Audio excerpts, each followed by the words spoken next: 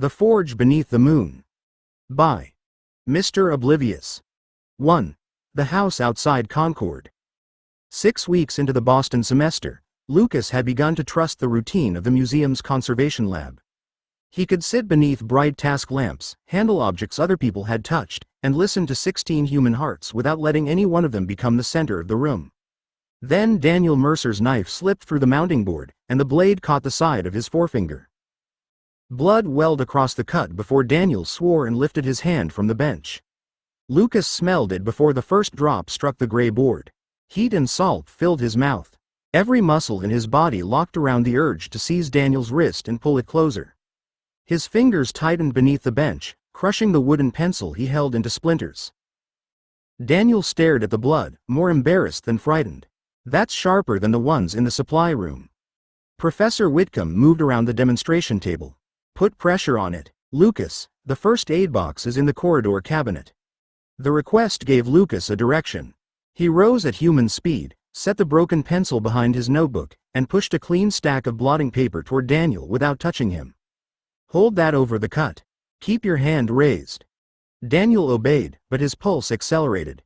The scent strengthened each time his heart drove more blood against the paper. Lucas crossed the room without looking back and made himself turn the door handle normally, though the brass felt fragile beneath his palm. The corridor beyond was empty. He opened the wall cabinet, removed the white plastic box, and placed it on the floor just inside the laboratory door. Professor Whitcomb glanced up. "Bring it here, please." Lucas couldn't. Returning would put him within arm's reach of Daniel, and the part of him that wanted the blood had already begun measuring that distance. He kept his face still. "I'm sorry. I need some air." The professor's expression sharpened with concern. "Are you faint?" "Something like that." Lucas stepped away before the lie required another answer. He walked until the laboratory door closed behind him, then turned into the concrete stairwell and gripped the rail. Steel creaked beneath his hand.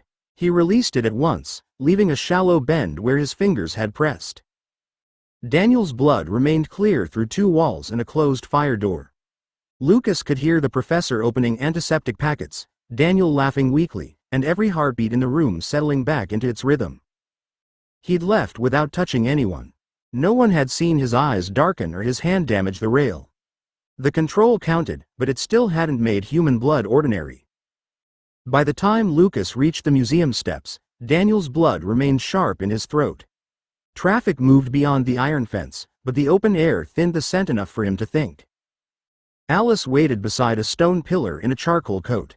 She didn't rush toward him. Her eyes checked his face and hands before settling on the anti-sparkle ring on his finger.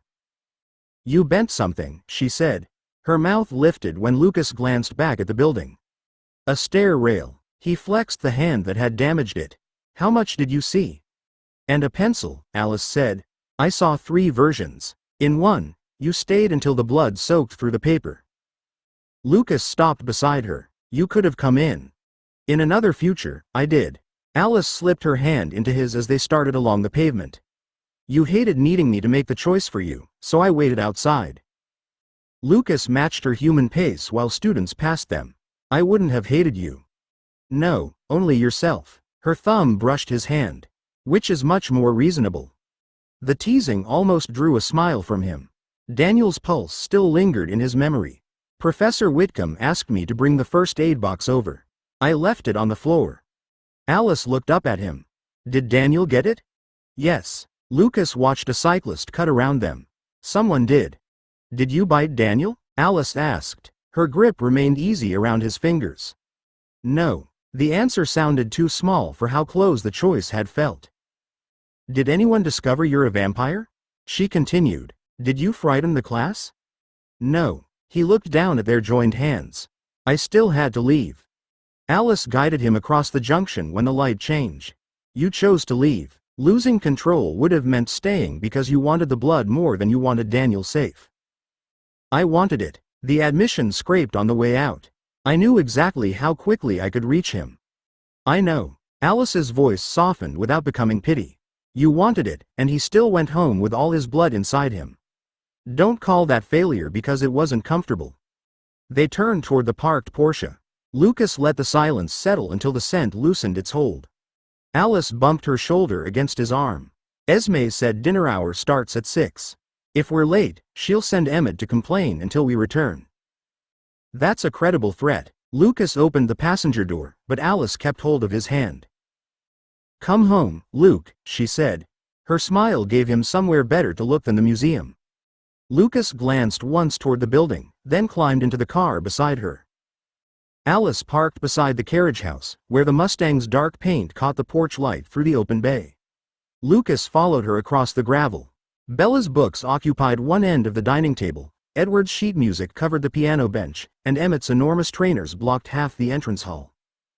Bella pushed through the side door behind them with a university bag over one shoulder. She checked the clock. You're late by 3 minutes. Esme was considering a search party. Alice slipped off her coat and hung it beside Bella's.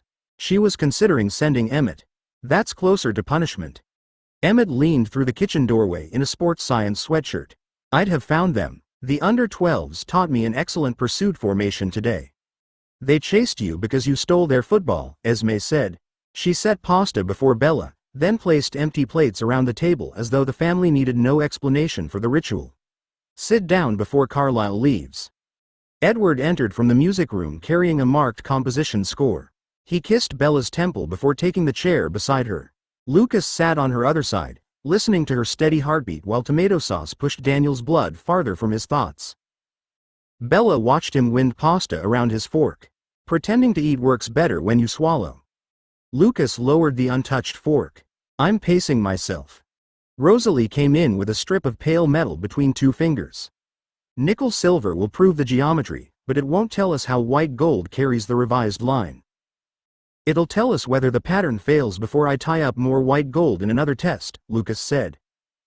You're not wasting the failures. Rosalie placed the strip beside his plate. Start keeping every offcut and rejected blank sorted by alloy. I'll get you a small furnace and proper crucibles, and we'll melt them back into usable stock.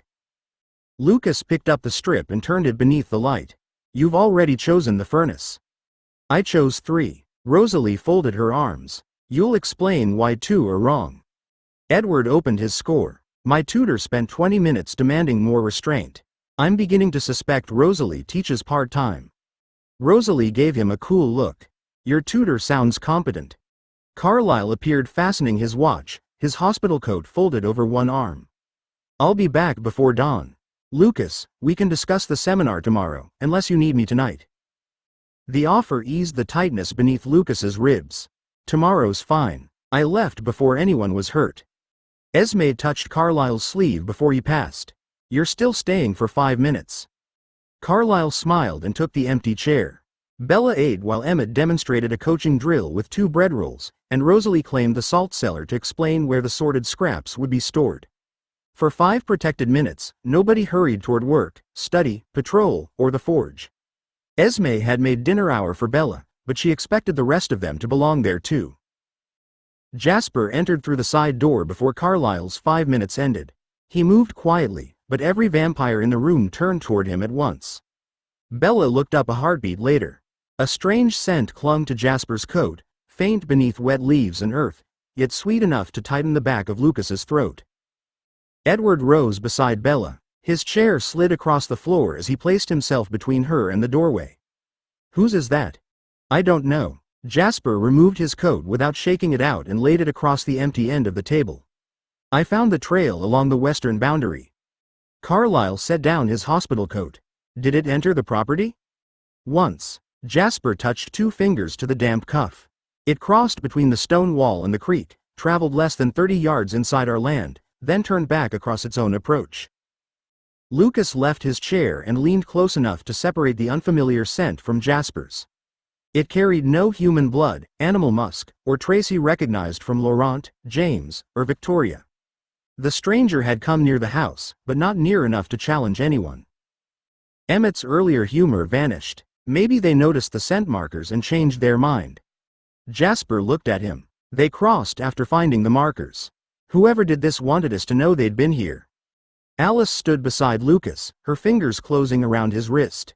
Her gaze lost focus as she searched the futures, then sharpened again with frustration. I can see us checking the boundary. I can't see who made the trail.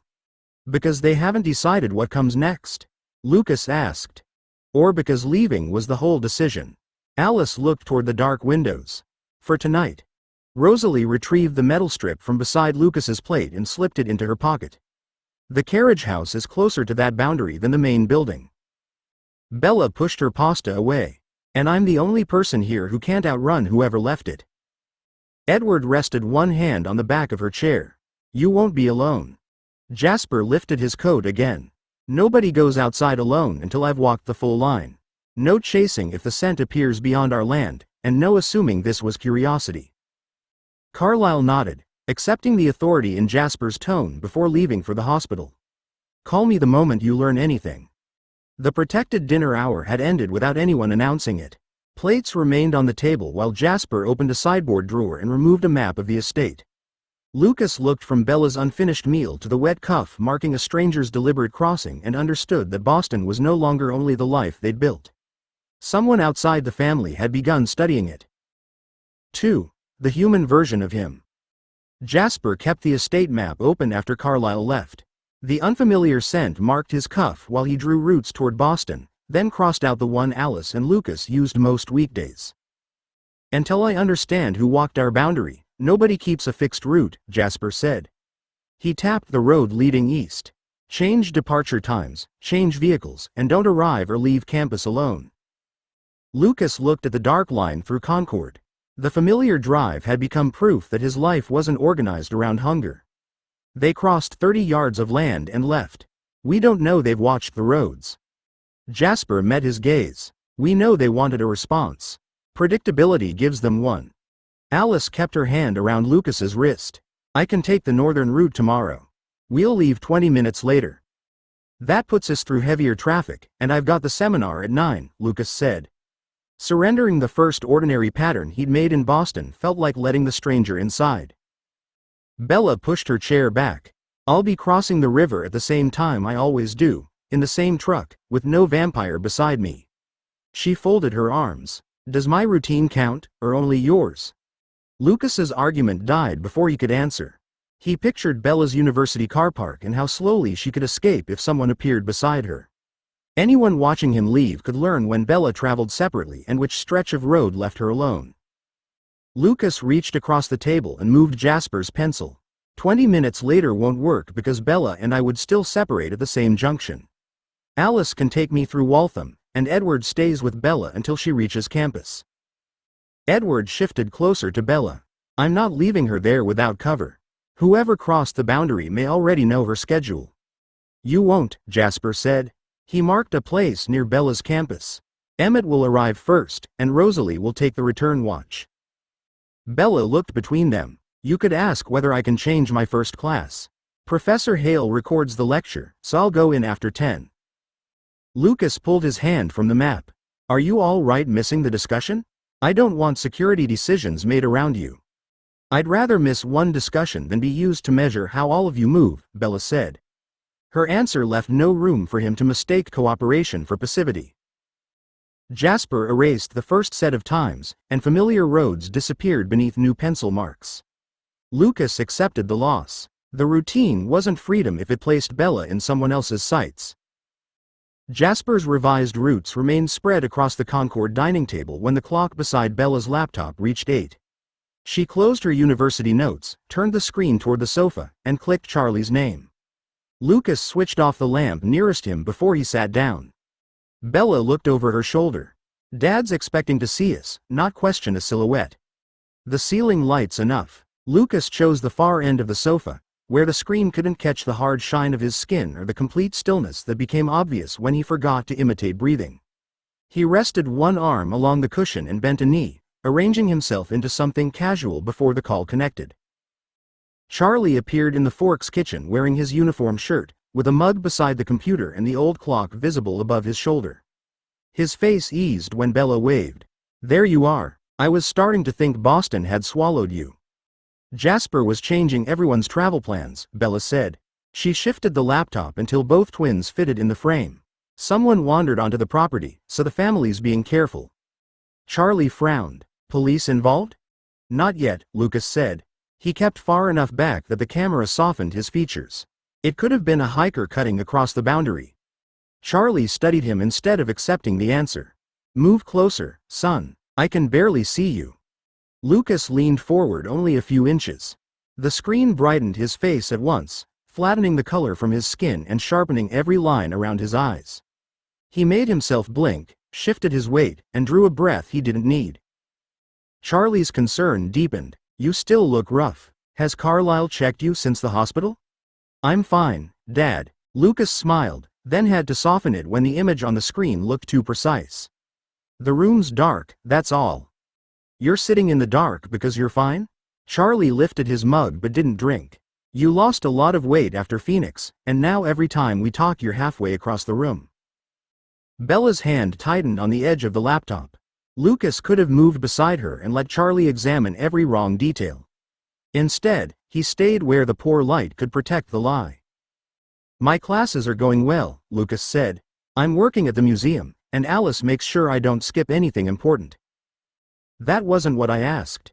Charlie's voice remained gentle, which made the evasion worse. You'd tell me if you weren't getting better, wouldn't you? Lucas held his father's gaze through the screen. Yes, he said, and watched relief settle over a promise that wasn't true. Charlie ended the call after making Bella promise to send photographs of the house. The screen went dark, leaving Lucas's reflection in the black glass. From across the room, he looked almost human. Up close, the laptop caught skin too pale for the warm light, eyes too clear, and a face that could remain unchanged for hours unless he remembered to move it. Bella lowered the lid but kept both hands resting on it. You lied to him. Lucas stayed at the far end of the sofa. I didn't tell him I was ill. You promised you'd tell him if you weren't getting better. Bella turned toward him. You know what he heard. He heard that I'm attending classes and working at the museum. Lucas shifted his arm from the back cushion, aware that the movement came only because she was watching. Both are true. Bella's mouth tightened. He heard his son say he was recovering. The accusation made Lucas look toward the window. Beyond the glass, Jasper moved along the edge of the grounds, following the boundary trail while Alice watched from the porch. The threat outside should have been easier to face than this. It had a scent, a direction, and rules Jasper could change. Bella opened the laptop again and tapped the trackpad until the call window returned. Charlie's final image had frozen before the connection closed. Bella sat close to the camera, warm and slightly blurred by motion. Lucas remained behind her, every feature sharp despite the dim room. She turned the screen toward him. Look. I know what I look like. No, you know what vampires see. Bella pointed at his image. Dad saw this.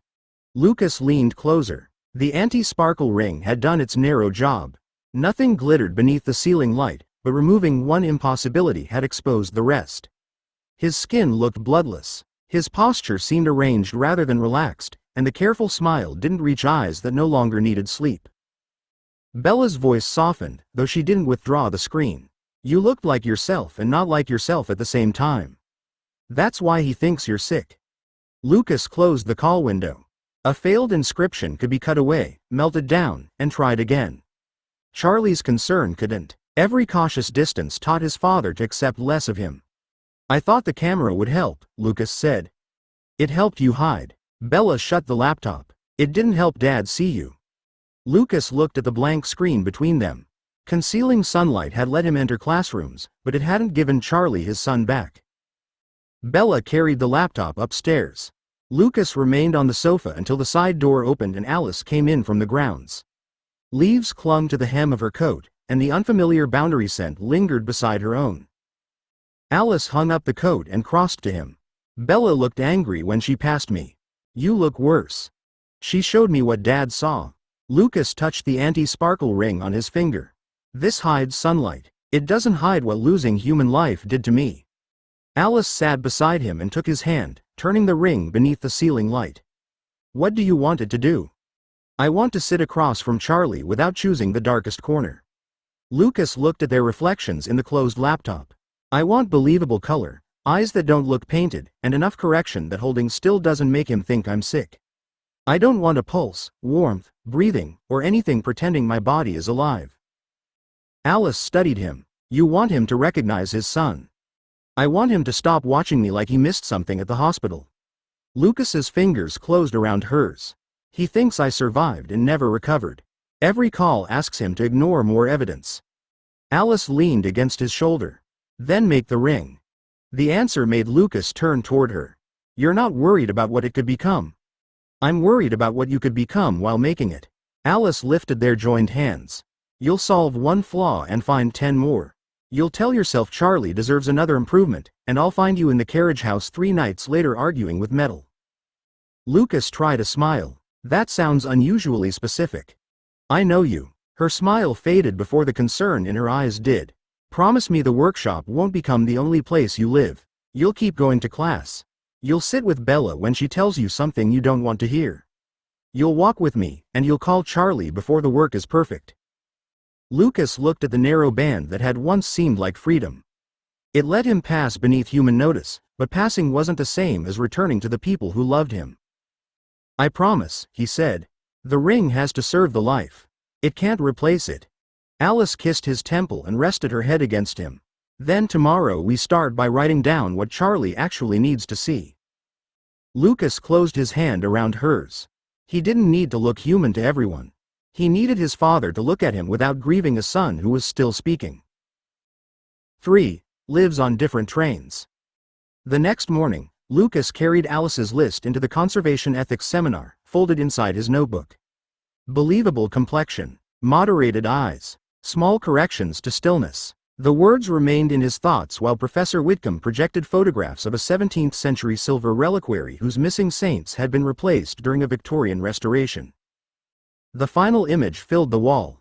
The later figures were beautifully chased, but their polished faces and sharper folds stood apart from the older work. Professor Whitcomb rested one hand against the lectern. The museum can remove the Victorian editions, retain them, or commission new figures based on surviving records. Which choice respects the object? Daniel Mercer raised his uninjured hand. Keep the repairs. They're part of its history now. A woman across the table shook her head. They changed the original maker's design. Visitors think they're seeing the 17th century piece. Whitcomb turned toward Lucas. Mr. Swan, you restore jewelry. What would you do? Lucas studied the enlarged silver faces. In his old life, he'd repaired damage so carefully that owners sometimes forgot where the break had been. Now his rings let vampires cross sunlit streets and sit beneath classroom windows without exposing what they were. I'd document every layer before touching it, he said. Then I'd ask what the object is meant to do now. If it's evidence, the later work belongs in the record. If it's still used for worship, leaving it visibly broken may ignore the people who live with it. Whitcomb nodded toward the screen. And if you can improve it? Suppose your replacement would be stronger, more beautiful, and closer to the first maker's intent than anything the records prove. Do you have the right? Lucas glanced down at the edge of Alice's list showing beneath his notes.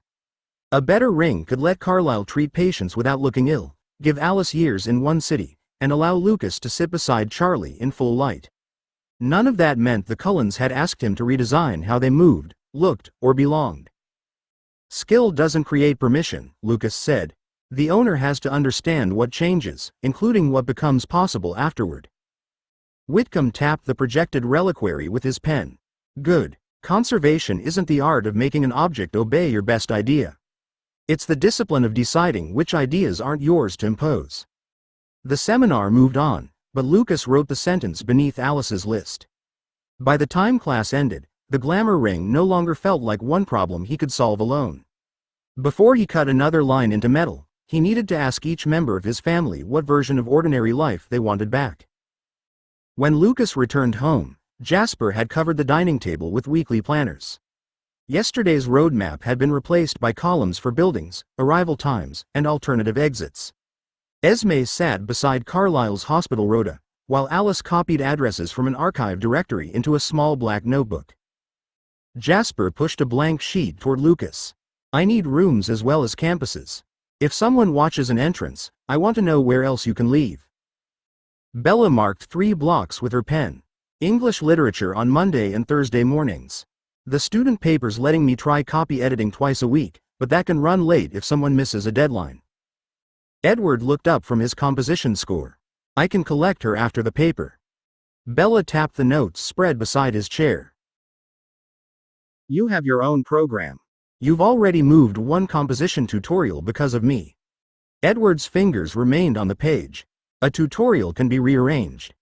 My work can't always be treated as the movable part, Bella said. Her voice stayed calm, but Edward lowered his pencil and listened. Rosalie turned her engineering timetable so Jasper could read it. My materials laboratory changes rooms depending on which equipment we're using. I won't know every location a week ahead. Emmett leaned over her shoulder and added 2 evening blocks to his own page.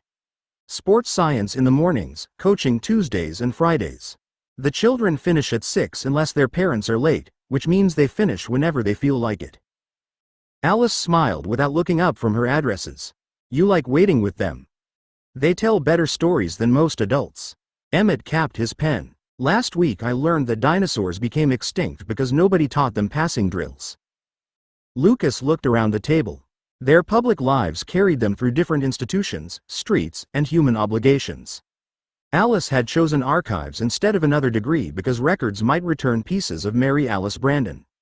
Jasper had no campus at all. He stood over everyone's schedules because danger had become his daily work.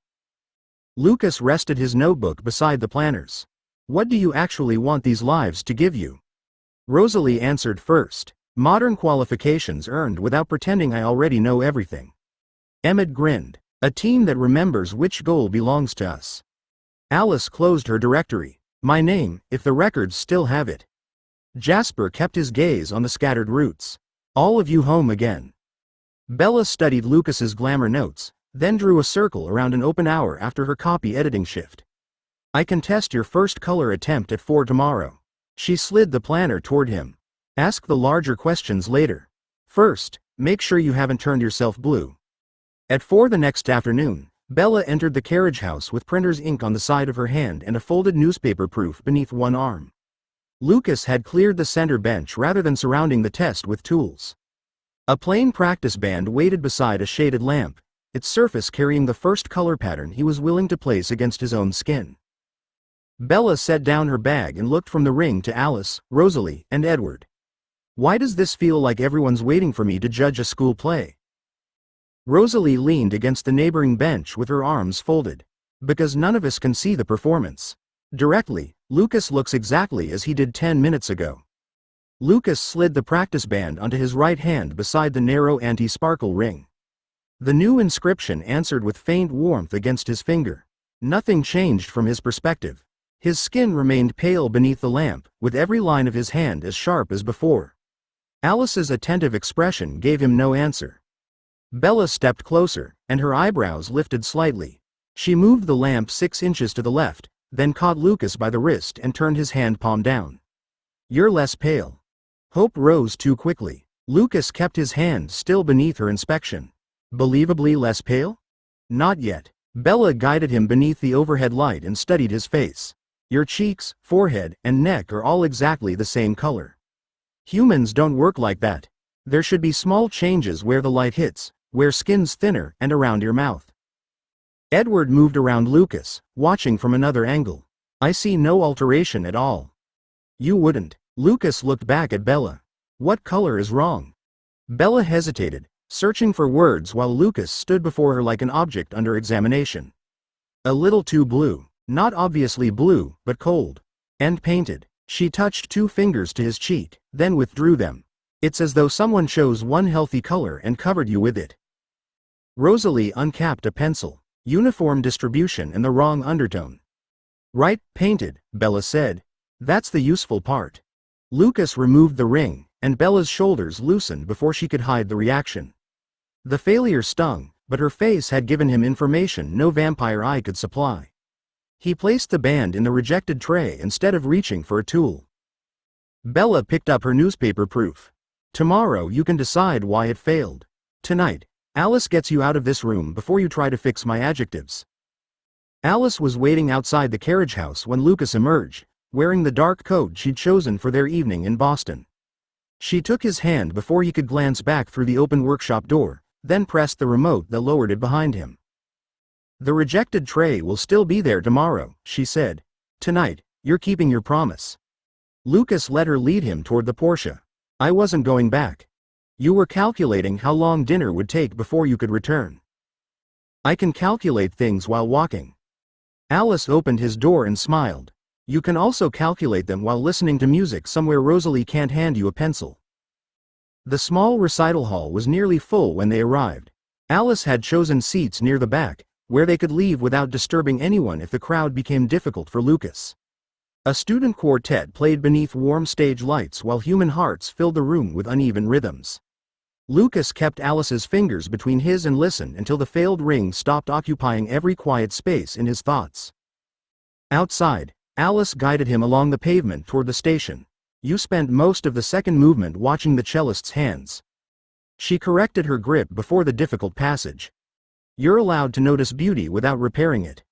Lucas drew her closer as they waited at a crossing. I noticed you. That answer was suspiciously quick. Alice rested her head briefly against his shoulder. I'll accept it. They reached the station entrance as a train passed beneath the street. Notices covered a board beside the steps, crowded between tutoring offers, concert leaflets, and rooms for rent. Alice slowed so abruptly that Lucas stopped with her. A missing student poster had been fixed at eye level. The photograph showed a young woman with dark curls, round glasses, and an uncertain smile. Maya Bennett, 19, last seen leaving an evening seminar near Central Square 4 nights earlier. The contact number belonged to her mother. Lucas read the date again. That was the night before Jasper found the scent. Alice removed her phone and photographed the poster. Her earlier smile had vanished. Missing students aren't automatically vampire victims. No. Lucas looked toward the station steps, where people descended alone or in pairs without noticing Maya's face. But Jasper needs to know. Alice called him before they moved away from the board. Lucas listened while she gave Jasper the name, location, and date, and the city continued around them. The stranger at the estate boundary had been a scent and a set of tracks. Maya Bennett was a person whose mother was still waiting for her to come home. 4. What the ring could not hide. The morning after Alice photographed Maya Bennett's poster, Jasper still had no proof that her disappearance belonged to the scent at their boundary. He'd asked the family not to let suspicion turn every missing person into vampire evidence. Lucas carried the warning into the carriage house, where Carlyle stood beside Bella beneath the shaded work lamp. Carlyle turned the revised band between his fingers. I'll test it, but not at the hospital. Patients can't become part of an experiment they haven't agreed to. Lucas nodded, though disappointment tightened beneath his ribs. A public shop, then. Somewhere you can leave the moment Bella sees a problem. Bella picked up her coat. And somewhere with ugly lighting. The last ring looked almost reasonable until we moved the lamp. They chose a large pharmacy outside Concord, busy enough that Carlyle wouldn't become the center of the room and ordinary enough that no one should remember him afterward. In the car park, he slid the band onto his right hand. The inscription warmed, then settled. Lucas saw no change, but Bella studied Carlyle through the windscreen before opening her door. Better, she said. You still look pale, but not ill. Your eyes aren't as bright either. Inside, Carlyle took a basket and moved through the first aisle at a measured human pace. A woman pushing a pram met his gaze without steering away. Near the reading glasses, an elderly man asked Carlyle to reach a box from the upper shelf, then thanked him without the uneasy second look humans often gave the Cullens. Lucas stayed several paces behind with Bella. Each ordinary exchange loosened the disappointment left by the first failed ring. They're looking at him instead of around him. They're still noticing him, Bella murmured. They just don't look as though they've forgotten why. Carlyle stopped beneath the bright ceiling panels near the pharmacy counter. Bella's hand closed around Lucas's sleeve. There, she said quietly. His jaw and temples have gone gray-blue. Lucas followed her stare and saw only Carlyle's familiar marble pallor. A cashier smiled at him, then hesitated as he stepped closer, her expression tightening without clear reason.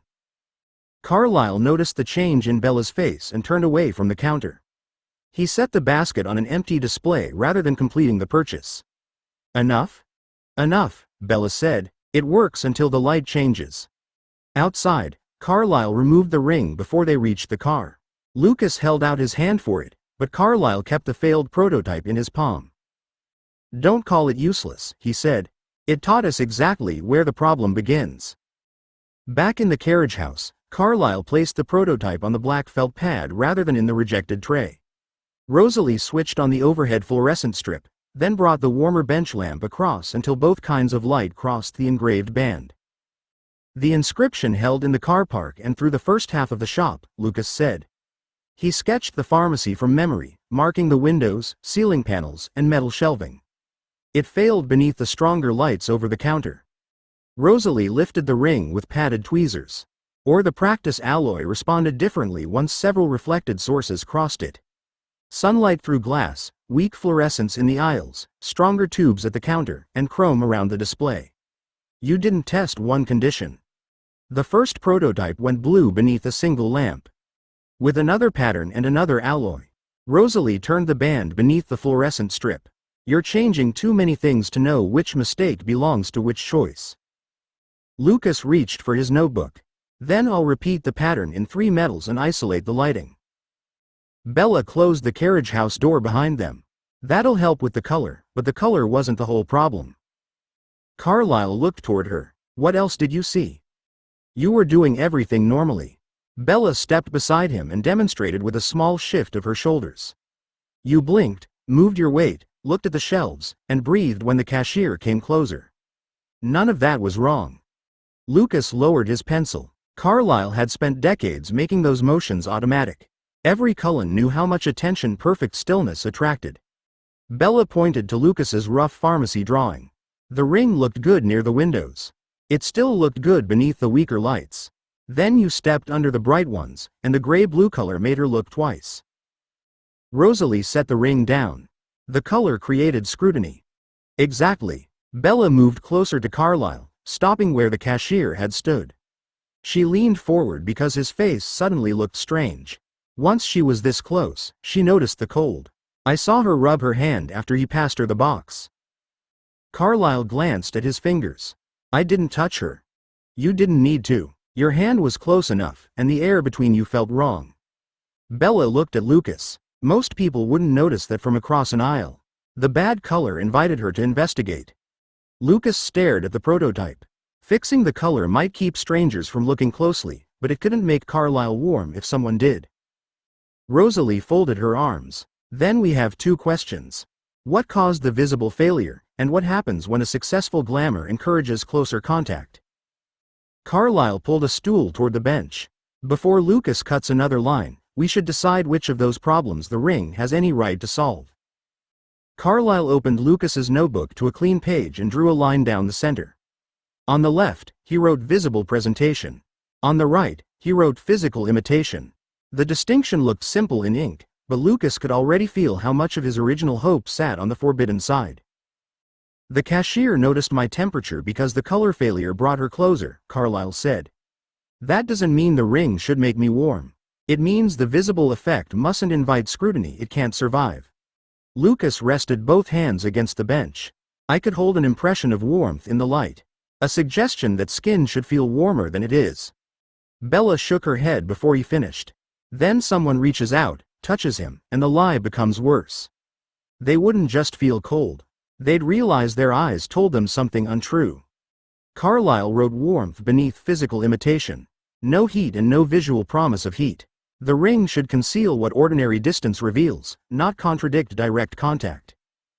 Rosalie drew the notebook closer and added pulse, scent, and breath to the same column. No false movement that pretends his chest rose. No flush timed to a heartbeat he doesn't have. Lucas looked toward Carlyle. What about the way we hold ourselves? Bella said your movements were convincing, but a mistake under pressure could still expose too much. That belongs to the wearer, Carlyle said. He shifted on the stool, blinked, and drew a measured breath through his nose. We already know how to perform human habits. A ring that moves us without consent would be more dangerous than useful. Alice stepped beside Lucas and touched the back of his hand. But light can soften what people see when one of us pauses too perfectly. It doesn't have to invent the movement. Lucas studied her still face, then imagined reflected light easing the sharpness of that stillness without making her body do anything false. A minor visual correction. It could make an exact pause seem less unnatural, but it couldn't hide open speed or replace deliberate behavior. Carlyle nodded. That stays on the left. Rosalie wrote believable complexion, moderated eyes, softened perfection, and limited correction of stillness beneath visible presentation. She underlined the list once, then returned the notebook to Lucas. He read both columns. The ring he'd imagined for Charlie had become narrower, but it also felt more honest. It could help his father recognize him without claiming Lucas was alive in every way that mattered. Lucas closed the notebook over the boundary they'd chosen. Reflected light only. No false biology. Carlyle placed the failed prototype beside it. Now you know what you're actually trying to make. Carlyle had just returned the notebook to Lucas when the carriage house door opened. Jasper entered without knocking, his coat damp and his expression stripped of the patience he usually carried into Lucas's workspace. Alice turned before he crossed the threshold. "You found her," Alice said. Her hand tightened around Lucas's S. Jasper stopped beside the cleared bench. "Maya Bennett. The photograph on the station poster matches the identification in her wallet." Bella's breath caught. "Where?" "An unused loading yard near the river." Jasper took out his phone and opened a map rather than a photograph. He marked a service lane between two warehouses, then enlarged the route until Lucas recognized one of the fallback roads from the family schedules. "I checked it after Alice called. The wind carried the scent across the road tonight." Carlyle rose from the stool. "Is she still there?" "Yes. I didn't touch the body." Jasper's gaze moved briefly to Bella before he continued. "Her neck was broken. There's no blood left in her." Lucas looked down at Maya's name on the map. The uncertain smile from the poster returned with painful clarity. 4 nights ago, her mother had still been waiting for a telephone call. Now her daughter lay in an empty yard chosen by someone who understood where the Cullens moved. Rosalie stepped closer to Jasper. "Could a passing vampire have fed there?" "No." Jasper tapped the warehouse entrance. The gate chain was lifted off its post and replaced afterward. Maya was carried inside, laid where anyone entering from our usual direction would see her, and left with her wallet open beside her hand. Bella pressed her palm against the edge of the bench. "So whoever killed her wanted you to know who she was." "They wanted us to connect her to the poster," Jasper said. "The body wasn't hidden from us. It was hidden from everyone else." Carlyle removed his phone. "I'll report the location anonymously once we're clear. Her family shouldn't be left waiting longer than necessary." Lucas closed his notebook over the 2 columns they'd spent the afternoon defining. Minutes earlier, false warmth and reflected light had seemed like the most dangerous boundaries in the room. Someone outside had already turned a human life into a message. Alice looked toward Jasper. "Did they leave a scent?" "A trace." Jasper's face hardened. "Enough to follow at first, then nothing. Whoever did this cleaned the exit and left the approach careless." Lucas understood the choice before Jasper named it. "They wanted us looking in the wrong direction." Jasper nodded. "And they wanted to see how quickly we'd come." 5. A trail that wanted finding. After Carlyle made the anonymous report, the medical examiner's van finally left the loading yard. Lucas waited with Carlyle and Jasper beneath the railway bridge until the last police cruiser turned onto the main road, then followed them through the chained gate. The empty yard struck his senses all at once. Petrol, wet brick, river mud, rust, police officers, paramedics, and the chemicals used where Maya's body had lain crowded together.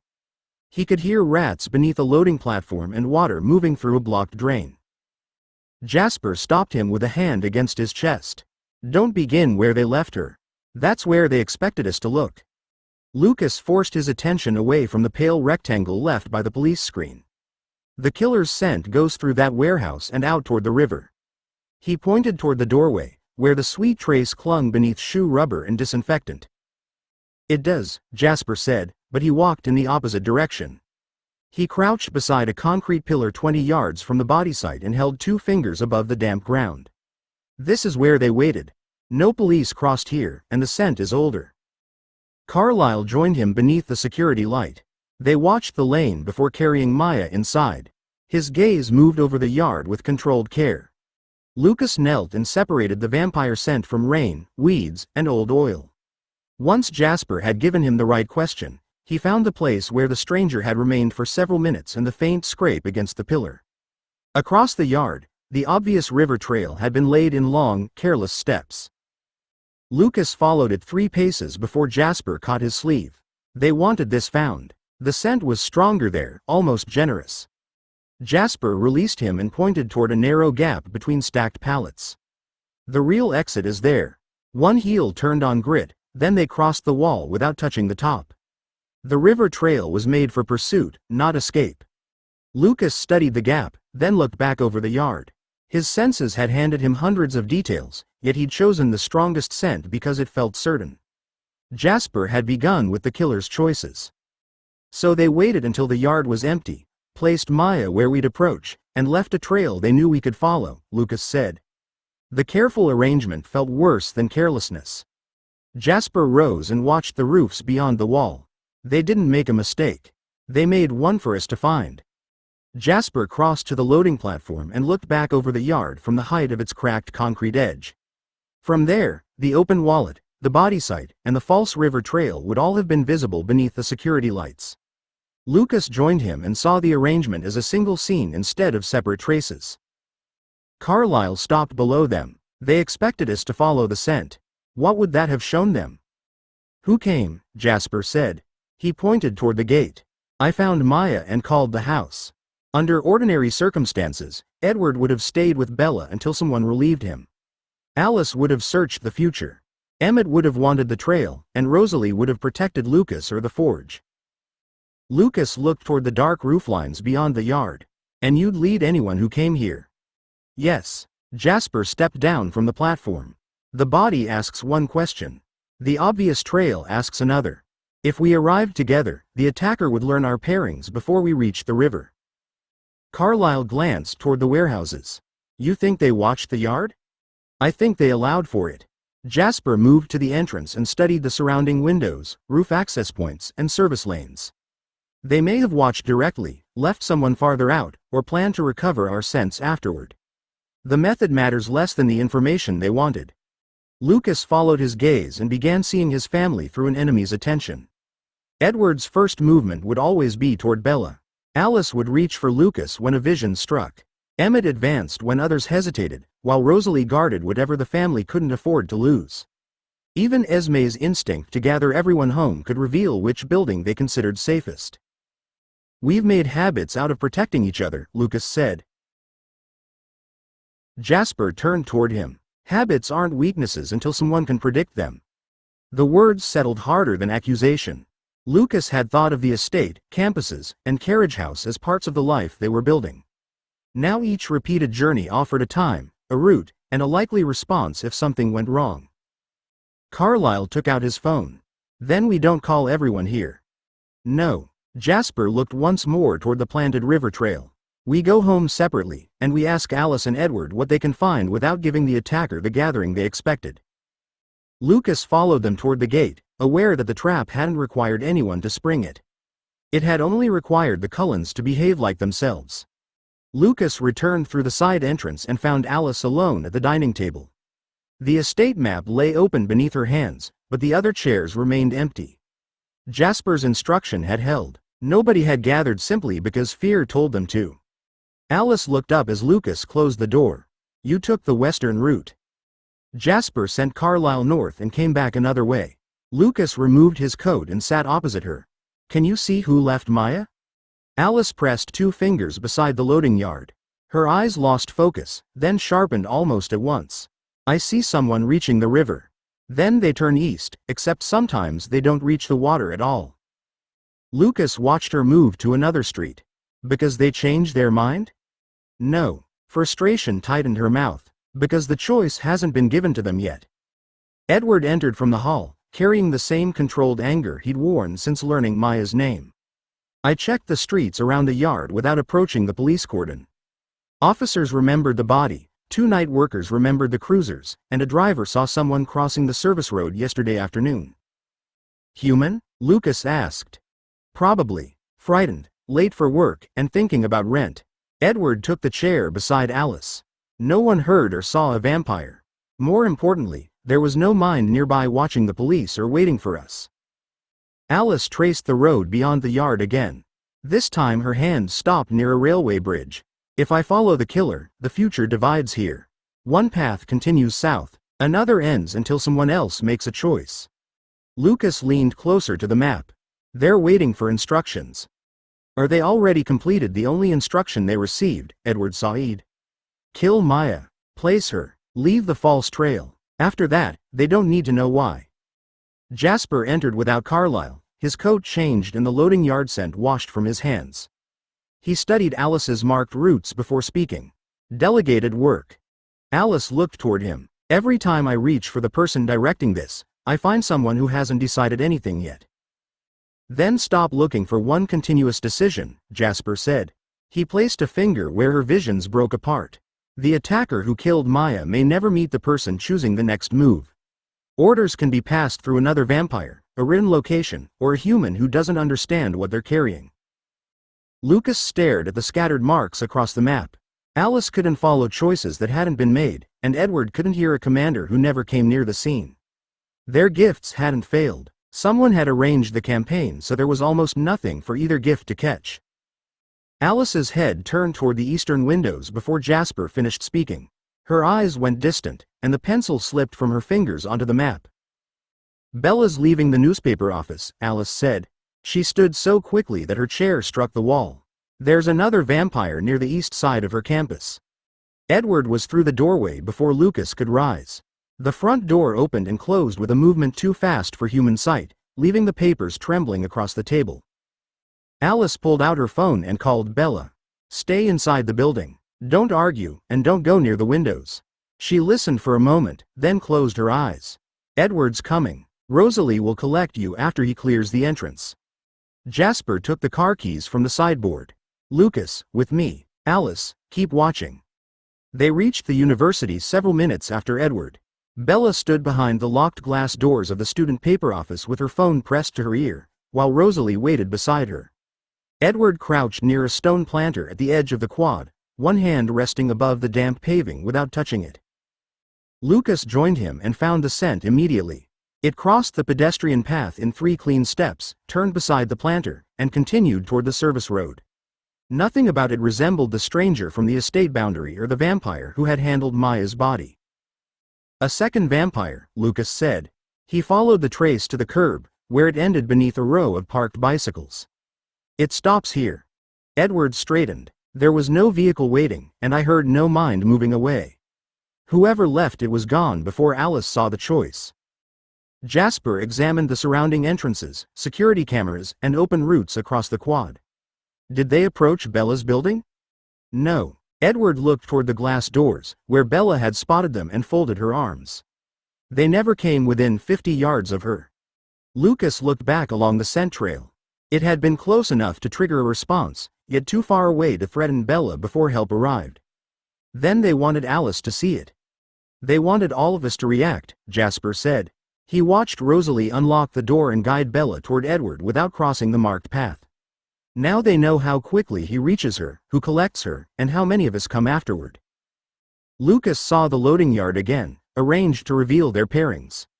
Maya's death had drawn Jasper and Carlyle. Bella's danger had pulled Edward, Rosalie, Alice, and Lucas into motion exactly as expected. Jasper turned toward the family. The enemy isn't hunting yet. Someone is asking how we move when we're frightened. 6. The map on Jasper's table. Jasper brought them back to the Concord estate by separate routes, then called the family to the dining room. This gathering wasn't the frightened response their enemy had tried to provoke. It was Jasper's decision, made after every scent trail had been checked and Bella was safely inside the house. Lucas stopped beside the table. Jasper had removed Esme's centerpiece and covered the polished wood with street maps, university schedules, photographs of the loading yard, and sheets listing the scents found at the estate and Bella's campus. Colored pins marked each family member's position when Maya's body was discovered. Bella leaned over the map of her university. That red line is where the vampire walked. Jasper placed a photograph beside it. The scent crossed here, stopped beside the bicycles, and withdrew before Alice saw the choice. It never approached your building. He moved Edward's pin from the estate to the campus. The point wasn't reaching you.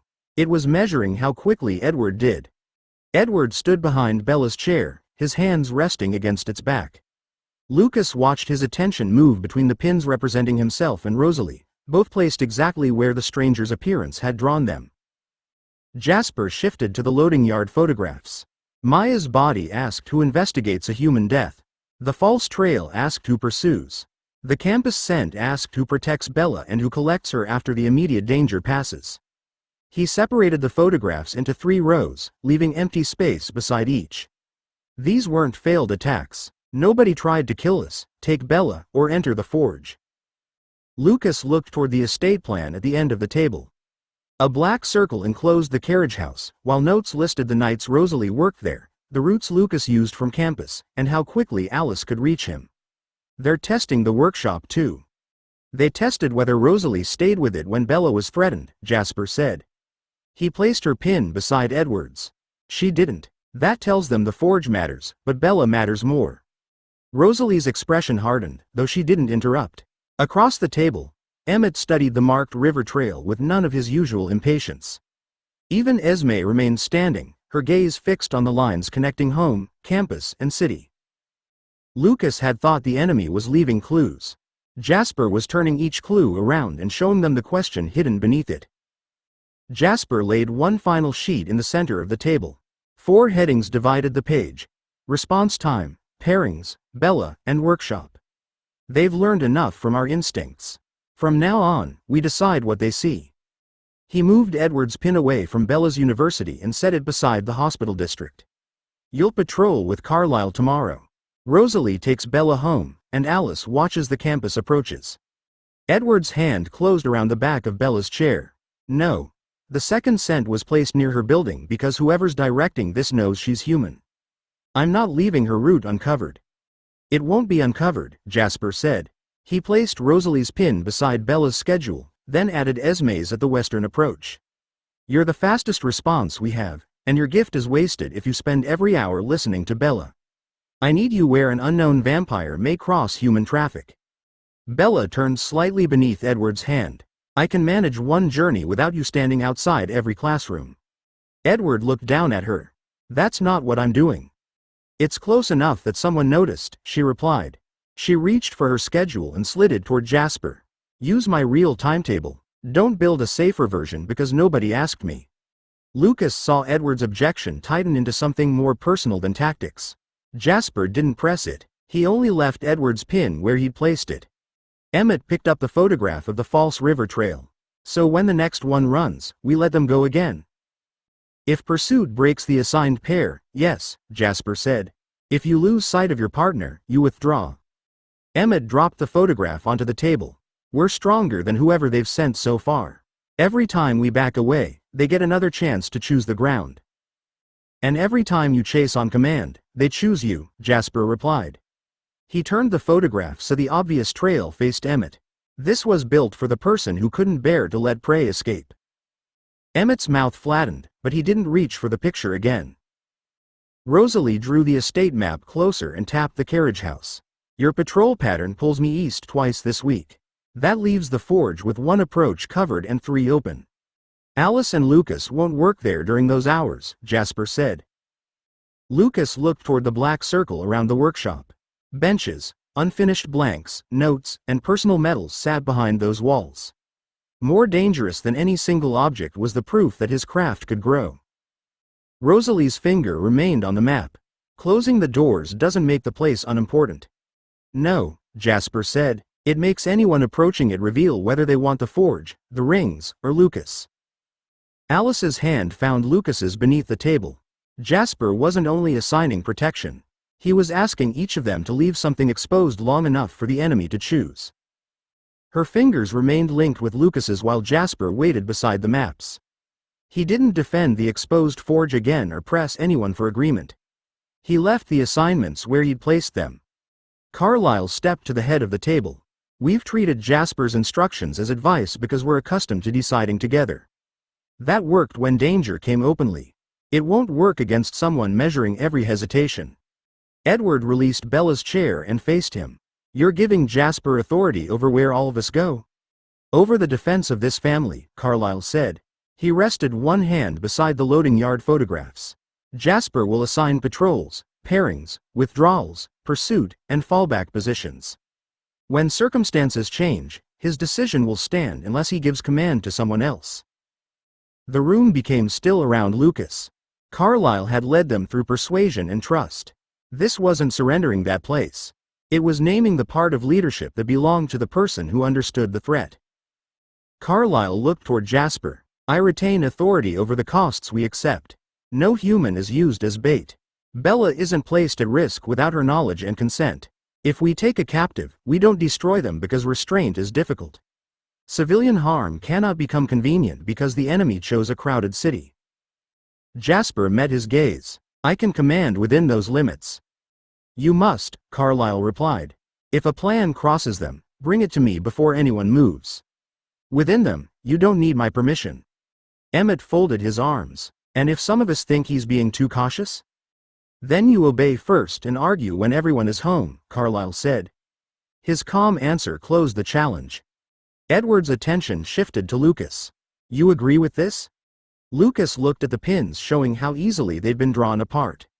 Alice couldn't see the directing choice, and you couldn't hear the mind behind it. I followed the strongest scent because it was the one they wanted followed. He nodded toward Jasper. He read the purpose before any of us understood the method. Making him ask for agreement whenever the pattern changes would leave him commanding too late. Rosalie glanced at the circle around the carriage house, then moved her pin to Jasper's assigned position. Emmett followed after a pause. Edward's hand settled on Bella's shoulder, but he didn't move his marker back. Carlyle turned the black pencil toward Jasper. The objective is protecting this family without becoming careless with anyone outside it. How we do that is yours. Jasper took the pencil and drew a line through their old roots. Then we begin again. He turned the estate map sideways and began replacing the crossed-out routes with new ones. He assigned 3 approaches to every regular destination, then wrote a different letter beside each. Lucas watched familiar roads become options rather than habits. These rotate without a pattern, Jasper said.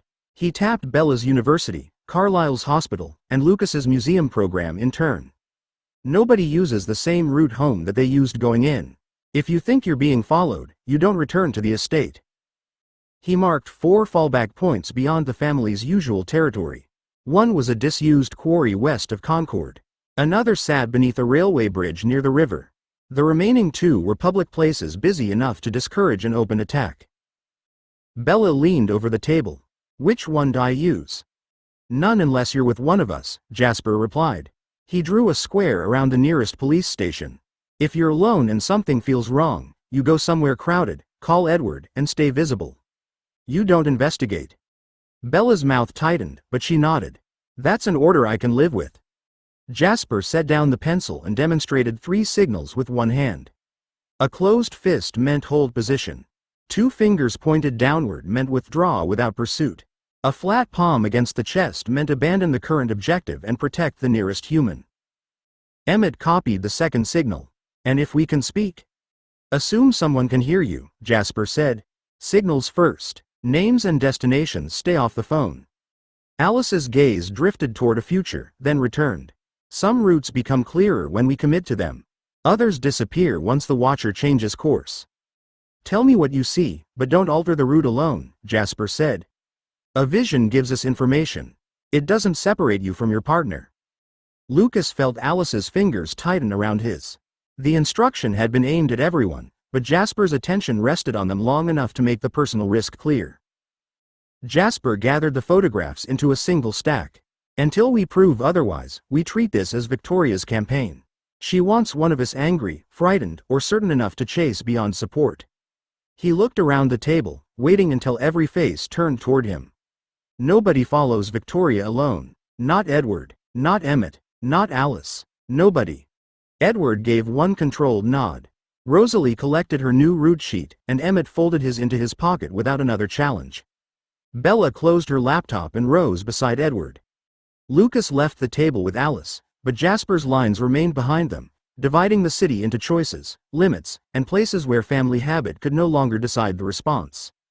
By the time the dining room emptied, Jasper wasn't advising them how to survive the campaign. He was commanding it. 7. A war made of questions. Jasper remained in the dining room after the others had gone. Their new route sheets had left pale rectangles across the maps, but the photographs, scent reports, and colored pins still covered most of the table. He returned every marker to its original position, rebuilding the family's responses exactly as they had happened. Carlyle paused in the doorway. You've already shown us what they learned. I showed you what I needed everyone to accept. Jasper placed Maya's photograph beside the loading yard plan. Now I need to know what Victoria still doesn't understand. Carlyle came back to the table without interrupting.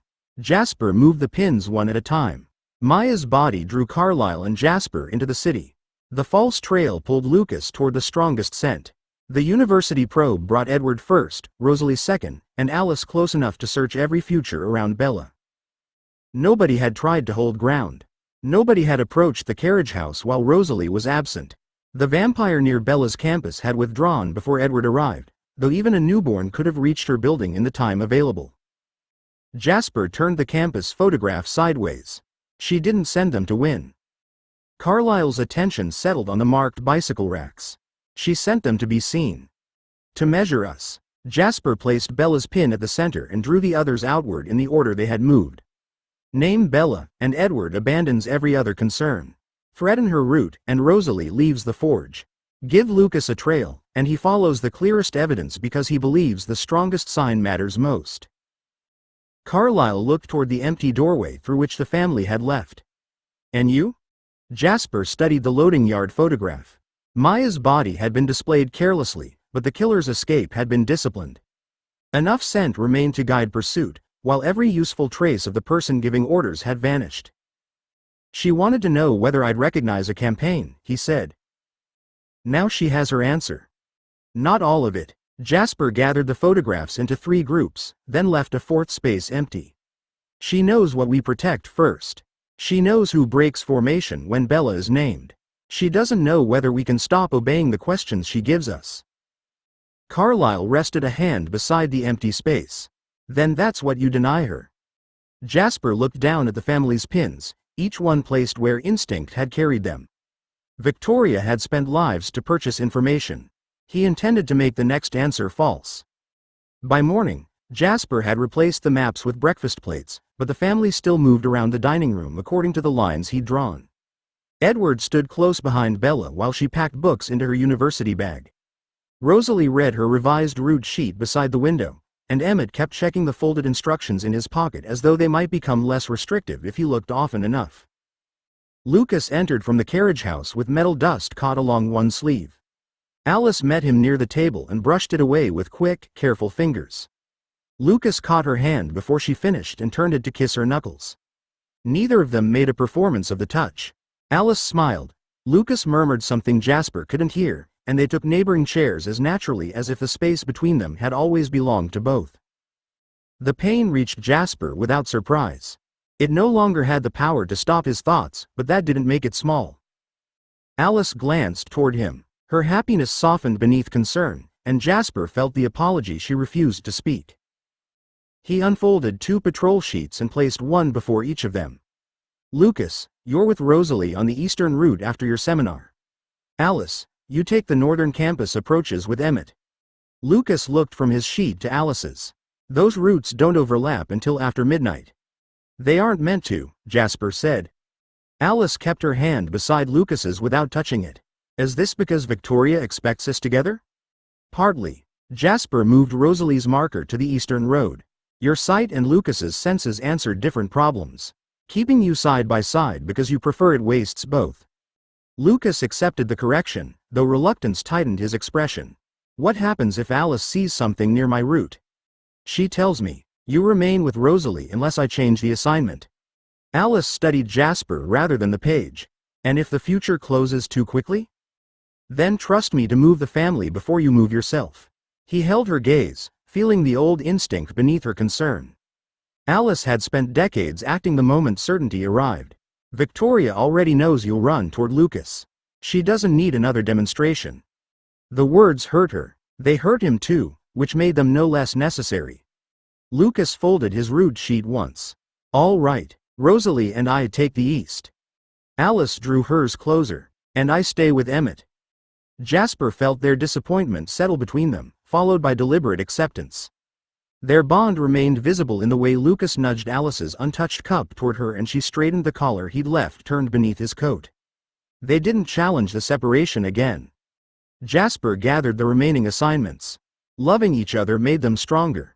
Refusing to use them separately would make the family weaker, and Victoria had already paid enough lives to learn that.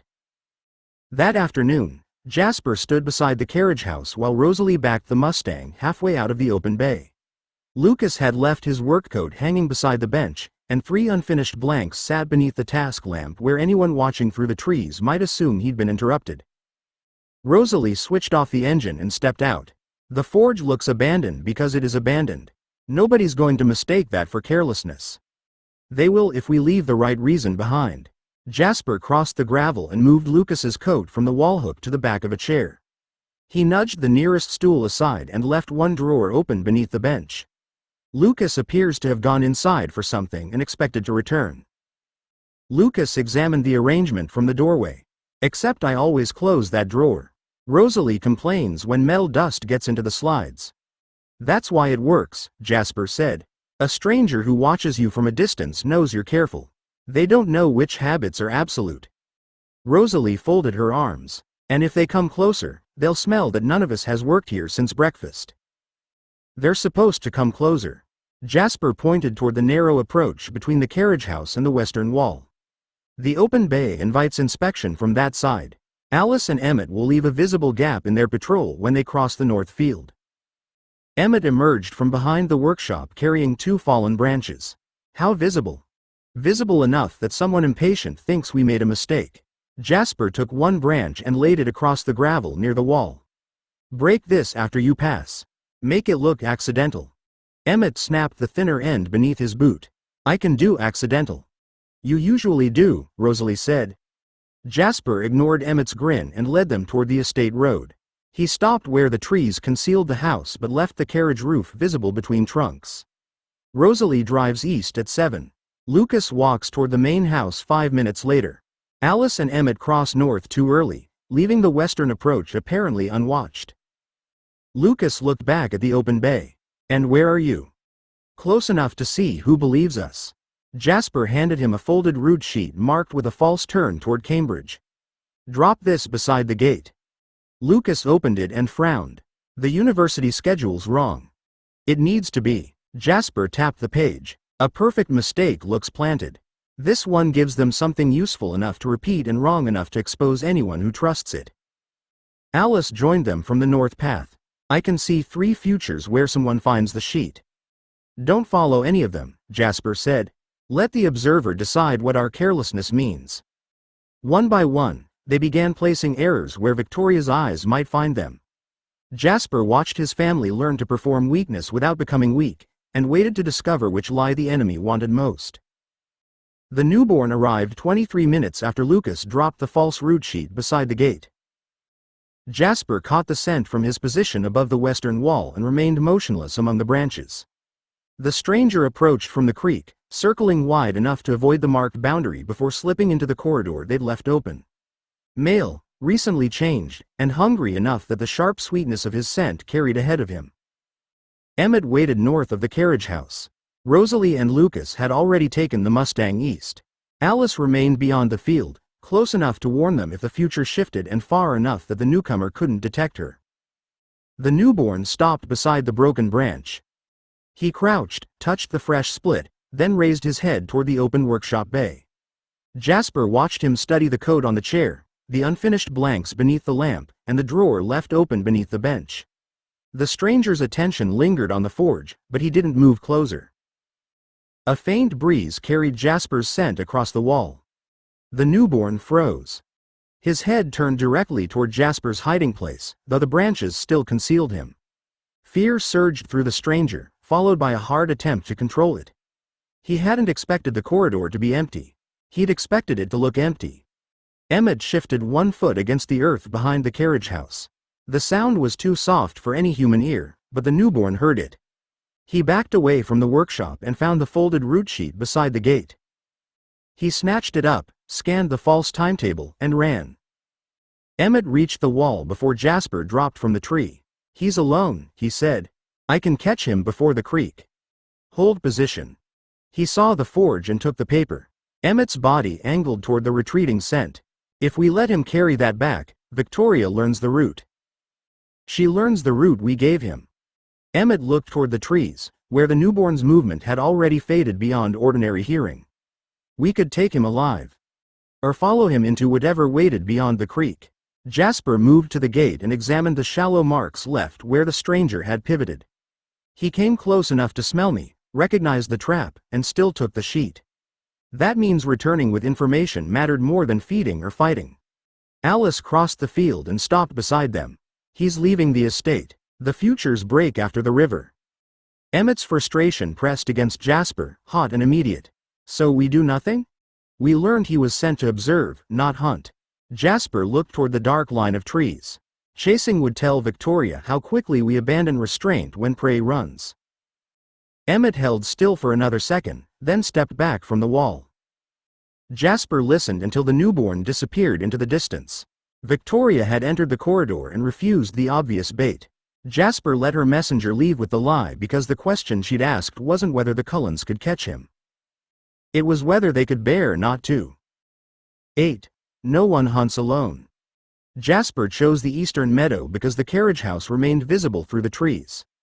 The family gathered in pairs along the boundary, each assigned a different route back to the house. Bella watched from the upstairs study with the curtains open, serving as the civilian they were required to protect without approaching unless Jasper gave the signal. Emmett rolled his shoulders and grinned at Rosalie. How hard are we allowed to hit each other? You aren't, Jasper said. He placed Lucas beside Rosalie and Alice beside Emmett, preserving the divisions they had practiced all week. The purpose is withdrawal. You'll cross the meadow, detect the threat, and return with your partner. Emmett looked disappointed. So we're running away. You're bringing everyone home. Jasper moved into the trees before Emmett could answer. He circled behind the stone wall, then snapped a fallen trunk hard enough to imitate an approaching vampire. Alice turned first. Her hand signal warned the others, and both pairs changed direction toward the carriage house. Emmett accelerated. Alice caught his sleeve, but he dragged her 3 strides before slowing. I heard Jasper on the south side. You heard what he wanted you to hear, she said. Emmett pulled free and surged toward the sound. Jasper crossed the meadow behind him, reached Alice's exposed side, and tapped 2 fingers against her shoulder before Emmett turned. Dead. Emmett stopped so sharply that dirt broke beneath his shoes. You wouldn't get past me that easily in a real fight. I didn't need to. Jasper stood beside Alice. You left your partner because you wanted the attacker. Alice brushed soil from one sleeve. I signaled retreat. I saw it, Emmett said. And ignored it, Jasper said. Emmett's amusement faded. Rosalie and Lucas had already reached the carriage house together. Neither looked pleased by how quickly the exercise had ended. Jasper reset them along the tree line. Again. This time, a human enters the field. Bella opened the study door on cue and walked onto the rear terrace carrying a stack of books. Jasper waited until Emmett noticed her, then struck the western wall and ran north. Emmett shifted toward the pursuit before Alice blocked him with both hands. Civilian, she said. Objective change. His attention moved from the retreating sound to Bella. Frustration tightened his face, but he turned with Alice and crossed toward the terrace at controlled speed. Rosalie and Lucas reached Bella from the opposite side, forming a moving shield as they guided her indoors. Jasper emerged beside the carriage house after the door closed. Emmett faced him across the gravel. You made the target easy to follow. Yes, Jasper said. So we were supposed to let you go. You were supposed to notice that catching me had stopped being the mission. Jasper looked at each of them in turn. Victoria won't always threaten the person she wants. Sometimes she'll run because she knows which of you can't bear to let prey escape. Emmett glanced toward Alice, then lowered his head once. Reset it. Jasper returned to the meadow. This time, nobody smiled as they took their positions. Edward waited until Bella had returned to the study before confronting Jasper. The others remained near the carriage house, but the exercise had ended. Rosalie checked dirt from Lucas's coat. Alice stood beside Emmett without touching him, and nobody moved to reset the meadow. You're treating all pursuit as a mistake, Edward Said. It isn't. Jasper watched Emmett accept Rosalie's quiet criticism rather than turning the failure into a joke. I'm treating pursuit chosen by the enemy as a risk. If the newborn thinks about where he's going, who sent him, or what he's meant to report, I can hear it. Edward stepped closer, lowering his voice now that Bella stood within human hearing. Letting him escape throws away an advantage no one else has. Victoria knows your gift, Jasper said. She can't stop another vampire thinking. No, but she can choose what that vampire expects to find. Jasper crossed to the branch he'd broken during the exercise and lifted one splintered end from the grass. She sends a newborn toward Bella's route with a meeting place in his mind. You hear it, follow, and arrive exactly where she wanted you. Edward's expression hardened. I'd know if he was lying. You'd know what he believed. Jasper dropped the branch beside the wall. A messenger doesn't need to know the destination is false. He only needs to trust the instructions. Lucas looked toward the trees where the first observer had escaped the night before. The route sheet worked because he believed he'd stolen it. And Victoria can do the same thing with a thought, Jasper said. She gives someone a true name, a real location, or a memory of receiving orders. Edward hears honest information and mistakes honesty for safety. Edward glanced toward the study window. Bella stood behind the glass with her books held against her chest, watching the disagreement she couldn't hear. His attention returned to Jasper. You're asking me to ignore the one thing that could lead us to her. I'm ordering you not to leave Bella's protection because an enemy places a useful thought within reach. The words struck hard enough that Edward's control slipped. And if holding position lets Victoria disappear again? Then she disappears. Jasper met his anger without pressing against it. Bella remains alive, your partner stays beside you, and Victoria loses the reaction she tried to purchase. Edward looked away first. His hands closed, then opened at his sides. Alice moved nearer, concern sharpening across her face. He isn't saying your gift has no value, Alice said. No, Jasper said. I'm saying Victoria gets to choose what enters its range. Until we know whose decision Edward is hearing, a clear thought may be bait. Alice's eyes lost focus before she could answer. Her head turned toward the northern road, and every future Jasper felt through her changed at once. I can see someone running, but I can't see who decides where they turn. Alice remained still beside the carriage house, her gaze fixed beyond the northern road. Jasper felt the future move through her before she spoke again. Certainty breaking apart under choices that hadn't yet been made. The runner reaches the river in some paths, she said.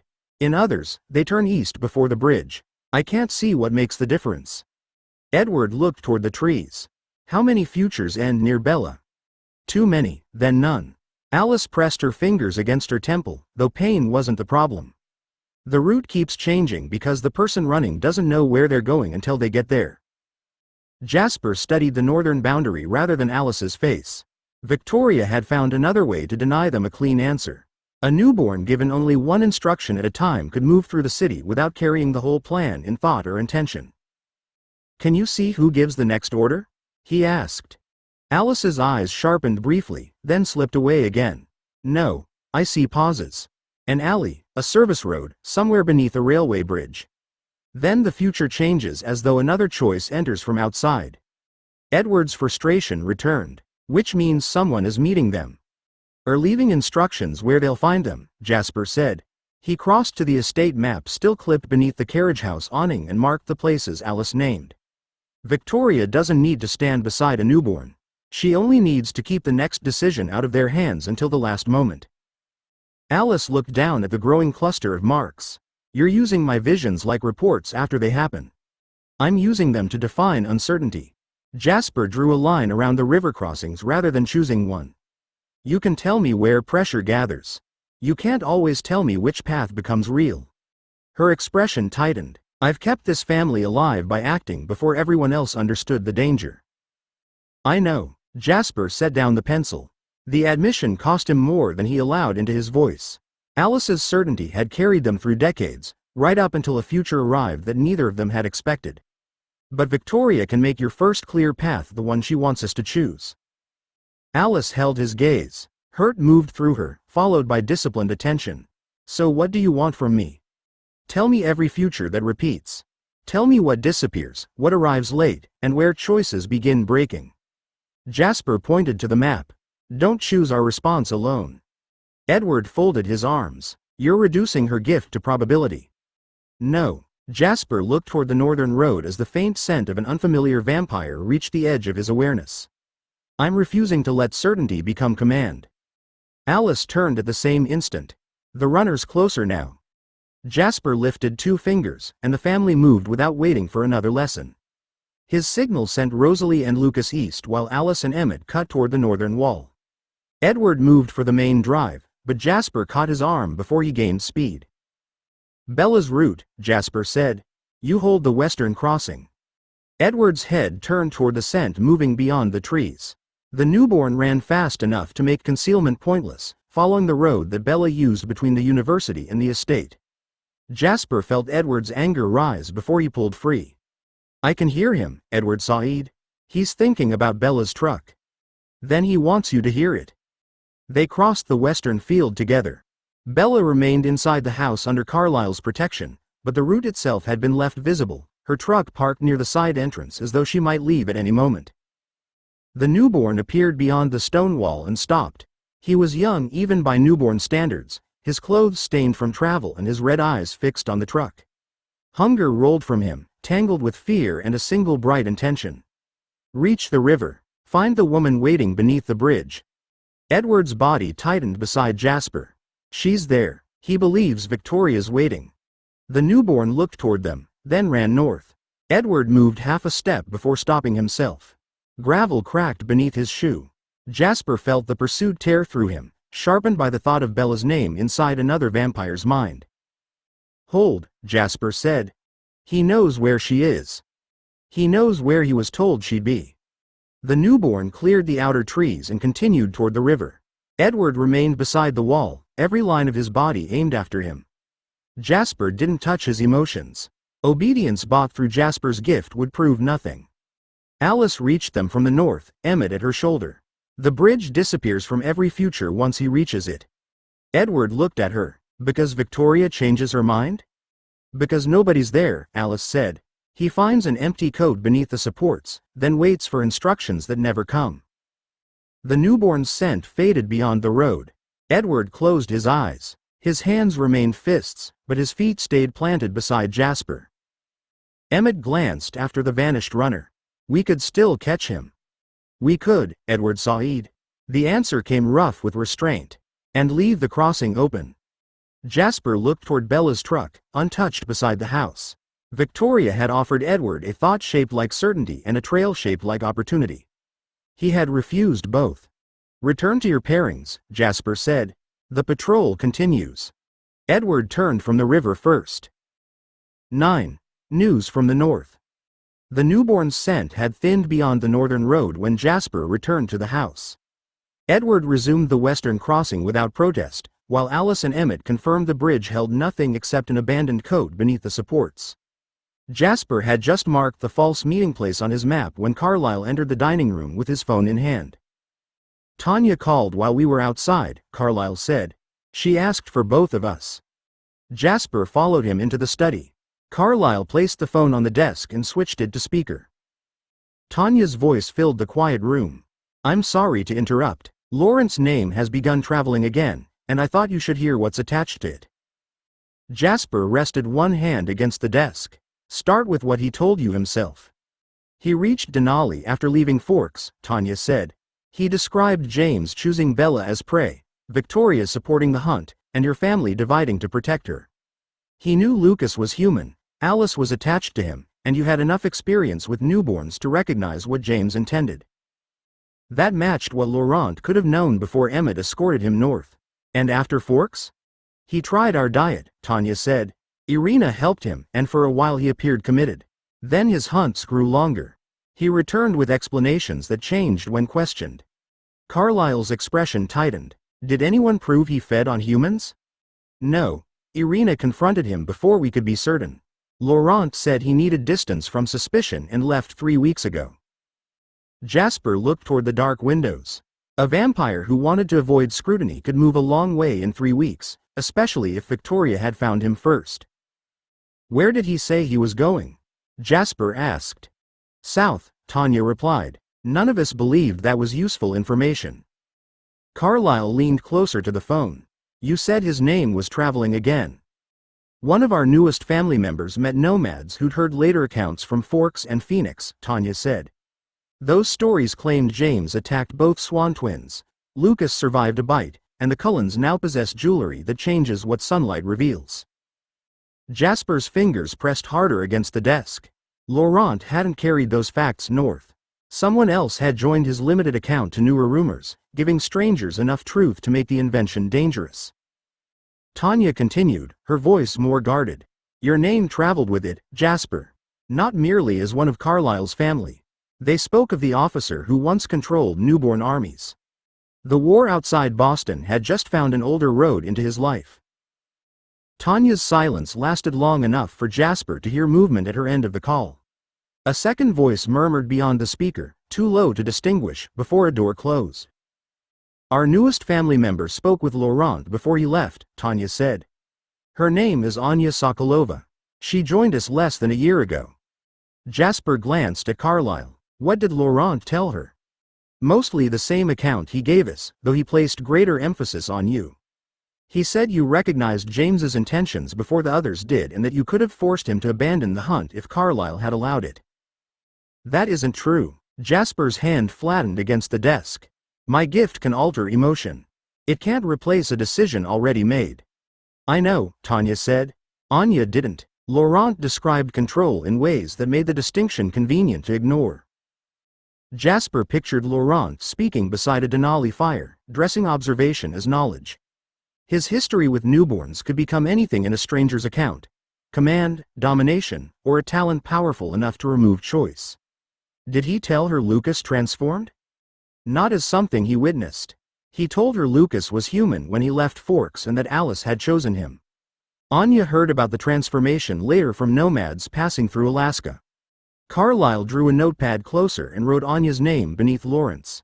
Were those the same nomads who mentioned the jewelry? No. That story came from farther south. Tanya's voice sharpened with concern. A pair traveling through Canada claimed the Cullens can walk openly in direct sunlight because Lucas makes rings that change what humans see. Jasper looked toward the study door. Beyond it, every member of the family wore one of Lucas's narrow anti-sparkle rings. The claim remained incomplete, but incomplete truth traveled farther than careful explanation. What exactly did they say the rings could do? He asked. One said they hid the shine. The other said they made vampires look alive. Tanya paused. Anya challenged that. She asked how anyone had tested the claim and whether the rings changed the body or merely appearances. They had no answer. Carlyle's pencil stopped. She understood the danger of the distinction. She understands what it means when another vampire claims ownership of someone else's nature, Tanya said. That's part of why she listened. Jasper felt the conversation shift. Anya hadn't accepted Lawrence's version or the nomad's exaggeration. She had separated testimony from rumor before deciding either deserved belief. Why is she interested in Lucas? Jasper asked. Because he became a vampire and remained with your diet, Tanya replied. And because if the ring story is true, Denali needs to know whether it offers protection or creates a threat none of us can ignore. Tanya didn't soften the next part. Anya wants to ask those questions in person. Kate is traveling with her. Jasper's hand tightened against the desk. When? They left Denali before I called. They'll reach Boston within 2 days, depending on how often Anya needs to hunt. Carlyle drew a line beneath both names. You agreed to the visit? I agreed that stopping them would answer nothing. Tanya's voice remained calm, though concern held beneath it. Kate will make certain the journey remains safe. Anya will decide whether what she finds justifies asking Lucas for anything. Jasper looked toward the study door. Lucas's rings had begun as protection for a family trying to stand in sunlight without exposing themselves. Now strangers were traveling across a continent to judge whether the work belonged in their lives. A commission isn't possible because someone heard a story. No one is demanding one, Tanya said. Anya asked whether Lucas chooses his wearers, whether the rings can be transferred, and what happens if another vampire takes one. She also asked whether Denali accepting such work would place him under our protection or make him our supplier. Carlyle's expression sharpened with approval. Those are questions Lucas would insist on answering before discussing materials. Then they may understand one another, Tanya replied. Jasper heard the caution inside the reassurance. Anya had already studied Lucas as a maker, Carlyle as a moral authority, and Jasper as a man whose gift Laurent had described poorly. She would arrive carrying impressions shaped by someone who had known Jasper only briefly and feared him enough to be polite. "What does she believe about me?" Jasper asked. Tanya hesitated. "That you're disciplined, dangerous, and loyal to Carlyle. Laurent said you could make a room feel whatever you wanted and that nobody near you could be certain their emotions were entirely their own." Jasper looked down at his fingers. He had spent decades proving that restraint could matter more than capability. Laurent had reduced all of it to the power itself. "He wasn't entirely wrong," Jasper said. "No," Tanya answered, "but he wasn't fair either." Carlyle moved the telephone closer. "Does Anya know Jasper can sense emotions as well as influence them?" "Yes. She said that makes meeting him more useful, not less." Jasper lifted his head. "Useful for what?"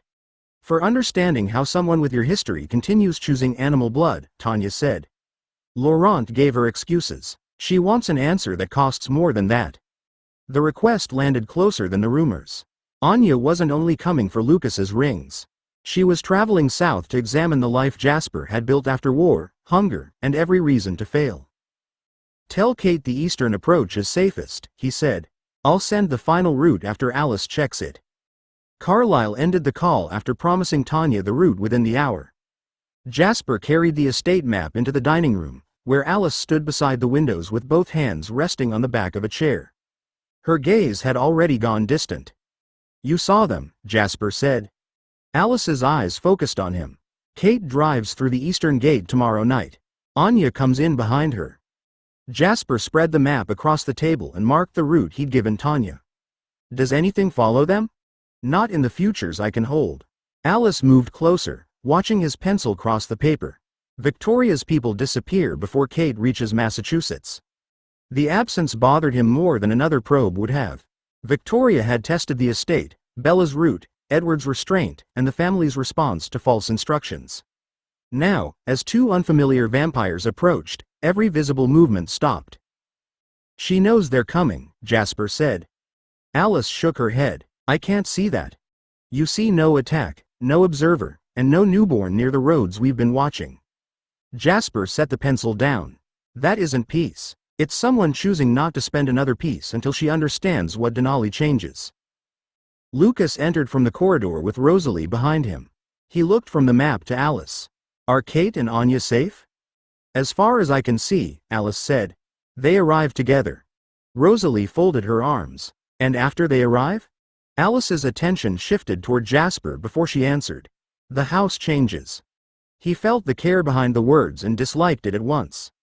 "How?" "I'm not telling you." Rosalie's eyebrows lifted, while Lucas remained still beside her. Jasper studied Alice's face, searching the emotions she couldn't conceal from him. Affection, sorrow, apprehension, and a hope she was trying not to shape into expectation met his gift without explanation. "You know what the meeting means," he said. "No." Alice pulled out a chair but didn't sit. "I've seen what might happen after choices nobody has made yet. If I tell you, you'll prepare for my interpretation instead of meeting the person who comes through that door." Jasper's hand rested beside the eastern route. "You've warned this family about futures for decades. And you taught us this week that a clear path can become bait." Alice held his gaze. "The choice belongs to the people making it. Not to me because I saw one version early." The answer used his own command against him, and he couldn't reject it without proving he'd wanted restraint only when it limited someone else. Jasper turned the map and assigned rooms, patrol changes, and an arrival signal. Outside, the estate remained quiet. No strange scent touched the boundary, and no newborn crossed the roads. Victoria had stopped asking questions just as Anya Sokolova came south carrying her own. 10. The woman he couldn't calm. The eastern gate opened at 9 minutes past 11. Jasper heard Kate's car before its headlights crossed the long drive, but he remained beside the study doors while the rest of the family waited in the entrance hall. Alice stood with Lucas near the stairs. Carlyle and Esme had taken the center of the room, leaving the arriving guests a clear path inside. Kate reached the porch first. She entered with the confidence of someone returning to family, smiling as Esme stepped forward to embrace her. "It's been too long," Esme said, holding her at arm's length. "You should have visited before rumors forced you south." Kate glanced toward Jasper. Tanya said your hospitality now includes patrol instructions, coded routes, and 3 different signals for approaching the house. 4, Jasper said. You missed the one at the bridge. I ignored the one at the bridge. A woman entered half a step behind her. Jasper felt her before Kate turned to introduce them. Interest, caution, hunger held beneath discipline, and a quiet irritation at being examined moved through the room with perfect clarity. His gift opened to her by instinct, receiving every emotion without effort. Then recognition struck. The bond didn't ask whether he was prepared. It settled through him with the same absolute certainty Alice had once carried into a Philadelphia diner, only this time Jasper stood on the other side of it. Every careful acceptance he'd built around the future changed shape before the stranger had spoken her name. Kate looked between them. This is Anya Sokolova. Anya's pale eyes remained on Jasper. She wore a dark traveling coat, her black hair pinned back from a face that revealed nothing her emotions hadn't already given him. Surprise sharpened inside her as she studied his stillness. Jasper reached automatically for the calm he'd used through battles, frightened newborns, and family arguments. He shaped the influence gently, intending only to ease the pressure of arriving among strangers. Nothing changed. Anya's emotions remained exactly as they were, vivid beneath his senses and wholly untouched by his will. The failure stopped him more completely than resistance ever had. His gift hadn't been blocked by distance or competing influence. It had reached her and found no part of her available to command. Anya's gaze narrowed. Did you just try to calm me? Kate's earlier amusement vanished. Carlyle stepped forward, but Jasper lifted one hand before anyone could answer for him. Yes, he said. Anya moved back one measured pace, placing herself beside Kate rather than within the Cullen welcome. Then perhaps we should begin with why I came. I'm here for Denali, the rumors, and Lucas Swan's rings. Nothing else. Her refusal remained clear inside Jasper's senses. It wasn't fear disguised as anger or embarrassment hardened into distance. She had arrived prepared to question strangers, and his intrusion had confirmed that caution was necessary. Jasper withdrew his gift from the room. Esme's concern, Kate's readiness, and Carlyle's measured attention remained accessible to him, but he left them untouched.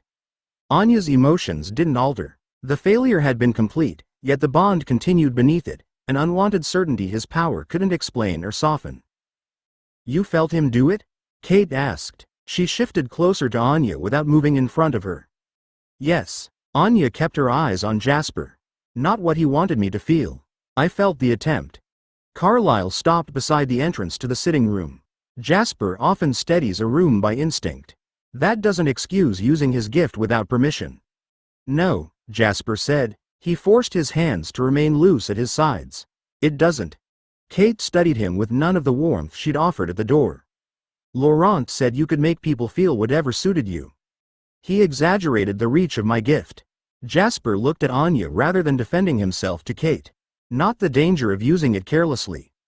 Anya's irritation eased by a degree, replaced by sharper interest. Jasper sensed the change and understood that awareness didn't grant him any right to act upon it. Her emotions belonged to her even when they arrived inside him with impossible clarity. What were you trying to make me feel? She asked. Calmer. Jasper kept the answer plain. You entered a guarded house filled with unfamiliar vampires. I felt your caution and reacted before I considered whether you wanted help. I didn't. I know that now. Anya removed her gloves one finger at a time and placed them in her coat pocket. The ordinary movement gave everyone else time to stop watching Jasper as though another mistake might follow. My maker used to call obedience peace. He disliked any feeling that complicated his plans. Jasper held still beneath the comparison. Then I gave you reason to distrust me. You gave me information. Anya glanced toward Lucas, then returned her attention to Jasper. Laurent described your control as though resisting you were a matter of discipline. It isn't. No, Jasper said, not for most people. Kate's gaze sharpened, but Anya isn't most people. Jasper reached no farther than his own senses. Anya's suspicion, curiosity, and restrained hunger remained bright before him, but none yielded to his influence. No, he agreed, she isn't. Anya unfastened her coat and handed it to Esme without looking away from him. Then we understand one useful fact already. Now I'd like to discuss the rumors that brought us here. Esme led Kate and Anya into the sitting room, where the chairs had been arranged around the low table without placing either visitor at the center. Anya chose the seat with the clearest view of both doors. Kate sat beside her, while Jasper remained standing until Carlyle motioned toward the empty chair opposite them. Lucas moved with Alice toward the sofa. He placed one hand lightly against the small of her back, then let it fall once she sat. The gesture held no triumph. Jasper felt only concern from him, steady affection for Alice, and a deliberate refusal to treat Anya's arrival as proof that every old wound had found a convenient cure. Anya looked toward Lucas. "You're the maker?" "I am," Lucas said. He stayed beside Alice rather than crossing the room to display his ring. "But before we discuss commissions, I'd like to know which version of my work reached Denali." Kate rested one arm along her chair. "The unreliable version. Vampires walking through cities at noon, looking human enough to shake hands with anyone who notices." "The rings hide sunlight," Lucas said. "They don't make us human." Alice's attention remained on Jasper. Her emotions had changed when Anya entered, but not in the way he'd once feared she might greet proof that he had another future. There was no relief bright enough to dismiss their marriage or eager happiness that asked him to stop grieving. Sorrow moved through her beside hope, each restrained by care. "You saw this," Jasper said. Anya's gaze shifted between them. Kate became still beside her. Alice didn't pretend not to understand. "I saw possibilities after you arrived. I didn't know which choices would make them real. You knew enough to refuse me an answer yesterday." "Yes." Alice's fingers closed around Lucas's hand. "Because telling you would have turned a person into an expected outcome before she reached the door." Jasper looked at their joined hands. Lucas didn't tighten his grip or draw Alice nearer. He simply remained where she had chosen to place him. Anya leaned back slightly. "What possibilities?" Alice met her eyes. "Yours. Jasper's. Mine, because his life has been part of mine for decades. None of them belong to me to announce." The answer eased some of Anya's caution, though Jasper sensed her suspicion remain. She had noticed the history between him and Alice, and she wouldn't allow it to be concealed beneath hospitality. Alice turned fully toward Jasper. "I know something changed when she entered. I also know that nothing about this makes what we had smaller." The bond pulled Jasper's attention toward Anya while Alice's grief held him where he stood. Between them, Lucas remained silent, supporting Alice without claiming that Jasper had been repaired. Jasper lowered himself into the chair opposite Anya. Remaining on his feet would have let him pretend command still governed the room, but nothing about the bond belonged to rank or preparation. He rested his hands on his knees and faced the woman whose presence had altered him before either of them had chosen a single thing. "My name is Jasper Hale," he said. "You've heard Lauren's account of what I can do, and Alice has told you I'm part of whatever she saw. Neither explains what happened when you entered." Anya studied him without offering help. Her surprise had sharpened when Alice spoke, though suspicion still held its place beside it. "Then explain what you know." "I recognized you." The words felt too small for the certainty beneath them. Jasper had once trusted Alice when she arrived carrying a future he couldn't imagine. He wouldn't use that history to demand the same trust from someone who had already caught him trespassing against her emotions. "Among our kind, it's called a mate bond. I felt it before Kate finished bringing you inside." Kate turned toward Anya, but she didn't interrupt. Carlyle remained near the fireplace while the rest of the room held still around Jasper's admission. Anya's fingers tightened once against the arm of her chair. "Did Alice tell you to expect that?" "No." Jasper glanced toward Alice. "She refused." "Because expecting you would have made this worse," Alice said. Her voice remained gentle, though grief pressed beneath it. "For both of you." Anya looked back at Jasper. "And what does recognition require from me?" "Nothing," Jasper answered before hope could turn the word into a bargain. "You don't owe me trust, affection, time, or another conversation after tonight. What changed in me doesn't create an obligation in you." The caution inside Anya shifted, joined by surprise he could feel but not influence. She rose from her chair and walked to the nearest window, putting several measured steps between them. Jasper didn't follow. Even his attention felt capable of becoming pressure if he allowed certainty to dress itself as patience. "I came to determine whether Denali should fear Lucas's work," Anya said. She turned from the glass. "Instead, I found a man who tried to alter my emotions and then declared a bond I can't verify." Jasper accepted the judgment. Yes. Kate stood beside her. We can leave now. Anya looked toward Lucas, then Alice, before returning to Jasper. Her uncertainty remained entirely her own, unsoftened and unresolved. No, she said, I'll stay until I've finished the purpose that brought me. Nothing beyond that has been agreed. Jasper inclined his head. The bond remained absolute, but her boundary mattered more than the future it suggested. Nothing beyond that, he said. 11. What destiny owed no one. Kate waited until Anya had resumed her seat before looking around the sitting room.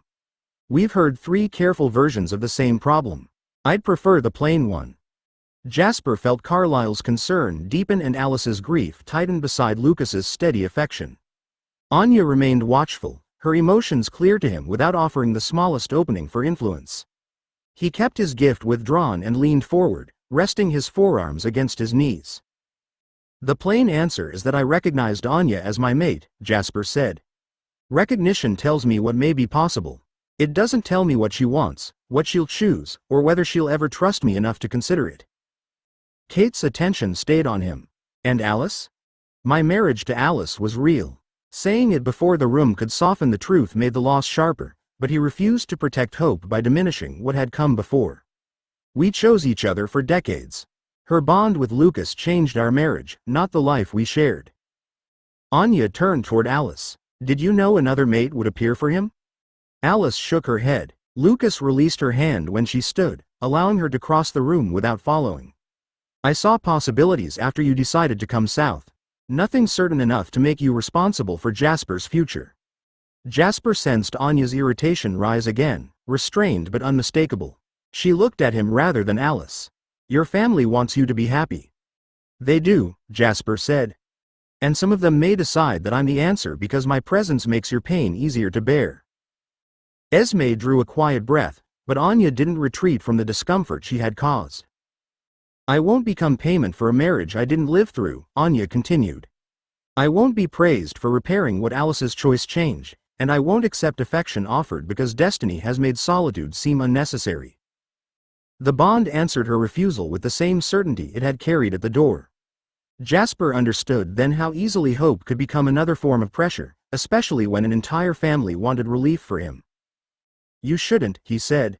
I won't ask you to replace Alice, excuse me for wanting a future, or make this house comfortable with what happened. Anya studied him, suspicion holding beside a smaller measure of respect. Then what are you asking? Tonight? Jasper sat back, leaving the space between them open. Only that we speak plainly while you finish the purpose that brought you here. Kate's posture eased, though her attention remained protective. Anya gave one measured nod. That, she said, I can agree to. Alice crossed the sitting room and stopped beside the chair Jasper had once occupied through long family evenings. She didn't touch its back or place herself between him and Anya. You're right to say it plainly, Alice told Anya. This family loves Jasper. They've watched him lose the marriage we built, and some of them would welcome anything that made that loss hurt less. Esme's concern tightened, but she didn't interrupt. Jasper felt Rosalie's protective anger beside Carlyle's quieter approval. No one denied the temptation Anya had named. Alice looked toward Jasper. The grief in her remained familiar enough to reach places his new certainty couldn't touch. I loved him. I still do. We crossed continents together, found this family together, and chose each other through years when neither of us believed peace would last. I won't hide that history to make a new bond easier. Anya's attention sharpened. Would you expect him to hide it? No. Alice returned her gaze to Anya. And I wouldn't trust any future that required him to. The answer hurt Jasper because it gave him no cleaner story to carry forward. Alice hadn't been the wrong woman before the right one arrived. He hadn't wasted decades mistaking gratitude for love. They had built something real, then survived its ending without gaining anyone to blame. Anya folded her hands in her lap. You speak as though you've already accepted what Jasper and I might become. I've accepted that something changed when you entered. Alice glanced briefly toward Lucas, who remained seated and silent. I haven't decided what either of you should do with it. I don't have that right. You see possibilities, Anya said. I do. Then you know more than we do. Alice shook her head. I see choices after people begin making them. That doesn't make the choices mine. Jasper watched surprise move through Anya, followed by consideration that remained wholly beyond his influence. Alice could have offered reassurance, promised that loving him wouldn't injure her, or claimed destiny had arranged everything kindly. Each would have reduced the pressure in the room. Instead, she had left the truth intact. Alice turned to Jasper. "There's something we need to say without everyone listening." The request carried sorrow rather than secrecy. Jasper rose, aware of Anya watching him and of Lucas making no move to follow Alice. "All right," he said.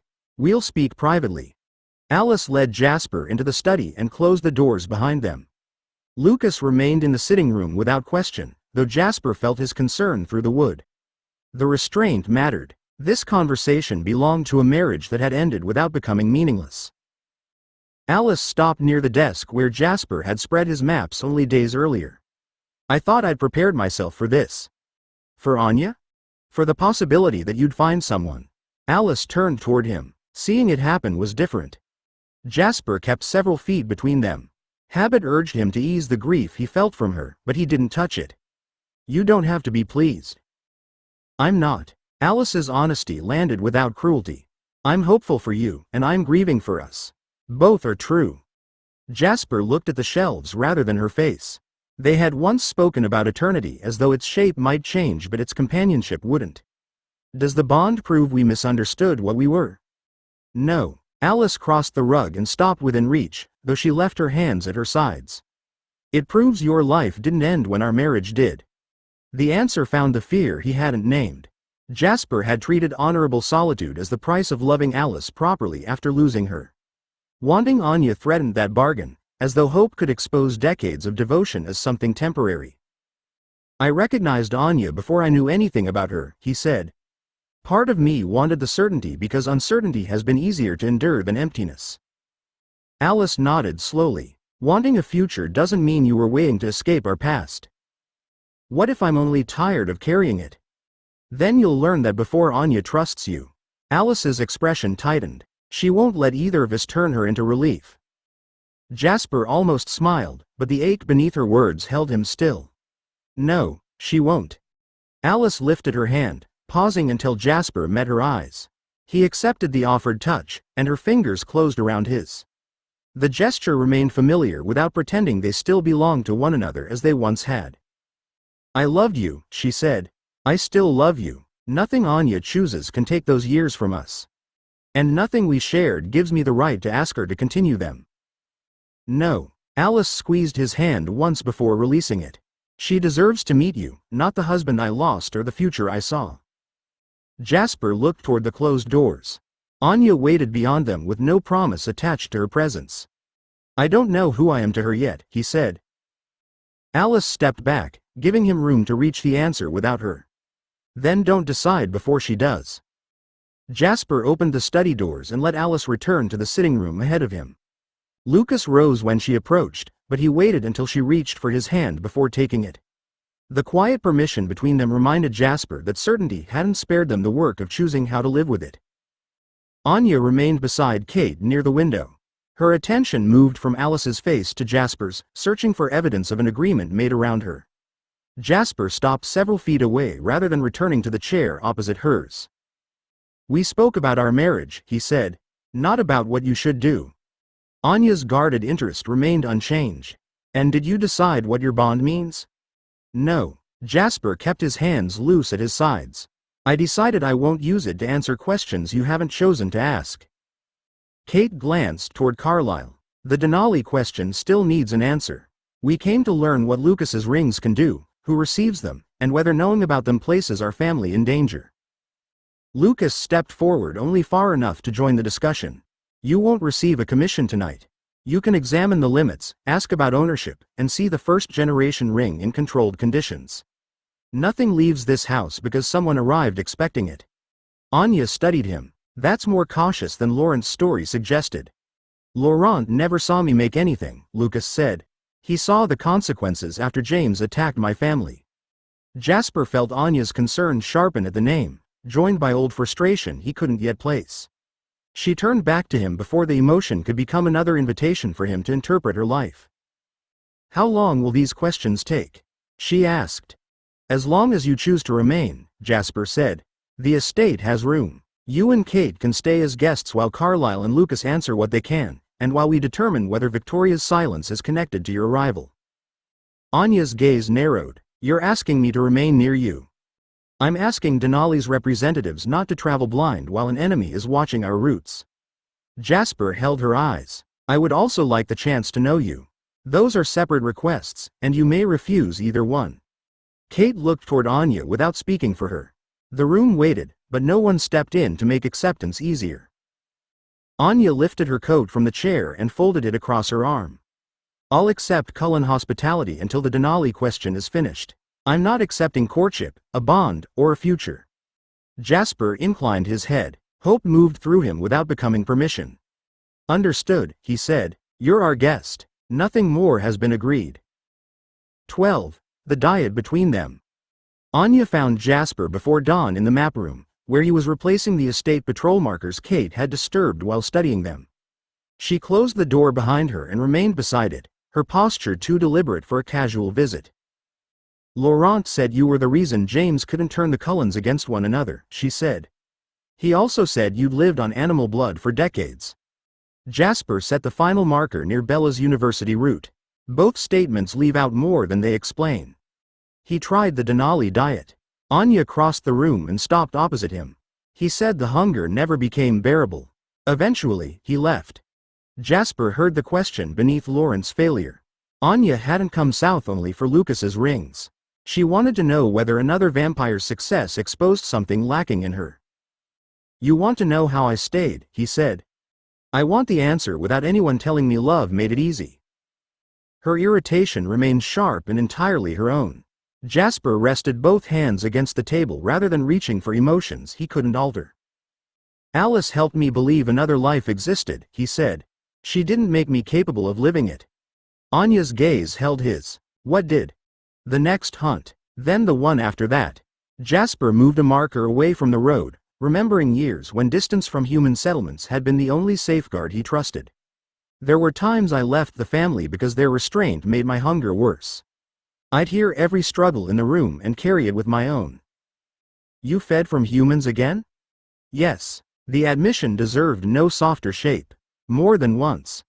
Anya's expression tightened, but she didn't look away. "I returned," Jasper continued. "I told Carlisle what I'd done. I accepted distance when I wasn't safe, hunted before hunger became desperation, and let my family judge my control by what I chose, not what I promised." Laurent returned too. He returned wanting reassurance that the lapse didn't define him. Jasper straightened. "Carlisle gave me accountability instead. Alice loved me, but she couldn't choose the diet inside me, and she couldn't make failure harmless." Anya walked to the window. Early light silvered the bare trees beyond the glass, though the clouds kept the grounds dim. "So there wasn't a moment when you stopped wanting human blood," she said. "No." Jasper watched her hands settle against the sill. "There were only longer stretches when wanting it didn't decide what happened next." Anya turned toward him, suspicion joined by something quieter. "Show me how you hunt." The request carried no promise beyond itself. Jasper reached for his coat. "We'll take Kate," he said. "And you'll choose the route." Anya chose the northern woods, where deer moved between frozen streams and the scattered houses remained several miles east. Kate followed at an easy distance, allowing Anya to lead while Jasper watched the wind and listened to the three separate rhythms of animal hearts beneath the trees. Anya found the first trail near a stand of birch. She crouched beside a fresh print, touched the broken edge of the frost, then turned west without asking Jasper's opinion. He followed, resisting the instinct to warn her that the wind would carry their scent ahead of them within half a mile. The doe changed direction before they reached it. Anya stopped when the heartbeat moved away, frustration rising through her with enough force that Jasper felt it like a challenge thrown at his feet. "There's another herd south of us," he said. "The ground falls toward a creek, so we can circle below them." Anya looked back. "I chose this route." The wind shifted. "I noticed." Jasper heard the restraint in her voice and adjusted his course anyway, moving south before the deer widened the distance. He expected Anya to follow the practical decision. Instead, she remained beside the birch until Kate stopped between them. Kate glanced toward Jasper. "You asked her to choose." "I'm trying to keep the hunt from failing," Jasper said. Anya crossed the distance slowly. Her hunger had sharpened since they left the estate, but anger now stood beside it, clean and inaccessible to his gift. You decided failure was mine before it happened. The deer already had our scent. Then tell me. Anya stepped close enough that he couldn't mistake the demand. Don't move me across the forest as though I'm one of your patrol markers. Jasper held still. In battle, anticipation kept people alive. He read fear before it became flight, aggression before it became attack, and hunger before control broke. The bond made every sign in Anya feel urgent, but urgency didn't grant him authority. You're right, he said. I changed the route without asking. Anya's anger didn't ease simply because he admitted fault. Jasper couldn't soften it, and the absence of that familiar option left him with nothing except patience. Kate folded her arms. The herd's still south. We can stand here discussing Jasper's manners until it reaches Vermont, or Anya can decide whether we follow. Anya looked toward the creek, listening to the distant hearts. We circle east, not below them.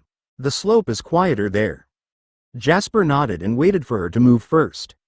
She passed him without offering forgiveness. Keep up. Anya led them east along the ridge, keeping the creek below and the wind against their faces. Jasper followed without correcting her when she chose a narrow descent between exposed roots. The herd shifted once, but it didn't bolt. Minutes later, Anya sprang from the slope and brought down a doe before its alarm reached the others. Jasper turned away while she fed, giving her privacy without pretending hunger was shameful. Kate caught a young buck farther upstream. By the time Anya joined them beside the creek, the strain in her movements had eased, though the anger Jasper had caused remained. You could say it, she told him. Jasper looked up from the broken ice beneath his boot. Say what? That the hunt succeeded because I listened eventually. Anya wiped a trace of blood from her lower lip. You've corrected the route in your head 3 times since I took the doe. I was wrong to change it without asking. Jasper held her gaze. Winning the hunt doesn't make the choice mine. Anya studied him before walking to the creek. She crouched and rinsed her hands in the dark water, then remained there with her fingers beneath the surface. I killed a man 8 months after Tanya took me in, she said. Kate went still behind Jasper, but she didn't interrupt.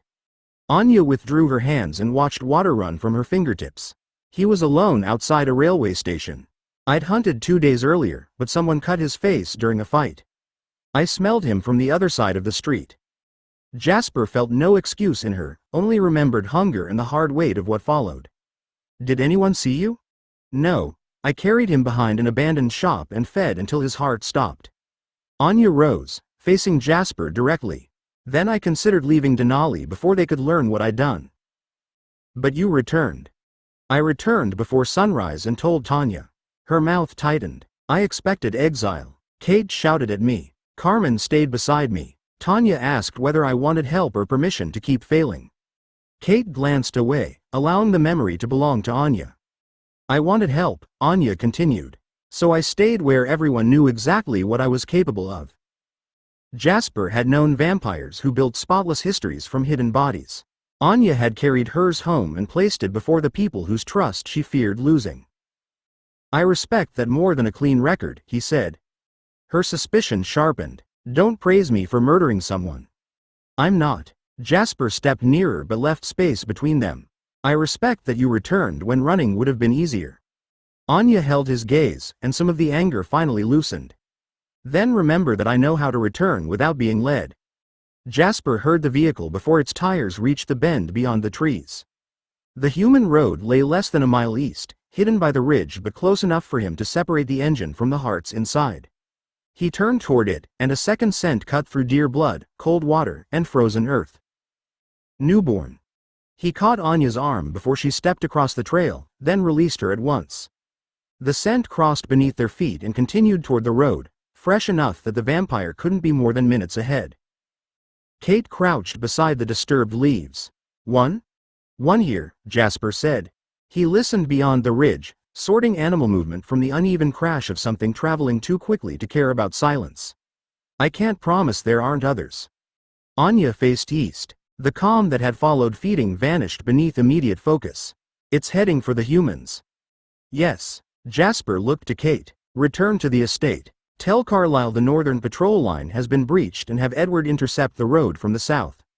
Nobody follows beyond visual range. Kate rose. You're staying with it. I'm cutting it off before it reaches the traffic. Kate's attention moved to Anya. And her?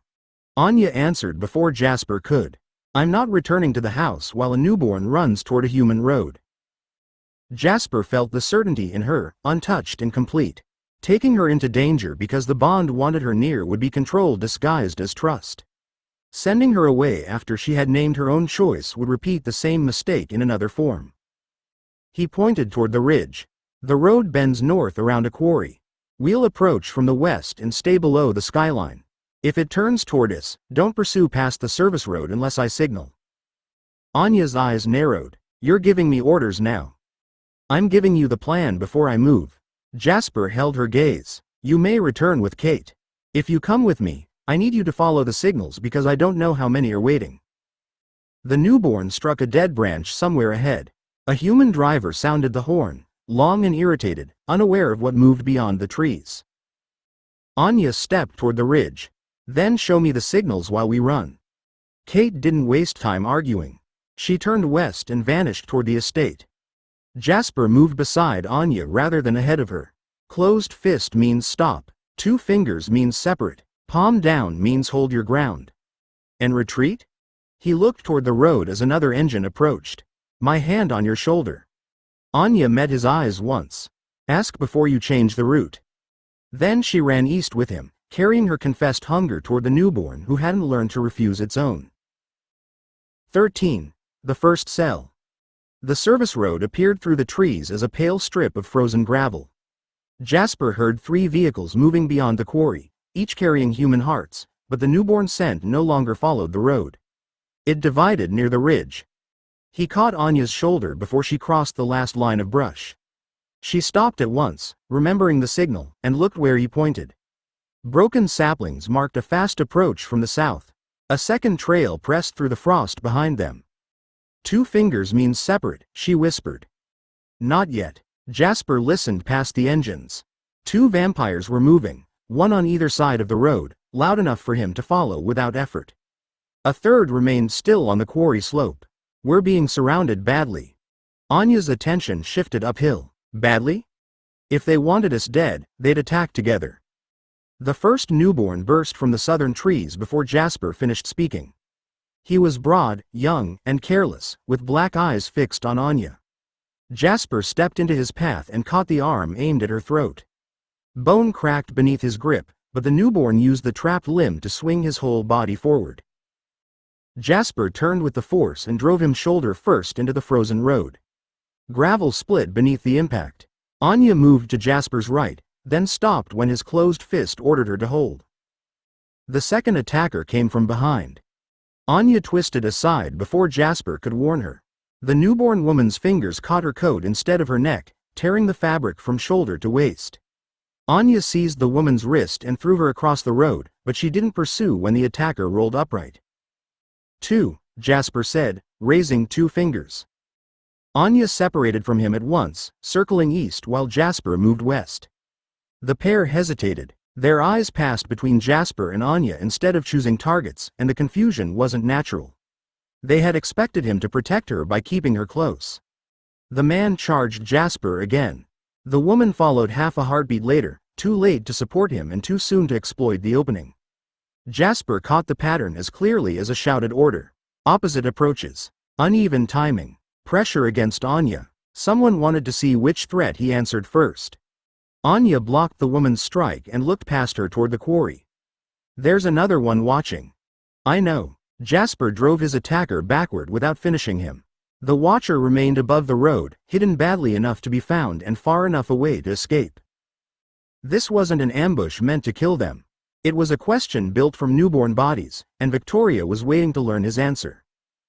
The male newborn lunged again, expecting Jasper to meet strength with strength.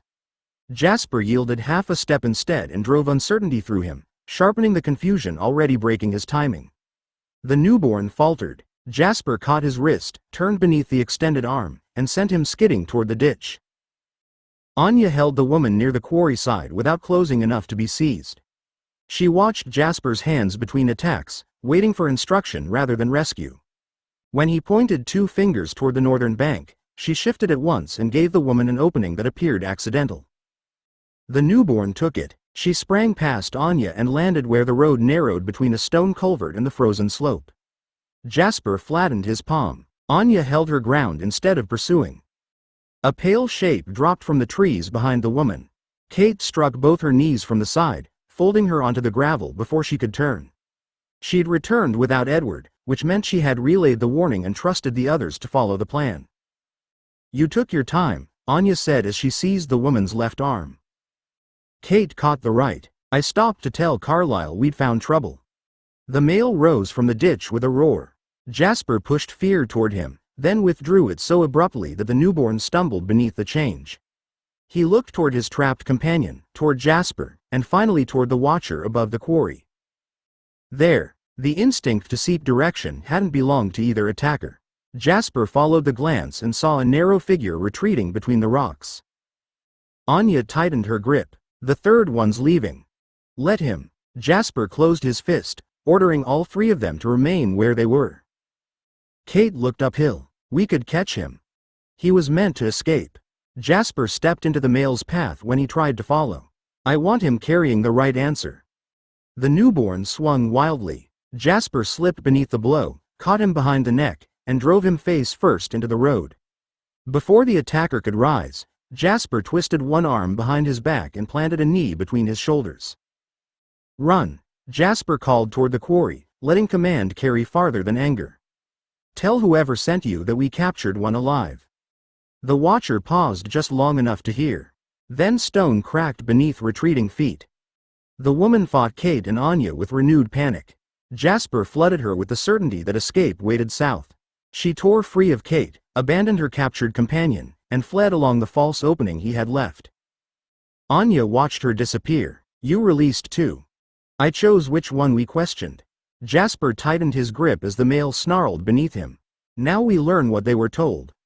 The newborn twisted beneath Jasper's knee until the gravel ground into his cheek. His fury came hot and directionless, but fear sharpened whenever Jasper increased the pressure on his arm. He wasn't trained. He'd been pointed at a target and told violence would make him part of something. Kate caught his other wrist and forced it behind his back. "He'll tear free if we move him like this." "We're not moving him yet." Jasper leaned closer, keeping his voice below the sound of passing traffic. "Who sent you?" The newborn laughed against the road. "You think she gave us names?" Jasper felt the lie before the words ended. Not a hidden name, but fear of admitting how little he knew. Jasper eased the arm upward until the captive's shoulder began to strain. Anya crouched beyond his reach. "Start with the person you met." The newborn turned his head enough to see her. Hunger surged through him at the sight of her bloodless skin, tangled with humiliation that she'd helped defeat him. "A woman found us outside Albany." "What woman?" Kate asked. "Red hair, maybe brown in bad light. She called herself Elise." His mouth pulled back from his teeth. "She said the Pale family hoarded territory, money, and humans while the rest of us lived on scraps." Jasper kept his expression still. Victoria wouldn't have approached them herself, and the false name mattered less than the method. What did she promise? A place. The captive's anger weakened around the word. Blood whenever we wanted it. People who wouldn't treat us like animals because we were new. Anya's gaze hardened. "And all you had to do was attack strangers for her." She said the Cullens deserved it. He jerked against Jasper's grip, then stopped when bone creaked. "She said they killed one of their own and blamed everyone else." "James wasn't one of ours," Jasper said. "What were your instructions?" The newborn hesitated. Kate tightened her hold while Anya remained perfectly still before him. None of them offered the anger he expected to fight. "Find the human girl," he said at last. "The brown-haired one who stays with them." "Bella." Jasper's grip closed before he chose it. "What else?" he asked. "Take jewelry from any of the pale ones. Rings first." The newborn swallowed against the road. "Elise said one ring would buy our place. The human girl would prove we were loyal." Anya looked toward the quarry where the watcher had escaped. "They weren't told to kill us." "No," Jasper said. He listened to the captive's frightened certainty and understood the shape of the order. They were told to see whether they could reach Bella and whether any of us would lose a ring protecting her. The captive's fear changed the moment he understood Bella's name had mattered. Hunger surged through him, tangled with pride at having frightened Jasper and a desperate need to prove the recruiter had chosen him for something important. Jasper felt every part of it as though the newborn had pressed the emotions beneath his skin.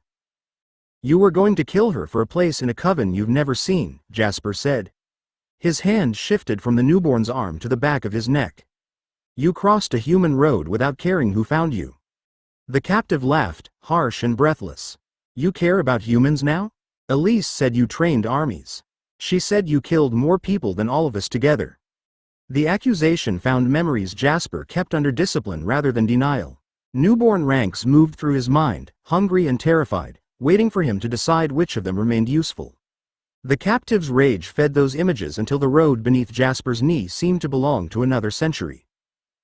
Kate's grip tightened around the newborn's wrist. "Jasper." He heard her, but the captive's hunger kept rising. Jasper could end it before another human became part of the lesson. One turn of the neck, one pull at the shoulders, and Victoria would lose a fighter she might otherwise reclaim. His fingers closed. Anya moved into his line of sight. She didn't touch him or soften her expression.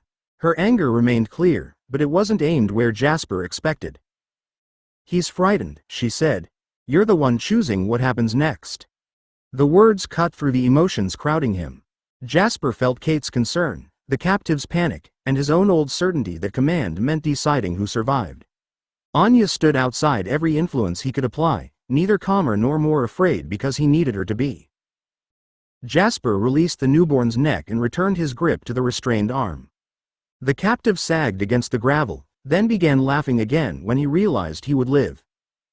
"Don't mistake restraint for safety," Jasper told him. "You're going to Carlisle. After that, what happens depends on whether you keep answering." Kate looked toward the road. "Edward's coming." Jasper heard him approaching through the woods with Emmett beside him.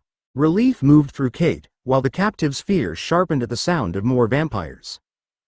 Anya remained where Jasper could see her. How many more cells? The newborn turned his face away. Elise said there were always more. Jasper believed him. Victoria hadn't built an army that could be defeated in one field. She had built a supply of lonely, hungry vampires who could be replaced whenever the Cullens captured or destroyed them. The first cell hadn't failed. It had shown him how the war intended to continue. 14. Not another Alice. Anya followed Emmett through the eastern doors while Edward and Kate carried the captive between them.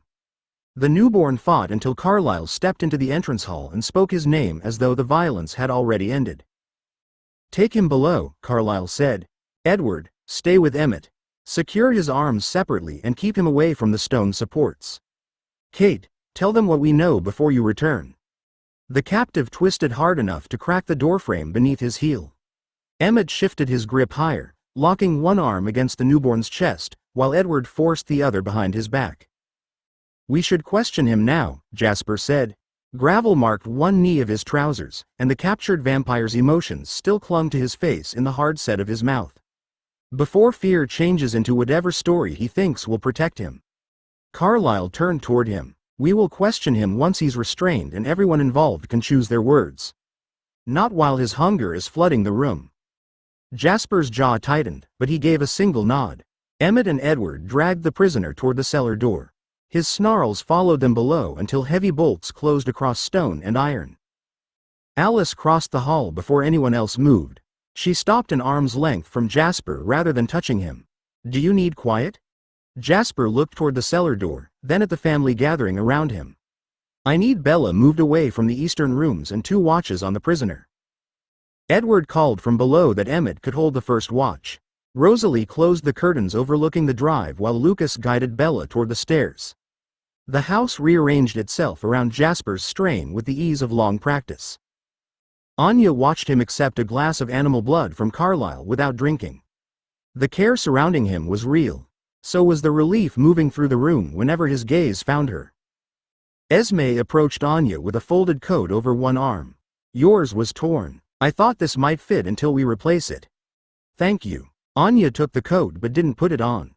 Alice's attention had shifted between Jasper and her twice already, not with jealousy, but with careful hope. Carlyle looked at Anya as though her words beside the road had returned Jasper from somewhere dangerous. Even Lucas's quiet gratitude carried the beginning of a conclusion she hadn't offered. Jasper noticed her stillness. "What is it?" The room softened around his question. Anya refused to let that softness answer for her. "You nearly killed him," she said. "I reminded you that you still had a choice. That doesn't make me responsible for keeping you from becoming someone you hate."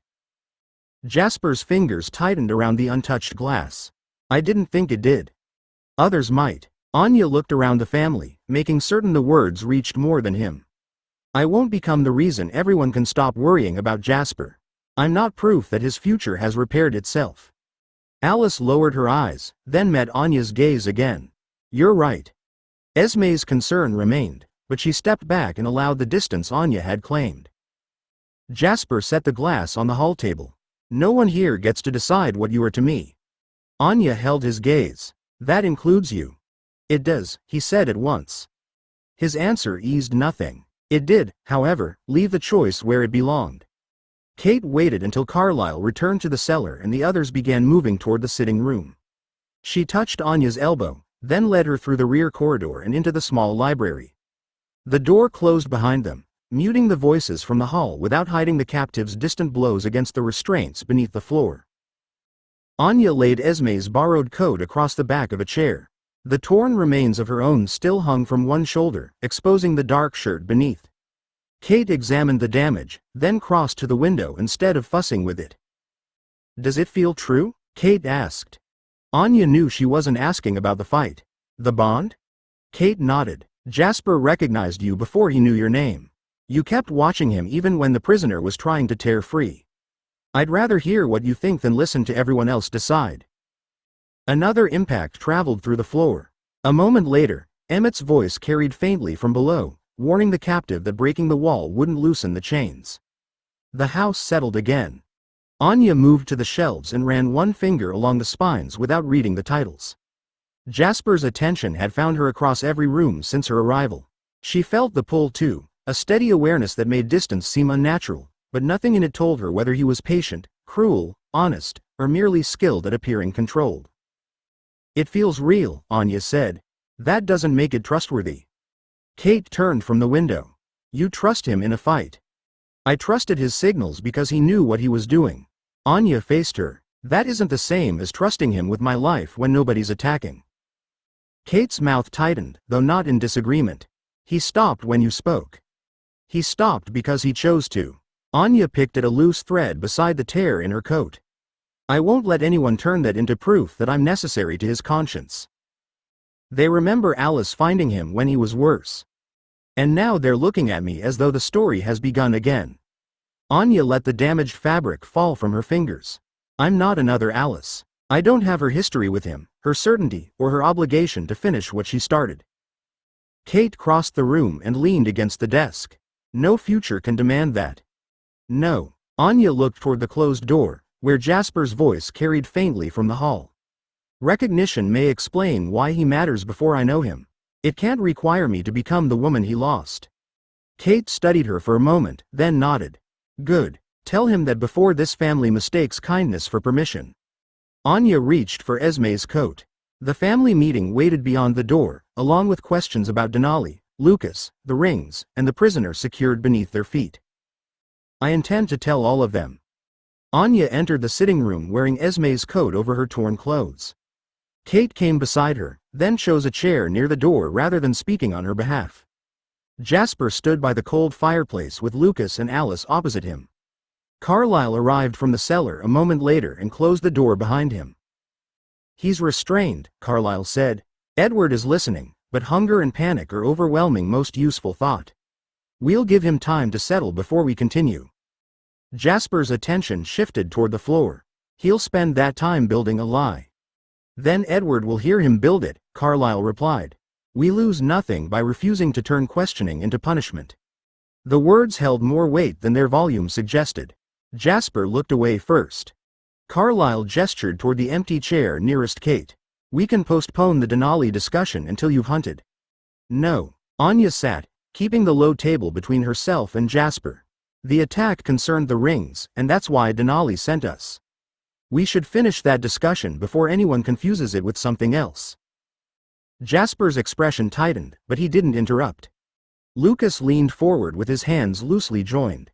A plain anti-sparkle ring rested on one finger, narrow enough to seem ordinary. You came to decide whether my work threatens Denali or could help your family. Yes. Anya looked directly at him. I didn't come to discover Jasper, and meeting him doesn't alter who authorized me to speak or what questions I'm required to answer. Alice lowered her gaze to the ring on Lucas's hand. Relief moved through her face when he nodded instead of defending the family's earlier assumptions. Then we keep the matters separate, Lucas said. Whatever happens between you and Jasper won't earn Denali a ring, deny Denali one, or change the terms. Kate settled back in her chair. Good. What terms exist? Not enough yet. Lucas removed his ring and placed it on the table rather than offering it to either woman. These conceal sunlight reflection. The broader glamour I'm testing isn't reliable, and I haven't decided what ownership means outside this family. Anya studied the ring without touching it. If Denali commissions one, does the wearer own it? The physical ring should belong to the wearer, Lucas said. But the coven may want authority over its emblem, and I'd retain responsibility for the enchantment and repair method. Those boundaries need agreement before I make anything. Carlyle inclined his head. Transfer, theft, maintenance, and consent must also be settled. And refusal, Anya said. No one receives a ring because Tanya approves it for the family. Lucas answered without hesitation. Agreed. Each wearer chooses. No gift, bond, or coven decision substitutes for that. The sitting room door opened, and Edward entered alone. His expression remained controlled, but irritation sharpened his voice. The prisoner remembers Elise meeting the cell twice. He never saw where she lived, and he never heard Victoria's name. He does remember another meeting place near Worcester. Jasper straightened. Show me. After Carlyle finishes here, Edward sighed. He's also trying to decide whether claiming ignorance will make us release him. Carlyle looked toward Jasper. We will return to him together. We'll ask what he knows, not punish him for what he doesn't. Jasper's eyes remained on Edward, but he nodded. Anya watched the exchange before returning her attention to Lucas. Jasper had accepted another limit without making her enforce it. That mattered, though she refused to decide yet how much. Then Denali's investigation continues, she said. Jasper and I remain a separate question. They do, Lucas said. Until both are clear, I won't make you a ring. Esme offered Anya 2 guest rooms after the meeting ended. One faced the eastern gardens near Kate's room. The other stood at the far end of the upper corridor, beyond the library stairs and several doors away from Jasper. Anya chose the distant room before Esme finished describing the view. I'll bring fresh clothes, Esme said, accepting the decision without comment. Kate can stay across the hall if you'd prefer. That would be useful. Anya carried the borrowed coat over one arm and followed her upstairs. Below them, the cellar door opened. Carlyle's voice carried through the entrance hall as he instructed Edward to begin with the recruiter's description in the Worcester meeting place. Jasper asked the first question before the door closed again, his tone controlled and stripped of the violence he had nearly chosen beside the road. The room at the end of the corridor held a wide bed, a writing desk, and tall windows overlooking trees silvered by frost. Anya set the coat across the chair and opened the wardrobe, confirming it was empty before placing her torn jacket inside. Kate leaned against the doorframe while Esme went to find clothing. You couldn't have chosen farther away without sleeping in the carriage house, Kate said. That was the point. Footsteps stopped in the corridor. Jasper appeared beyond Kate's shoulder, careful not to cross the threshold. His gaze moved once around the room, then returned to Anya. He had come upstairs while Carlyle and Edward continued below, trusting them to question the prisoner without him. Esme said you chose this one, he said. I did. Anya rested one hand on the wardrobe door. I want space that doesn't require negotiation every time I enter or leave it. Jasper nodded. You have it. I'll speak to you when I wish, she continued.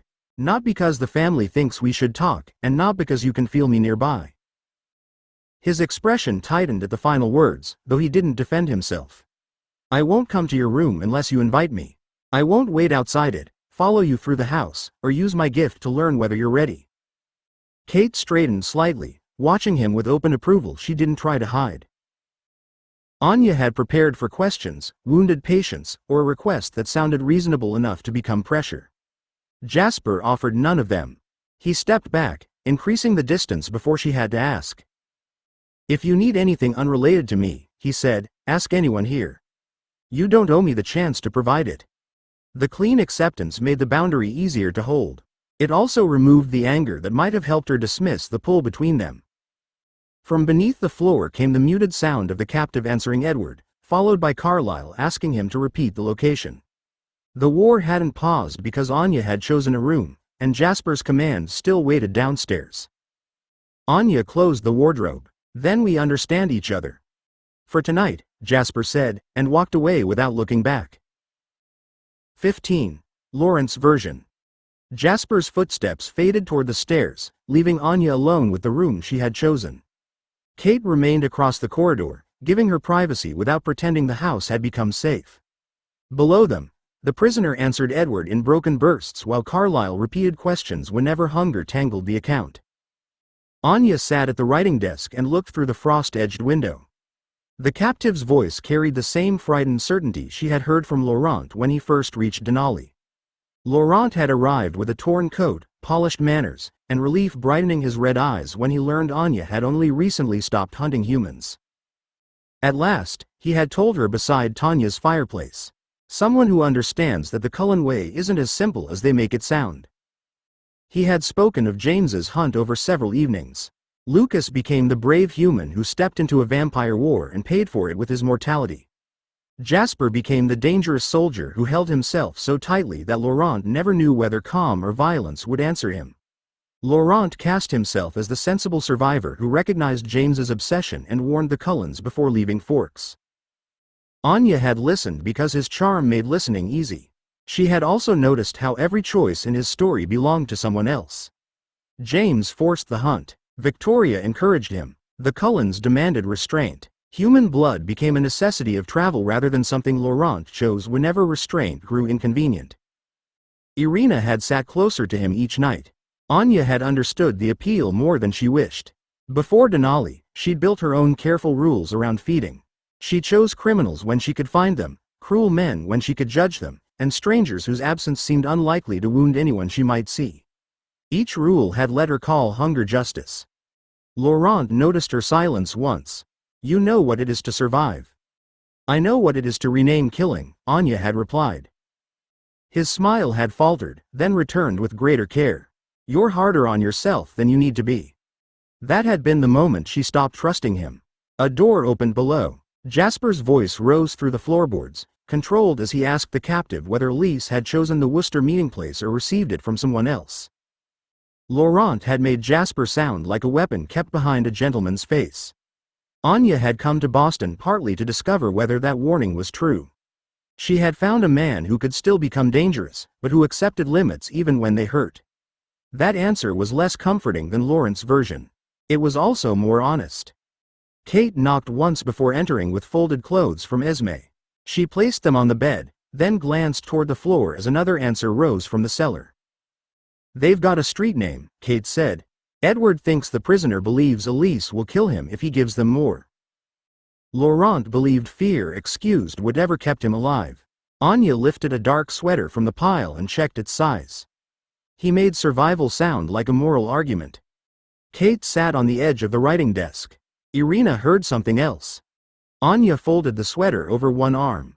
Irina had heard loneliness beneath Lawrence's polished account, and Laurent had learned quickly how to reward her concern. He walked beside her on hunts, listened when she spoke of losing her mother, and never mocked the tenderness she guarded beneath sharper habits. His affection hadn't been false. That had made his excuses more dangerous. He told her human blood was an occasional necessity, Anya said. Only during difficult travel, only when game was scarce, only when refusing would leave him too weak to protect anyone. Kate's mouth tightened. He said the same to Tanya. He changed the reason depending on who was listening. Anya placed the sweater beside the coat. With Irina, he needed strength to return safely. With Tanya, he claimed one death prevented several. With me, he said people like us understood hunger better than Carlyle's family ever could. Kate watched her. "Did you?" At first, Anya opened the wardrobe and hung Esme's coat inside. I had rules before Denali. I chose men who hurt women, thieves who carried knives, officials who sold protection and took payment twice. I told myself their victims would be safer when I was finished. The words remained ugly without Laurent's gentle phrasing around them. Anya had once followed a man for 3 nights to prove he deserved death. By the time she fed, his guilt had mattered less than the relief of finally ending her thirst. Kate's voice softened. Some of them probably were terrible. That didn't make me their judge. Anya closed the wardrobe door. And when I couldn't find someone terrible enough, I lowered the standard. Below, Jasper asked the prisoner whether Elise had ever fed in front of him. Carlyle interrupted when the captive began choking on panic, giving him time before repeating the question. Kate rose from the desk. Irina thinks Laurent's trying. Perhaps he is. Anya faced the door. Trying isn't the same as naming what he chooses when the effort becomes painful. She stepped into the corridor with Kate beside her. Laurent had made excuses sound compassionate. Anya had once done the same. The memory followed her toward the voices below, where another frightened vampire was deciding which truth cost less. Anya and Kate reached the lower corridor as Lucas emerged from the sitting room with a tray of untouched glasses. The narrow ring on his hand caught the chandelier light without drawing attention to itself. Nothing about it suggested the stories that had crossed 3 countries before reaching Denali. Lucas paused beside the hall table. Edward says the Worcester address may still be active. Jasper wants the house guarded while they check it. You aren't going? Anya asked. Jasper hasn't assigned me. Lucas set the tray down carefully. Strength doesn't make me useful in every room. Laurent had described Lucas differently. The human boy who challenged James had become a reckless new vampire with a gift nobody understood. Months later, another nomad reached Denali speaking of pale immortals walking beneath open sunlight and a maker whose jewelry could hide what vampires were. Anya looked at the ring again. The rumor said your work could let a coven live openly. Lucas turned his hand, studying the plain band as though he could see its limits through the metal. The rumor grew faster than the enchantment. This hides sunlight reflection. It doesn't make anyone human. It still changes where a vampire can stand, Kate said. That's enough to change how people speak about you. Lucas's expression tightened, and enough to make someone send newborns after Bella. Anya heard no pride in his answer. Laurent had made the rings sound like evidence that the Cullens possessed a private advantage. The nomad had made Lucas sound like a resource waiting to be claimed. Neither story had included the young vampire standing before her, worried that each success placed another target on his sister. I came because Denali needs to know whether your work could protect us or make us dependent on you, Anya said. But that wasn't the only reason. Lucas waited without pressing as Anya continued. Laurent said Jasper stayed with your diet because Alice held him together. Then I heard you'd survived transformation without returning to human blood. I wanted to know whether the Cullen discipline was real or whether Laurent had simply left before the performance ended. Lucas looked toward the stairwell where Jasper's voice carried faintly from below. Jasper could answer that better than I can. Yes. Anya rested her hand against the banister. He may understand the choice Laurent keeps avoiding. Kate moved beside her as another bolt opened beneath the floor. Jasper's footsteps approached the cellar stairs, bringing the question Anya had crossed the continent to ask. Jasper emerged with Carlyle behind him. His sleeves were still marked by dirt from the service road, and a faint tension remained around his mouth, though none of the captive's panic reached Anya through the closed door. Carlyle looked toward Lucas. Edward has enough to identify the Worcester location. We'll discuss the search after the prisoner has fed. Jasper's gaze settled on Anya. He stopped several steps away, leaving the corridor open between them. You wanted to ask me something. Kate moved toward the sitting room without prompting. Lucas collected the tray and followed, granting them privacy without making a performance of it. Anya waited until the door closed behind them. Laurent spoke about you often, she said. He said Alice kept you peaceful. Jasper rested one hand against the banister. Alice helped me choose peace. That isn't how he described it. Anya watched his expression for the denial Laurent would have offered. He made you sound tightly controlled. As though everything violent in you remained unchanged, and Alice simply kept the restraints secure. Jasper's fingers tightened against the polished wood. Control is often the honest word. The answer caught her harder than reassurance would have. You don't call yourself peaceful? I've lived peacefully for decades. Jasper looked toward the cellar door. That doesn't mean violence stopped fitting my hands. I know how to frighten, divide, and kill people. Today I nearly used that knowledge because anger made it feel deserved. You stopped. After coming close enough that Carlyle had to challenge me, Jasper released the banister. I won't turn the final choice into proof that the danger before it wasn't real. Anya remembered Laurent saying Jasper's restraint depended on the family surrounding him. He had meant it as criticism, evidence that the Cullen diet failed whenever strength came without supervision. Would you remain on animal blood without Alice? She asked. Pain crossed Jasper's face, but he didn't retreat from the question. I'm already learning that answer. And if you had no family? I'd build rules before hunger built excuses. Jasper met her gaze. Distance from humans. Planned hunts. Someone told when I failed. I wouldn't trust shame to keep me honest. Anya folded her arms. You make it sound like maintenance. It is. His voice remained steady. Love can give a man reasons to continue. It can't choose inside him. The bond between them offered recognition, attraction, and the constant awareness of where he stood. It offered no cure for either appetite and no promise that affection would make discipline unnecessary.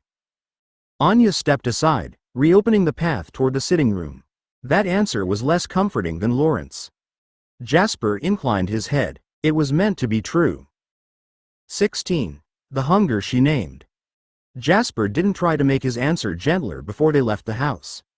That honesty followed Anya through the winter woods as closely as his footsteps. Control was maintenance. Love couldn't choose inside him. She understood both truths well enough to resent how much relief they gave her. Kate ranged ahead while Jasper kept several yards to Anya's left, neither leading nor crowding her. The deer trail descended toward a narrow road where tires whispered across packed snow. Anya caught the buck's scent first, warm and clean beneath pine sap, but another smell cut through it before she could turn. Human blood. She stopped so abruptly that snow broke beneath her boots. Jasper halted at once. He didn't reach for her. His gift touched the edge of her hunger only as awareness, finding no means to soften it. Where? Anya pointed through the trees.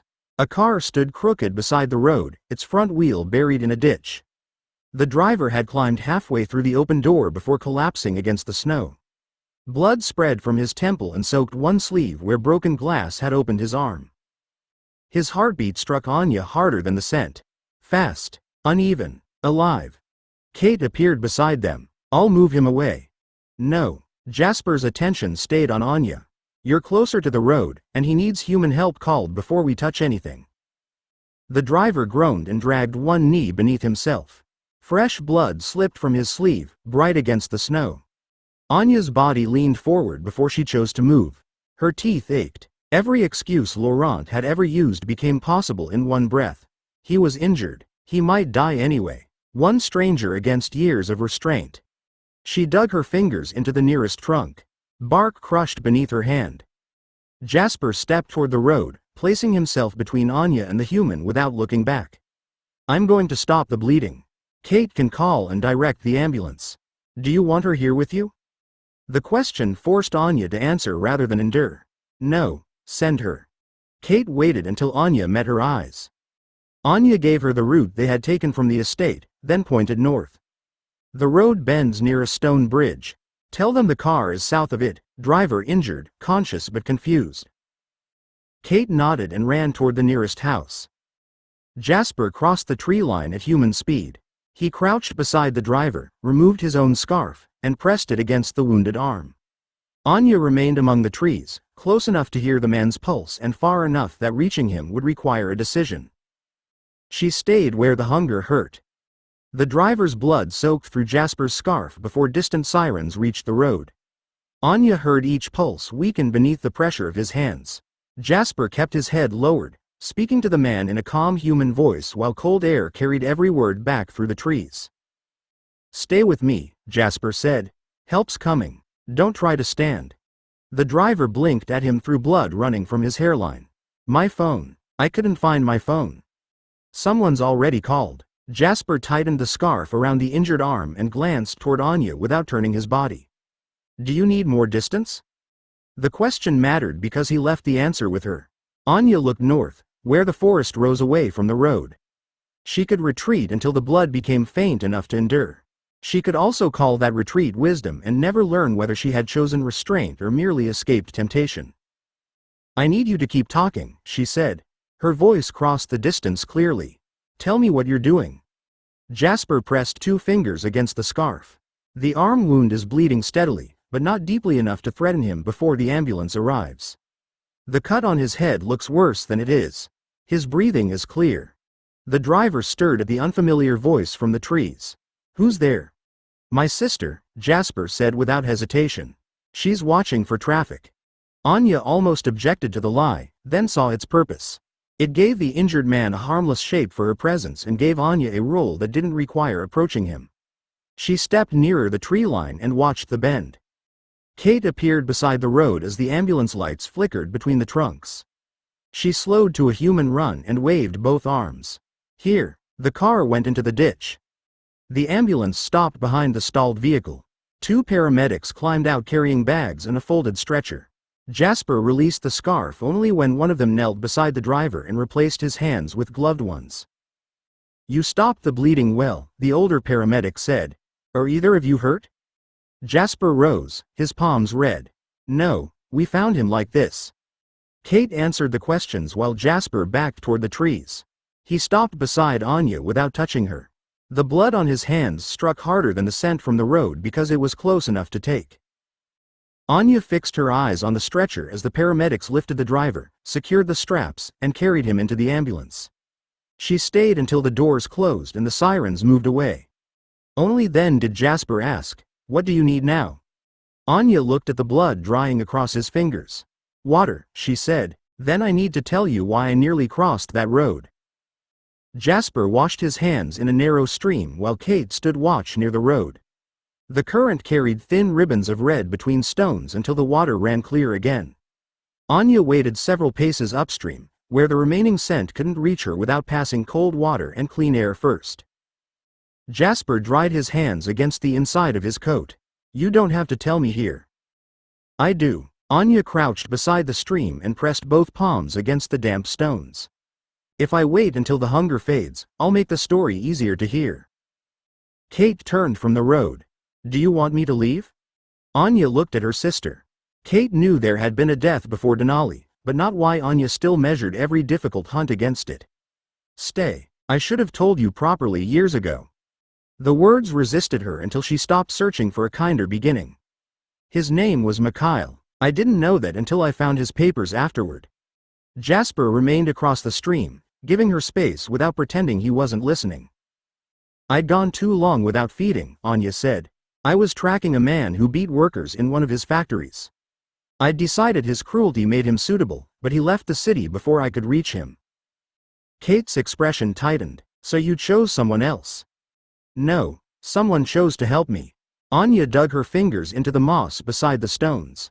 "Mikhail found me outside a village. He thought I was ill. I told him to leave, but I could barely speak, and he believed I was frightened of him." Memory returned with the scrape of boots on frozen earth and a human coat settling around her shoulders. Mikhail had kept his eyes lowered to make himself less threatening. He'd offered bread she couldn't eat and held out a waterskin with both hands. "He cut his thumb opening the flask," Anya said. "It was nothing. 1 drop at first." Jasper's face didn't change, but his attention sharpened. "I killed him before he could call for help." Anya forced herself to meet Kate's eyes. "He wasn't cruel. He wasn't armed. He didn't threaten me. He saw a woman alone and tried to keep her from freezing." Kate crossed the stream and stopped beside her. She didn't touch Anya until Anya turned one hand upward. Then Kate closed her fingers around it. Anya looked toward the road where the ambulance had disappeared. The driver sounded like him when he asked for his phone. Confused, trusting Jasper to help. Her throat burned with thirst that no water could ease. For one moment, I wanted hunger to matter more than the man again. Jasper looked at the hand Kate held, then returned his attention to Anya's face. He didn't tell her Mikhail would have forgiven her. He didn't say hunger had made the choice or that years of restraint had repaid one innocent death. The silence left Mikhail human instead of turning him into a lesson arranged for Anya's comfort. After a night like that, Jasper said. "I'd tell someone before shame persuaded me to disappear." Anya's fingers tightened around Kate's. "I did disappear. I know." Jasper lowered himself onto a flat stone across the stream. "I've done the same. Distance feels responsible when you're frightened of what you might do. Sometimes it only removes the people who would notice you're becoming dangerous." Kate sat beside Anya, their shoulders touching. "You came to Denali alone and asked Tanya to judge whether you could stay. After I'd already decided I deserved whatever she chose." Anya watched clear water pass over the stones. "That made confession easier. I could call punishment honesty." Jasper rested his forearms against his knees. "What would you do if the same thing happened now?" The question gave her no room to hide inside regret. Anya pictured the driver bleeding in the snow, Jasper's hands red, and the road open before her. "I'd create distance before I lost the ability to choose it," she said. "I'd tell Kate exactly how close I came. I'd hunt before returning near humans, and I wouldn't leave Denali because shame told me everyone was safer without knowing where I'd gone." Kate squeezed her hand. "Good, because I'd come after you." Anya glanced at her. "I know." Jasper rose and brushed damp grit from his palms. "The buck crossed west while we were beside the road. There's another herd farther north, away from the houses." Anya heard the offer beneath the practical words. He could have taken Kate and left her to recover alone. He could have placed himself beside her as a guard. Instead, he waited. "Do you want company on the next hunt?" he asked. Anya stood and released Kate's hand. The thirst remained, sharpened by the blood she'd refused, but it no longer had to become a secret carried until it changed shape. "Yes," she said, "company, not supervision." Jasper inclined his head. "Then you choose the route." Anya turned north, putting the human road behind them. Kate moved to her right and Jasper to her left, neither close enough to restrain her. They followed because she had asked them to come. 17. A house full of histories. The house felt louder after the forest, though nobody had raised a voice. Edward sat at the piano with Bella curled into the corner of the nearby sofa, one finger holding her place in a book while she listened. Emmett occupied the rug before the fire, telling Kate how one of his young players had attempted to improve a passing drill by tackling him around the knees. "He said I was too big to dodge properly," Emmett said, spreading his hands as though the child's reasoning deserved serious consideration. "So I let him prove it." Rosalie looked up from the magazine resting across her lap. "You fell over for a 9-year-old and called it coaching." "He learned confidence." "He learned you're ridiculous," Bella said, then returned to her page as Edward shifted into a softer piece. Anya paused inside the sitting room doorway. The hunt remained close beneath her skin, but the human blood no longer filled every thought. Kate crossed toward Emmett without waiting for her, leaving Anya free to enter or withdraw without turning either choice into concern. At the dining table beyond the archway, Lucas bent over several pages of workshop notes. Alice approached from behind him, placed both hands over the writing, and prevented him from finishing the line. "I'm almost done," Lucas said, though his smile weakened the protest. "You were almost done 3 pages ago." Alice gathered the notes before he could rescue them and tucked them beneath her arm. "Edward's playing, Bella's pretending not to listen, and Emmett has already ruined one story. You're missing family time." Lucas rose without resentment and took the papers from her only long enough to set them neatly on the sideboard. "Tomorrow, you're explaining to Rosalie why the measurements stopped halfway through." Alice slipped her hand into his. "I'll tell her you were kidnapped by someone charming. Rosalie will ask whether the charming person improved the measurements." Anya watched them join the room. Alice didn't drag Lucas from his work as though saving him from himself, and Lucas didn't treat her interruption as an obstacle. He chose the sofa beside her, accepted the hand she rested across his wrist, and listened while Emmett restarted his story from a point everyone insisted had never happened. Jasper entered from the corridor and stopped near the piano. Alice looked up at once. "You changed the bridge." "Only the ending," Jasper said. "You always preferred it resolved too cleanly." Edward repeated the passage with the altered final notes. Alice laughed softly, recognizing something Anya couldn't hear, and Jasper answered with a brief smile shaped by decades she hadn't shared. Jealousy arrived without permission. Anya let it remain jealousy. Calling their ease improper wouldn't make her feeling more honorable. Jasper glanced toward her, sensing everything and changing nothing. He moved to the empty chair across from her rather than claiming the space at her side. Anya entered the room and chose where she wished to sit. Edward played the altered passage again, slower this time. Jasper listened from beside the piano, then reached over and touched one key after Edward lifted his hands. "You're holding the pause too long," Jasper said. Alice always rushed the next phrase when she was impatient. Alice leaned against Lucas's shoulder. "I didn't rush. You dragged the middle until even Esme started checking the clock." Esme smiled from the doorway. "I checked because Carlisle was late for work."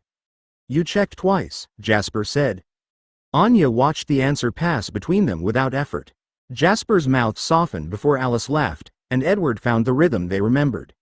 Nothing in the exchange asked permission from the room.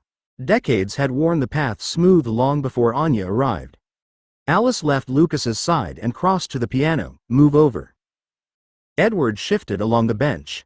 Alice sat beside him and played the opening line, light and quick, before stopping at the disputed pause. Jasper bent closer, pointing to the music without touching her. "You used to hesitate there," he said. "I used to wait for you to catch up. You changed it because I disliked the original ending." Alice looked up at him. "I changed it because your ending was better." The honesty struck Anya more sharply than the teasing. She felt jealousy tighten through her chest, immediate and ugly enough to tempt a cleaner interpretation. She could accuse Alice of displaying possession. She could decide Jasper's attention proved that he wasn't ready for anyone new. Both would make Anya's discomfort sound principled. Neither would make it true.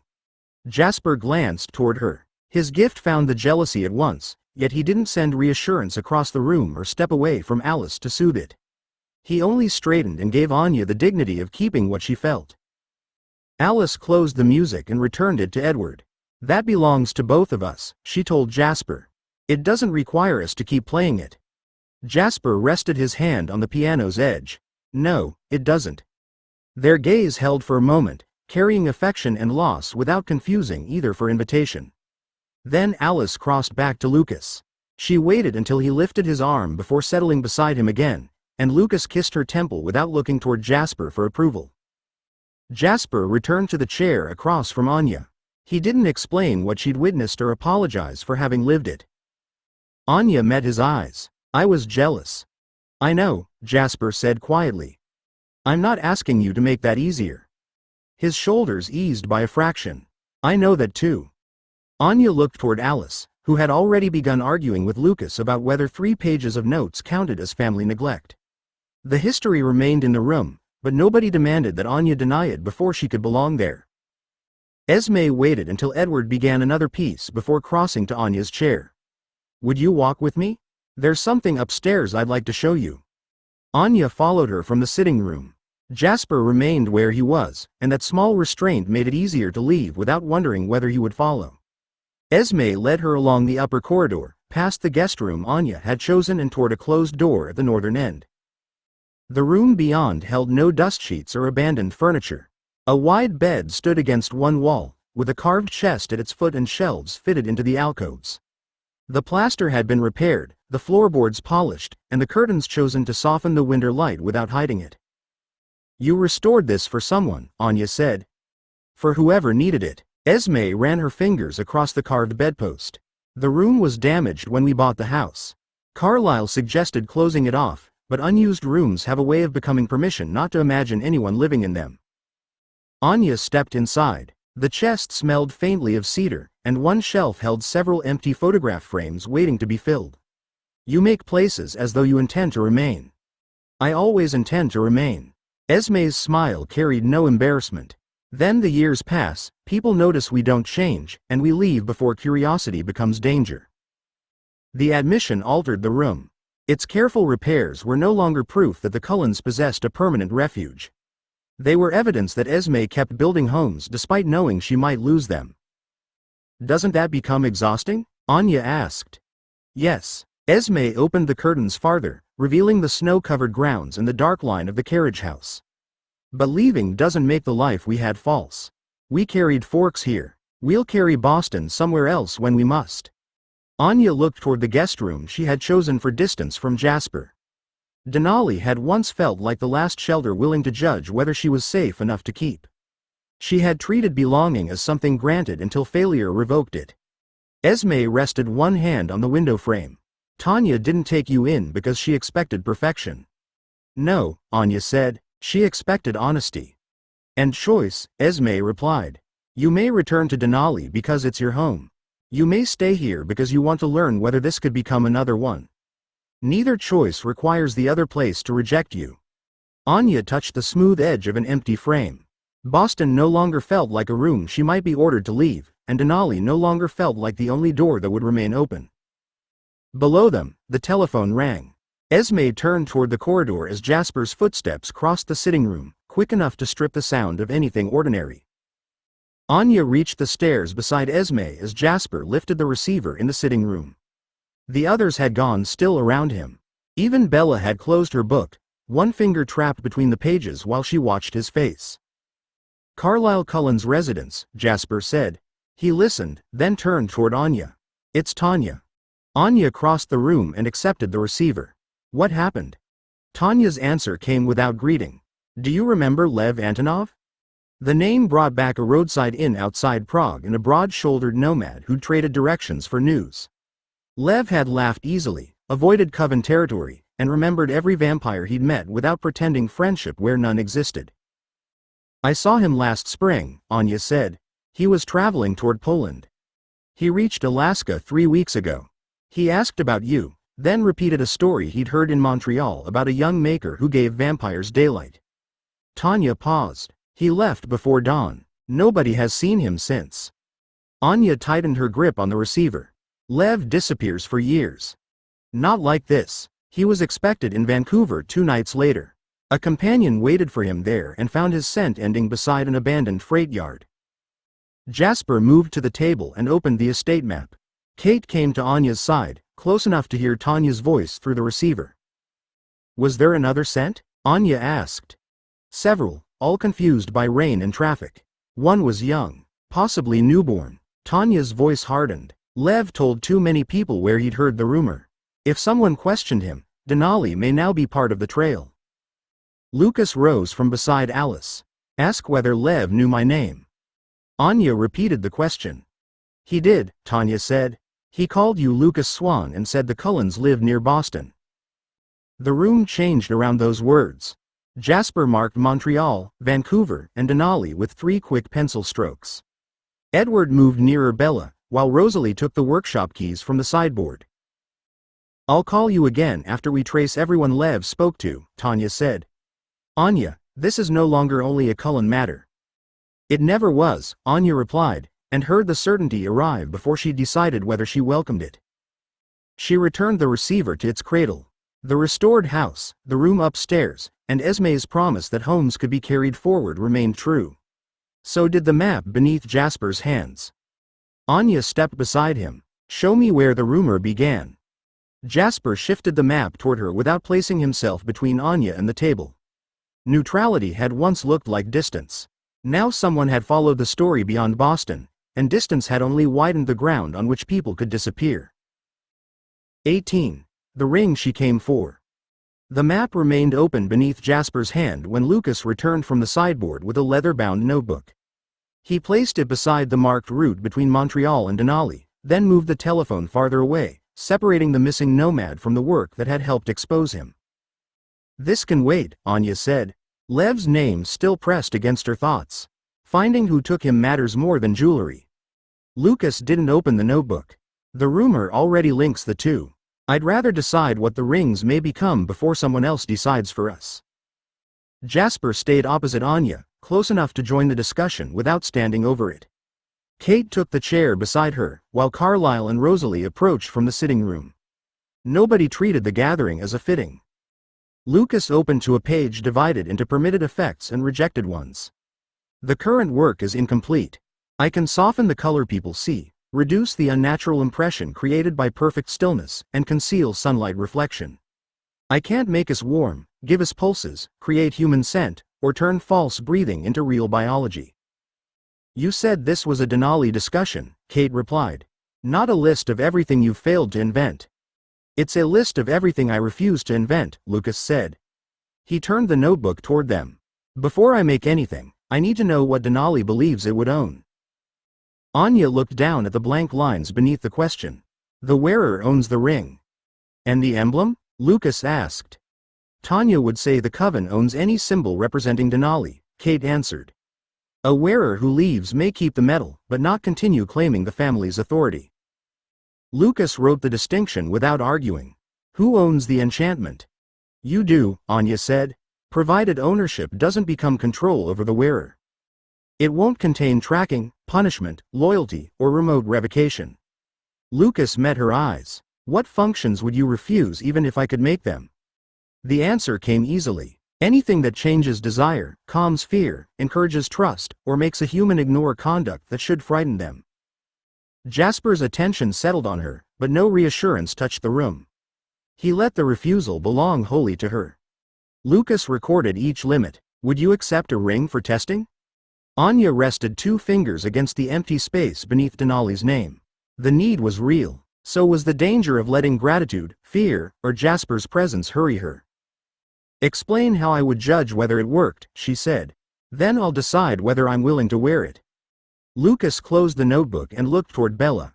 Would you show her? Bella set her book aside and crossed to the table. I can describe it. Showing it depends on whether Luke's willing to wear the prototype again. Lucas opened the small wooden case beside his notes. A plain silver band rested inside, broader than the rings the Cullens already wore and marked with shallow lines Anya couldn't read. He slid it onto his right hand. Nothing changed. His skin remained pale and flawless beneath the lamps, his eyes golden, his stillness complete. Anya moved closer. It did nothing. To you, Bella said. She stepped between Lucas and the nearest lamp, then shifted aside again to compare the light across his face. To me, he's less corpse pale. His eyes don't look quite as bright, and his features aren't as sharp at first glance. At first glance? Lucas asked. Bella caught his chin and turned his face toward the light. Then I keep looking. Your complexion's still too smooth. Real skin has tiny differences around the eyes, lips, and temples. This gives you one healthy color and spreads it everywhere. Kate leaned across the table. I see the same, Lucas. So do I, Jasper said from behind Anya. His voice carried no judgment of the work, only confirmation. Lucas removed the band, waited, then replaced it. Anya watched closely enough to count each movement of his fingers. The silver warmed faintly against his skin, but his face remained unchanged to her. You can't see whether your own work succeeds, Anya said. Not directly. Lucas turned his hand beneath the lamp. I can feel the enchantment engage, and I understand what it's meant to produce. That isn't proof that it produces the right result. Bella stepped back and folded her arms. He depends on me to tell him when he looks painted. Lucas gave her a patient look. You could choose a kinder technical term. I did. You ignored it. Anya studied the ring again. She had imagined daylight jewelry as a freedom the wearer could test by stepping into the sun. This was different. Lucas could build the effect, but another person had to tell him what human eyes received. The wearer would be equally blind to any flaw. If I wore one, Anya said, I'd have to trust a human observer every time you changed it. Yes, Lucas replied, until we find a reliable way to record the result. Anya looked from the silver band to Bella's assessing face. A gift no vampire could inspect alone wasn't merely unfinished. It required another kind of consent, one she hadn't considered when she came to Boston asking whether Denali might buy freedom. Lucas held out his hand. Then don't wear it.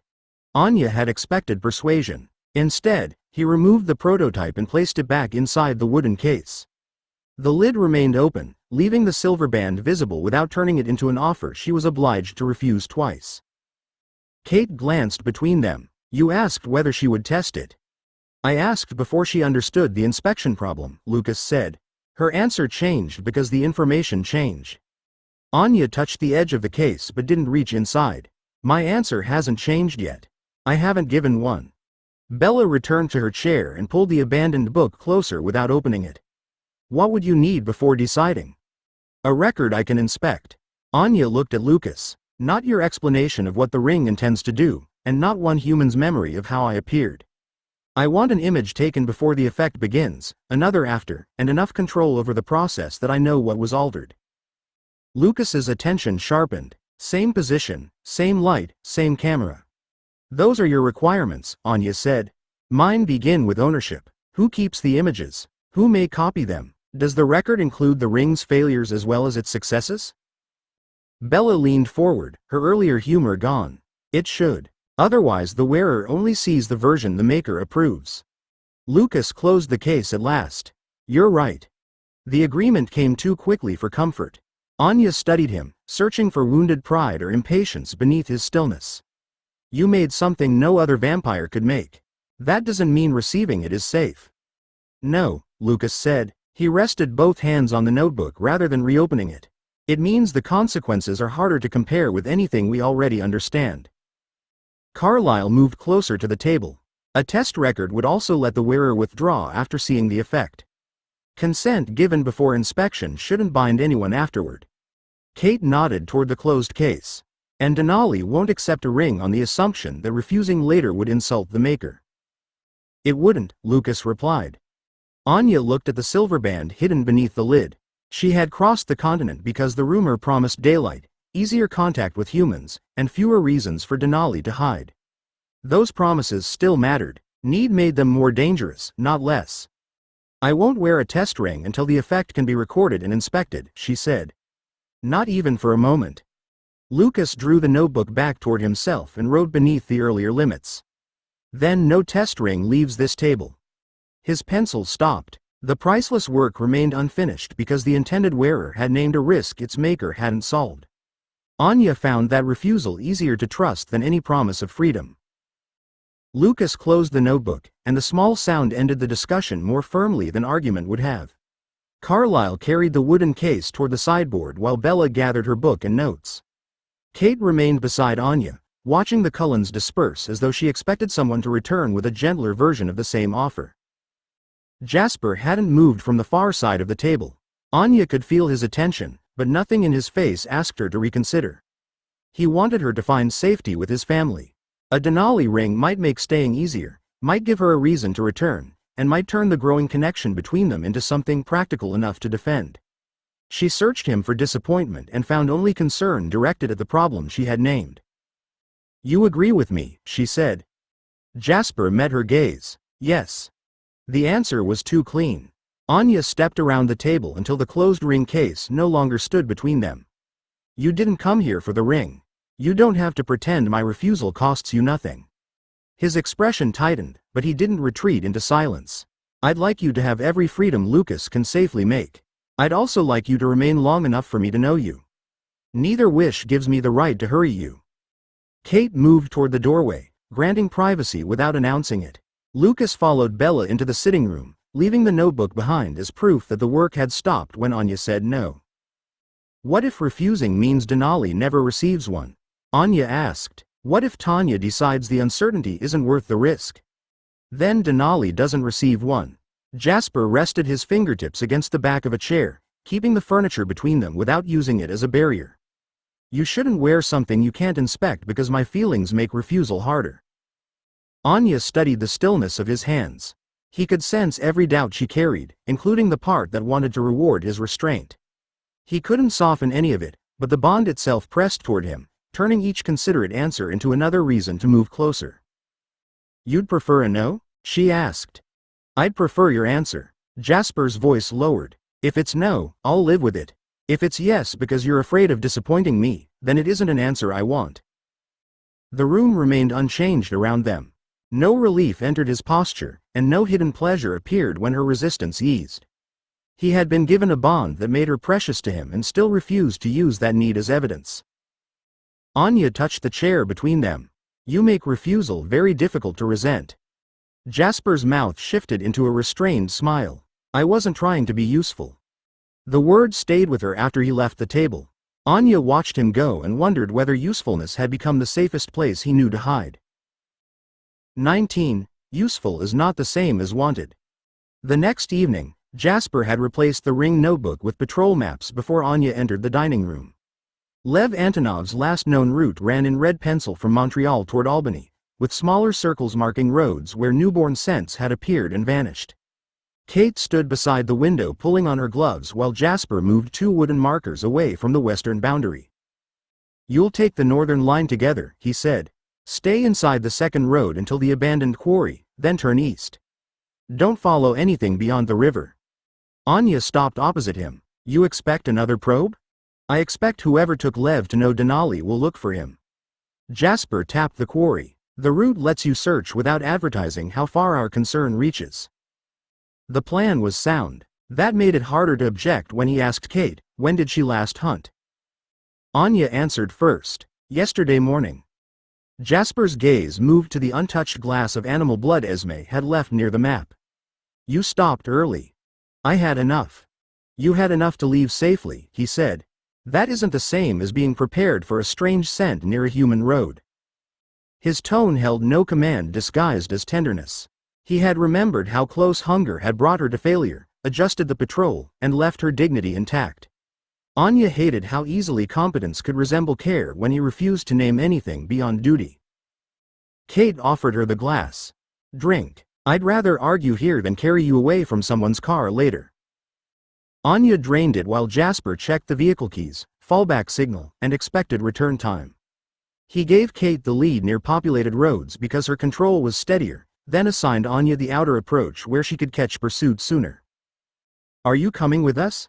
Anya asked. Jasper's hand paused over the map. Emmett and I are covering the west. A practical answer, delivered cleanly. He didn't mention the conversation beside the closed ring case or acknowledge that she had spent the day hearing his restrained smile in the words, I wasn't trying to be useful. He held out a folded route sheet. If the wind changes, come home. Information isn't worth either of you being drawn apart. Anya accepted the paper without touching his fingers. You've thought of everything. Not everything, Jasper said, but he turned to mark Emmett's route before she could ask what remained. Kate opened the side door. Cold air entered with the scent of wet earth and distant roads. Anya followed her outside, carrying Jasper's careful protection and the certainty that he was using command to avoid wanting anything for himself. Kate crossed the lawn toward the northern trail, but Anya stopped where the path divided behind the carriage house. Jasper had followed them outside with Emmett, carrying neither map nor weapon, yet command still shaped every movement. He pointed Emmett west, checked the trees, then turned toward Anya as soon as he felt her decision harden. Kate glanced back. Anya handed her the folded route sheet. Wait for me at the wall. I need to correct something before we leave. Kate accepted the paper without asking what. Don't take so long that I have to pretend I wasn't listening. Emmett's mouth twitched, but Jasper sent him ahead with a quiet nod. When the others had moved beyond ordinary hearing, Anya stepped closer. Jasper remained still, giving her space as carefully as he gave her routes, feeding advice, and permission to refuse rings. You asked when I hunted, noticed I'd stopped early, and changed my position because you knew where the humans would be, Anya said. You've made yourself useful to my hunger. Jasper watched her without attempting to soften what she felt. You needed the adjustment. I did. She held his gaze. That's why it works so well as a hiding place. His expression tightened. Anya. No, you don't get to say my name as though concern answers the question. She moved close enough that the bond pulled every guarded part of her attention toward him. You teach me. You protect me. You command well enough that following you doesn't feel like surrender. Then whenever the conversation turns personal, you find another duty. Jasper looked toward the dark line of trees where Emmett had vanished. We have a patrol waiting. We always will. Anya pointed toward the northern route. There will always be another hunt, another scent, another lesson in control.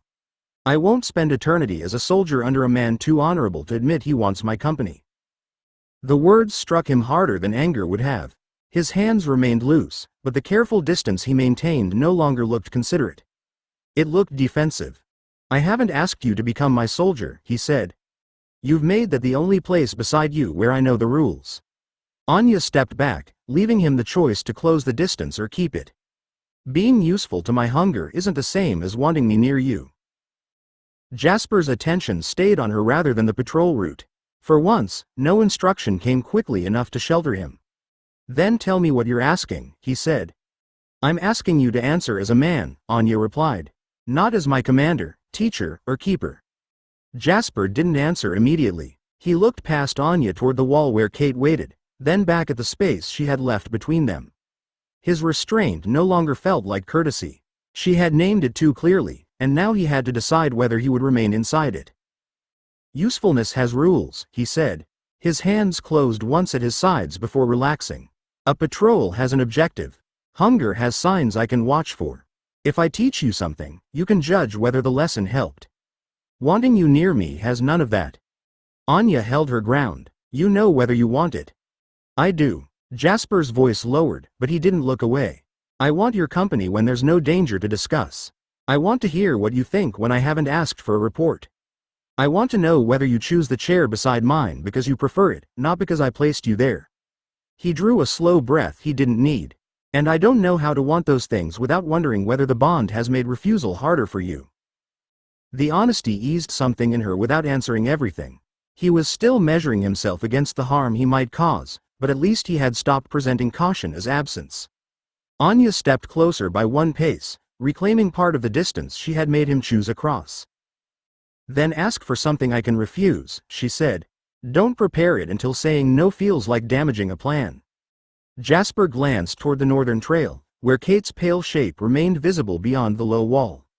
When he faced Anya again, there was no command in his posture. After patrol, would you walk with me? Where? I don't know yet. A faint tension touched his mouth. Somewhere that isn't part of a route, a lesson, or an investigation. I have no strategic reason to ask. Anya let him wait long enough to feel the uncertainty he had avoided giving her. Then she nodded. Yes, I'd like that. The answer changed his face before he could contain it. Not triumph, and not the relief of an order obeyed. He looked pleased in a way that belonged only to himself. 3 sharp alarm tones cut across the grounds from the carriage house. Jasper turned toward the western trees as Emmett called his name, while Kate appeared at the wall with the route sheet already folded into her pocket. Go, Anya said, moving toward Kate. The walk is postponed, not cancelled. Jasper met her eyes once. Agreed. Then command returned to him, and they ran. The 3rd alarm tone had barely faded when Jasper reached the carriage house. Rosalie stood beside the open bay with one hand raised toward the western trees, while Emmett crouched near a broken boundary marker. 2 unfamiliar scents crossed the damp ground, one leading west and another turning north toward the road. Jasper looked once at each trail. Emmett, with me. Kate and Anya, take the northern wall. Don't cross the road unless I signal. Anya wanted to remain beside him, not as protection or reinforcement, but because he had finally asked for her company. The impulse made his order harder to accept and more important to judge honestly. The northern scent could circle toward the house while Jasper followed the stronger trail west. She nodded. We'll hold the road. Kate ran beside her through the trees. They reached the low stone wall as a pale figure moved beyond the far verge, quick enough to be seen and slow enough to invite pursuit. Fresh vampire scent clung to a snapped cedar branch laid across the wall. Kate lowered into a crouch. We could catch him before he reaches the next turn. Anya studied the empty fields beyond the road. The stranger had shown himself only after they reached Jasper's limit. He wants us across. The figure paused near the bend, looking back. Kate's weight shifted forward, but Anya caught her wrist before either of them moved. Jasper's order is sound, Anya said. We stay. They waited. The stranger retreated after several seconds and vanished beyond the trees without attempting to approach again. When Jasper's recall signal carried from the west, Anya released Kate and returned at once. Jasper met them beside the carriage house. Report. One observer north of the road, Anya said. He tried to draw us across, then withdrew when we held position. Approval entered Jasper's face before concern replaced it. You made the right choice. I followed because the order was right, Anya replied. Not because agreeing to walk with you changed my place under your command. His gaze remained on hers. Understood. Emmett and Kate moved inside with Rosalie, leaving the alarm markers scattered across the gravel. Jasper glanced toward the western boundary. The perimeter isn't settled enough for us to leave the estate. Anya stepped onto the inner path and turned to face him. Then walk here. No lesson, no report, and no pretending an interrupted invitation expired. Jasper joined her without taking the lead. I didn't think it had. They followed the path side by side, close enough to choose one another's company while the guarded house remained in sight. 20. Staying by choice.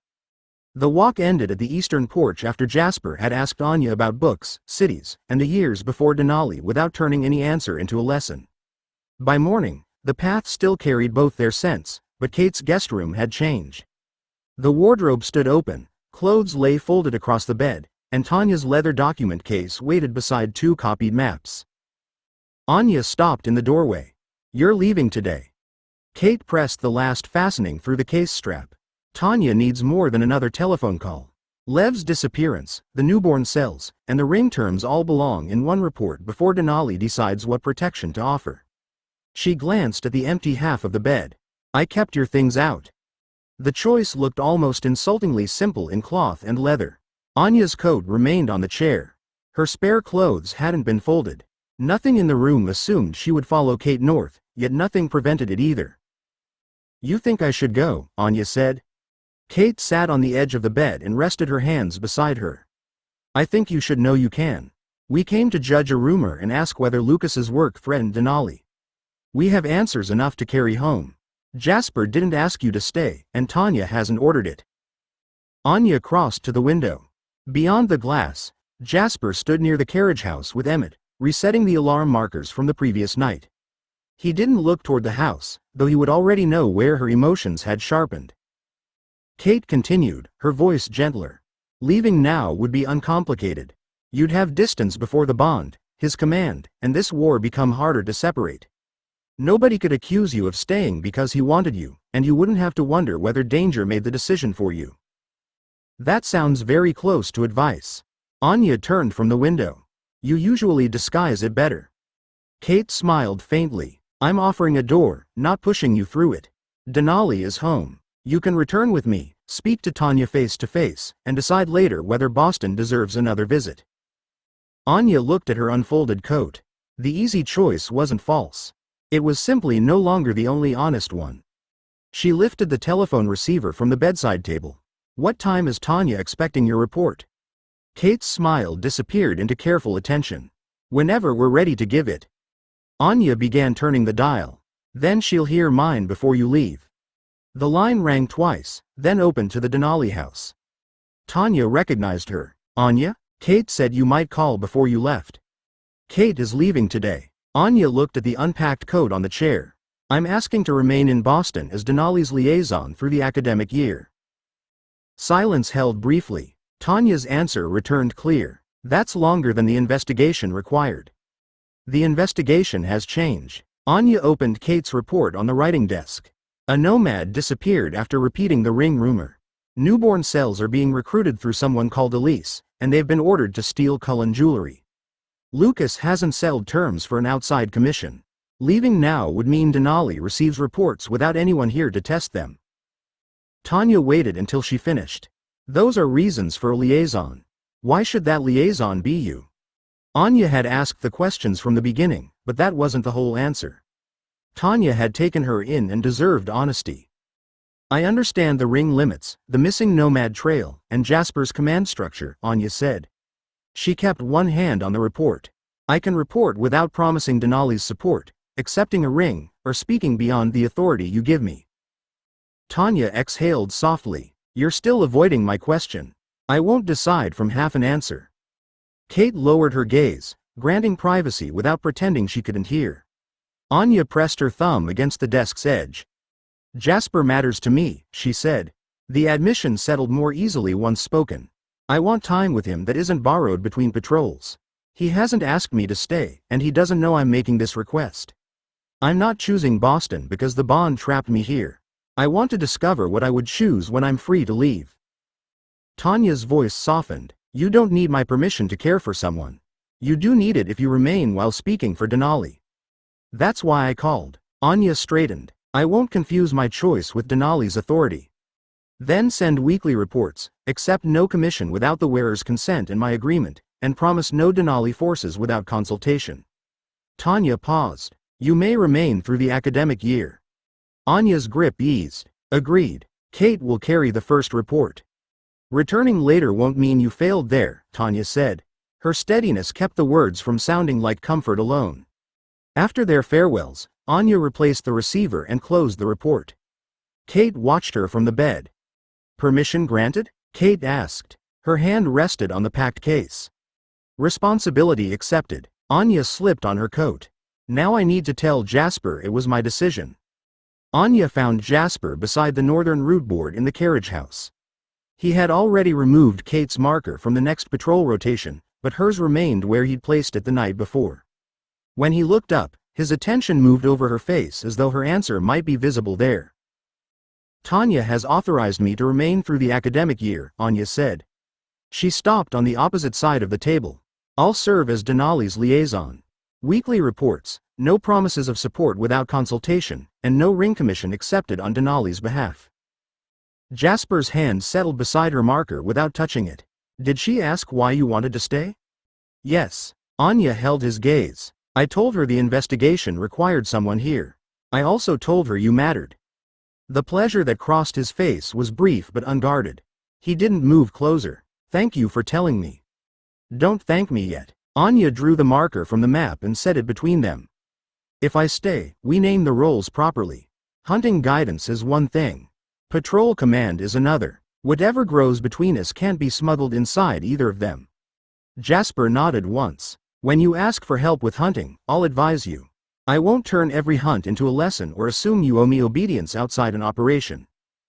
And I can refuse your guidance without you hearing it as rejection. Yes. Anya pushed the marker back toward the patrol lines. In the field, you command. I won't invoke the bond because I dislike an order everyone else must follow. I won't ask for safer work merely because you care whether I return. His expression tightened, but he accepted the condition. Then I won't assign you beside me to claim time I haven't asked you to give. Your position will serve the plan, not my preference. That includes sending me away from you when the plan requires it. It does. Jasper's fingers closed around the marker. I may hate the order and still give it. The answer cost him enough that Anya believed it. She stepped around the table, leaving one pace between them rather than its full width. And courtship? She asked. Jasper met her eyes. I ask. You answer. Neither answer changes your place on patrol or your right to seek my help.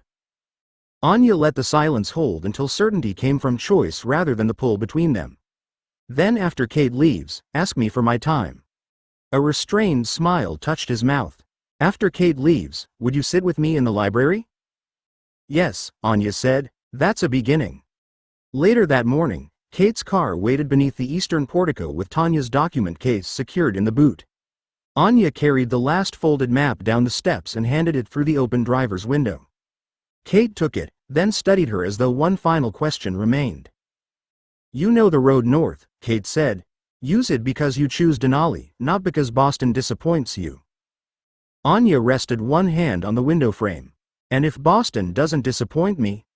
Then make Jasper work for his good fortune. Kate's smile softened before she reached through the window and caught Anya's wrist. Send your own reports. I won't explain your decisions for you. You never have. Kate released her and started the engine. Jasper stood beside the porch rather than at Anya's shoulder, close enough to share the farewell without turning it into proof of anything. When the car passed through the gates, Anya remained on the drive until its sound disappeared beyond the trees. Jasper approached only after she turned back. The library is still available. So am I, Anya said. For the hour you asked for. His quiet pleasure followed her inside. 2 evenings later, that hour became another, followed by a hunt chosen outside the patrol schedule. Spring advanced around the estate while Anya wrote weekly reports at Esme's desk and kept her place on Jasper's route board. No unfamiliar scent crossed the boundary. No newborn appeared near Bella's university, and the alarm markers remained untouched long enough for Emmett to complain that Jasper had trained them into boredom. By late May, Carlyle gathered the family after dinner and laid the empty incident ledger beside the map. 6 weeks without contact, he said. Victoria may have decided Boston costs more than Bella is worth. Alice looked toward the windows, her expression distant. The immediate paths are ordinary again. Classes, hospital shifts, summer travel. I can't see an attack forming. Relief moved through the room in small physical changes. Esme began discussing repairs to the southern terrace. Bella asked Edward about an autumn photography course. Even Jasper removed 2 overnight patrol markers and replaced them with paired boundary checks. Anya watched him close the route case. You believe she's gone? I believe we can't keep the family at full readiness without evidence, he said. That isn't the same as trusting her. It was caution enough to satisfy Anya then. She helped him clear the table and later sat beside him in the library by choice, while the estate settled into its first peaceful summer. By the time the second academic year approached, the silence no longer felt temporary. That was how preparation escaped notice. 21. The safe subject. By the second autumn in Boston, Jasper's root board had lost its overnight warning markers, while Bella had gained a drawer at the student newspaper. She kept pencils, a campus map, and a style guide inside it, though most errors announced themselves before she reached the end of a sentence. She drew a line through devastated in a report about a burst pipe beneath the history building and wrote damaged above it. The water had ruined 2 offices, not leveled a city. Across the copy desk, the reporter watched each correction with the pinched expression of someone seeing his best words removed one by one. You've killed the entire first paragraph, he said, folding his arms as Bella returned the page. The first paragraph said the pipe exploded, the corridor became a lake, and the department suffered a disaster. Bella tapped the maintenance note clipped behind his draft. A joint failed, and the water reached ankle height. You can keep one dramatic noun when one dramatic thing happens. The section editor looked over from the next desk and smiled. This is why I keep her back here. Reporters fear her more when they can't see her coming. I'm not hidden, Bella said, though the copy desk sat behind 2 filing cabinets and a leaning rack of old editions. From there, she could correct names, dates, quotations, and unsupported claims without asking a stranger a single question. Books had trained her to notice what a writer put on the page. The newspaper had taught her to notice what they left out. The editor placed an arts preview beside Bella's elbow. Campus gallery opening on Friday. Student sculpture, live music, donors trying to look approachable. I need someone there to check the program, confirm names, and clean the captions before publication. Bella studied the assignment sheet. A reporter and staff photographer were already named. Her part could be done beside a table with the printed program and a pen. No interviews? Not unless the building catches fire or the sculptor confesses to theft. The editor tapped the final line with a fingernail. You'll be the safe pair of hands. Safe suited Bella more than she wanted to admit. She signed her initials beside copy and returned the sheet. I'll be there at 6. The editor took it back with satisfaction. Good. Bring that eye of yours. She nodded toward the event notes. Everyone else will be looking at the stage. Bella returned to the burst pipe story, pleased to have accepted an assignment that required attention rather than courage. Friday's event would let her stand at the edge of the room, useful and unnoticed, exactly where she worked best.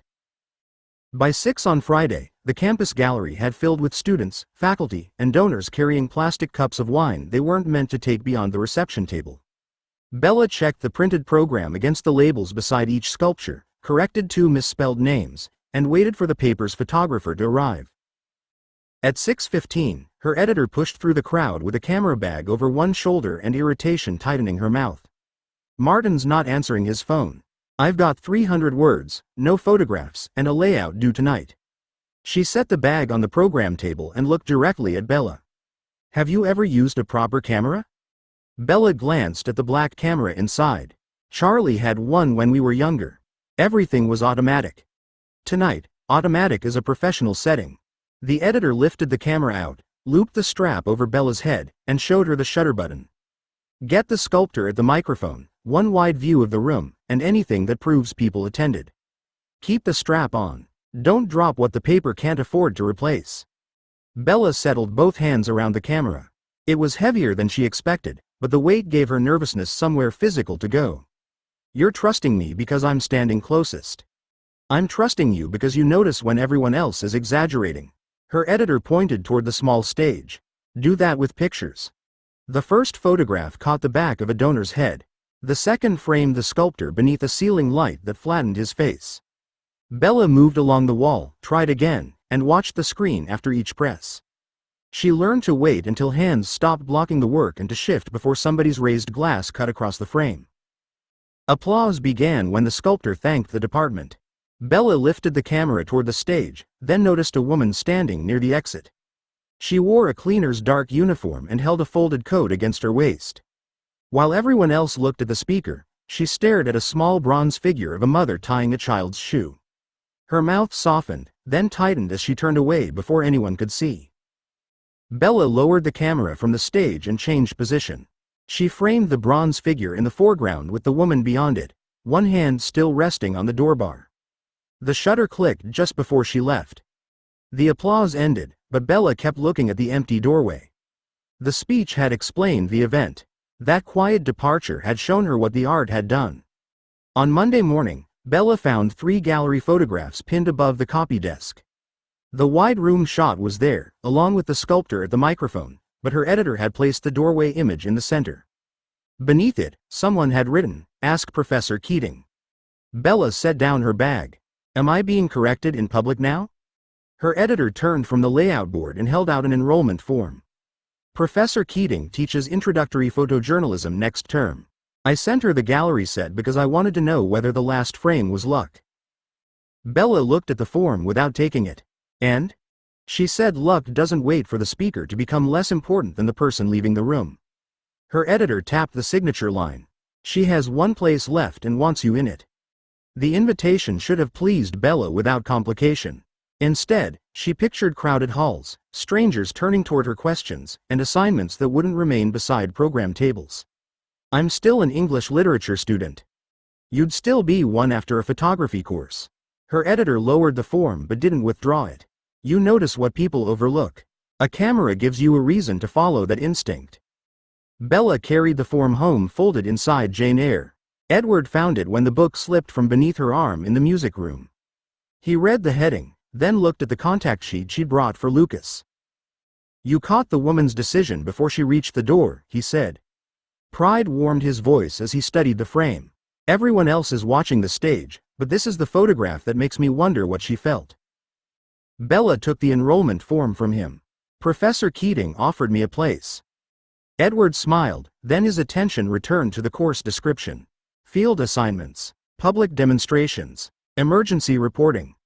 There are also portraits, campus events, and documentary work. And later there are fires, protests, and crime scenes. Edward set the sheet down carefully. "I'm proud of you, Bella. I'm also not going to pretend I like a profession built around arriving where something has gone wrong." She heard the fear beneath his restraint, but fear couldn't become another locked door. Bella uncapped a pen against the piano. "You can worry. You can't choose the safe assignments for me." Edward held her gaze, then nodded. "Then I'll learn when help is welcome instead of deciding you need it." Bella signed the form across the closed piano lid. The pen dragged slightly over the paper, but her name remained clear. "That sounds like a useful course for both of us." She had barely capped the pen when Lucas entered the music room carrying a narrow wooden box and a notebook thick with loose pages. His gaze dropped to the signed enrollment form on the piano lid, and his expression warmed. "You took the course," he said. He set the box beside the form without opening it. "Good. You see things the rest of us miss." Bella slid the paper away from the box. That sounded suspiciously like an introduction to asking a favor. It was meant as a compliment before the favor. Lucas opened the notebook to a sketch of a plain ring surrounded by crossed-out notes. "I've revised the glamour pattern, but your descriptions aren't precise enough anymore. Could you photograph the next test properly?" Edward moved away from the piano, giving Bella room to answer without leaving. Lucas's request sounded reasonable, yet she could already picture repeated evenings in the carriage house while he changed one line, one angle, or one material and asked her to judge another result. "What does properly mean?" Bella asked. "The same position, lighting, and camera settings before and after the ring goes on." Lucas touched the closed wooden box. "Something we can compare instead of relying on whether you remember my skin looking slightly warmer 3 attempts ago." Bella lifted his notebook and read the crowded margins. Some entries carried dates and clear results. Others ended with questions that had produced 3 more tests. "I'll help with one controlled session. We agree on the photographs before we begin, label every image, and keep the failures." Lucas nodded. "Agreed." "I'm not finished." Bella placed the notebook back between them. "My photographs are evidence. Nobody dismisses them because the result isn't what the workshop expected, and nobody asks me for endless extra pictures while changing the test halfway through." Alice appeared in the doorway, her attention moving from the box to Bella's signed form. That seems fair. Lucas closed the notebook. It is. One planned session, your records remain complete, and I don't alter the conditions after we start.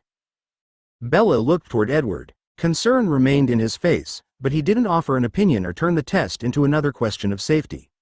He'd said he would learn when help was welcome. Staying quiet now was part of that lesson. I'll choose the cameras and set the positions, Bella said. You provide one prototype and resist improving it while I'm working. Lucas smiled. That last condition may be unreasonable. Then photograph yourself. His smile widened before he offered his hand across the piano. Tomorrow morning?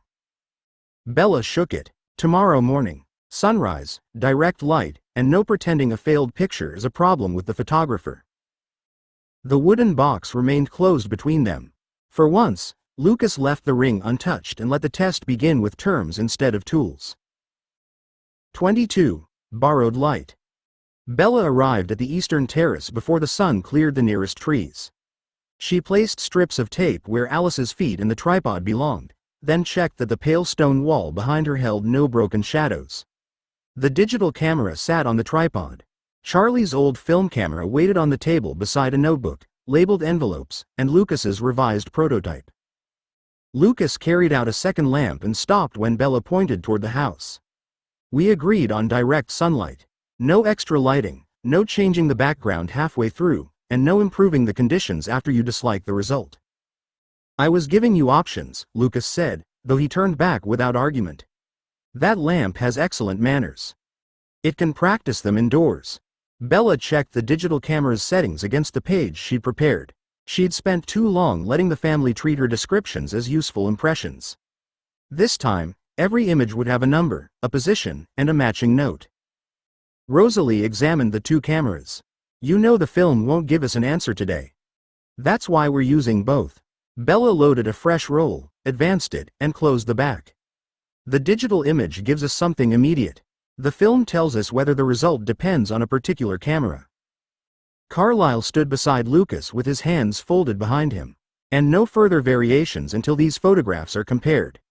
Exactly. Bella turned toward Alice. Same place for every picture. Look at the mark above the camera, not at me. Don't change your posture unless I ask. Alice stepped onto the taped position and smiled. You're enjoying this. I'm enjoying being obeyed. Bella raised the digital camera and took an unglamored reference portrait, followed by one on film. Through the viewfinder, Alice's marble skin caught the morning sun and broke it into thousands of bright points. Bella lowered the camera before the sight distracted her from the sequence. Lucas lifted the prototype from the table. The narrow white gold band looked ordinary until Alice held out her hand and he slid it onto her finger. He checked her face, not the ring. Anything uncomfortable? Alice turned her wrist once. No, it feels steadier than the last version. Bella recorded the answer, then returned behind the tripod. Around her, the vampires watched Alice with identical uncertainty. Whatever the revised ring did, none of them expected to see it directly. Activate it, Bella said. Alice touched the band with her thumb. Sunlight remained on her face as Bella raised the camera, but the hard crystalline flashes vanished. Warm color settled across Alice's cheeks and mouth, subtle enough that Bella might have missed the change without the unglamored portrait fresh in her mind. Her gold eyes looked softer too, less like polished metal beneath the morning light. Bella kept the center mark aligned with Alice's nose and pressed the shutter. The camera clicked, and Alice held her position while Bella checked the exposure meter before taking a second frame. Don't move yet. I want one closer and one with the full terrace behind you. I haven't moved, Alice said, though amusement touched her mouth. I'm exceptionally good at standing still. That's one of the problems the ring is supposed to make less obvious. Bella adjusted the zoom without shifting the tripod. Through the viewfinder, Alice's stillness no longer looked carved into place.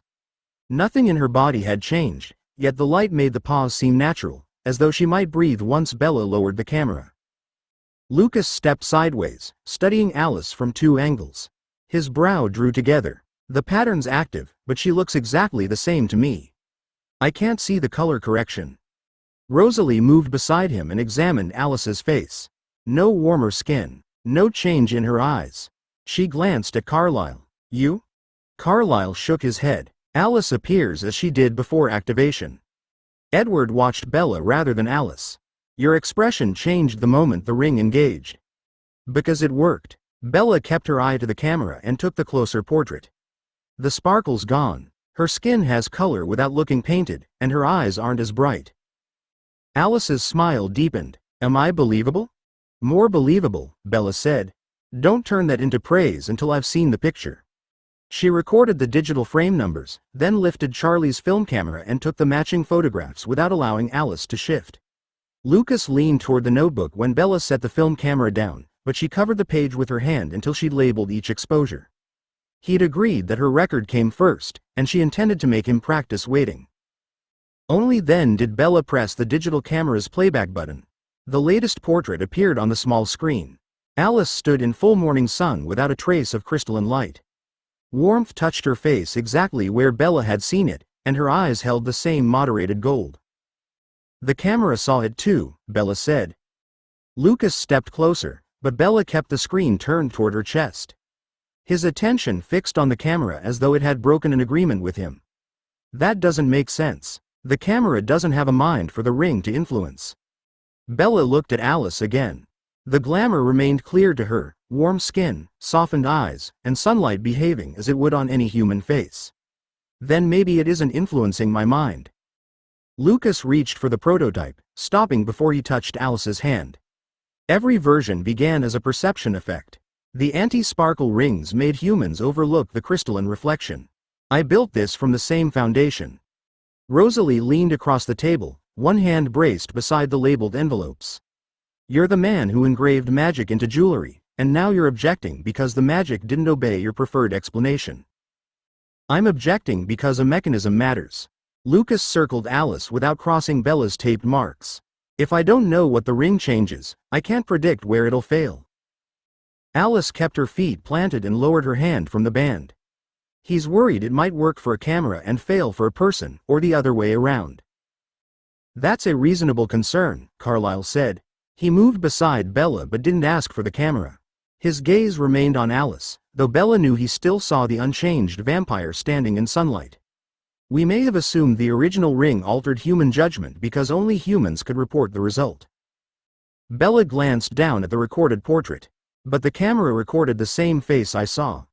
Carlyle nodded, which suggests the effect may occur before either observer receives the image. Light strikes Alice, the enchantment changes what leaves the area around her, and both your eyes and the camera collect that corrected light. Lucas stopped pacing. Then why can't any of you see it directly? Our vision may reject or bypass the substitute, Carlyle said. Vampire senses don't process the world as human senses do. The ring could be producing real outgoing light that remains invisible to us in its altered form. Rosalie tapped the camera with one fingernail. So Bella hasn't been giving us subjective opinions. She's been reporting something physically present that we're incapable of seeing. Bella closed her fingers around the camera body. Months of describing shades no one else could verify had often made her feel like the least reliable instrument in Lucas's workshop. Now the evidence rested beneath her thumb. Lucas looked at the hidden screen. Turn it around. Bella turned the camera around. Lucas moved in first, then stopped so abruptly that Rosalie nearly struck his shoulder. Carlyle came to Bella's other side while Edward leaned over Alice, who remained on her taped mark in the sunlight. The portrait filled the small screen. Alice's face held warm color across her cheeks and lips, her golden eyes looked softer, and not one crystalline point showed along her skin. Lucas looked from the image to Alice standing 3 steps away, then back again. I can see it, he said. His voice carried more wonder than victory. Not on her. Only here. Rosalie took the camera carefully and tilted the screen toward the light. The pixels are producing ordinary light. We're not looking through the enchantment anymore. We're looking at a picture rebuilt from what the camera received. Carlyle studied the portrait without touching the controls. That would explain mirrors and film as well. The ring changes the light leaving Alice, the camera records it, and the screen produces an image our eyes can process. Alice left the taped mark and joined them. Let me see what all of you were missing. Rosalie passed her the camera. Alice smiled at her recorded face, then narrowed her eyes. I look healthier than I've looked since 1920. Edward glanced over her shoulder. You also look slightly blue. Lucas reached for the camera, but Alice turned it toward Bella instead. Is he right? Bella enlarged the image and moved across Alice's face. The color had seemed warm through the viewfinder, but the screen held details direct sight had softened. A faint blue cast followed the temples, deepened beneath the jaw, and touched the skin around her eyes. He is, Bella said. It's subtle in sunlight, but it's there. The camera makes it easier to compare because the image holds still. Alice looked toward Lucas with patient amusement. Congratulations. You've invented daylight and made me faintly blue. Rosalie's smile sharpened. At least the mistake is documented now. Bella won't have to spend another evening describing a color none of us believes exists. Lucas winced, then held out his hand for the camera without taking it. I believed you. You believed I'd seen something, Bella said. She saved the frame, checked its number against her notes, and marked it as a failure. Now you can see what I saw. Lucas looked at the blue-tinted portrait and nodded. Around them, the family crowded closer instead of waiting for Bella to translate the result. The ring wasn't finished, but its mistakes no longer belonged to her alone. 23. The photograph that argued back. By the third evening, Bella's camera card held more portraits of vampires than most humans would take in a lifetime. Lucas had transferred each session into a labeled folder, then returned the empty card to her with a fresh list of positions, lighting conditions, and prototype numbers. Bella set the camera on the dining table and kept one hand over it. Before anyone puts on another ring, we're deciding when this stops. Lucas stood opposite her with 3 narrow bands arranged on black felt. Tonight stops when we have enough comparisons to isolate the blue cast. That's what you said yesterday about Alice's eyes. And we isolated it. We discovered they looked flat in every frame. Bella opened the latest folder on her laptop. That isn't the same thing. Rosalie leaned over Bella's shoulder while Alice took the chair beside her. The first portrait showed Alice near an eastern window, her glamour warm enough to soften her pallor but unable to give depth to her golden irises. The next image had corrected the color around her temples while making her cheeks unnaturally even. Lucas pointed to the third portrait. That version's closer. Bella enlarged Alice's mouth, until she smiles. Alice studied her recorded face. What's wrong with my smile? The light catches every tooth exactly the same way. Bella switched between 2 frames. Humans don't hold an expression this evenly. Small differences disappear because the ring smooths too much. Lucas reached for his notebook. Then the correction needs less influence around movement. No adjustments tonight. Bella closed the laptop halfway before he could begin writing. You asked me to produce evidence. Evidence includes knowing when everyone's tired of being evidence. Emmett entered carrying a folder Bella had left beside the printer. I've reviewed my photographs, and I object to prototype 12. Rosalie looked him over. On technical grounds? It made me look powdered. Emmett placed his portrait on the table. His recorded face had believable color, but the skin across his forehead and jaw appeared too soft and dry. I've survived wars, bears, and 3 months coaching children who think shin guards are optional. I refuse to look cosmetically delicate. Alice covered a laugh with her hand. Lucas didn't. The effects compensating for reflected hardness. It compensated me into expensive face cream. Bella reopened the laptop and created a new folder. She named it Evening 3, Rejected, then added Emmett's portrait. The simple act changed the room. Lucas stopped defending the prototype and looked at the growing row of failures as shared information rather than mistakes only Bella could describe. One more comparison, he said. Then we stop. Bella glanced at Alice, who checked the clock before answering. One comparison. Tomorrow evening, not tonight. Lucas looked toward the waiting rings, then gathered the felt beneath them and folded it closed. Tomorrow. Bella returned the camera card to its case. The photographs could argue with him now, but somebody still had to make him listen. The following evening, Bella found Lucas waiting beside the eastern terrace with 1 prototype, 1 camera, and no additional lamps. Alice stood on the taped mark in a dark green blouse while Emmett occupied a chair near the wall, apparently present to ensure nobody powdered him again. Lucas held up both hands. One comparison, as agreed. Bella checked the empty card, then mounted the camera on the tripod. Alice walks from the doorway to the railing. Normal pace. I'll take a burst halfway across, then repeat it without the glamour. Alice touched the new band with her thumb. Warm color settled across her face through Bella's viewfinder, less uniform than the previous version. Her eyes kept their depth when she glanced toward the railing. "Ready?" Bella asked. Alice nodded and began walking. Bella held the shutter. The camera caught 6 frames before Alice stopped beside the stone rail. Lucas moved toward the screen, but Bella raised one finger. "Reference sequence first." Alice deactivated the ring, returned to the doorway, and repeated the same path. Bella took another burst, then brought both sequences up side by side on the laptop. At first, the glamour looked successful. Alice's skin kept small changes of color as she crossed the sunlight, and her eyes no longer appeared flat. Then Bella advanced through the frames one at a time. "There," she pointed to Alice's lifted foot in the third image. Without the ring, her code shifts differently in every frame.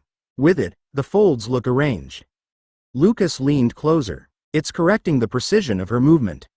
It's freezing the correction between pictures." Bella switched to the next frame. Alice's body had advanced, but the softened edges around her shoulders repeated too neatly. "She looks as though someone posed her, moved her forward, and posed her again."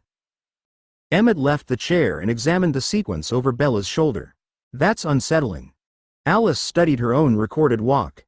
"I look like a very expensive shop mannequin." Lucas's mouth tightened. "The stillness correction is carrying into motion." Bella closed the glamour sequence and opened the unaltered one. "Then stop asking one effect to hide 2 different problems. A pause isn't a walk." Rosalie entered from the carriage house and rested one hand on Lucas's shoulder before he could reach for the ring. "She's right. You've been treating movement as a series of corrected still images." Lucas looked from the photographs to Alice standing naturally beside the railing. "I'll remove the motion correction." Alice stepped away from the taped mark and took his hand. "Tomorrow." He glanced toward the prototype, then folded his fingers around hers. "Tomorrow." Bella saved both sequences beneath separate labels. The camera hadn't merely shown that the ring failed. It had shown exactly which ambition Lucas needed to surrender. Bella returned from the student paper after 9 the next evening and found the eastern terrace empty. The tape marks remained on the stone, but the tripod stood folded beside the door. Light spilled from the carriage house, where Lucas bent over the center bench with Alice's movement sequence open on the laptop. Alice stood behind him in the code she'd chosen for their evening out. She still held her handbag, and the untouched camera case rested beneath one hand. "You said tomorrow," Alice said. Lucas looked up from the prototype clamped beneath his lens. "I'm not testing it. I'm only removing the motion correction while the failure's clear." Bella set her university bag beside the door. "You were supposed to meet Alice in Boston 40 minutes ago." His attention shifted toward the clock, and surprise crossed his face before guilt replaced it. "I thought it was 8. "It was," Alice said. Her voice remained gentle, but she closed the laptop before he could reach the next image. Then it became 1/2 past. Lucas straightened. A fine engraving tool remained between his fingers. "I'm sorry. Give me 10 minutes to finish this line, and we can still go." Alice held out her hand. "Tool." He hesitated long enough for Bella to see the pull of the unfinished work. Then he placed the graver across Alice's palm. "I'm not asking you to care less," Alice said as she returned it to the rack. "I'm asking you to notice when the work starts taking time you already gave someone else." Lucas looked toward the prototype. "If I leave the line incomplete, I'll have to polish it out and start again." Rosalie entered from the adjoining bay and examined the band beneath the lens. "No, you won't. You stopped before the curve tightened. I can cover it until morning." The last practical objection disappeared. Lucas closed his notebook and removed his apron, though reluctance stayed in the set of his shoulders. Alice lifted the camera case from the bench and handed it to Bella. "Keep this tonight." Bella accepted it, gladly. Lucas frowned. "I wasn't going to take more photographs." "You weren't going to miss dinner either," Bella said. "The camera belongs with the person who notices the time." His expression tightened, then softened as he glanced at Alice's coat and unopened handbag. "You're right." Alice took his hand and guided him toward the house. Esme saved dinner hour. Emmett saved his objections to cosmetic powder. Both are waiting.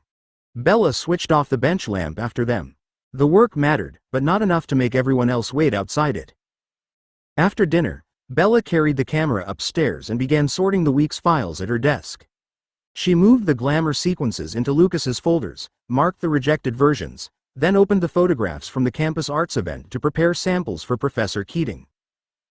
The cleaner leaving the gallery appeared in the strongest frame, her face turned toward the light while students crowded past without noticing her. Bella adjusted the crop, then stopped. A woman stood beyond the glass doors, half obscured by a poster. Only her narrow shoulder, pale cheek, and rust-colored hair were clear. Bella enlarged the background. The woman wasn't looking at the gallery entrance. Her attention followed the cleaner. Edward appeared in the doorway carrying 2 mugs, one warm for Bella and one empty for himself. "You found something." "I'm not sure." Bella accepted the mug without looking away from the screen. This woman was outside the arts event. "I thought she was waiting for someone." Edward leaned over her shoulder. His body became completely still. "Do you recognize her?" "No, but I've seen that coat." Bella opened the folder from a student paper assignment 2 weeks earlier.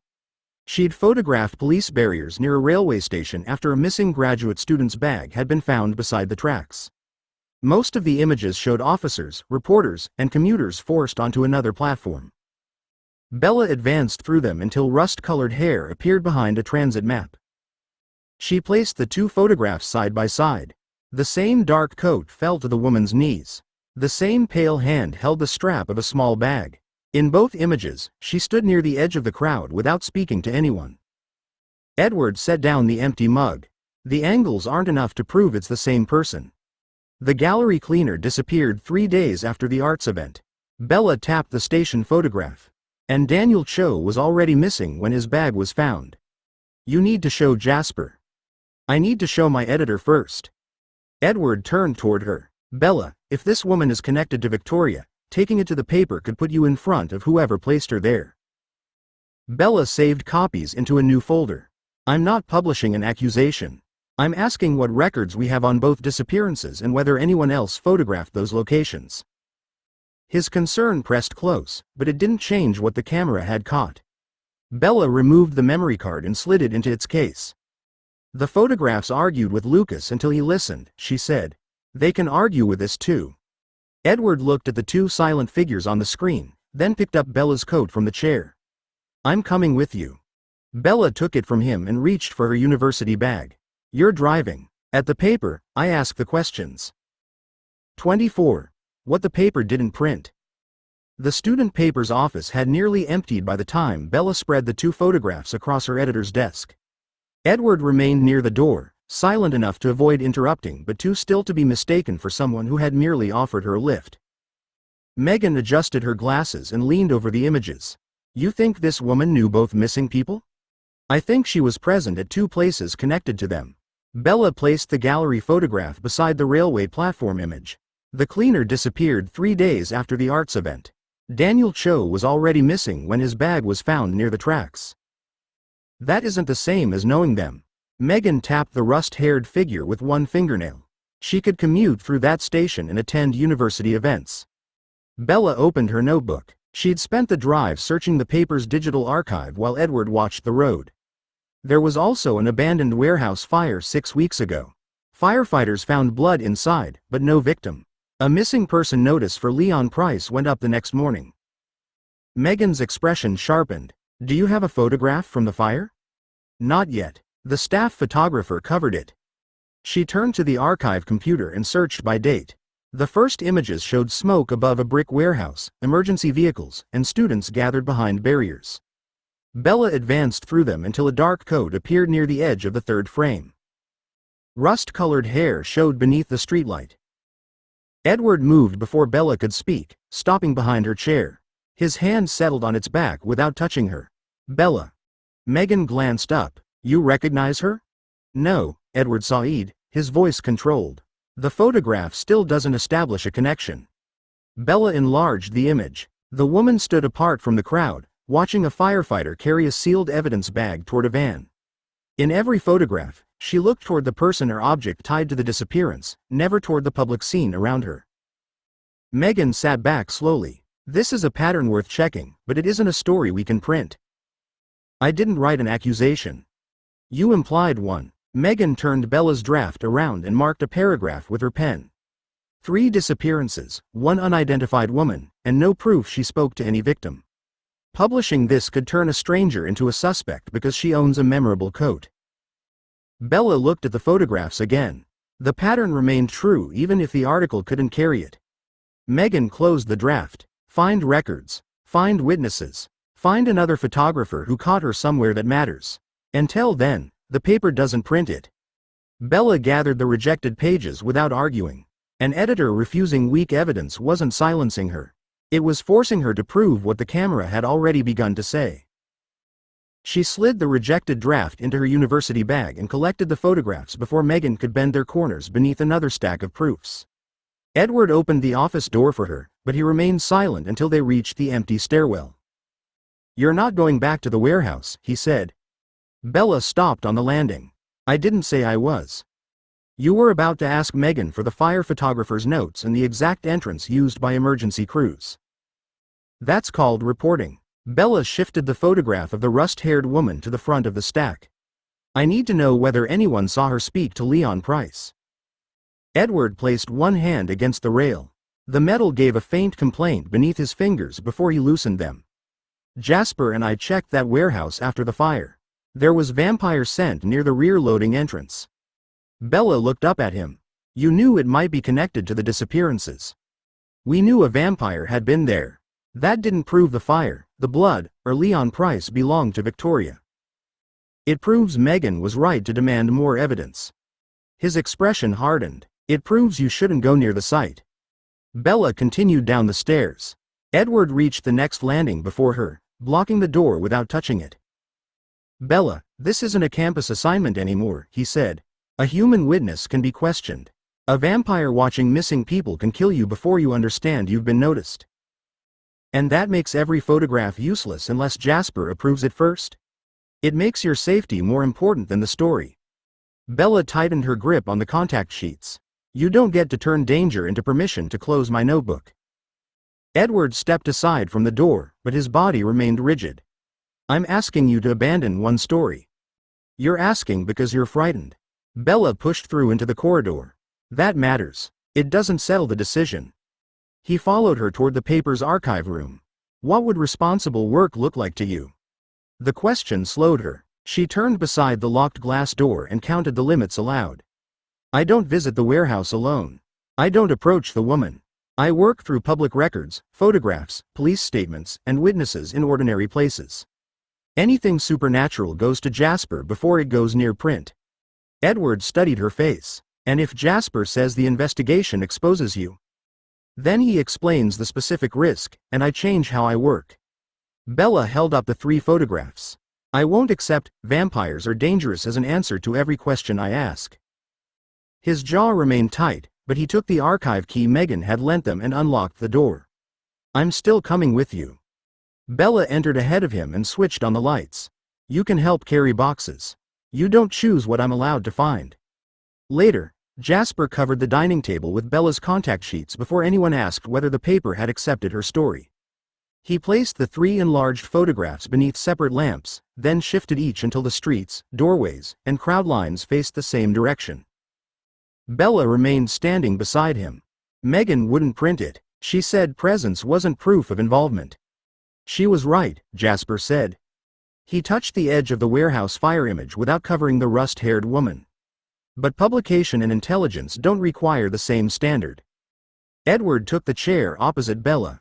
His expression hadn't relaxed since they left the archive, though he kept his objections to himself while Jasper worked. Jasper marked the gallery doors with a pencil. "Where did the cleaner go after you took this?" "Down the service corridor, then out the eastern exit." Bella pointed beyond the frame. The woman was outside the public entrance. She wasn't watching the entrance. Jasper drew a line from the woman's position across the cleaner's route. She chose a place where the glass let her see both exits without standing near either. He moved to the station photograph. The rust-haired woman stood beside the transit map, half hidden from the platform where Daniel Cho's bag had been found. Jasper traced the crowd behind her, then stopped at a narrow passage between 2 advertisement boards. "This isn't concealment from humans," he said. "Most of them wouldn't notice her anyway. She's protecting her approach from someone fast enough to watch the whole platform. Bella leaned closer. A handoff? Possibly. Jasper aligned the warehouse image beside it.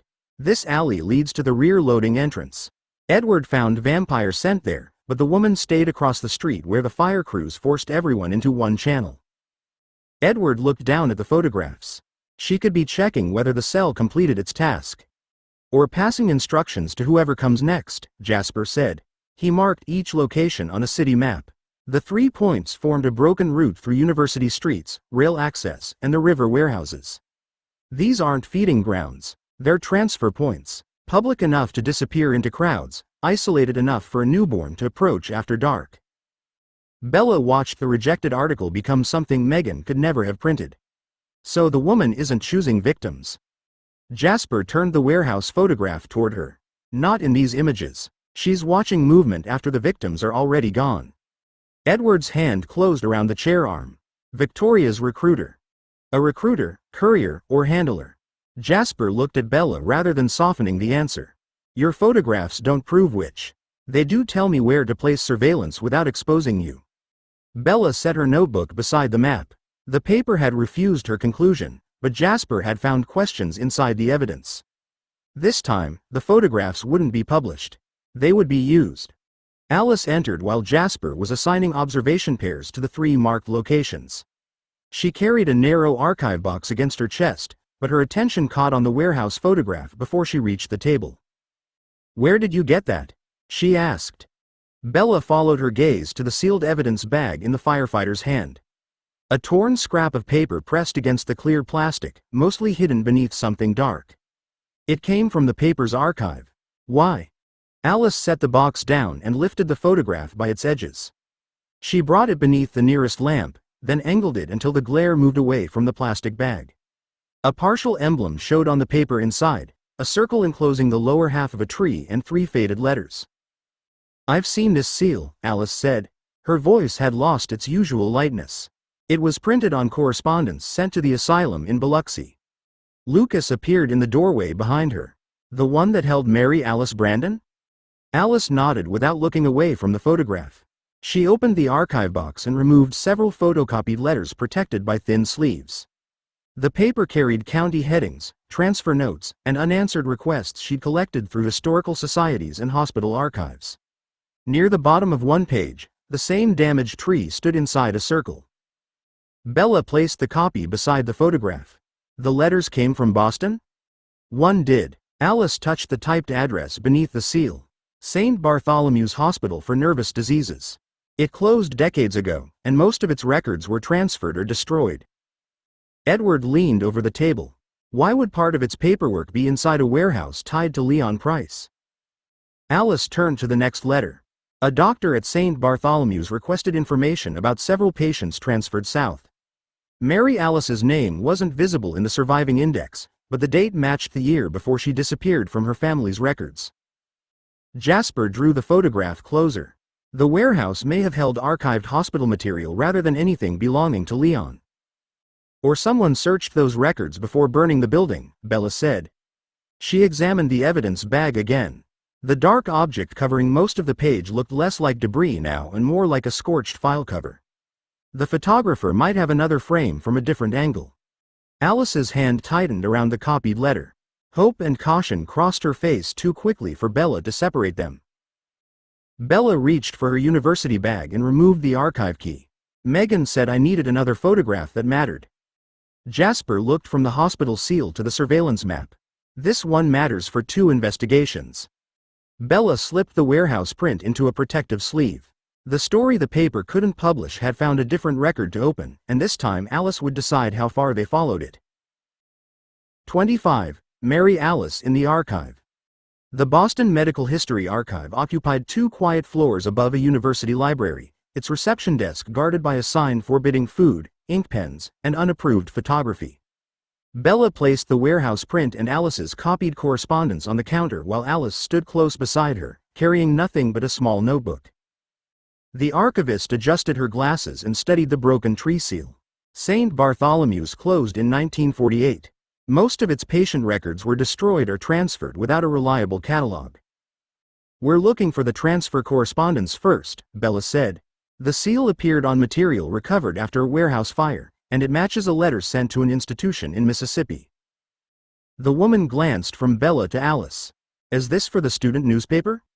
Not for publication. Bella kept her hand over the photograph. I'm helping with a family history search. Nothing gets copied, photographed, or quoted without her permission. Alice's fingers pressed briefly against Bella's sleeve. Start with the accession ledger, she said softly. I don't want a patient file brought out until we know how it reached this archive. Bella nodded, then turned back to the desk. The accession ledger and institutional correspondence only. The archivist studied Alice more carefully. You understand that these records may contain allegations, diagnoses, and family statements that were never verified? Alice's face remained composed, but Bella felt her grip tighten. She understands, Bella said. She also decides when we stop. That answer seemed to sell something. The archivist drew 2 request forms from beneath the counter and pointed toward a row of lockers. Pencils only in the reading room. Leave your bags, coats, and camera there. Some St. Bartholomew's material was damaged by water, so you'll handle everything on supports. Bella completed the forms while Alice watched each title she entered. When Bella reached the line marked subject name, she paused. Not yet, Alice said. Use the hospital and transfer dates. Bella left the name blank. 20 minutes later, they sat beneath shaded lamps while the archivist wheeled out a gray archival carton. Faded handwriting crossed its label. St. Bartholomew's Hospital, External Correspondence and Southern Transfers. The woman placed a foam support between them. 1 folder at a time. Keep the pages in order. Bella waited until she'd returned to the desk before touching the lid. You choose. Alice looked at the numbered folders without reaching for them. Her hand finally settled on the earliest transfer register, then stopped. Open that one, she said. But don't search for my name yet. Bella eased the first page of the transfer register onto the foam support. The entries had been typed in narrow columns, then corrected by hand whenever a box number changed. She ignored the names and followed the dates Alice had chosen until Biloxi appeared beneath the destination heading. Bella placed her pencil beside the entry without touching the paper. This one went south in the right year. The accession number points to a correspondence file. Alice leaned closer, her shoulder touching Bella's. Her eyes moved over the line, then stopped at the blank space where a patient's name should have been. Request it. The archivist returned with a thin folder inside a board cover. She set it on the support and kept one hand on the edge. Several pages were separated before the collection arrived here. What remains may not explain the transfer. We understand, Bella said. She waited until the woman stepped away, then looked to Alice. Do you want me to open it? Alice's fingers rested beside the folder. Open it. Read the first page before you show me. Bella lifted the cover. A hospital form lay beneath it, browned at the edges but clear through the center. She read the heading and the transfer destination. The name written in dark ink was Mary Alice Brandon. Bella turned the page only far enough to see the family information beneath it. It's you. Biloxi is listed, and the record says you were institutionalized. There's a younger sister named Cynthia. Alice closed her eyes. Her face remained still, but her hand curled against the table. Does it say why they put me there? No. Bella checked the surviving pages twice. The reason sheet's missing. There's nothing here about visions, anything supernatural, or what happened after the transfer. A small paper envelope had been fixed inside the back cover. Bella opened its flap and found a photograph mounted on stiff card. She slid it onto the support and turned it toward Alice. The girl in the picture had dark hair pinned away from her face and living warmth in her skin. She looked younger and uncertain, but the tilt of her head and the directness of her gaze belonged to Alice. Someone had photographed her before the asylum, before every surviving record became a question. Alice touched the edge of the card with one fingertip. That was me. Yes, Bella said. Someone knew your name, and someone kept your photograph. Alice looked down at Cynthia's name again. Grief sharpened the hope in her expression. Then we find out what happened to my sister. The archive's public record terminal carried Cynthia Brandon farther than the hospital file could. Bella followed a marriage notice, 2 census entries, and an obituary until the names settled into one surviving line. Cynthia had married, raised 3 children, and died in 1986. Her eldest daughter, Margaret Ellis, still lived outside Providence. Bella wrote the telephone number on their request sheet. She's 84. The directory lists a residential number, but we don't call unless you're ready. Alice kept the old photograph beneath its protective cover. You speak first. Tell her we found records connected to Mary Alice Brandon. Her gaze remained on the human face under the clear film. Don't tell her who I am. The archivist allowed them to use a private consultation room. Bella placed the telephone between them and dialed while Alice sat beyond the camera fitted above the monitor. An elderly woman answered after 6 rings, her voice wary until Bella mentioned Cynthia. My mother's been dead 40 years, Margaret said. What exactly are you researching? Bella explained the hospital collection, the transfer register, and the photograph without mentioning vampires or the warehouse. We believe Mary Alice was Cynthia's older sister. Did your mother ever speak about her? Margaret drew a slow breath. Mama called her Alice. She said Alice saw things before they happened, and their father hated being embarrassed by it. One morning, Alice was simply gone. Alice's fingers closed around the edge of the table. She leaned toward the telephone without entering the camera's view. Did Cynthia believe she died? Margaret went silent. Who was that? My friend, Bella said. The records mattered to her family. No, Margaret replied. Mama never believed Alice died. Grandmother searched until her own husband stopped giving her money for letters. She said something terrible had been hidden, and every adult who knew the truth had agreed not to speak. Bella looked toward Alice. Her face had become perfectly still, but grief lived in the fixed attention she gave the telephone. Margaret asked them to activate the camera. When Alice moved into view, the old woman's breath caught through the speaker. Good Lord, you have her face. Alice looked down at the photograph, then back at Cynthia's daughter. I'm glad someone remembered her. My mother did, Margaret said. Until the end. Alice thanked her without claiming the relationship that should have belonged to them. When the call ended, she remained seated before the dark screen, holding proof that her sister had loved her through an absence neither of them had chosen. By the time Bella and Alice returned to Concord, the photograph had crossed the journey inside a rigid archive sleeve between 2 sheets of board. Alice carried it into the dining room herself and placed it beneath the lamp, where Lucas had already cleared a space beside his conservation tools. He leaned over the human girl in the picture without touching the sleeve. The cards separating at the lower corner, and the surface has silvering around the darker areas. I can stabilize both. Alice remained beside him, one hand resting on the table. With magic? No. Lucas looked up at her. I could protect the object with an enchantment, but that wouldn't restore anything the photograph no longer holds. Ordinary conservation is safer and more honest. Bella removed her camera from its case while Lucas washed his hands, dried them, and pulled on thin gloves. He opened the sleeve, eased the photograph onto clean paper, and examined each edge through a magnifying lens. Alice watched every movement with the tense attention of someone surrendering proof she had only just recovered. Lucas glanced toward her. You can tell me to stop at any point. I know. Alice moved closer until her shoulder touched his. Keep going. He slid a support beneath the weakened card and fixed the lifting corner with a narrow strip of reversible tissue. The repair was almost invisible, but he didn't pretend it made the photograph whole. When he finished, he placed it inside a new protective mount and left the cover open. This will slow further damage, Lucas said. His fingers rested beside the mount rather than over it. I'm sorry I can't give you back the years around the picture. Alice looked at the girl she had been. You gave me somewhere safe to keep her. Bella raised the camera, then stopped before looking through the viewfinder. May I take one? Alice's gaze moved from the old portrait to Bella. For the archive? For you, Bella said. No paper, no article, and no copies unless you approve them. Alice lifted the mounted photograph and held it against her chest. Lucas stepped beside her, but she shook her head gently. Just me for this one, she said. He belongs in what came after. Lucas kissed her temple and moved behind Bella. Alice settled into the chair beneath the lamp, holding Mary Alice Brandon's photograph where both faces could be seen. Bella adjusted the focus. The old image preserved the girl whose family had lost her. The new one recorded the woman who had found her name again. She pressed the shutter.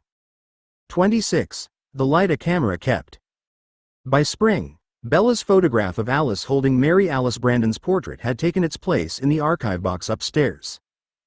A second collection remained spread across Lucas's carriage house bench, less precious but far more argumentative.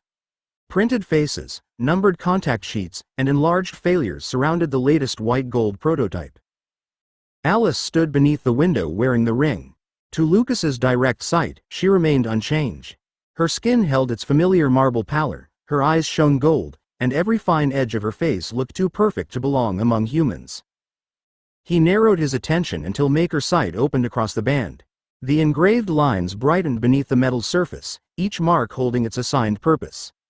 Living color, moderated eyes, softened stillness. He could follow the enchantment as it gathered light around Alice and shaped what should leave the field. Yet Alice still looked exactly like Alice. Bella lifted the digital camera from the tripod. "You're doing it again." "Doing what?" Lucas asked, though he knew. "Staring harder as if the ring will surrender out of embarrassment." Bella took a photograph, checked the screen, then held it toward him. "Look at this instead." Lucas accepted the camera. On its screen, Alice's complexion carried quiet warmth through her cheeks and lips. Her eyes looked brown gold rather than metallic, and the exact stillness of her pose seemed like patience instead of something carved. He looked over the camera at Alice. Marble skin, brilliant eyes, perfect stillness. He lowered his gaze to the screen, and humanly plausible color returned at once. Alice crossed the room and leaned against his shoulder. "Which version feels more real?" "Both." Lucas enlarged the image with his thumb. "I can see what the enchantment's built to produce. I can see it acting on the light. I just can't experience the result until the camera rebuilds it." Bella folded her arms. "Then stop treating my photographs as translations for something you ought to see yourself. They're measurements." Lucas placed the camera beside the matching print. The paper showed the same softened face, though no active magic touched it. Whatever the ring had changed was no longer present, yet the result remained visible to every vampire in the room. "That shouldn't work," he said. Alice smiled against his shoulder. "You make impossible jewelry." "Impossible doesn't excuse inconsistency." Bella gathered the comparison prints into order.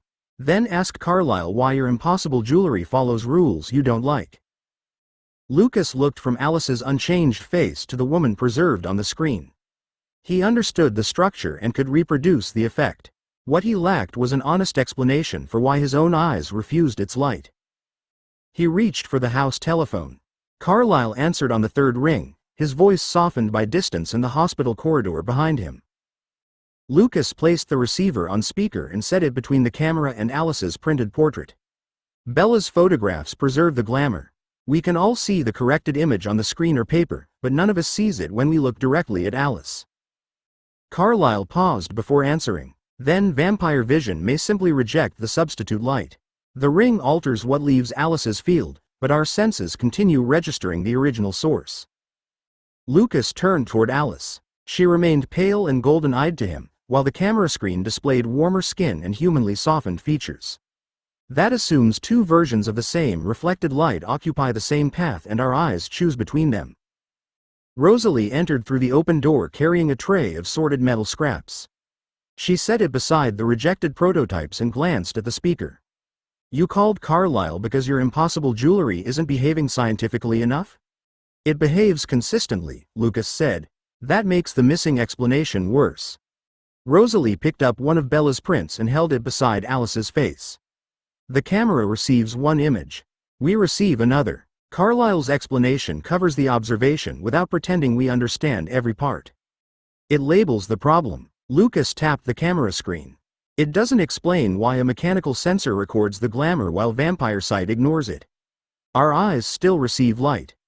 Bella removed the prototype ring from Alice's finger and photographed her again from the same position. She displayed both images together. One showed Alice with the corrected human-facing appearance, while the other preserved her familiar pallor and brilliant eyes. "The camera isn't deciding anything," Bella said. "It records whatever reaches it." Carlyle's voice came through the speaker. "Which suggests the glamour isn't changing Alice herself. It's producing an outgoing visual substitute intended for ordinary perception. Vampire sight may look through that substitution because our senses are adapted to recognize what's physically present beneath concealment." Lucas frowned at the paired photographs.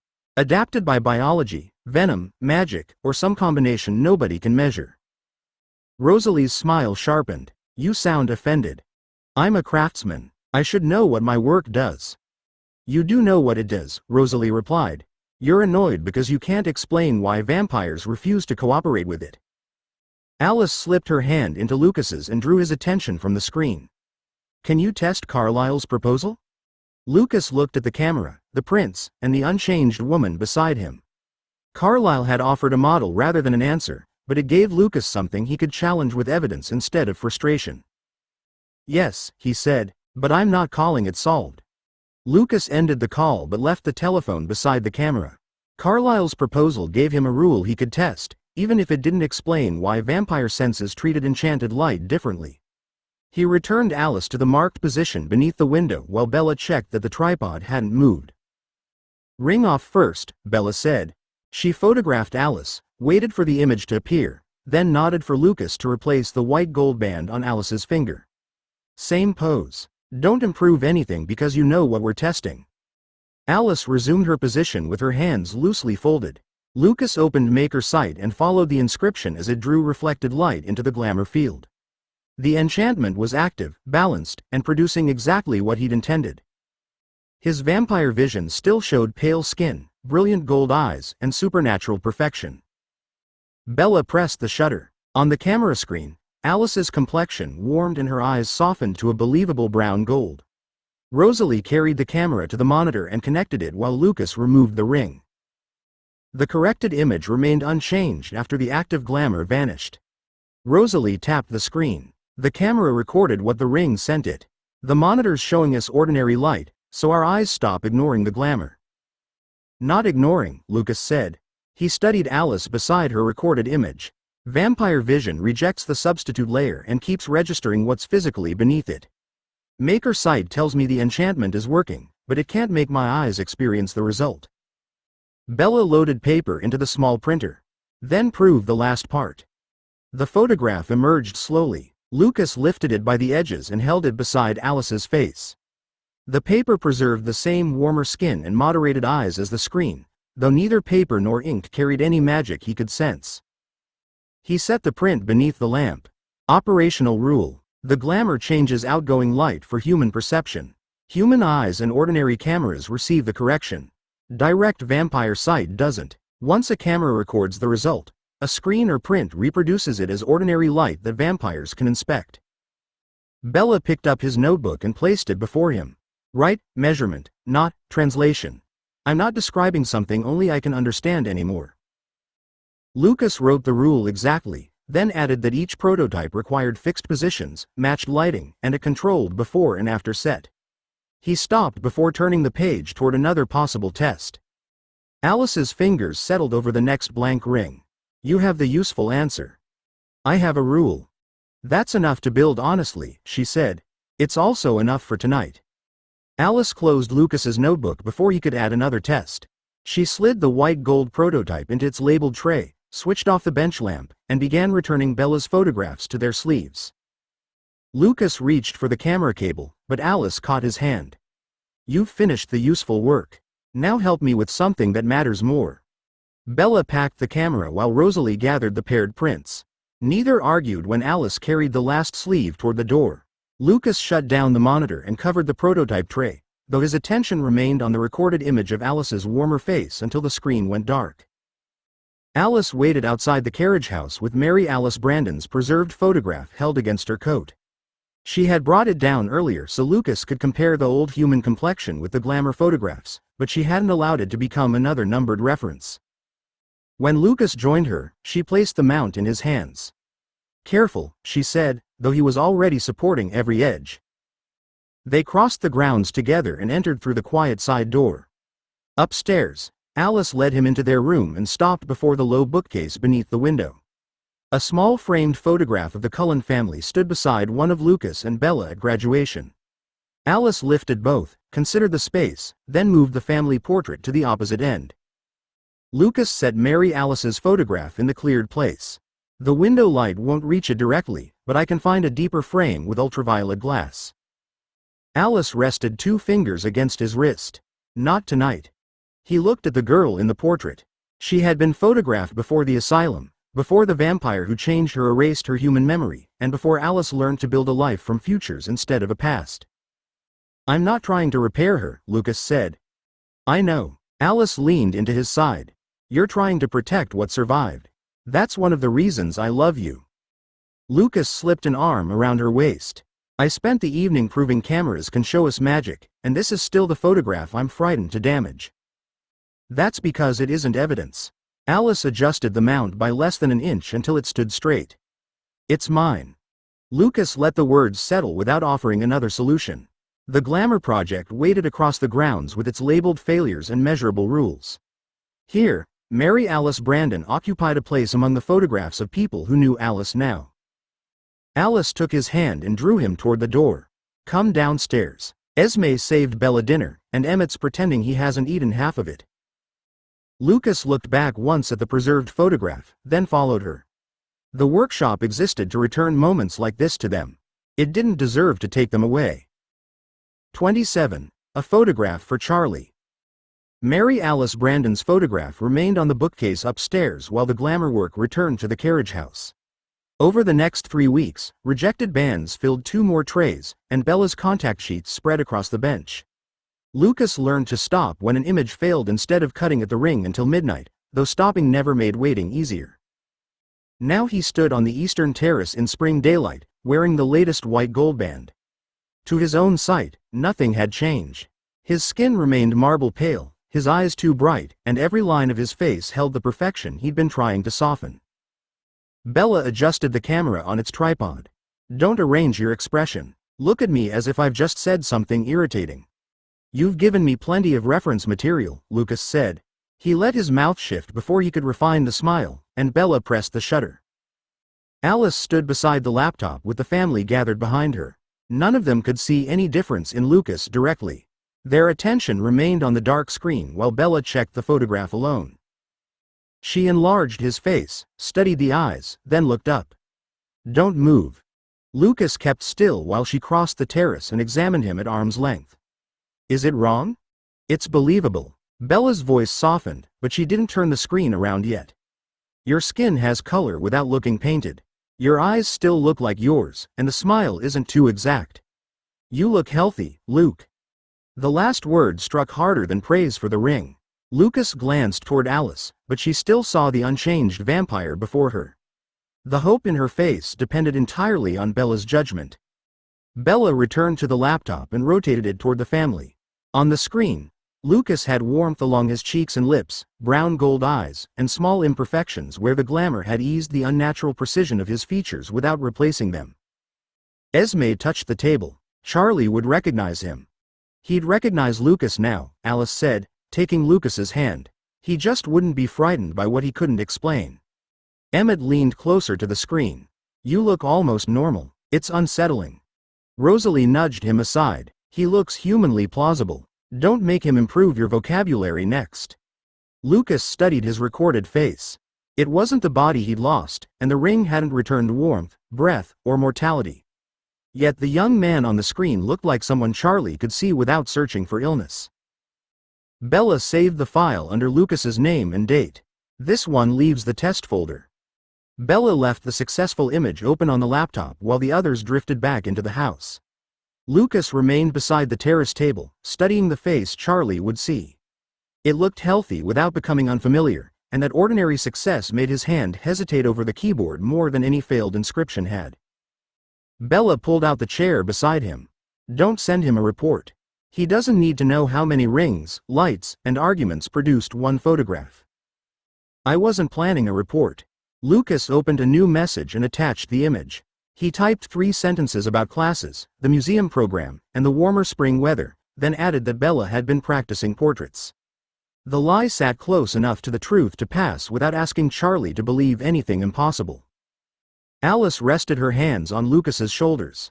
Send it before you improve the message until it sounds like a museum label. Lucas read the final line once more, then clicked send. The message disappeared, leaving the photograph on the screen and no task he could perform to control Charlie's response. The house telephone rang before Bella had finished closing the camera case. Lucas heard Charlie's heartbeat through the speaker system when he answered, steady beneath the faint sounds of the Forks station. Charlie didn't bother with a greeting. That picture was taken today? Lucas sat straighter. About 20 minutes ago. Why? Because you look healthy. Charlie's voice roughened, and a chair creaked beneath him. Not tired, not halfway hidden in a dark room. You look like yourself again. Lucas lowered his eyes to the screen. The young man in the photograph had never been alive in quite that way, yet Charlie's relief was real enough to make the deception hurt. I've been feeling better, Lucas said, choosing the safest part of the truth. College agrees with me. It's about time something did. Charlie exhaled slowly. Send me a proper copy. I want one for the house, and your mother will complain if she hears I got it first. Bella leaned toward the receiver. I'll print one with Luke's head straight. He kept turning toward Alice. I was looking at the camera, Lucas said, though Bella's smile said otherwise. Charlie laughed, and the sound loosened the ache beneath Lucas's ribs. Whatever you were looking at, keep doing it. It's good to see you, son. After the call ended, Lucas touched the closed white gold band on his finger. Weeks of work had earned one ordinary sentence from his father, and he wanted to return to the bench at once to make certain he could earn another. Lucas turned toward the carriage house before the telephone had settled into its cradle. The next adjustment was already forming in his mind. He could soften the color beneath the eyes, test the effect under clouded light, and compare the result against the image Charlie wanted printed. His fingers closed around the white gold band as he crossed the terrace. Alice stepped into his path and held out her hand. Keys. Lucas glanced toward the Mustang beneath the open bay. I should record what Charlie noticed while it's clear. You remember every word he said. Alice kept her palm raised. You also promised the ring wouldn't replace the life it was meant to give back. I'm not replacing anything. I'm improving a successful result. You're trying to turn Dad's relief into another measurement. Bella closed the camera case on the table behind them. Go with her. I'll print the photograph.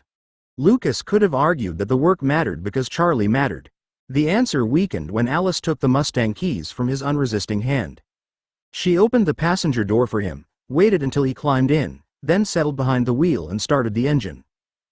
The Mustang carried them beyond the estate and onto quieter roads. Alice lowered the windows, letting the engine's note fill the pauses between them. She didn't choose a destination.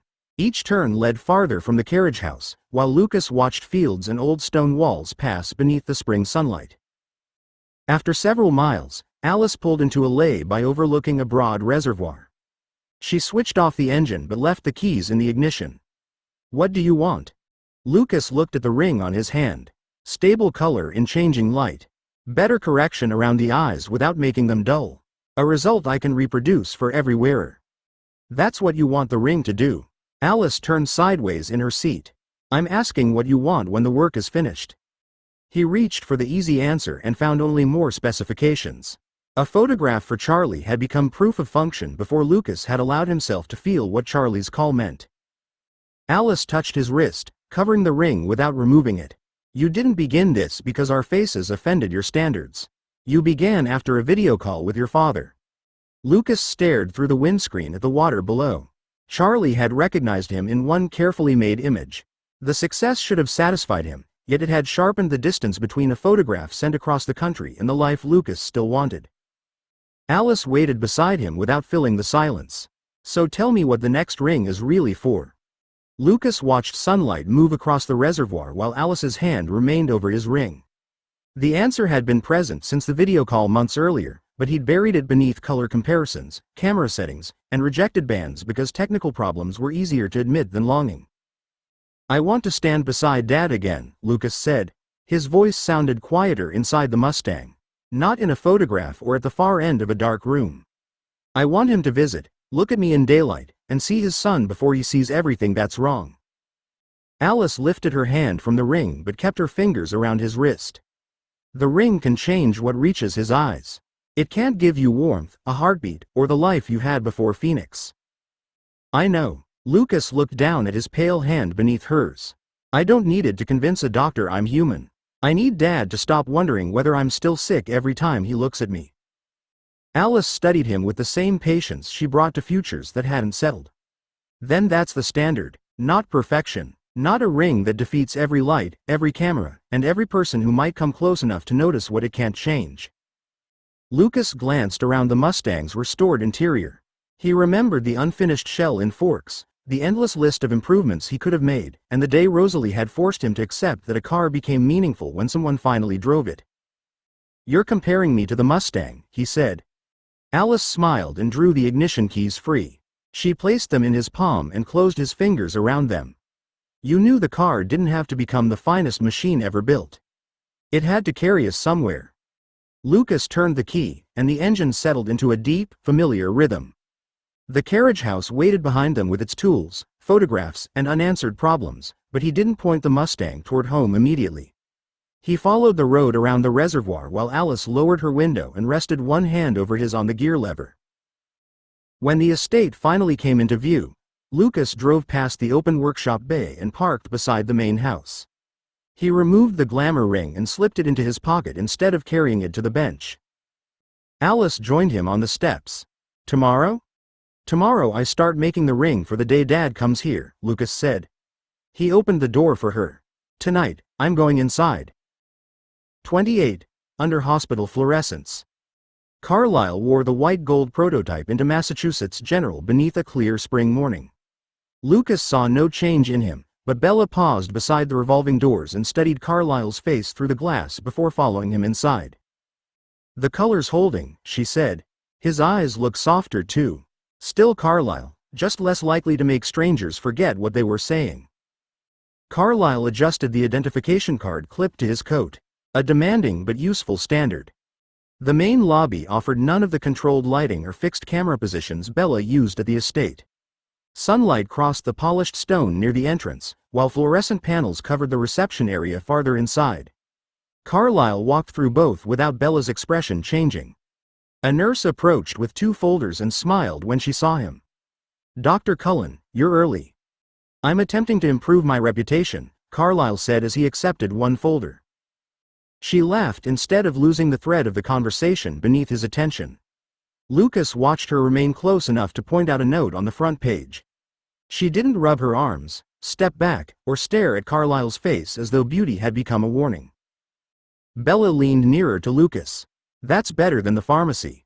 She's looking at him, not checking whether she should move away. Carlisle signed the page and returned it. The nurse took the folder, then caught his hand before he released it. Her eyebrows lifted. "You're freezing," she said. "Did you walk here?" "The car heater and I disagreed this morning." Carlisle's smile remained easy as he withdrew his hand. "I'll survive." A porter called his name from beside the secured doors. Carlisle turned toward Lucas and Bella, giving them the small nod they'd agreed upon before leaving Concord. The ring had passed ordinary conversation, close attention, and a brief touch. It hadn't made the touch believable. Bella waited until Carlisle disappeared beyond the staff entrance. The nurse accepted an excuse because she wasn't expecting anything strange. Lucas looked at the closed doors. Beyond them, Carlisle would spend hours beside frightened patients, take histories, examine injuries, and place cold fingers against living skin. "He can't let anyone examine him," Lucas said. "He never could." Bella touched the camera case hanging from her shoulder. The ring got him through the lobby without making people afraid. It didn't turn him into a patient. Lucas closed his hand around his own band. Yesterday, he'd chosen recognition over perfection. Today, the hospital had shown him exactly where recognition ended. By early evening, the hospital atrium had been rearranged for a fundraising reception. White-clothed tables stood beneath hanging banners, and volunteers guided donors toward displays describing new equipment for the children's ward. Lucas remained near the rear wall with Bella, close enough to observe Carlisle without entering any clinical area. Carlisle moved among trustees, doctors, and former patients with the ease of a man who'd attended such events for decades. The prototype softened his unnatural beauty without making him forgettable. People approached, spoke, and remained beside him instead of losing their words beneath his attention. A hospital photographer lifted her camera. "Dr. Cullen, could I borrow you for the donor group?" Carlisle glanced toward Bella before stepping beneath the fluorescent panels near the presentation screen. Bella opened her own camera case. "I'll take comparison shots from here." Lucas watched the photographer arrange Carlisle between 2 trustees. Nothing changed to his sight when the overhead lights struck his face, but Bella's expression tightened after her first photograph. "What?" Lucas asked quietly. "Wait." Bella changed position, checked the screen, then photographed Carlyle again as the presentation screen shifted from blue to white behind him. The colors moving. The hospital photographer took 3 rapid shots before releasing the group. Carlyle crossed the atrium at human speed and stopped beside them. Bella turned her camera toward him. "You looked fine near the windows. Under these lights, your temples and the skin beneath your eyes went faintly green." Carlyle studied the recorded image. Would an ordinary observer notice? "Not while you're moving and talking." Bella enlarged the group photograph. But the camera held it still. "You look unwell beside everyone else." Lucas examined the screen. The glamour remained convincing across most of Carlyle's face, yet the fluorescent panels had pulled an unhealthy cast through the corrections. The rings answering the dominant light and ignoring reflected color from the screen. Bella lowered the camera. "That sounds like the beginning of an evening in the carriage house." "It's the beginning of a note." Lucas took out his phone and recorded the location, lighting, and visible shift. He returned it to his pocket before the temptation could become a plan. "The adjustment can wait until we're home, and the cutting can wait until tomorrow." Carlyle's smile warmed. "Alice will be pleased. She'll verify the claim herself." Lucas looked across the atrium as another donor approached Carlyle. "Go back. The ring still works well enough to learn from." Carlyle returned to the reception while Bella kept photographing from different positions. Lucas stayed beside her, watching a partial success perform real work instead of dragging it away for immediate correction. The reception changed when the ambulance doors opened beyond the atrium glass. 2 paramedics hurried a stretcher through the emergency entrance while a third held pressure against the patient's shoulder. Carlyle stopped speaking to the donor beside him before the first alarm sounded. Lucas heard the failing heartbeat beneath the crowd. Blood followed a moment later, sharp enough to burn through the harmless scents of coffee, perfume, and catered food. Bella's fingers closed around his sleeve as he locked his jaw against the hunger. Carlyle reached the emergency doors at a controlled human pace. A nurse met him there and spoke quickly. "Male, approximately 25. Found unconscious near the river. Severe blood loss, multiple lacerations, blood pressure collapsing." "I'm coming," Carlyle said. He passed his empty glass to her and disappeared through the secured doors without looking back. Lucas moved toward the exit, but his phone vibrated before he reached it. Jasper's name filled the screen. "Stay inside," Jasper said when Lucas answered. "Edward's collecting Bella. Emmett and Rosalie are checking the hospital perimeter." "You know about the patient?" "I know his blood is almost gone, and I know a vampire scent ends beside the place where the ambulance found him." Jasper's voice remained level. "Nobody follows it. Victoria may be watching who leaves the hospital and who stays." Bella had already packed her camera. "Tell Jasper Carlyle went into emergency."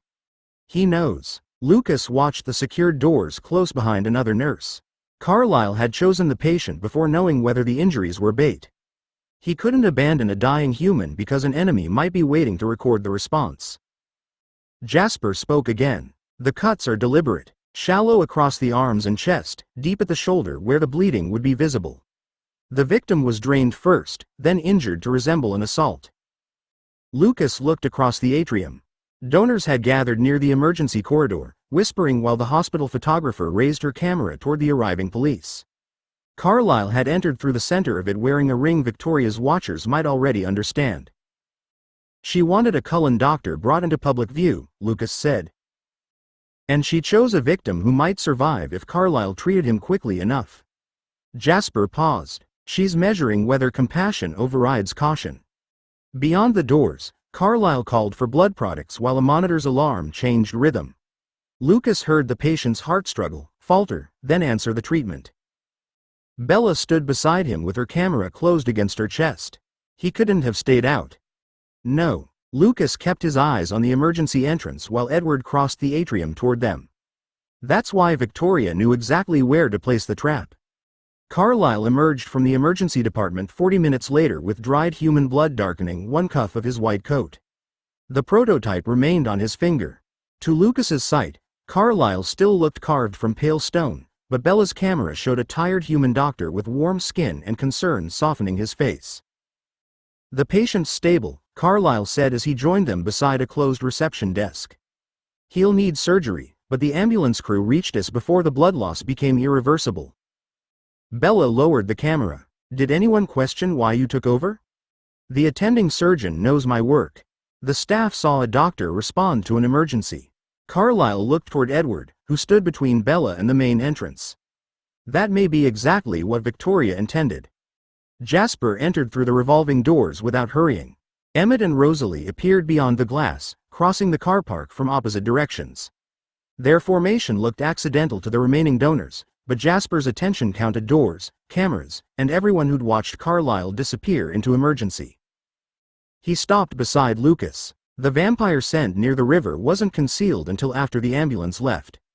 Whoever prepared the victim wanted us to find the place, but only after Carlyle had been drawn inside. Lucas glanced toward the hospital photographer, who was reviewing images with an events coordinator.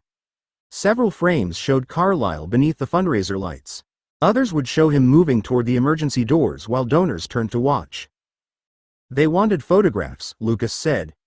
Photographs, witnesses, response times, and confirmation that Carlyle could work under public scrutiny without causing the usual reaction. Jasper looked at the white gold band. Victoria didn't need to understand the enchantment. She needed to see what changed. Carlyle's expression tightened. The victim survived because she counted on me treating him. She spent his life to test whether compassion would expose the ring, Jasper said. His voice remained quiet, but the anger beneath it sharpened every word. Now she knows the answer. Bella removed the memory card from her camera and closed it inside a small plastic case. The hospital photographer's images will go to donors, newsletters, and probably the website. Jasper nodded. We can't erase ordinary photographs without making them important. From now on, every public use of a mature ring gets planned as carefully as a patrol. Routes, cameras, exits, and who benefits from watching. Lucas looked at Carlyle's recorded face on Bella's screen. The glamour had done what he'd made it to do.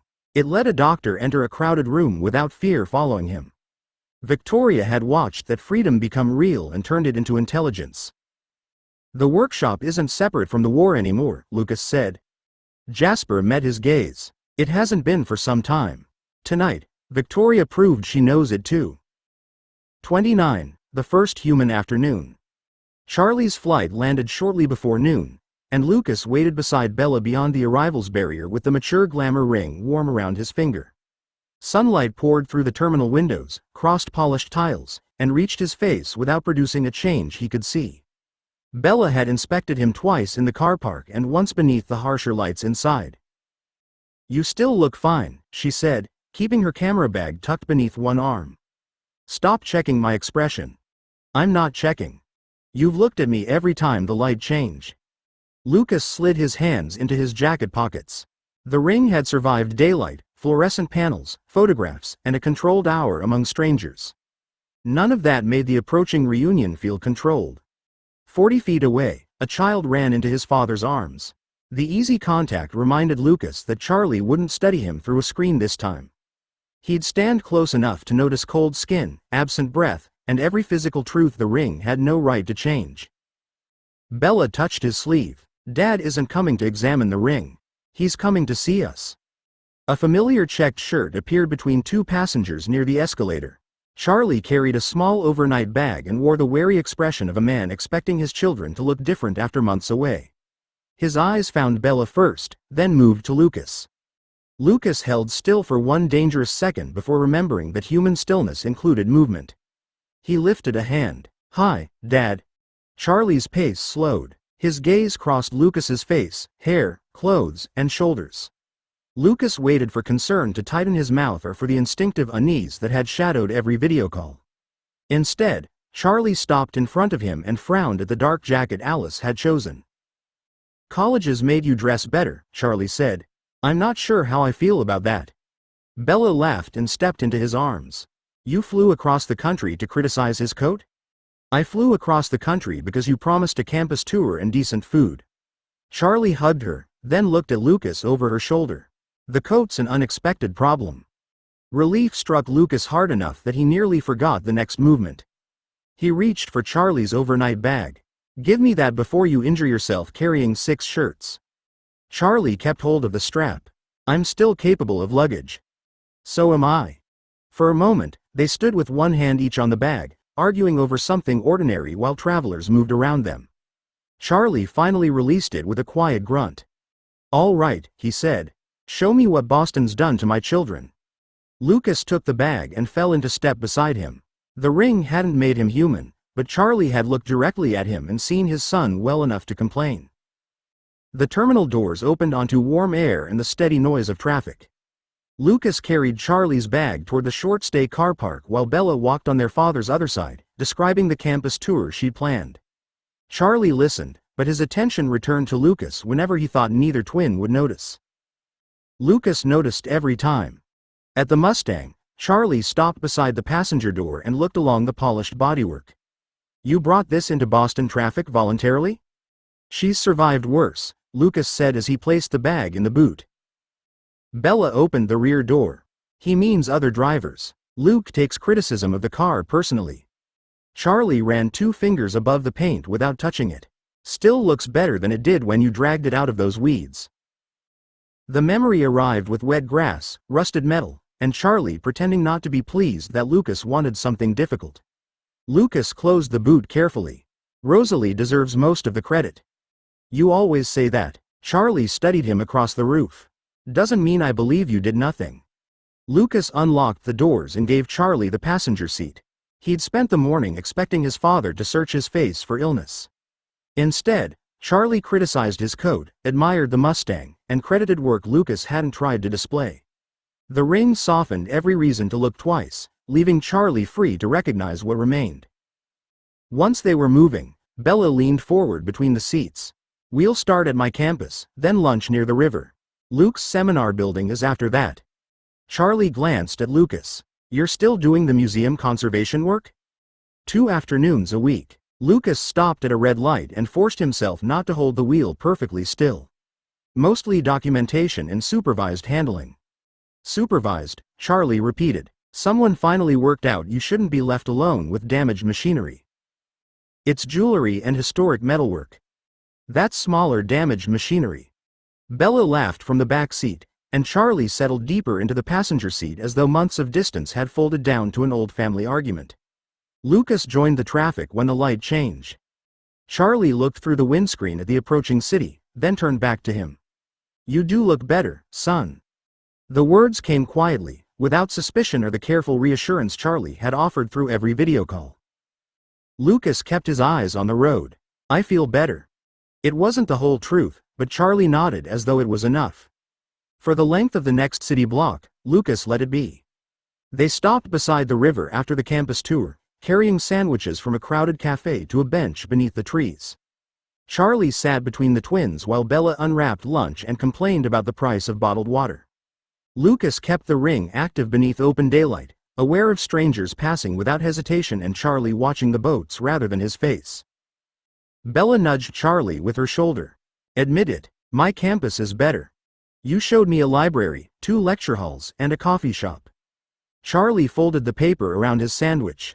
Luke showed me an old hinge somebody repaired badly. I'm withholding judgment. It was failing at both screws, Lucas said. That's relevant. To nobody but you. Charlie smiled around the next bite, and Lucas let himself settle into the exchange. The ring softened his stillness, but it couldn't choose where he looked or remind him to move. Those details remained his responsibility. When they finished, Charlie gathered the wrappers before either twin could stop him. A breeze lifted one napkin from the bench. Lucas caught it before it crossed Charlie's knee, moving slowly enough that the gesture looked ordinary. Charlie dropped the rubbish into a nearby bin, then stood facing them. I'm glad I came. Bella rose and wrapped both arms around him. You say that now. We haven't introduced you to Boston traffic after dark. Charlie hugged her, laughing quietly, then released her and turned toward Lucas. There was no warning beyond the small shift of his shoulders. Lucas stepped into the embrace. Charlie's body was warm through his shirt. Lucas held back until every part of the contact felt fragile, placing one hand between Charlie's shoulder blades and keeping the other loose against his side. The ring couldn't soften his skin or create the give of living muscle. It couldn't warm him beneath his clothes. Charlie pulled back slightly but kept both hands on Lucas's arms. "You're freezing." The cafe had the air conditioning turned up. Lucas rubbed his palms together, producing motion without heat. "My hands never warmed back up." Charlie caught one between his own before Lucas could avoid it. His brow creased at the cold, but no fear followed. "You were always useless in winter." Bella watched Lucas over Charlie's shoulder, ready to interrupt if the excuse failed. Lucas managed a smile. "You made us live in Forks." Builds character. Charlie squeezed his hand once before releasing it. "You still feel like my boy. Just one who needs gloves in June." The words left Lucas unable to answer at once. Charlie had found the impossible detail and placed it inside a memory he already understood. Bella lifted the camera from her bag. "Before either of you gets emotional and denies it later, stand together." Charlie groaned, but he moved between them. Lucas took his place at his father's side, careful with the arm he settled across Charlie's shoulders. Bella backed toward the river path and raised the camera. "Closer together. Dad, stop looking as though you've been arrested." Charlie kept one arm around Lucas and drew Bella against his other side when she returned to set the timer. "I'm standing between two known troublemakers. The expression's appropriate." Bella hurried into place before the light flashed. Lucas held Charlie carefully, aware of the warm shoulder beneath his hand and the ring working invisibly across his own face. The shutter clicked 3 times. Charlie complained through the second photograph, Bella laughed through the third, and Lucas felt his smile answer without effort. Bella collected the camera and enlarged the final image. "This one." Charlie leaned over her shoulder. "Luke's eyes are closed." "They aren't." Bella tilted the screen away from the sun. "He's looking at me." Lucas stepped beside them. The recorded man wore his face without the marble perfection vampire sight still showed him. Sunlight warmed his skin, softened his eyes, and left him standing beside Charlie and Bella as though no hospital room had separated their lives. Charlie studied the image, then nodded. "Send me that one." "I'll print it too," Bella said. "You need evidence that we fed you while you were here." A faint electronic shudder sounded from beyond the trees. Lucas looked toward the riverside path, but cyclists, tourists, and families filled the open space. Near the railing, a woman in a broad hat lowered a compact camera. She stood too far away for him to catch her scent against the river breeze, yet her lens had been pointed toward their bench rather than the water. Lucas shifted in front of Charlie without making the movement abrupt. "Bella, did you photograph the woman by the railing?" Bella followed his attention. The woman had already turned away, walking toward the steps with her camera held close against her coat. "No, she was outside the frame." Charlie glanced between them. "Friend of yours?" "I don't think so," Lucas said. The woman reached the upper path, where a dark car waited beside the curb. She entered without looking back. The vehicle pulled into traffic before Lucas could read the plate. Bella removed the memory card from her camera and slipped it into the plastic case she carried in her bag. Her smile remained for Charlie, but her fingers moved quickly. "Probably a tourist." Lucas looked down at the ring on his hand. Charlie had crossed the country to see his children, and the glamour had given them an afternoon that felt almost ordinary. Somewhere beyond Bella's photographs, another camera had recorded the same success for someone who understood its value. 30. Rumor in daylight. Charlie's flight had been in the air less than an hour when Jasper called Lucas away from the carriage house. Lucas found him beside the northern wall, where the estate's trees gave way to an abandoned cart track. A male vampire stood beyond the boundary markers with both hands visible. His travel-stained coat carried the scents of 3 states, animal blood, and several vampires Lucas didn't recognize. Jasper placed himself half a step ahead of Lucas. "You crossed our eastern marker." "Only far enough to make certain someone noticed." The stranger's eyes moved to Lucas's right hand, then returned to Jasper. "I'm not here to hunt or challenge anyone." Lucas curled his fingers against his palm. The mature glamour ring looked like an ordinary white gold band, but the stranger had known where to look. "What are you here for?" Jasper asked. The nomad glanced toward the house without turning his head. "I met a woman near Albany who claimed she'd seen one of your family standing in full daylight. Not hiding beneath cloud, standing among humans while they looked straight at him." Lucas thought of the compact camera beside the river and the dark car leaving the curb. "What did she look like?" "I didn't meet the witness. I heard the story from someone who heard it from her.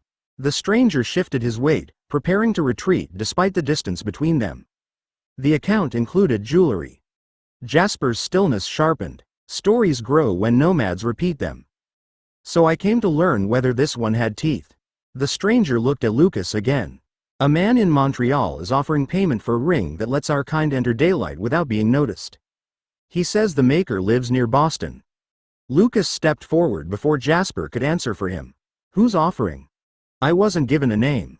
The stranger's attention flicked past Lucas as Alice emerged between the trees behind them. I was told to ask whether the Cullens sold daylight. We don't, Lucas said. And nobody should pay anyone claiming otherwise. The nomad studied his face, perhaps measuring the moderated color and softened perfection he couldn't see directly but had heard described. That isn't a denial. Jasper moved then, not quickly enough to attack, but decisively enough that the stranger retreated one pace. You've asked your question. The nomad raised both hands again. I've no wish to become part of your war. Then don't carry answers away from it, Jasper said. The stranger backed toward the cart track, keeping Jasper in view. Answers are already traveling. I only wanted to know whether they were true. He turned once he reached the trees and vanished north without crossing the boundary again. Lucas looked down at the ring Charlie had trusted without understanding.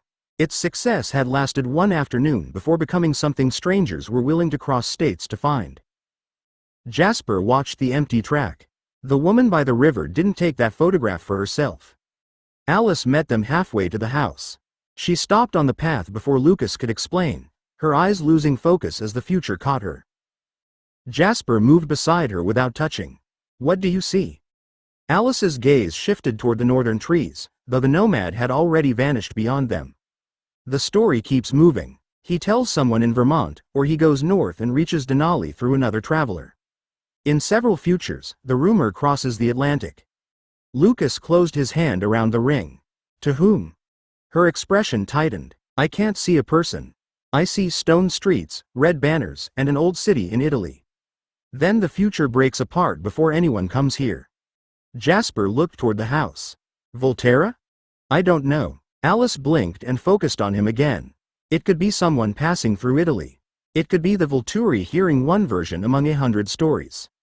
Nobody's decided enough for me to follow it. Lucas had faced clearer threats. James had hunted with a purpose he could understand. Victoria's newborns left scents, bodies, and questions Jasper could place on a map. This was only talk moving from mouth to mouth, changing shape each time, yet it reached farther than any attacker they'd tracked. What happens if we stop wearing the rings? Lucas asked. Alice turned to him. Some futures narrow. None disappear.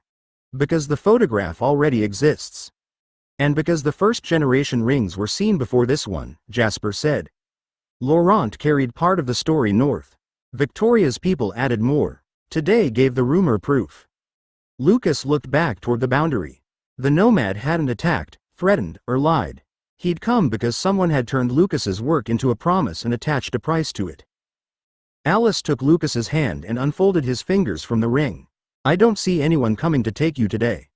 That isn't reassuring. I know. Her thumb pressed against his palm. A clear attack would be easier. We'd know where to stand.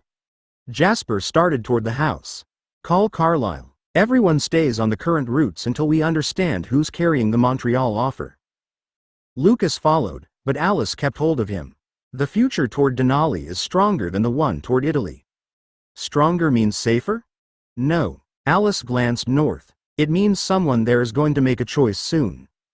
The uncertainty followed Lucas across the lawn. A threat he could strike had limits. A rumor only needed another listener. Carlisle joined them in the dining room while Jasper placed the nomad's route beside the existing scent reports. Lucas remained standing, his thumb pressed against the glamour ring until the band warmed beneath the pressure. I'm stopping the project, Lucas said. No more prototypes, no outside commissions, and no completed rings beyond the family. Rosalie looked up from the report Jasper had passed her. You've already made the ring you're wearing.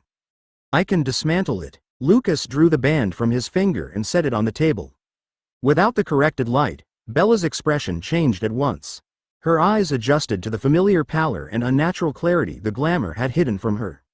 If the others come back to me, I'll remove the deeper inscriptions and return them to anti-sparkle only. Carlyle rested both hands on the back of a chair. Would that bring back the photograph taken by the river? No.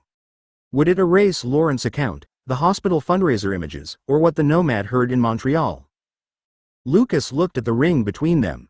It would stop us adding proof. Alice moved beside him. It would also give Victoria control over every use of the work. This isn't about Victoria winning an argument. Lucas turned toward her. Someone crossed our boundary because a stranger offered money for something I made. The next person may not ask. Alice's fingers closed around the edge of the table. Then we protect the rings. We don't surrender the afternoon with Charlie as though it was a mistake. Lucas heard the hurt beneath her firmness. Charlie would rather have me hidden than taken. You don't know that, Bella said. She remained near Edward, but her attention held Lucas. You're deciding what Dad would sacrifice without letting him understand the choice. I know why we can't tell him, but don't use his love as permission to erase what happened. Carlyle pulled out the chair and sat, lowering the pressure without softening his answer. Stopping may be necessary. Fear alone isn't enough to make the decision sound ethical. The work has already changed what others believe is possible. Lucas looked from Bella's camera bag beside the stairs to Alice's hand resting near his. The ring had given Charlie one afternoon without suspicion. It had also placed a price on Lucas's name. Alice slid the band back across the table. Don't put it on yet. Just don't destroy it because Victoria taught strangers to want it.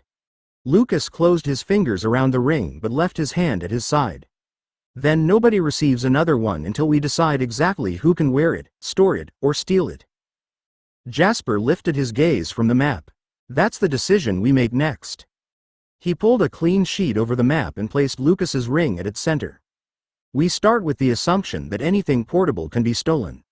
Rosalie drew the ring toward her with one finger but didn't lift it. Then storage isn't the first problem. Transfer is. Could another vampire wear this? Not safely for long. Lucas opened the notebook beside her. The pattern already answers to my body and the way I reflect light, but someone close enough in build might receive part of the effect. That's no longer acceptable, Jasper said. He marked wearer binding at the top of the page. A stolen ring must be useless to the thief. Lucas hesitated over the words. Binding the glamour more deeply to one wearer would make each ring harder to repair and impossible to lend during an emergency. It would also prevent the object Charlie had admired from becoming freedom for whoever tore it from Lucas's hand. I can narrow the response until it recognizes one wearer only, Lucas said. Removal would end the glamour at once. Another vampire might still carry the ring, but wearing it would do nothing. Carlyle looked toward the family members gathered around the table. No hidden punishment and no injury to an unauthorized wearer. Agreed. Lucas wrote the limit beneath Jasper's heading. It fails closed. Nothing more. Rosalie took the workshop keys from her pocket and set them beside the ring. Completed pieces don't remain in the carriage house. Not overnight, not while waiting for collection, and not because someone intends to finish the box tomorrow. The wearer keeps it, Alice said, or it stays with two named custodians who can account for it. Bella leaned over Lucas's shoulder. And distribution needs records. Who received one, what it does, and who approved it. No private favors that become surprises later. Lucas added each rule in his own hand. The list felt less like craft and more like law, yet every line protected the reason he'd begun. Charlie's afternoon remained real. The danger around it was real too. Jasper tapped the final blank space. Development continues only for known wearers. Family first. One allied case already under discussion. Anya, Lucas said. Jasper's expression didn't change. If she still chooses it under the terms she set. Lucas looked at the ring lying between the keys and the map. He'd wanted to make freedom and had discovered that freedom required borders strong enough to survive other people's desire. He slid the ring back onto his finger. Then Anya receives the first ring beyond this family, and nobody follows without another decision at this table. Carlyle closed the notebook. Limited development continues. Jasper returned the keys to Rosalie. Now we find out who Victoria expects to steal from us. 31. A ring beyond the family. Anya entered the carriage house alone, then paused with one hand on the open door. Jasper waited on the gravel behind her rather than following. Lucas set aside the white gold blank he'd been examining. "He can come in if you want him here." Anya looked back. Jasper made no movement toward the threshold, leaving the decision where it belonged. "Come in," she said. "But you're witnessing my choice, not helping me make it." Jasper inclined his head. "Understood." He took the chair near the wall, away from the workbench. Lucas noticed the care in that distance. Months earlier, Jasper might have stood beside Anya as protector or commander. Today, he accepted a place she defined. Lucas opened the notebook containing the rules agreed around the dining table. "The ring will answer only to you. If it's removed, the glamour ends. Anyone else can carry it, but wearing it will do nothing." "And there's no punishment for trying?" Anya asked. "None. It fails harmlessly." She stepped to the bench, where 3 signet designs rested on black cloth. Lucas had prepared a Cullen crest, an unmarked oval, and a Denali emblem based on the mountain and star device Tanya used on family correspondence. Anya touched the Denali design. "This one." Lucas looked at her rather than the medal. "Because it identifies the commission, or because you claim the family?" Her fingers remained on the signet. "Both. Tanya gave me a place before she trusted me completely. I'm allowed to answer that with more than gratitude." Jasper's expression softened, but he stayed silent. Lucas drew the chosen blank closer. Scope?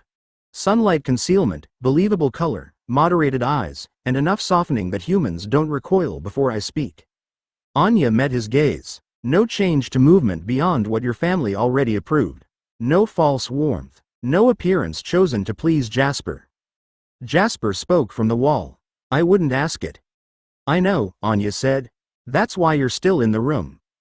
The answer changed something in Jasper's posture, easing tension without granting him a larger part in the decision. Lucas wrote each limit beneath Anya's name. "The ring remains yours. Denali can't reassign it, Jasper can't claim it, and I won't alter its function without your consent." Anya removed her existing anti-sparkle band and placed it beside the chosen signet. "Then bind it to me." Lucas placed Anya's old anti-sparkle band beside the notebook, then lifted the new signet ring from the cloth. He held it beneath the bench lamp while Anya rested her left hand on the marked pad. The binding lines answered her presence one after another, warming the white gold until the Denali mountain caught the light. "Keep your hand still," Lucas said. "Not because the ring needs obedience. I need an honest first reading." Anya watched him slide the ring onto her finger. The final inscription settled beneath his maker sight, closing around her alone without tightening, resisting, or reaching toward Jasper. Lucas withdrew his hands. To his vampire vision, Anya remained unchanged, pale and motionless beneath the lamp. Bella entered from the adjoining room with her camera already hanging from its strap. "Before anyone moves, I need the first photograph without the glamour." Anya removed the ring at once and returned to the position Bella indicated. Bella marked the floor beneath her shoes, adjusted the tripod, and took 3 images under the fixed lamps. Then Anya replaced the ring. Bella looked through the viewfinder and went still. "It's working." Lucas couldn't see the difference on Anya herself. He watched Bella's face instead as she checked the light meter, took another series, and transferred both sets to the monitor. The first image showed the Anya Lucas knew. Marble pale skin, eyes too clear, and beauty sharpened by a stillness no human portrait should have held. Bella placed the glamour image beside it. A young woman appeared on the second half of the screen. Her skin carried subtle variation across her cheeks and mouth. Her eyes looked brown in the ordinary human range, while the exact lines of her face remained striking without seeming carved. Even her stillness read as patience rather than death. Anya stepped closer to the monitor. "That's what humans see?" Bella nodded. "Not every detail in every light, but this is the corrected image the camera received." Anya touched the screen beside her own face without quite making contact. "I thought I understood from your descriptions." "Descriptions made it sound like disguise," Lucas said. "It's still you. The ring only removes the details humans were never meant to explain." Jasper rose from the wall and stopped several feet behind her. "Do you recognize her?" Anya studied the photograph for another moment before answering. "Yes." She looked at Lucas through the screen's reflection. "And I don't feel replaced by her." Lucas saved the paired images under Anya's name, then turned the monitor so she controlled the view. The first ring beyond the family hadn't merely changed what humans would see. It had finally shown its wearer what they already had. Bella studied the paired images, then glanced toward Jasper. Stand beside her. Jasper's attention moved to Anya rather than the camera. Only if she wants another photograph. Anya turned from the monitor and considered him. The ring remained warm against her finger, its glamour invisible to every vampire in the room until Bella raised the camera. Beside me, she said. Not behind me. Jasper crossed the marked floor and stopped at her right shoulder. He left a careful space between them, enough to respect the invitation without making the picture look natural. Bella lowered the camera. You've walked together for months. Why are you standing like rival diplomats? Anya's mouth curved faintly. Because you pointed a lens at us. That's what photographs are for. Bella adjusted the tripod height. Forget me for 10 seconds. Lucas watched Jasper offer his hand with the palm turned upward. Anya looked at it before placing her fingers across his. He didn't close his grip until she settled beside him. The remaining distance disappeared without either of them announcing the choice.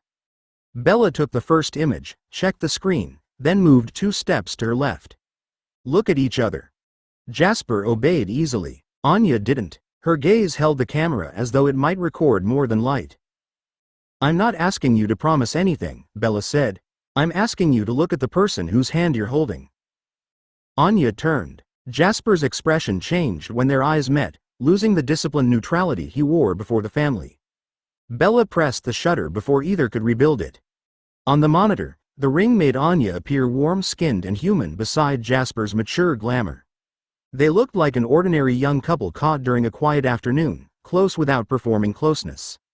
Lucas knew the image concealed cold skin, absent breath, and 2 lives measured in decades rather than years. It didn't conceal the way Jasper watched Anya or how willingly she remained within reach. Anya studied the photograph. Someone who saw this would assume we belong together. They might, Jasper said. A photograph isn't an agreement. No, she glanced at him. But I don't dislike what it shows. Bella printed 2 copies and laid them face down until the ink settled. She handed the first to Anya, then offered the second to Jasper. He accepted it without looking away from Anya. May I keep this? Anya turned her own copy over, holding it carefully by the edges. Yes, I'm keeping mine too. Lucas watched them leave the photographs unframed in the future unnamed. Neither needed the image to decide for them. Keeping it was enough. Jasper had just slipped his photograph into the inner pocket of his coat when Edward appeared in the carriage house doorway. He carried a folded sheet torn from the family's message ledger, and the calm arrangement of his face told Lucas the news was already bad. Carlyle wants everyone in the dining room, Edward Said. His attention moved to the Denali signet on Anya's hand. The message concerns that ring. Anya closed her fingers around the photograph and followed them across the lawn. Lucas walked beside Alice, aware of the white gold band leaving his workshop on a hand outside the Cullen family.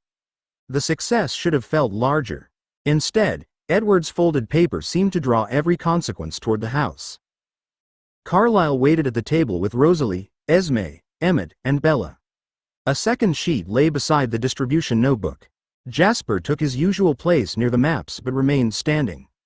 Carlyle looked toward Anya. Your ring remains yours. This isn't a challenge to the decision made today. Then what's changed? Anya asked. A contact in Vermont intercepted talk between 2 nomads moving south, Jasper said. He unfolded Edward's message. Victoria's offering payment for a working daylight ring. Not information about one. The ring itself. Lucas pulled out a chair but didn't sit. What kind of payment? Hunting territory, introductions to older covens, and protection from unnamed enemies. Jasper placed 1 finger beneath the final line. She's also telling travelers that the maker lives near Boston and will produce more if pressured correctly. Alice's hand settled against Lucas's back. The wording turned his work into both merchandise and weakness. Tanya's family had every reason to ask for more rings once Anya returned north wearing proof. Lucas opened the distribution notebook to the blank page beneath her name. No further Denali commissions until Victoria's campaign is finished. Anya studied him. You think my family would knowingly draw danger here? No. Lucas met her gaze. I think every completed ring creates another route toward me, you, and whoever carries it. Carlyle nodded. Anya's commission stands. Wider distribution waits. Rosalie closed the workshop keybox. And nobody transports patterns, rejected pieces, or written binding methods north. Anya turned the Denali signet beneath the light, then faced Jasper. I'll tell Tanya the refusal came after my ring, not before it. She won't mistake caution for distrust. Edward looked down at the intercepted message. There's more. One traveler intends to carry Victoria's offer to a coven in Europe. Alice's fingers tightened against Lucas's coat. Jasper folded the paper along its existing crease. Then year 3 begins with the rumor already ahead of us. 32. The city is a battlefield. The first autumn timetable of year 3 lay beneath 3 missing person reports. Jasper moved Bella's class schedule aside and fixed the reports to the dining room wall above a street map of Boston. 2 students had disappeared after evening lectures. A hospital porter had failed to return home after a late shift. Police treated the cases as unrelated, but newborn scents had appeared near each route and vanished before crossing one another. Edward stood beside the table with copied witness statements. The descriptions conflict. One person saw a red-haired man outside the hospital. Another remembers a short woman near the station. Nobody agrees on age, clothing, or even sex. They weren't looking at the same vampire. Jasper placed a black pin beside each final sighting, then marked where the scents ended. The distances between them were too deliberate. Victoria's recruiting through separate handlers. Anya entered carrying 2 folders from Bella's university newspaper and set them beside the map. Her Denali signet caught the overhead light. Bella found 4 more disappearances that never reached the front page. Different neighborhoods, same pattern of people leaving work or class alone. Jasper opened the first folder. Photographs showed station entrances, service roads, hospital car parks, and posters taped to university notice boards. The victims didn't share an employer, campus, or social circle. They shared only predictable journeys through places crowded enough to hide a watcher. Lucas crossed from the sitting room with Bella's camera in one hand. She noticed this van in 2 photographs. He placed the images side by side.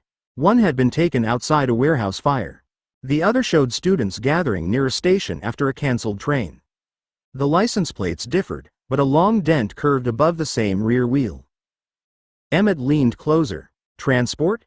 Supply, Jasper said. He traced the roads between both photographs and the missing person sites. Clothing, blood, instructions, victims.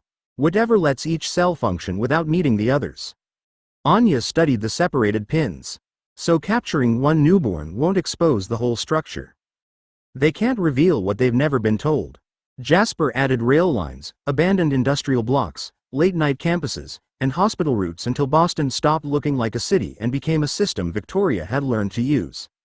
It gave her food, shelter, witnesses too busy to remember faces, and roads that let one cell disappear without touching another. Carlyle entered and looked over the spreading marks. How large is her force? Larger than the scents suggest. Jasper stepped back from the wall. She isn't building one army. She's building pieces that don't know they belong to the same war. Anya's gaze settled on him. Then what are you building? Jasper looked at the class schedules, shift rotas, rehearsals, coaching hours, and family routes half buried beneath the map. A defense that keeps Boston from paying for our survival. He replaced the missing person files with a clean street map and divided Boston into 3 broad zones. He marked the outer roads with black pins, transport routes and likely feeding corridors with red, then placed white pins around campuses, hospitals, and crowded public spaces. The outer teams watch movement into the city, he said. The middle teams shadow known routes and block access to civilians. The inner teams protect Bella, Lucas, and the estate. Nobody leaves an assigned zone to pursue without clearance. Emmett picked up a red pin and rolled it between his fingers. What happens when a newborn crosses 2 zones? The first team reports. The second prepares containment. Jasper took the pin from him and returned it to the map. Victoria wants one sighting to empty 3 positions. Esme opened a property folder beside him. 3 houses appeared under separate names, each close enough to major roads for rapid access. Jasper circled the Cambridge property first.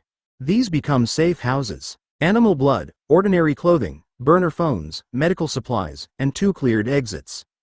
No family records and nothing connected to Lucas's work. Rosalie slid a small steel case onto the table and opened it. 6 weighted signet blanks rested inside, each polished to resemble a finished glamour ring. False storage, Jasper said. 2 boxes in vacant properties and 1 moved between sites on an irregular schedule. Anyone watching learns that we protect them. Anyone stealing one learns nothing. Anya lifted a blank and tested its weight. And if Victoria sends humans to open the boxes? No human guards them. Jasper met her gaze. We observe from outside and withdraw if civilians enter. Carlisle had remained beside the hospital district on the map. He placed one finger over a route connecting a late-night station to an open square. You've marked this as a response corridor. If a newborn enters a crowd, the nearest team draws it away while another clears the path. How? Carlisle asked. Jasper knew what answer the old commander would have given. A human who appeared isolated could turn a newborn's head for several seconds. Several seconds could save a street. One of us becomes the more valuable target, Jasper said. Carlisle studied him. Only one of us? Jasper's silence answered too much. No human bait, Carlisle said. His voice stayed quiet, but every face turned toward him. Not knowingly exposed. Not left in place because their death would improve the odds elsewhere. A visible civilian could control its direction, Jasper replied. Long enough to close the distance. And if you're wrong, that person dies for our convenience. Jasper looked down at the marked station. He removed 2 pins, shifted the corridor away from the crowd, and added another defensive position near the square. It'll take more people and slow containment, he said. Carlisle lifted his hand from the map. Then that is the cost we accept. Jasper studied the revised formation. It was harder to command and less efficient than the first. He trusted it more. He left the revised corridor in place and began assigning names to positions. He didn't pair mates, siblings, or familiar hunting partners. He placed gifts where the work required them and watched the room tighten as everyone understood what that meant. Alice takes the western approach with Emmett, he said. Her sight gives him warning, and his strength closes the route. Lucas glanced toward Alice before looking back at the map. I have a museum seminar until 3. Professor Whitcomb is assessing our treatment proposals, and I can't leave halfway through without explaining why. You won't leave, Jasper said. He moved Lucas's pin to the inner zone. Rosalie collects you when the seminar ends. Until then, Carlisle covers the museum district from the hospital side. Rosalie opened her calendar. My materials laboratory runs until 4:30. We're testing the failure point of the group's final assembly, and my partner can't operate the equipment alone. Then Carlisle keeps the district until you're free. Jasper shifted another pin. Each correction consumed someone else's time, forcing the defense to bend around commitments he couldn't erase without damaging the lives he was meant to protect. Bella tapped her evening reporting shift. The paper has me photographing a community meeting near the station. It's my assignment, not something I can hand to another student an hour before it starts. Esme watches the building from inside. Edward patrols the outer route with Anya. Edward's attention snapped toward him. You're placing me across the river while Bella works at night? I'm placing someone beside her who can remain in the room without alarming every human there. Jasper kept his voice level. You'll be close enough to respond if Esme calls. Anya looked down at the route beside Edward's name. And you? North with Rosalie once her laboratory ends. Her face revealed little, but Jasper felt the brief disappointment he couldn't soften even if he'd wanted to. They had planned to walk after patrol. The new assignments turned private time into another movable piece. Emmett rested both hands on the table. My coaching session ends at 6. 12 children and several late parents will notice if I vanish. You stay until the last child is collected, Jasper said. Alice waits outside and doesn't pull you away unless the building itself becomes unsafe. Emmett nodded, the humor absent from his face. Good. Jasper finished the assignments and stepped back. Alice stood apart from Lucas. Edward's hand remained near Bella's shoulder without touching her. Anya had already folded their abandoned evening into silence. This week will disappoint people who don't know why, Jasper said. Choose carefully who can be disappointed. Don't assume every promise is expendable because the war is secret. Bella closed her notebook. Then we keep the promises we can. Jasper looked across the divided names and routes. And we make Victoria pay for everyone she forces us to break. The first alert came while Emmett was still inside the coaching center. Alice's voice reached Jasper through the phone. A vampire's watching the west entrance. Female, dark coat, undecided about approaching. Jasper stood beneath a railway arch 2 districts away with Rosalie and Anya. He opened the city map on his screen and checked the time. Emmett had 12 children inside, 6 parents waiting near the doors, and 1 assistant coach who believed he'd gone to fetch equipment. "Don't engage," Jasper said. "Keep the watcher in sight and let Emmett finish the handover." A second call interrupted before Alice answered. Esme spoke quietly over the noise of Bella's community meeting. "Newborn sent outside the station. Bella's still inside. Nobody here has noticed." Jasper looked toward Anya. "Take the south route. Edward meets you at the river crossing. Keep the scent away from the meeting and don't pursue beyond the square." Anya was already moving when Lucas called. "The museum alarm has activated," Lucas said. Human voices echoed behind him. "Security's evacuating the conservation wing. There's vampire scent near the loading entrance." 3 probes. 3 public routines. Victoria had waited until every promise mattered. "Stay with your class," Jasper ordered. "Carlisle checks the loading route. Rosalie and I cover the museum exits." Rosalie reached the next roof ahead of him. Below, students and museum staff gathered beneath emergency lights while a security officer counted names. Lucas stood beside Professor Whitcomb, visibly resisting the urge to break away. Carlisle's message arrived seconds later. "No fire. The alarm was triggered manually. The scent ends beside an empty service van." Jasper turned east as Alice reported the watcher leaving Emmett's coaching venue. At the same moment, Anya called from the station. "The newborn showed itself, then withdrew," she said. "Edward stayed with the outer route. Bella and Esme are moving through the rear exit." No attack. No attempt to take a ring. Victoria had struck schedules, not bodies. Jasper returned to the museum pavement after the evacuation ended. Professor Whitcomb stood beside Lucas with anger tight around his mouth. "Your assessment will have to be rescheduled," he told Lucas. "Mr. Mercer left before presenting, and security won't reopen the wing tonight." Across the city, Emmett had missed the last parent and forced his assistant to explain his absence. Bella's editor had lost photographs from the final half of the meeting. Rosalie's laboratory partner had operated the test rig alone. Anya stopped beside Jasper as the museum crowd dispersed. "No one died." "No," Jasper said. He watched Lucas apologize to his professor for a danger he couldn't name. "Victoria isn't asking whether I can command them anymore." Anya followed his gaze. "What is she asking?" Jasper looked toward the roads carrying his family back from obligations they had failed despite surviving. "How much of their human lives she has to destroy before they stop obeying me." 33. The rule against pursuit. 3 nights after the museum evacuation, Jasper watched Bella move through a university courtyard behind her camera. Paper lanterns hung above the late student arts fair, and every photograph she took carried her farther from the lit entrance where Esme waited among parents and faculty. Across the river, Edward's rehearsal had already begun without him. He stood on a rooftop 2 blocks east, holding his assigned corridor because Jasper had refused to let another public obligation become disposable. Bella crouched near a sculpture display and changed lenses. Jasper heard her camera bag scrape against the bench behind her, then caught movement on the roof opposite. A newborn stepped into view beside a brick chimney and raised one pale hand. A black camera strap hung from its fingers. Edward saw it at the same instant. His emotion struck Jasper from 2 streets away, fear turning to fury before either of them had checked the courtyard. "Hold your position," Jasper said into the radio.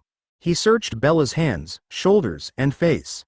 She was still photographing the sculptor beside his work, unaware that anything had changed. "Bella's visible. Esme, check her bag." The newborn swung the strap once, letting the white lettering catch the courtyard lights, then ran across the roof. Edward left his post. "Edward, stop." Jasper crossed the first rooftop as Edward cleared the next block. The abandoned eastern corridor opened behind him, exactly where a second team would expect space. "The strap isn't proof they touched her." "They have something of hers," Edward replied. Wind tore the words through the radio. "I'm not waiting for permission." Jasper cut south instead of following him. Pursuit was what Victoria wanted, but Edward's speed had already made the choice real. "Anya, take Edward's corridor." Carlyle, leave the hospital approach and cover the river. Esme, answer me. Esme's voice came through beneath music and human conversation. Bella's safe. Her press bag was unattended beside the registration table. One strap is missing. Jasper reached the eastern roofs as Anya came from the opposite direction. Below them, Edward vanished after the fleeing newborn, carrying Bella's fear, his missed rehearsal, and one of Jasper's strongest fighters away from the formation.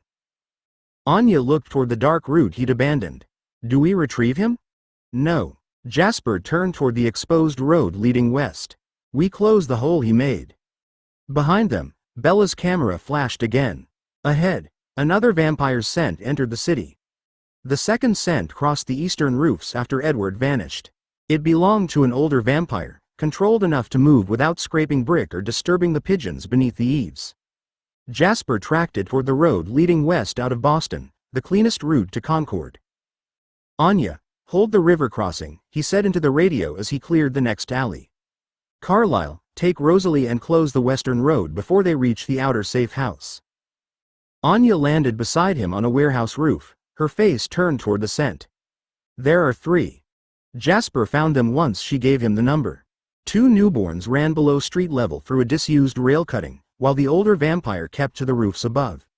The recruiter guided the young pair toward the estate without coming close enough to be trapped with them. Carlyle's voice reached him through the radio. Rosalie and I are in position. We can block the road without bringing the fight near the houses.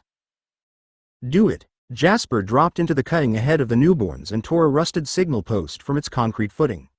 He dragged it across the rails as Anya came down behind him, closing the channel without touching the live road above.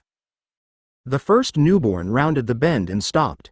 Hunger and excitement flooded the cutting, followed by fear when he saw Jasper waiting.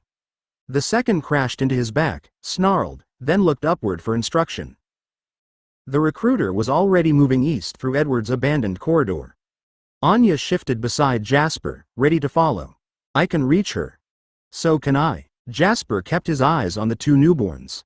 If they both pursued, the path to Concord opened again. Victoria had built the choice around that instinct. Hold here. The recruiter crossed the final roof and disappeared beyond the river warehouses. No one remained in the eastern position to intercept her. Rosalie appeared above the far end of the cutting, with Carlyle beside her. The newborns understood the closure and turned south, scrambling over a retaining wall toward the industrial blocks instead of the estate. Anya watched them go. We stopped the cell. We stopped this approach. Jasper retrieved the signal post and set it against the wall before any human found the obstruction. The woman directing them saw Edward leave, used the opening, and escaped with what she came to learn. Carlyle looked toward the empty eastern roofs. That heel break formation for Bella. Jasper pressed the radio, calling every team back to assigned ground rather than letting anger scatter them farther. And that I'll let an enemy go before I expose the people behind me. Edward returned to the Concord dining room before Jasper had finished marking the abandoned eastern corridor. He came through the side door with his coat open and Bella's camera strap still missing. Fear clung beneath his anger, sharp enough for Jasper's gift to separate from the frustration of losing the newborn. You let her get away, Edward Said. He stopped across the table rather than taking his usual place beside Bella's chair. She had something taken from Bella, and you ordered everyone to protect lines on a map. Jasper kept both hands against the table. He could have pressed calm into the room, but obedience produced through his gift wouldn't survive the next provocation. Esme confirmed Bella was safe before you crossed the second roof. You heard the same report I did. A vampire had reached her bag. Edward's fingers closed around the back of the empty chair. That means the event wasn't secure. You treated the formation as more important than finding out how close they'd come. The formation was protecting her. Jasper moved Edward's marker from the eastern roof and laid it beside the route the recruiter had used. He placed 2 red markers in the rail cutting, then set a third on the road toward Concord. When you left, an older vampire brought 2 newborns through your corridor. We stopped them because Anya and Carlyle abandoned other positions to cover yours. The recruiter escaped while we did it. Edward looked down at the map, but his anger didn't loosen. And if the newborn with the strap had been leading us to Bella? Bella wasn't missing. Jasper met his gaze and let Edward feel the full weight of his refusal without adding supernatural pressure. Victoria chose that strap because it belongs to her, not because it proved Bella was in the vampire's hands. She needed a symbol strong enough to make you stop checking facts.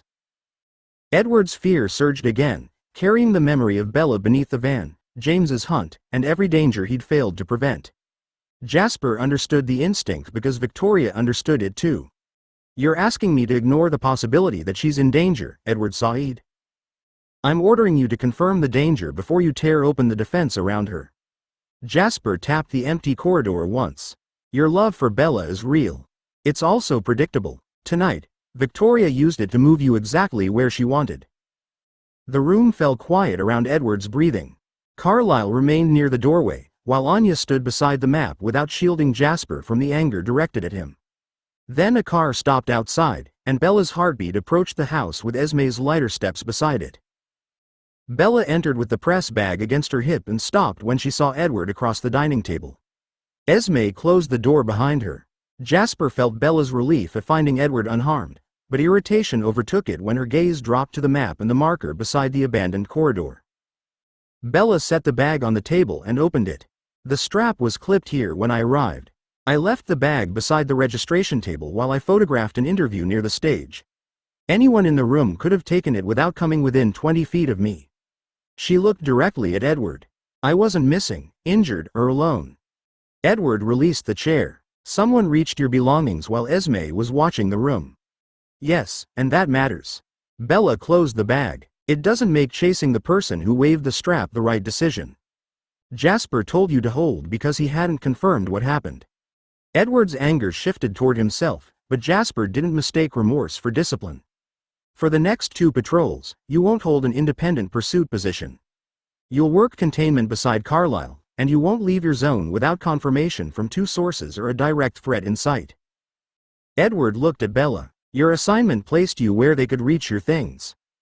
Bella stepped around the table, but she didn't soften. "My assignment didn't make you abandon your post. Don't turn my work into the reason for your choice. Victoria stole a strap. You gave her a corridor." Silence held until Edward lowered his gaze to the map. "I accept the reassignment." He removed his phone and found the conservatory number. "I also owe Professor Lang an explanation." Jasper heard the director answer after the second ring. Edward stood straight beside the table. "Professor, I left tonight's rehearsal without notice. It wasn't a medical emergency, and I shouldn't have made the ensemble cover for me." He listened as the director's clipped reply carried through the receiver.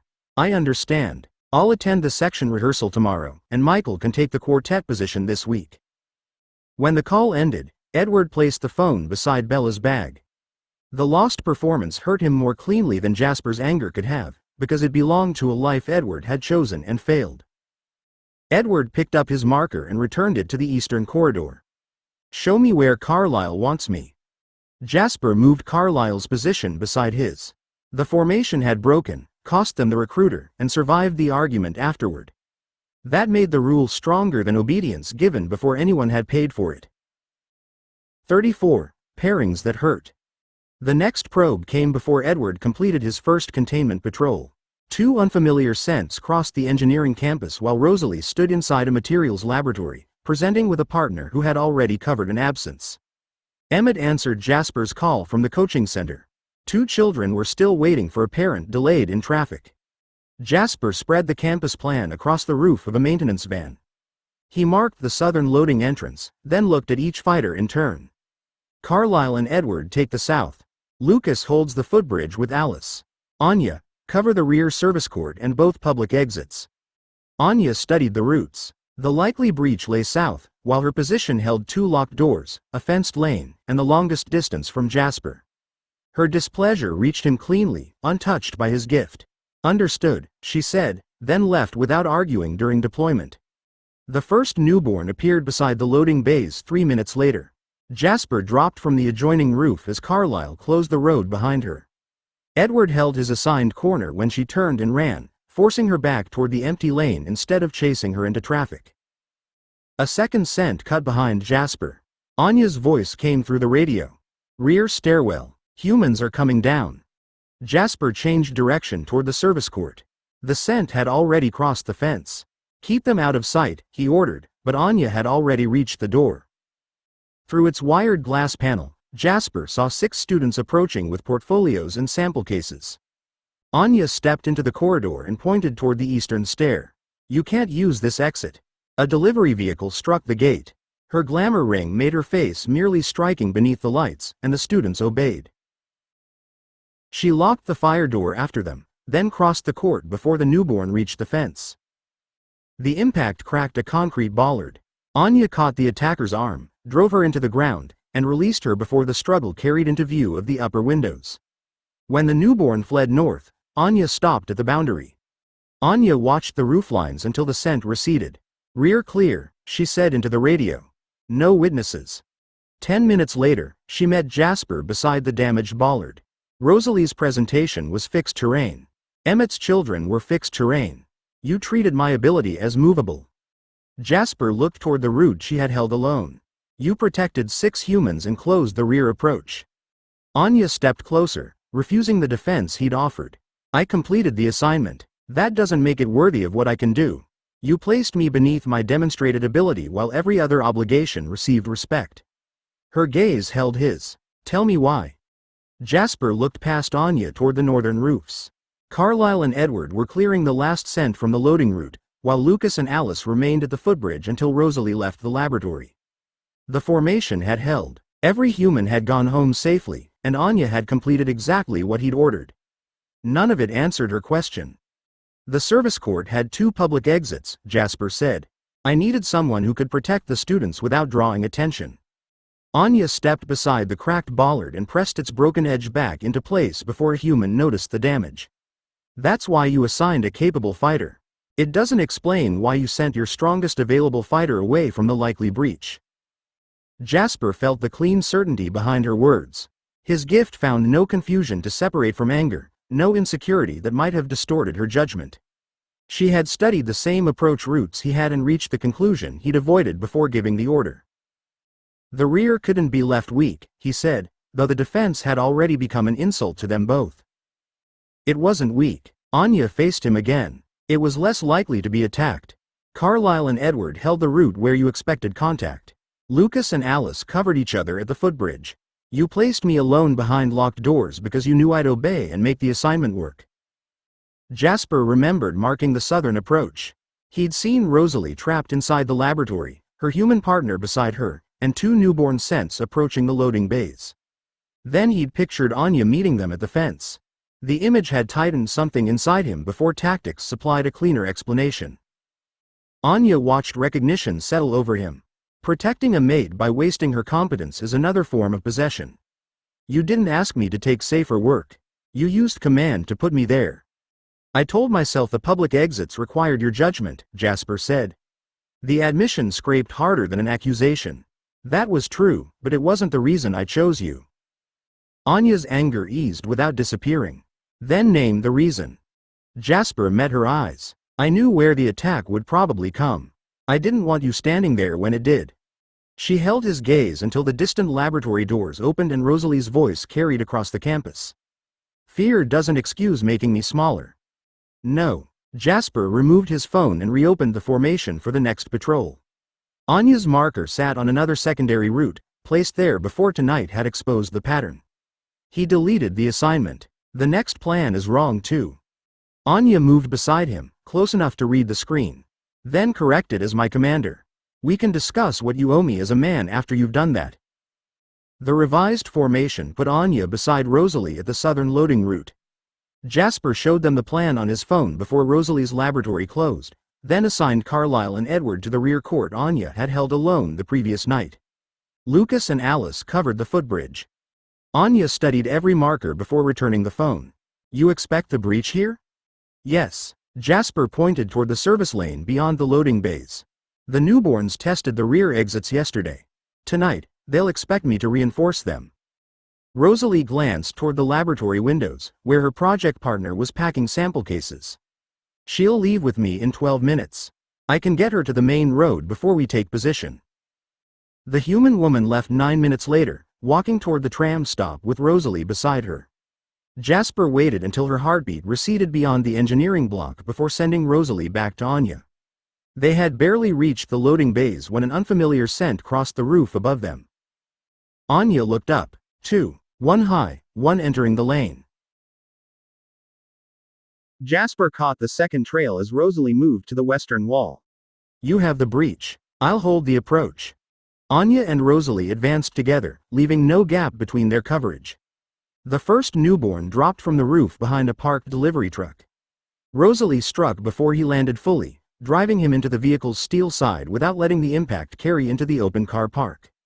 Anya turned toward the lane as the second attacker rushed low, trying to pass while attention remained on his partner.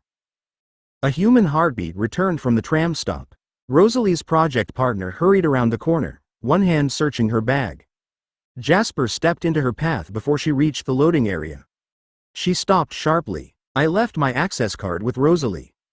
Jasper heard Anya catch the second newborn behind the truck. Concrete cracked beneath a muffled impact. She noticed it and took it to the front desk, he said. The loading entrance is closed while security checks an alarm. Behind him, Rosalie tore the first attacker away from the truck as Anya forced the second back over the wall. Neither pursued when both newborns fled across the roofs. Rosalie appeared at the far end of the building with the access card between two fingers. You came back for this? Her partner released a frustrated breath and crossed toward her without looking at the loading bays. Jasper waited until they reached the main entrance before returning to Anya. She stood beside the dented truck, watching the route the newborns had taken. You assigned me where you expected the attack, and you didn't change it when a human complicated the field. You and Rosalie were still the right pair, Jasper said. Anya faced him. Then the correction held. It had, not because she'd demanded reassurance, but because she'd made his command more honest. Rosalie left with her project partner through the main entrance, keeping the woman's attention on the recovered access card and the laboratory alarm. Jasper waited until both heartbeats disappeared toward the tram stop before returning to the loading area. Anya stood beside the damaged truck, checking the roofs once more before she faced him. Jasper put away his phone. I assigned you according to my fear instead of your ability. That was a misuse of command, and it weakened the formation. I'm sorry. Anya answered without hesitation. I accept the apology from my commander. The speed of it left the second apology exposed. Jasper had expected anger to carry them through the harder part, but Anya's emotions held steady. She'd separated the roles exactly as they had agreed months earlier, leaving him nowhere to hide one inside the other. I'm also sorry that I wanted you away from the breach, he said. I was afraid of losing you. Anya's expression tightened. That explains the choice. It doesn't apologize for it. Jasper looked toward the roof where the newborns had escaped. He'd asked Edward to examine fear before acting, then allowed his own to enter a plan under the name of caution. I decided my fear mattered more than your right to stand where your skill placed you. I made you smaller so I could feel safer, and I used an order because an order didn't require me to admit what I was doing. Anya stepped closer, though she left enough space that he couldn't mistake attention for forgiveness. What will you do when the fear returns? I'll test the assignment against the same standard I use for everyone else. Jasper reopened the patrol plan and showed her the next rotation. You may challenge a position before deployment when time allows. Once an engagement begins, you obey the plan unless conditions change. Afterward, you question every decision you believe was compromised. That applies to everyone? Yes. You won't receive less authority because you're my mate, and you won't receive special authority because of it. Anya considered the answer, then touched the screen and moved her marker one block east. This route gives me access to both bridges without leaving Rosalie's withdrawal uncovered. Jasper checked the distances and accepted the correction. Better. She handed back the phone. I accept the apology from the man as well.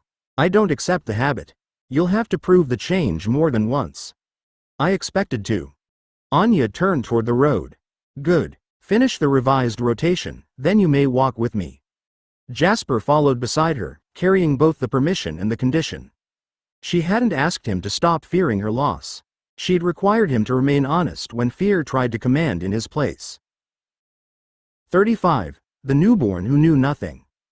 2 days after Anya made him revise the patrol rotation, Jasper stood above the museum's service court and trusted the position he'd given her. Through brick and glass, he heard Lucas explaining why an 18th-century enameled casket required a reversible support rather than a brighter restoration. Professor Whitcomb interrupted twice with precise questions, and Lucas answered without hesitation. Anya's voice came through Jasper's earpiece. Movement on the parking roof. Male. Newborn. The scent struck a second later.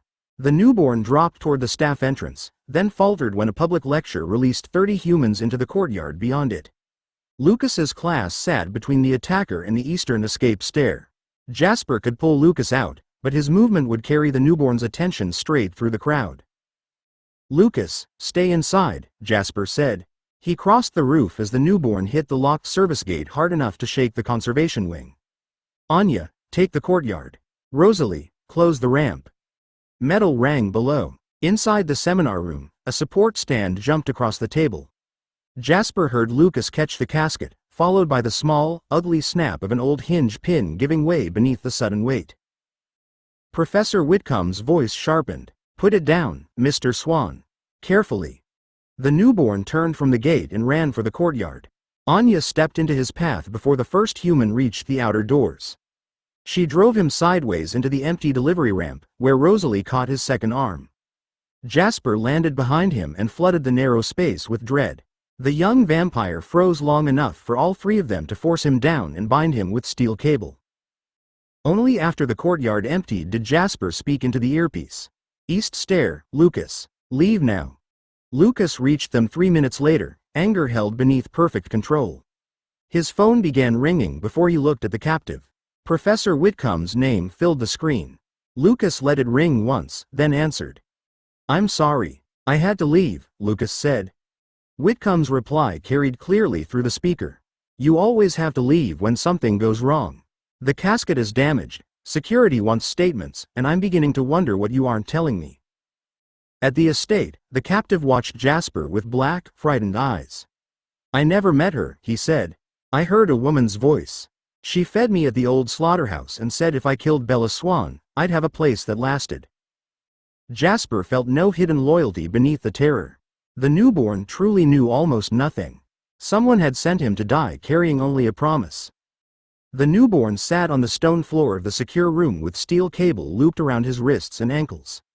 Hunger pressed from him in violent waves, but the sharper emotion was fear. Jasper stood beyond his reach and let every feeling arrive unchanged. He didn't calm the captive or deepen the terror. Either choice would make the answers belong partly to him. "Tell me what the woman said at the slaughterhouse," Jasper said.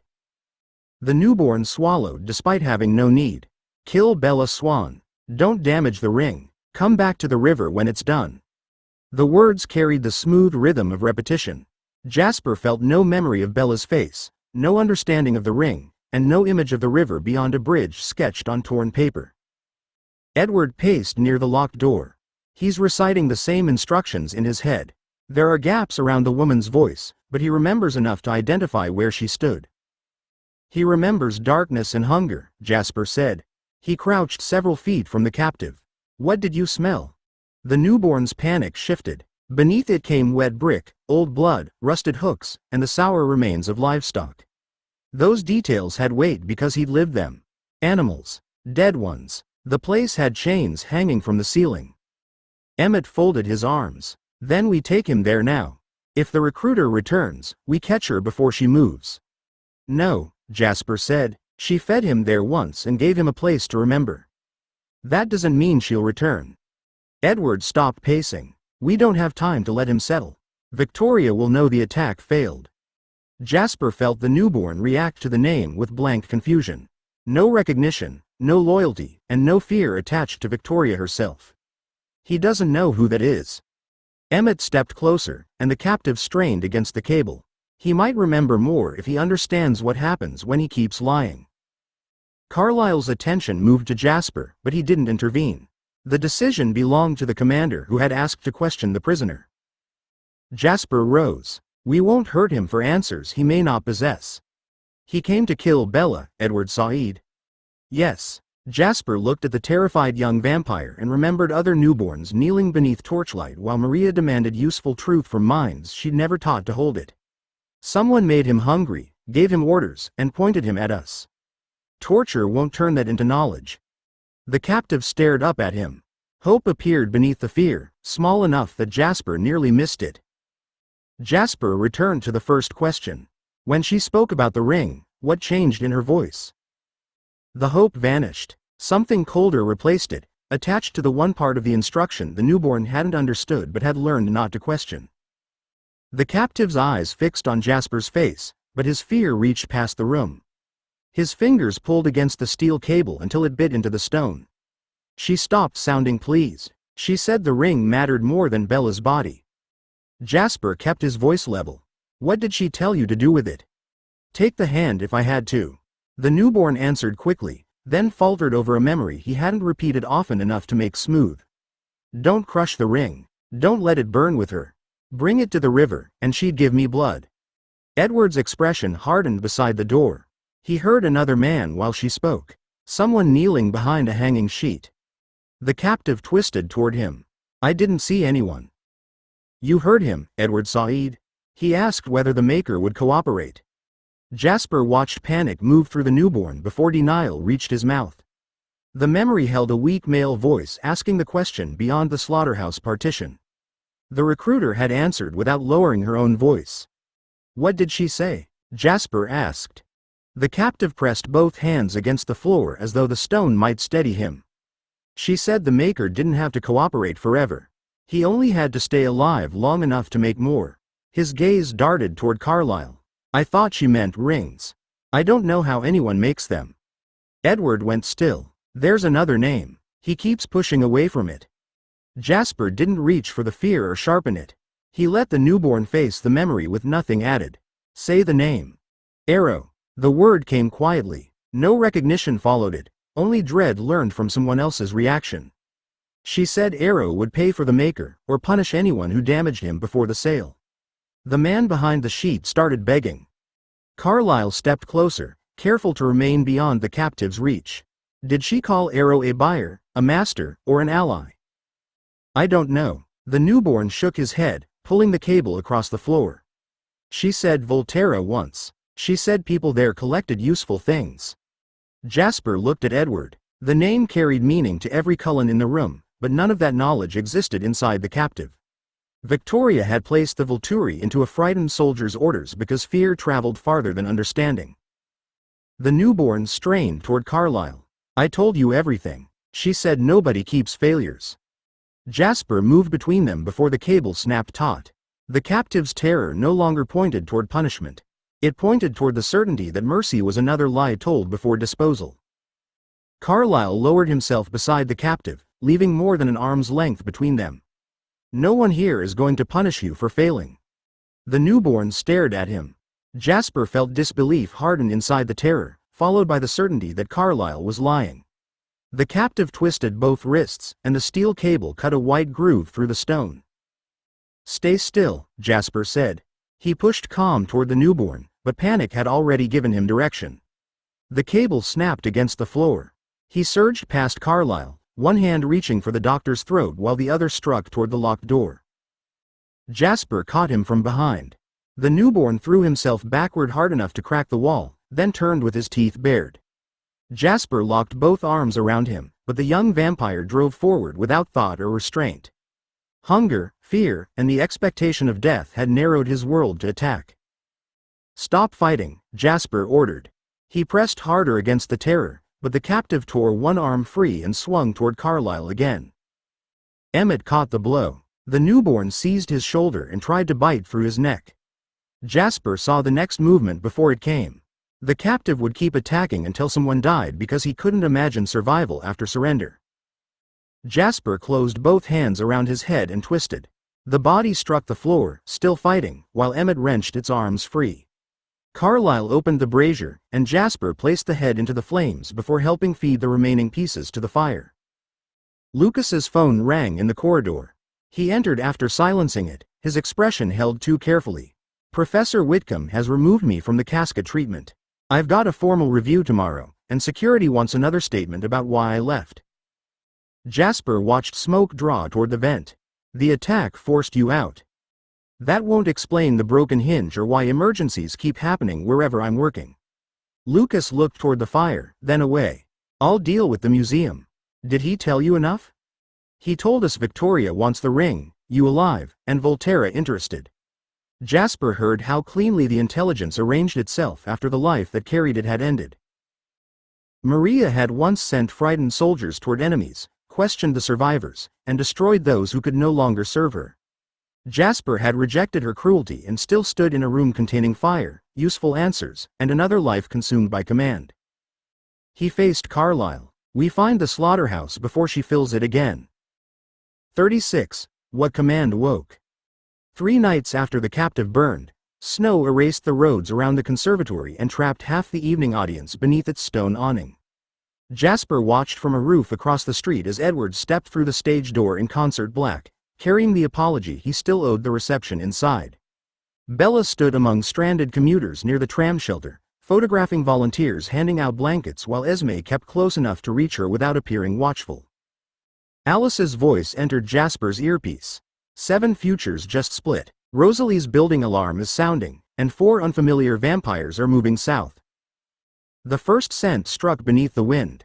Jasper turned as 2 newborns crossed the conservatory roof, using the snow and human confusion to hide speed that would have been impossible on a clear night.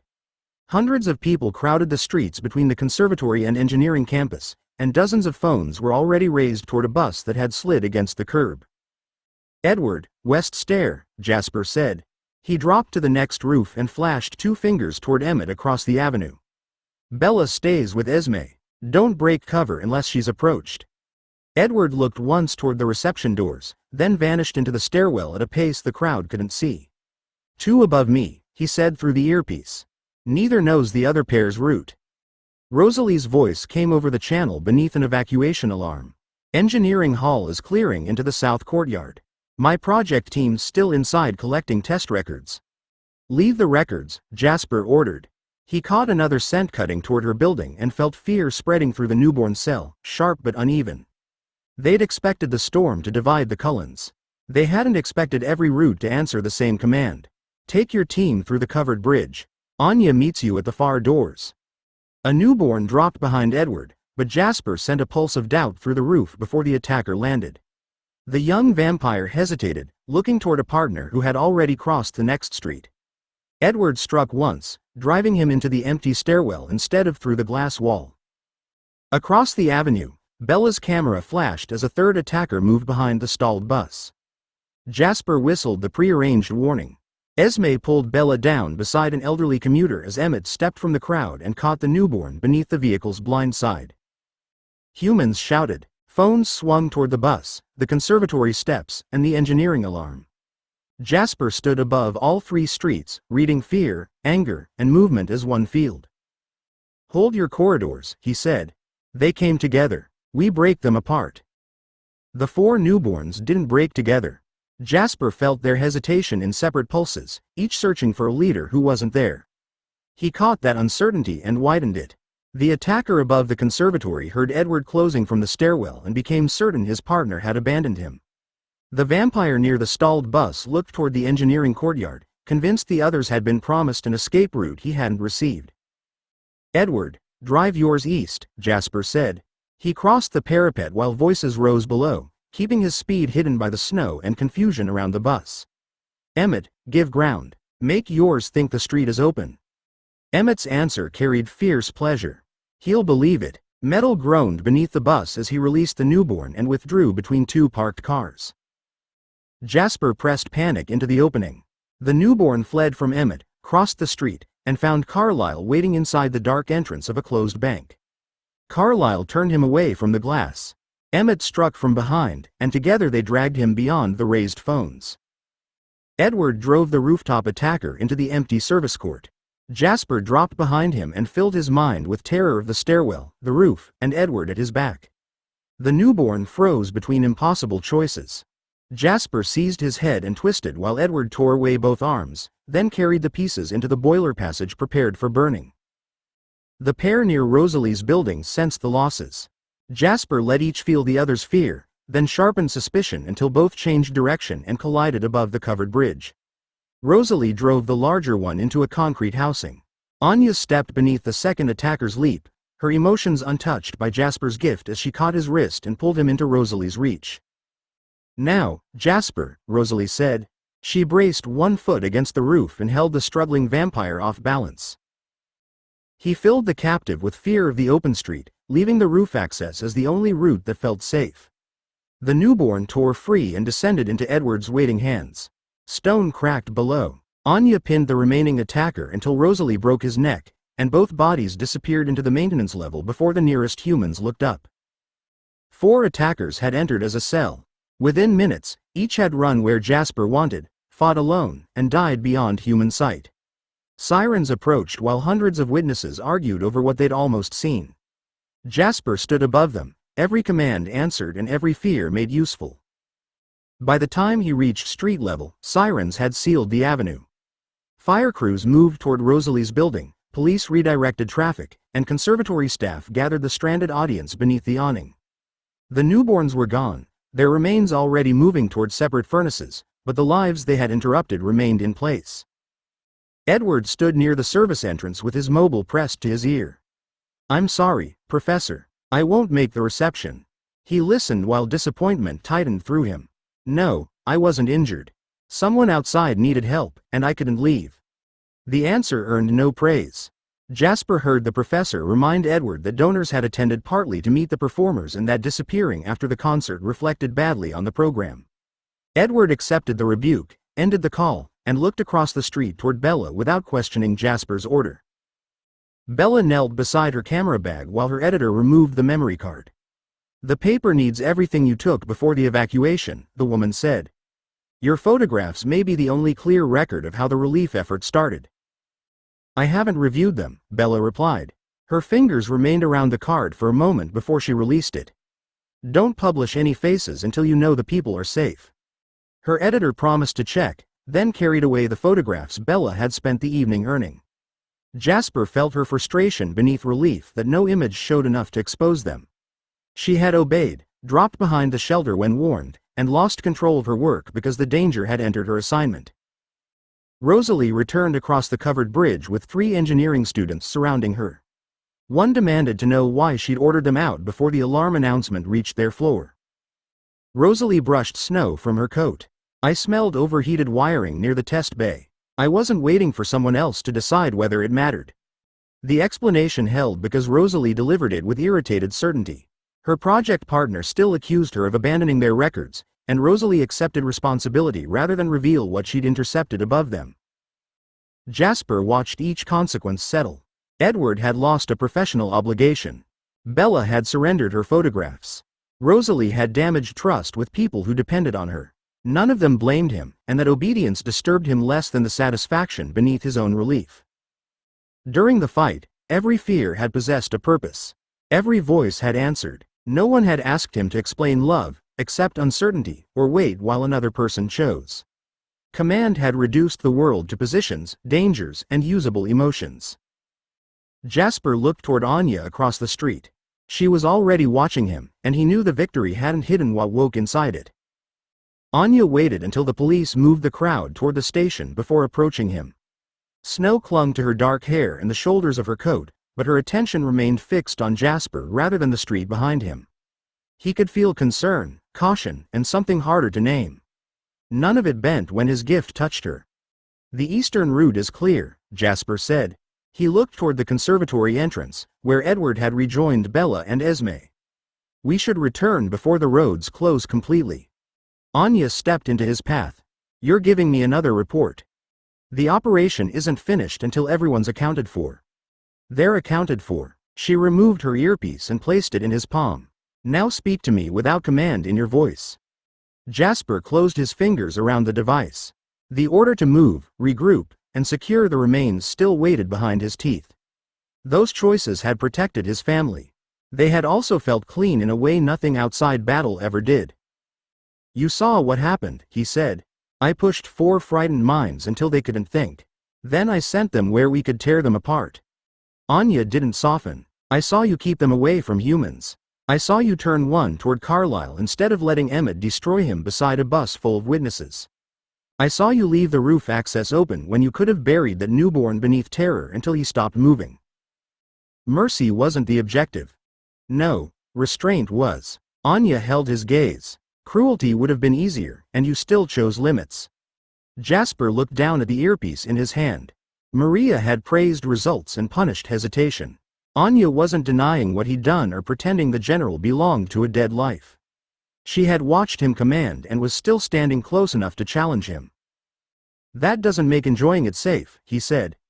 "No." She stepped nearer, her voice lower beneath the sirens. "But fear won't become honesty because you hide behind it. Can you admit that part of you liked being obeyed?" The question reached the place he'd avoided since the last newborn fell. He remembered the city arranged by roots, every emotion clear, every voice answering before doubt could interfere. The satisfaction remained inside him, separate from relief and impossible to excuse as duty. "Yes," Jasper said. The word left nothing protected. "I liked it." Anya's concern eased, though it didn't disappear. She took the earpiece from his hand and slipped it into his coat pocket. "Then we know what must be watched." She turned toward the family without taking his choice away. Jasper walked beside her, carrying the general home rather than pretending he'd left that man in the snow. 37. The cost of a safe route. Early spring rain had washed the last dirty snow from the hospital curbs when Bella raised her camera toward the loading entrance. She'd spent 2 hours photographing night workers changing shifts, ambulance crews trading tired jokes, and a cleaner smoking beneath the service canopy. Jasper watched from the roof of a medical offices building across the road, close enough to reach her and far enough not to enter every frame. Bella adjusted her lens as an orderly pushed a linen cart through the loading doors. "You know, most photographers don't have armed supervision." "You don't have armed supervision," Jasper replied through the earpiece. "You have me." "That wasn't the correction you thought it was." A sharp crack split the street. Glass burst from a ground floor window beside the loading bay, followed by orange flame and a human scream. Bella dropped behind a parked ambulance before Jasper ordered it.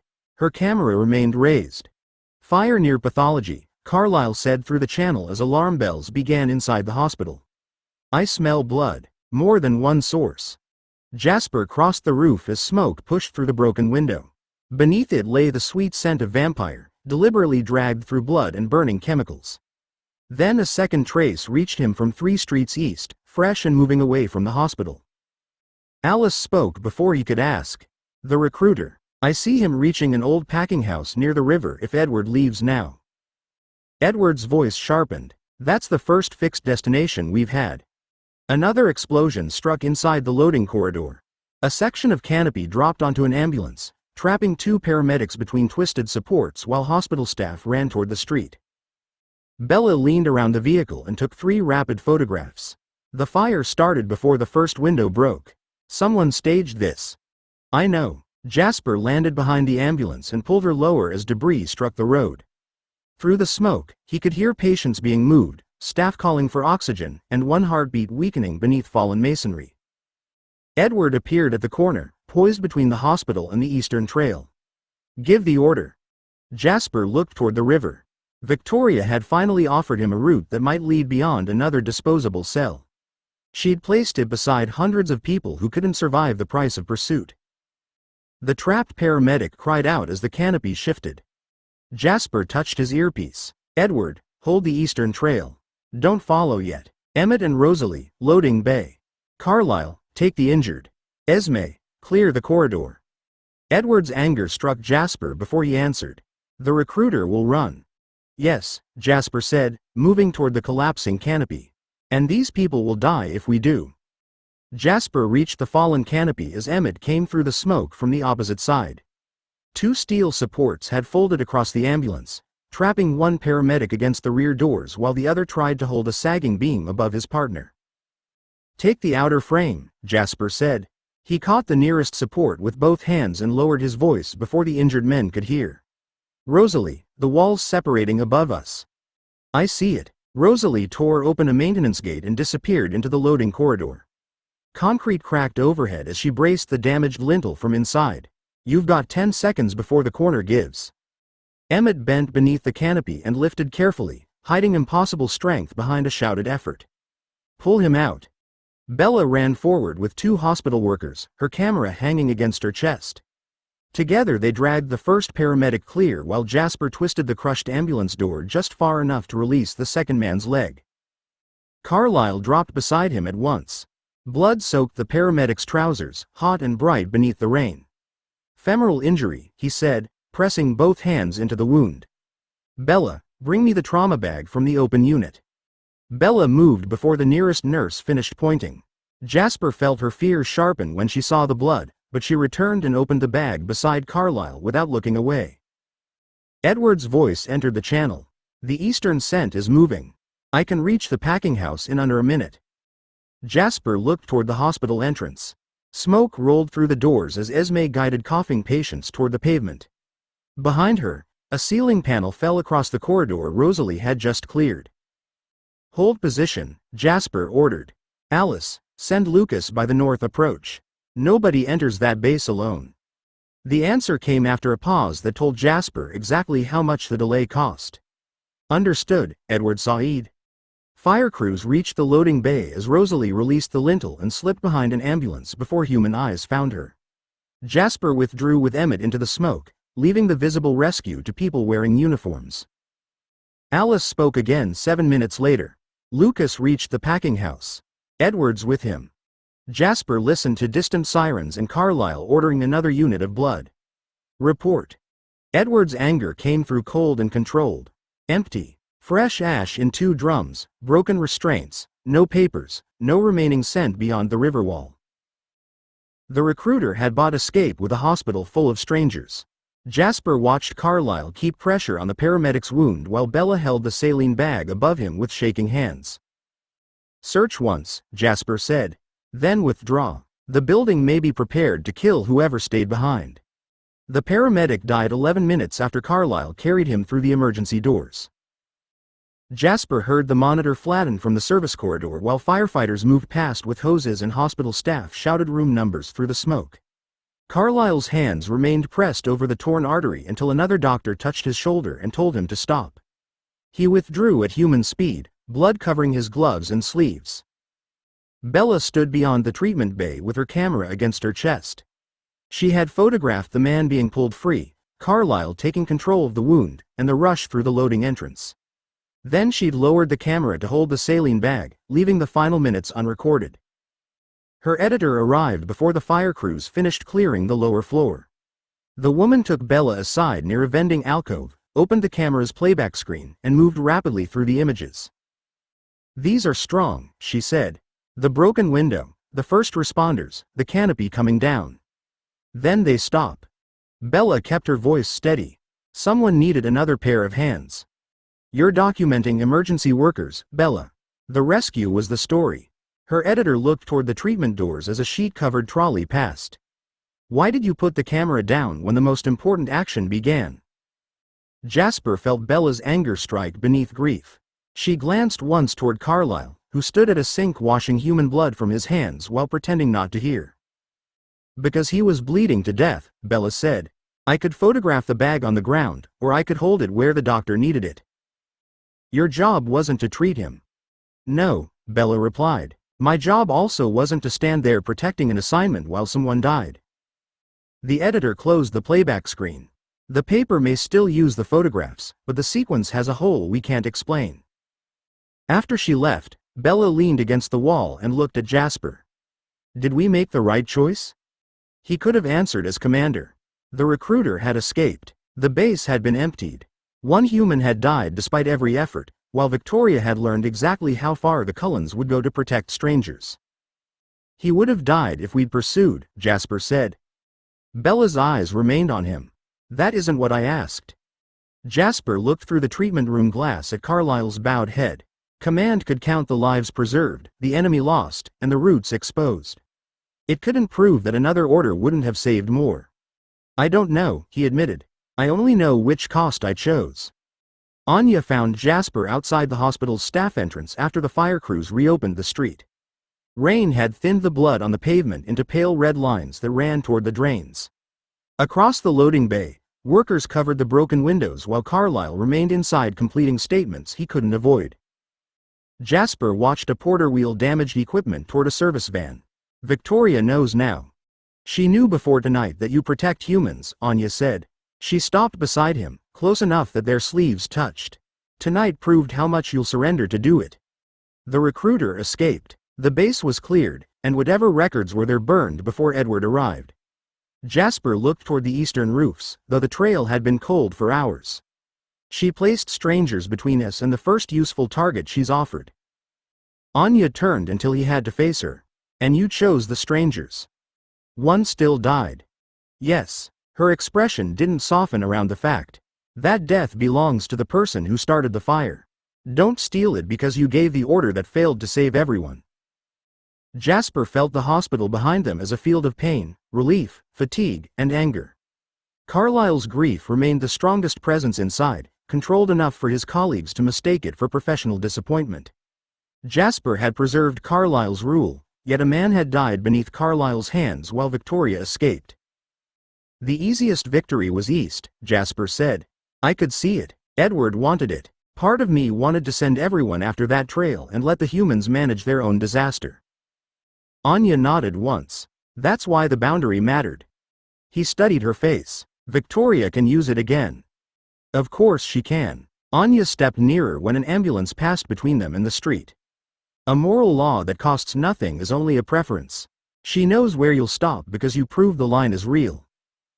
Jasper looked through the staff doors as Carlyle emerged with clean sleeves and blood still caught beneath one fingernail. Bella followed him, carrying a camera that contained an unfinished record because she had chosen a dying man over the photographs her editor needed. What did preserving it buy us? Jasper asked. Anya followed his gaze. It kept Carlyle a doctor. It kept Bella from becoming someone who watched through a lens when her hands were needed. It kept you from teaching this family that victory excuses abandonment. The answer didn't make the recruiter's escape smaller. It gave the loss a shape Jasper could carry without pretending it was harmless. Anya took his hand openly.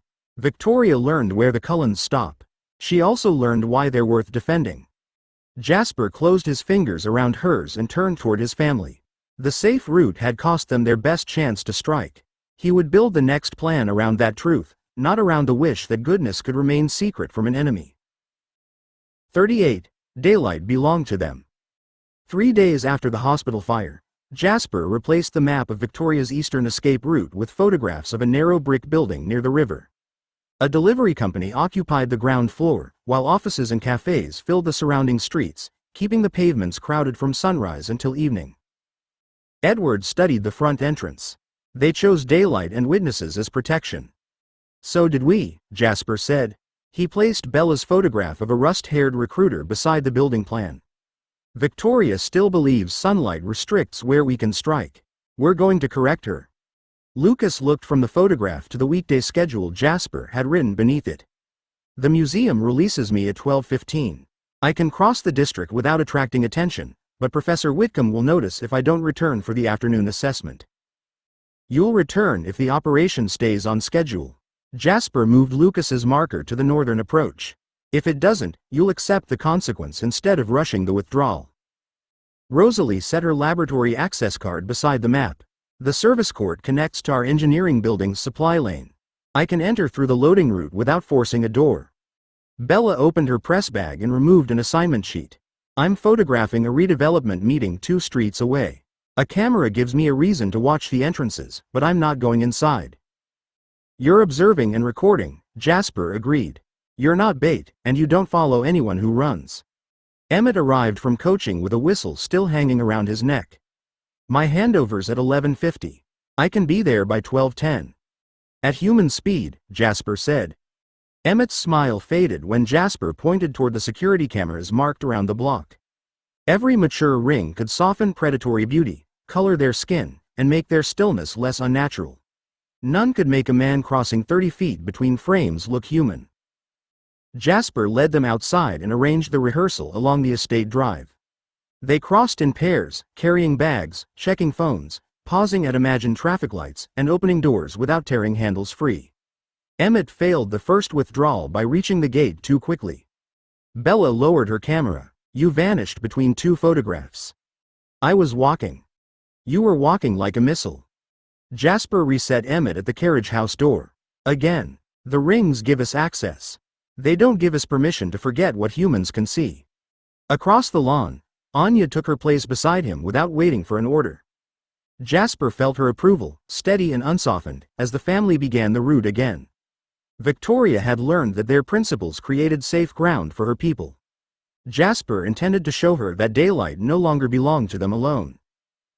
At 12:10, Jasper crossed the river district beneath clear spring sunlight with Anya beside him and office workers crowding both pavements. Human eyes passed over the color in his face, the softened precision of his stride, and the gold ring resting against his hand. Nobody stared long enough to see what the glamour couldn't change. Bella stood outside the redevelopment office with her camera raised toward a row of condemned warehouses. She photographed Jasper and Anya without pausing, folding them into the ordinary street scene. "Rosalie's inside the service court," she said through the earpiece. "Lucas is approaching from the north. Emmett's 30 seconds late." "Let him arrive late," Jasper replied. "Nobody compensates with speed." The Target building's delivery entrance opened as a courier pushed out an empty trolley. Rosalie followed through before the door closed, carrying a laboratory case and wearing the irritated expression of someone delayed by work. Jasper caught the handle for Anya, thanked the courier, and entered at a pace no camera would question. The vampire scent strengthened beyond the ground floor offices. Jasper led them down a narrow passage while printers ran behind closed doors and a receptionist argued over an invoice.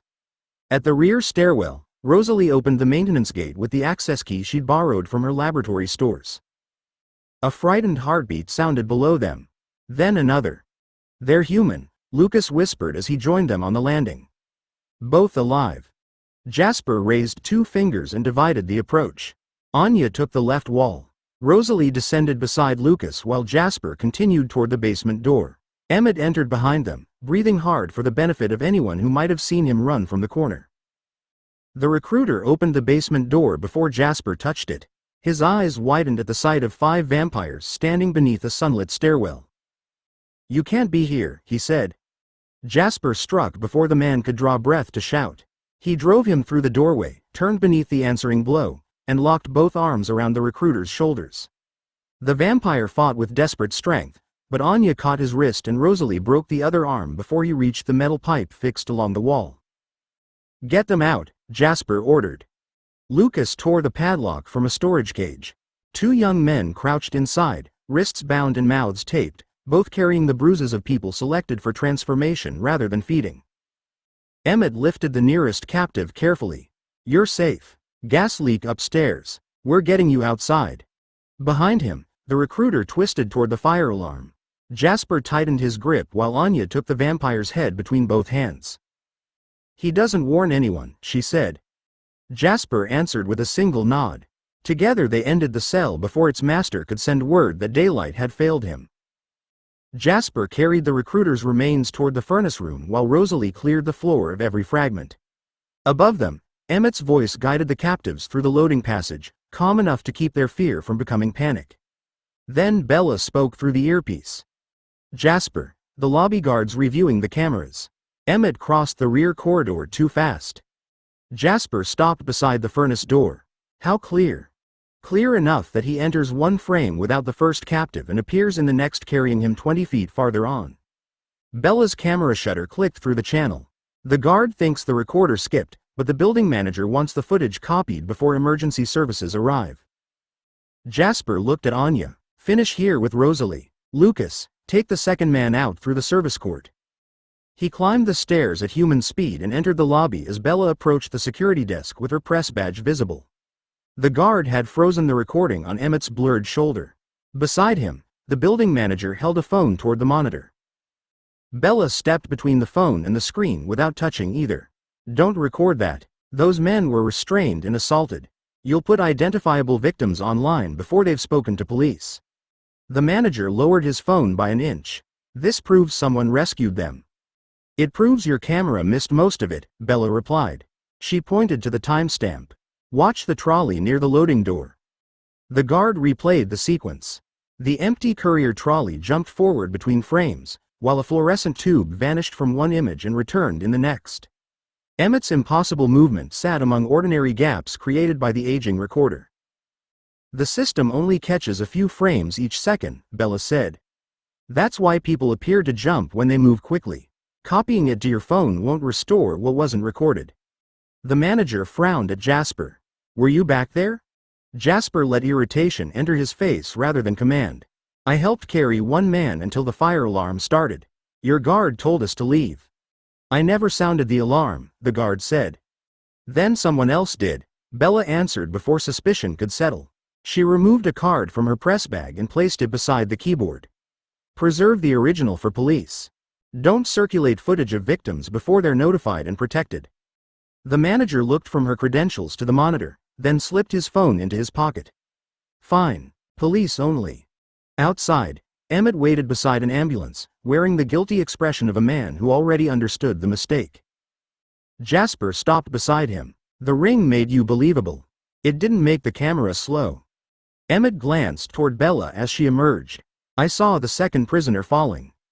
And you saved him, Jasper said. Next time, save him without giving strangers proof that you shouldn't exist. Emmett's phone rang before the ambulance pulled away. He looked at the screen, then at Jasper.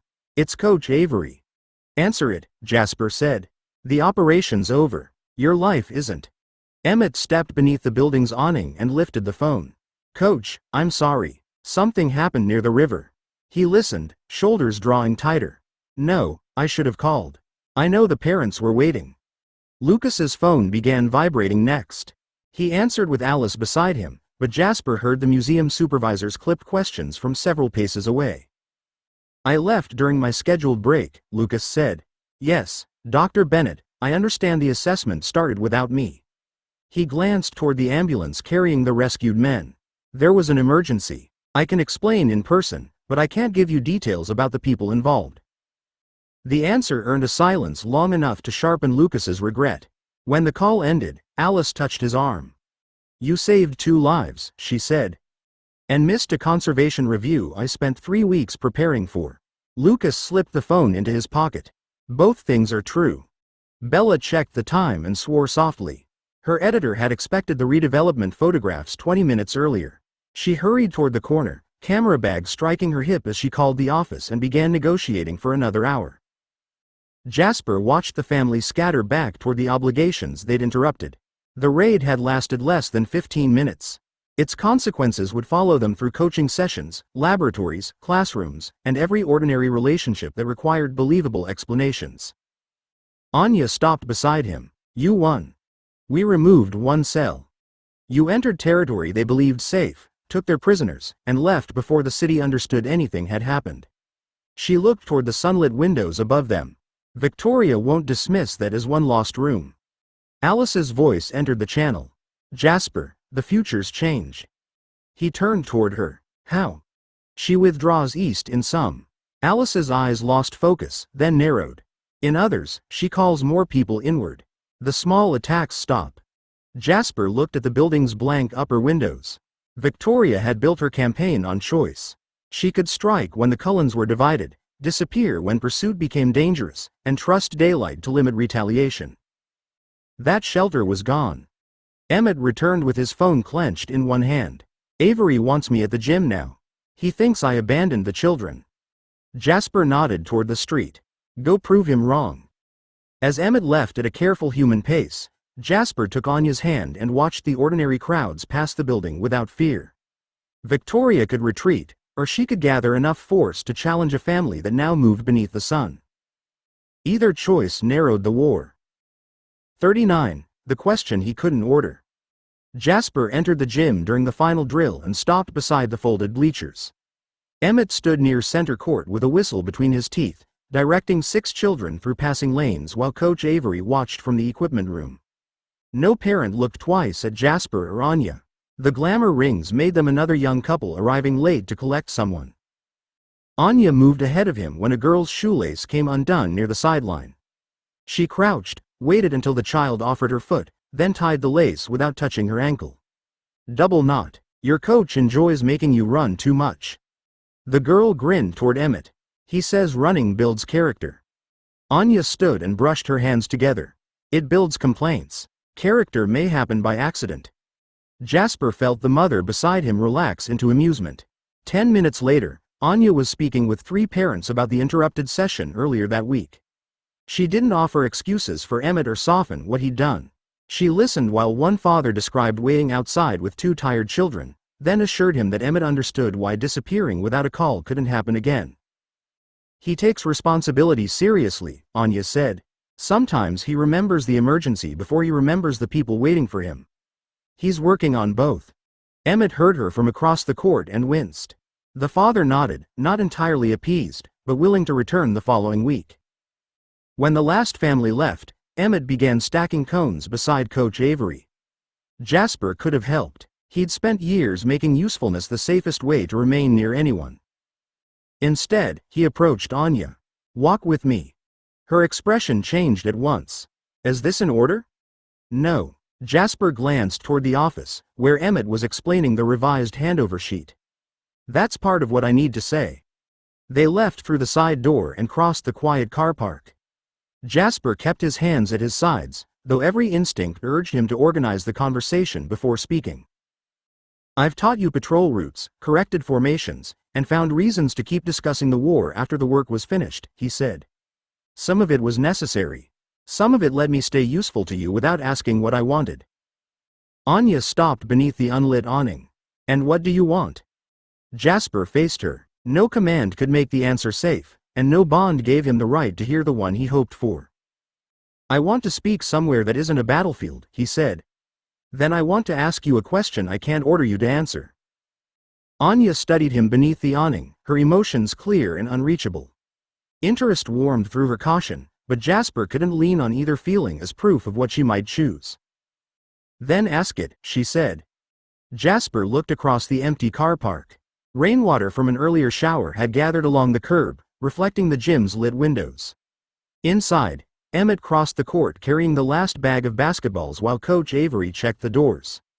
Ordinary responsibilities continued without waiting for Jasper to find the right words. He turned back to Anya. "I want a life with you." She went still. Jasper felt the surprise before she folded it beneath control, followed by a sharper fear that had nothing to do with his strength. He forced himself to continue before he could soften the request into something easier. "I want hunts that aren't patrols. Evenings that don't end with a report. I want to know what irritates you when nobody's threatened, what you read when you aren't studying an enemy, and whether you still sing when you think no one can hear." Anya's eyes narrowed. "You've heard me sing?" "Once. In the kitchen, before you realized I was there. That was private. I left before you stopped." Jasper kept his hands open at his sides. "I'd like the chance to be invited next time." Her amusement appeared briefly, then gave way to the question waiting beneath his words. "And what happens if I say no?" Jasper had prepared for that answer more carefully than he'd prepared for hope. "I remain with my family. I continue the Cullen diet. I keep command when the war requires it, and I step away from command when it doesn't." Anya watched him without moving. "You say that as though my answer has nothing to do with your stability." "It has everything to do with what I want," Jasper said. "It has nothing to do with whether I feed on humans." Her caution tightened, but he didn't retreat from it. "Alice helped me choose this life," he continued. "Carlisle gave me somewhere to practice it. The family has carried me through failures I'm not proud of. But none of them can make the choice inside me, and neither can you." Anya's gaze lowered to his hands. "What if I accept now and change my mind later?" "It would hurt." Jasper let the truth stand without disguising it as generosity. "I'd still keep my promises to myself. Loving you can't become the condition under which I remain someone safe to love." She looked up again, and the pressure between them changed. His request no longer offered certainty. It placed his future within her reach while leaving his conscience in his own hands. Anya remained beneath the awning, close enough that Jasper could hear the faint shift of fabric when she folded her arms. Her emotions moved without concealment. Affection came first, warm and certain enough to answer part of what he'd asked. Fear followed it, then a need for distance so strong that Jasper made himself stay where he was. "I want you," she said. "I want the hunts that aren't patrols and the evenings without reports. I want to hear you play the piano when you aren't using music to calm a room, and I want to know who you are when nobody needs the general." Hope struck before Jasper could defend against it. He felt his body lean forward by a fraction and stopped himself from closing the space. Anya noticed. "But I can't answer you here." Jasper looked toward the gym windows. Emmett and Coach Avery were still visible inside, returning equipment to the storage room. Beyond them waited the estate, the family, and everyone who would feel relief if Anya chose to remain. Because of the war? He asked. Because of everything around it. Anya lowered her arms and stepped from beneath the awning. Your emotions fill every room you enter, even when you don't touch anyone else's. I know what you want before you speak. Your family wants you happy, and their relief presses toward me whenever they think I might give you that. Jasper followed her into the car park but kept several paces between them. You believe I'm influencing you? No. She turned toward him. I believe I need to know what remains when you aren't standing close enough for me to feel how carefully you're waiting. The request hurt precisely because it was reasonable. Jasper could have offered another room, another town, or a hunt where the family couldn't observe them. Each answer would still keep him near enough to shape the choice merely by wanting it. Where do you need to go? He asked. Denali. Anya held his gaze. Home. Where nobody needs my answer to repair anything. I need Tanya's questions, Kate's suspicion, Irina's anger, and enough distance from this war to hear my own reasons. Jasper's hands stayed loose at his sides. How long? I don't know. Her voice softened without becoming apologetic. If I promise a date, I'll spend the whole journey measuring myself against it. He nodded once. Then I won't ask for one. Anya searched his face, perhaps expecting pain to become persuasion. Jasper let her see the hurt without making it her burden to remove. When you answer, he said, I want it to belong to you. It will. She stepped closer, stopping just beyond touch. That's why I have to leave before I give it. Anya's phone vibrated inside her coat before Jasper could answer. She stepped back and checked the screen. The change in her emotions came before she spoke, affection and resolve giving way to sudden dread. It's Irina. She accepted the call. What happened? Jasper heard only Irina's voice as a low blur, but Anya's hand tightened around the phone. She turned away from the gym windows, listening without interruption until the silence on the line demanded an answer. Did anyone die? Anya asked. Her shoulders lowered slightly at Irina's reply, though relief didn't reach the fear Jasper felt from her. And Laurent? Another pause followed. Anya closed her eyes. No, don't follow him alone. Tell Tanya I'm coming home.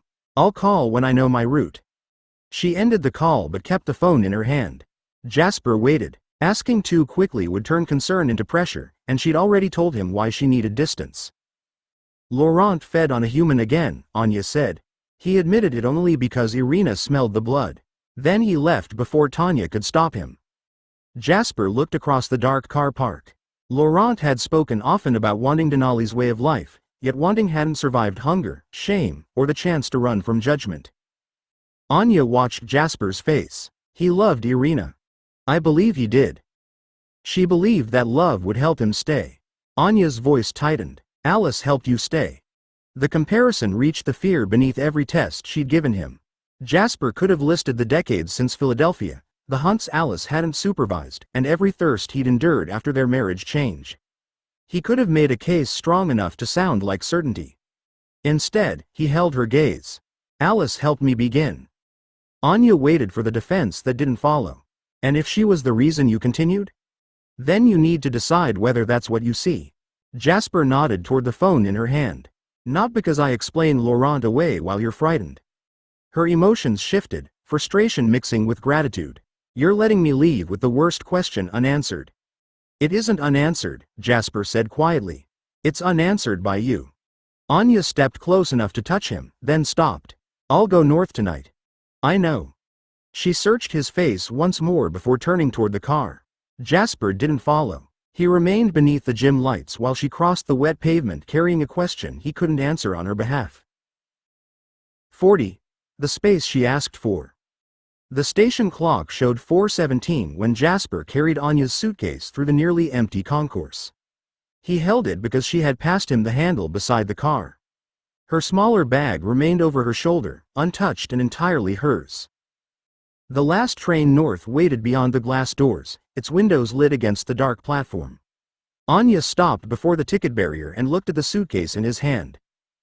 You haven't asked when I'm coming back, she said. Jasper set the case beside her without moving closer. You told me a promised date would become another pressure. That doesn't mean you don't want one. I want an answer to several questions. He kept his hands loose at his sides. Wanting one doesn't entitle me to ask before you're ready. Anya studied him as a cleaner pushed a rattling cart across the far end of the concourse. The ordinary noise helped. No family waited nearby, no map lay open between them, and nobody needed Jasper to decide where she should stand. "What will you do while I'm gone?" she asked. "Keep the commitments already made. Emmett has another coaching session tomorrow. Alice expects me at dinner. Carlisle will probably find some reason to ask whether I'm sleeping, despite knowing I don't." Anya's mouth softened. "And when none of them need you?"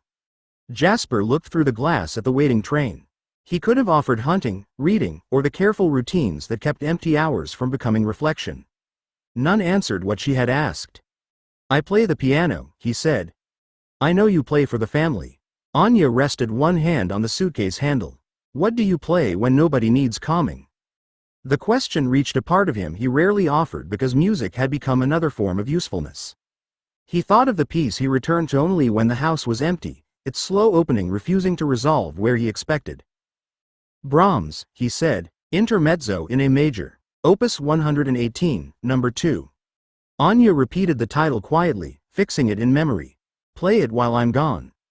Jasper felt hope rise and refused to shape it into meaning she hadn't given. "For myself? For the man who claims he exists when nobody needs the general." She picked up the suitcase, then paused. "When I call, I may still have no answer. I'll still answer the phone." The platform announcement sounded above them. Anya stepped close enough that her coat brushed his sleeve, but she didn't offer an embrace. Instead, she placed 2 fingers briefly against the inside of his wrist. "Goodbye, Jasper." "Goodbye, Anya." She turned before he could make the farewell heavier. Jasper remained beside the barrier as she boarded, found her seat, and placed the suitcase overhead without looking back for help. Only when the train began moving did she turn toward the window. Jasper lifted one hand. Anya answered with the same restrained gesture, carrying his music north while leaving every promise behind. By the time Jasper returned to the gym, Emmett had already divided 12 children into 2 uneven teams. One boy wore a red bib over a green sweatshirt and argued that this made him captain of both sides. "You're late," Emmett called as Jasper crossed the court. "Which means you're refereeing." Jasper removed his coat and folded it over the lowest bleacher. "You said I was helping. I've promoted you." The whistle Emmett tossed toward him struck Jasper's palm. He could have explained that he just watched a train carry Anya north, that the station still clung to his clothes, or that every quiet second invited him to imagine what she might decide. Instead, he stepped onto the court and separated 2 children who were both claiming the same ball. "Red team starts," Jasper said. "Green team gets possession after the first basket." The boy in both colors raised his hand. "What team am I?" "The one that needs to choose a shirt." The children laughed, and the game began before Jasper could think about anything else. He called fouls, returned wild passes, and showed a smaller girl how to plant her feet without letting the older players crowd her out. When one boy complained that nobody passed to him, Jasper stopped play and made each teammate name the last person they'd given the ball to. Emmett watched from the sideline with a grin. "You've turned basketball into testimony. They're learning accountability. They're 9. An excellent age to begin." The final whistle came after the children had abandoned the score and begun cheering every basket. Jasper helped collect the bibs instead of leaving the task to Emmett, then remained beside him while parents arrived in 2s and 3s. The last mother apologized for keeping them waiting. Jasper handed her son his forgotten water bottle and accepted the thanks without asking whether anyone else needed him. At the estate, Esme had kept food warm for Bella. She sat at the table with a marked article beside her plate while Edward read over one shoulder. Lucas and Alice shared the opposite end, their hands linked beneath the table. Emmett dropped into his chair. Jasper terrified children into passing properly. Bella looked up. "Did it work?" "They passed," Jasper said as he took the empty chair beside Alice. Alice studied him for a moment, seeing more than he wanted and less than she once would have claimed. She didn't touch his arm or promise Anya would return. Instead, she pushed the breadbasket toward him. "You missed the argument about Bella's headline." Bella narrowed her eyes. There wasn't an argument until Edward decided one adjective was dishonest. Jasper accepted the offered place in the conversation. Which adjective? For the rest of the meal, nobody opened a map. After the others left the dining room, Jasper moved to the piano and lifted the fallboard. The keys waited beneath his hands with none of the patience Anya had asked from him. He placed his fingers over the opening chord of the Brahms intermezzo and began. The first phrases came easily. He knew where each hesitation belonged and how gently the melody had to emerge from beneath the inner voices. By the second page, however, the music had stopped being his. He imagined Anya hearing it in Denali, deciding whether the restraint sounded honest or merely practiced. He wondered which passage she would prefer and whether finishing without error might prove something about the man she had left behind. Jasper removed his hands from the keys. Alice sat in the armchair beside the windows, one leg folded beneath her. She had entered quietly enough that he hadn't noticed, though she made no attempt to pretend she hadn't been listening. "You changed the reason halfway through," she said. Jasper looked at the open score. "I began playing because she asked me to." "No." Alice rested her elbow on the chair arm. "You began because you wanted to keep the promise. Then you started performing for a future audience." He closed the score without lowering the fallboard. "You would know." Alice accepted the edge in his reply without flinching. "Yes. I spent years believing certainty excused speed. I saw a good future and moved toward it before everyone else had finished living in the present." Jasper turned on the bench to face her. "Are we speaking about Lucas?" "We're speaking about us." Alice's expression remained open, though grief touched the affection beneath it. "I loved you. I still do. But when Lucas arrived, I understood what the future meant before you'd even found words for what it cost. You didn't force me to accept him. I didn't have to. Everyone could feel my certainty." Alice looked toward the silent keys.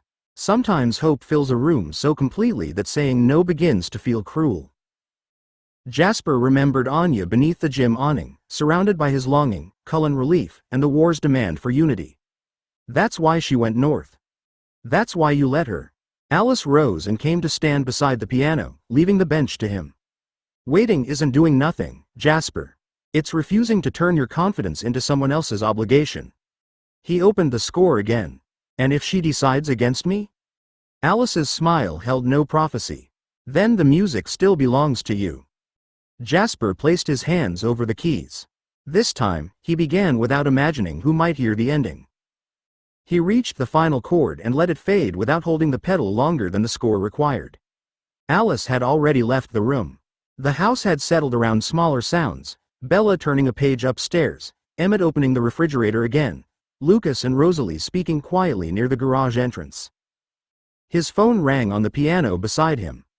Anya's name lit the screen. Jasper looked at it until the second ring, then answered without standing. "Hello." "You finished it," Anya said. He glanced at the open score. "How did you know?" "You didn't answer immediately. I thought you might be deciding whether to tell me you had." Her voice carried the stillness of a large room, with faint movement somewhere behind her. "Did you play it for yourself?" "Yes." The honesty brought no reward he could measure. Anya remained silent long enough that Jasper heard a door close at her end of the call. "I'm in Tanya's library," she said. "Kate has already offered 3 opinions she claims I didn't ask for, and Irina has offered none, which is worse." Jasper rested one hand on the edge of the piano. "Do you want to tell me what they said?" "No." Anya's answer came gently. "Not yet." "All right." Another pause followed. He refused to fill it with questions about Laurent, Denali, or whether she missed him. Anya exhaled, though she had no need. "There's a book on the table beside me. I read it years ago and disliked the man at the center of it. I'm wondering whether I was unfair." "What book?" "Persuasion." Jasper considered the title. "Jane Austen." "You sound surprised." "I expected military history." "That's because you still think knowing my objections means knowing all my tastes." Amusement warmed her voice. "Read it before we speak again." Jasper reached for the pencil beside the score. "Is that an instruction?" "It's a request. You may refuse." He wrote Persuasion in the margin of his practice notebook, then stopped before adding Anya's name or the date of the call. Those details would turn the page into evidence of movement between them. "I'll read it," he said. "And finish the Brahms again tomorrow." "You said before we spoke again." "I changed my mind." Her voice softened. "I wanted to hear whether you'd obey too quickly." Jasper looked down at the title in his handwriting. I'm beginning to suspect the book is a test. It isn't. The conversation afterward might be. He smiled before he could prevent it. Then I'll try not to prepare my answers. That would be new. The line went quiet, but Anya didn't end the call. Neither did he. For several seconds, they remained connected without discussing war, destiny, or return dates. Then she said, "Good night, Jasper." "Good night, Anya." When the call ended, Jasper closed the score and placed the notebook on top of it. The title waited there without promise, proof, or timetable. He left it exactly as she had given it. 41. Questions from the North. Anya's copy of Persuasion arrived in a plain padded envelope 11 days after their call. She'd written nothing inside it, not even her name. Jasper recognized the faint trace of her scent on the cover and resisted searching the pages for a message she hadn't chosen to leave. The book followed him through the next week. He read outside the rehearsal room while Edward met with his composition tutor, in the university library while Bella attended a photography critique, and at the gym after Emmett sent him to guard the equipment cupboard from children who considered locked doors a personal challenge. Jasper reached the final chapters beneath a reading lamp in the campus library. Snow pressed against the tall windows while students bent over laptops and whispered over paper cups. Captain Wentworth had spent years nursing a grievance he refused to name honestly, then punished Anne with distance while expecting her to understand what pride prevented him from saying. Jasper opened the small notebook he carried beside the novel and wrote, "Silence used as punishment is still punishment." Bella lowered herself into the chair opposite him and set her camera bag beside her boot. "That looks less like reading and more like preparing a prosecution. He expects her to interpret conduct he refuses to explain." Jasper kept his pencil above the page. Then he resents her for misunderstanding him. Bella reached across the table and turned the closed cover enough to read the title. "Are you taking notes for Anya?" "No." Jasper glanced at the book. Its margins remained clean. "They're for me. She'll ask what you thought. I'll tell her." He closed the notebook without softening the sentence he'd written. "I'm not sending her an improved version before she has the chance." Bella studied him with the same patient suspicion she used when deciding whether a photograph showed truth or merely good composition. "You know blunt can be rehearsed too." Jasper looked down at Wentworth's delayed confession. He'd already formed 3 careful explanations for why the man's pride offended him, and each one avoided how often Jasper had used restraint to make other people cross the distance he created. He reopened the notebook and added a second line beneath the first. "A man can call silence honor when he's afraid to risk an answer." Bella read it upside down, then gathered her bag. "That one sounds less like prosecution." Jasper left both sentences untouched. When Anya called, she could disagree with what he'd actually thought, not what he decided would make him easiest to choose. Anya called before Jasper left the library. He moved into the empty stairwell, closed the fire door behind him, and answered with the notebook still open in his hand. "You finished it," she said. "Tell me why you disliked Wentworth." "He punishes Anne for a decision she made when she was young and under pressure." Jasper leaned against the concrete wall. "He withholds what he wants, expects her to recognize it, then calls his silence dignity." Anya gave a quiet laugh. "You've convicted him quickly. He had years to speak. So did Anne. She believed she'd lost the right. And he believed she didn't want him." Anya paused. "You object to his pride because you recognize it, but you forgive her fear because it resembles mine." Jasper looked down at the 2 sentences he'd written. "That's an irritating interpretation. I chose the book well. You chose a book containing a man you already disliked, then waited to see whether I'd defend him. I wondered whether you'd notice that he was frightened." Amusement softened her voice. "Instead, you prepared charges. I made 2 notes. You made more than 2. Jasper closed the notebook. 6.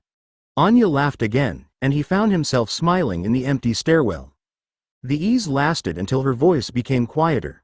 "What do you do when you're angry and nobody deserves your command?" The honest answer arrived at once. Jasper still wanted to replace it with something measured. "I leave," he said. "Usually before anyone can ask me to stay." "Where do you go?" "Into the woods. Sometimes I hunt harder than hunger requires." His fingers tightened around the notebook's cover. "I run until anger becomes exhaustion, then return after I can speak without cutting anyone." That sounds controlled. It can be. Jasper watched snow gather along the narrow window in the door. It can also be punishment. I leave people alone with what I refuse to say, then expect them to respect my restraint. Anya remained silent long enough that he heard movement elsewhere in the Denali house. Jasper continued before he could polish the admission. Sometimes I use silence because speaking might make me cruel. Sometimes I use it because I'm afraid the other person will answer. And how am I meant to know which one you're doing? You can't, he said. Not unless I tell you. The pressure in his chest eased without giving him certainty about what she would do with the answer. Anya's voice softened. Then next time you leave a room, tell me whether you're protecting me or hiding. Jasper opened the notebook and wrote the request beneath his earlier notes. I will. After Anya ended the call, Jasper closed the notebook and returned to the library's main floor. Lucas and Alice waited near the exit beneath a poster advertising the museum lecture Lucas had attended. Alice glanced at the notebook in Jasper's hand but didn't ask what he'd written. We're getting coffee before the drive home, Lucas said as he pulled on his coat. Come with us. The cafe across the quad was crowded with students escaping the cold. Jasper carried persuasion to a corner table while Lucas ordered coffee for himself and a cup Alice would hold without drinking. She spread a folded calendar between them when he returned. I moved our Forks trip to the 23rd, Alice said. That gives us Christmas morning with Charlie and gets us home for Esme's dinner on the 26th. Lucas studied the marked dates. Charlie asked whether we could stay through the weekend. You said we probably could. We never promised. Alice tapped the return journey. Carlisle has the hospital shift on Christmas Day. Esme wants everyone together when he's home. And Dad gets whatever time remains after we fit him around the family. Lucas's voice stayed low, but irritation tightened his mouth. You decided which promise mattered before asking either of us. Alice drew her hand back. You decided I'd treated Charlie as less important before asking why I chose the date. For several seconds, neither softened the point. Jasper waited for Alice to mention a vision or for Lucas to invoke the certainty that had first joined them. Instead, Lucas turned the calendar toward the center of the table. I don't want Esme disappointed, he said. I also don't want Dad watching us leave because our real Christmas is somewhere else. Alice nodded once. Then we call them both. We stopped deciding which one should surrender the day. Lucas covered her hand with his, though the irritation hadn't vanished. Agreed. When Lucas went to collect napkins, Alice folded the calendar and looked at Jasper. You seem surprised. You were both angry. Jasper rested his fingers on Anya's book. Neither of you tried to end the disagreement by claiming the future. Because destiny doesn't make Luke convenient. Alice glanced toward him at the counter. Chosen love survives irritation because neither person is required to become easy. He can dislike how I planned that, and I can dislike what he assumed. We still have to solve it together. Jasper thought of Anya asking him to say whether he was protecting her or hiding. Knowing the right person didn't remove the work of being known by her. By the time Jasper returned to the estate, Lucas and Alice had gone upstairs to telephone Charlie and Esme. Their disagreement remained unresolved, but they'd carried it home together. Jasper placed persuasion and his notebook on the piano, then stopped when his phone rang inside his coat. Anya's name appeared on the screen. He answered beside the silent instrument rather than retreating somewhere the family couldn't hear him speaking. Hello. I've been considering what you said about leaving rooms, Anya replied. Faint voices carried behind her, followed by the closing of a door. I have another question, and I'd prefer you didn't prepare 6 answers. I'll limit myself to 5. Her laugh came softly through the phone. If I returned to Boston, would you take me to dinner? Jasper's first answer was yes. The second contained a dozen choices he could make before she arrived, including a private meal at the estate, a hunt beyond the city, and an evening arranged so nobody could interrupt them. Each option gave him control over the ground. Yes, he said, there's a restaurant near the river with crowded tables and poor parking. I'd take you there. Anya paused. Not the Cullen house? No. Everyone there wants us to be happy, which makes the house anything but neutral. Jasper looked toward the ceiling as Alice's voice rose briefly during the family call. I don't want our first date watched by people trying not to watch. And not a hunt? A hunt would let me hide inside something I'm already good at. He rested one hand against the piano. Dinner would require conversation, patience, and pretending the food descriptions make sense. That sounds unpleasant. I'm told dating occasionally is. Anya's amusement settled into something quieter. One dinner, then. One date. It isn't an answer about everything after it. I understand. I don't think you do yet, but you're improving. Movement sounded at her end of the call. I won't tell you when I'm traveling. I'll contact you after I arrive. The refusal struck every instinct that wanted roots, times, and certainty. Jasper looked toward the books on the piano and left the questions unasked. Then I'll wait for your call. When the line went quiet, he didn't check northern train schedules or tell the family that Anya was returning. She had offered him one evening, not permission to prepare her arrival. Jasper placed the phone beside Persuasion. This time, the unanswered date belonged entirely to her. 42. A table for two. Jasper reached the restaurant 12 minutes before the reservation and stopped beneath the awning instead of going inside. Anya had called from a hotel near the river 20 minutes earlier, offered no explanation for how long she'd been in Boston, and told him she would meet him at 7. He'd asked whether she needed a lift. She'd said no, and he'd left the question there. The restaurant windows showed crowded tables, moving waiters, and winter coats packed along a narrow rail.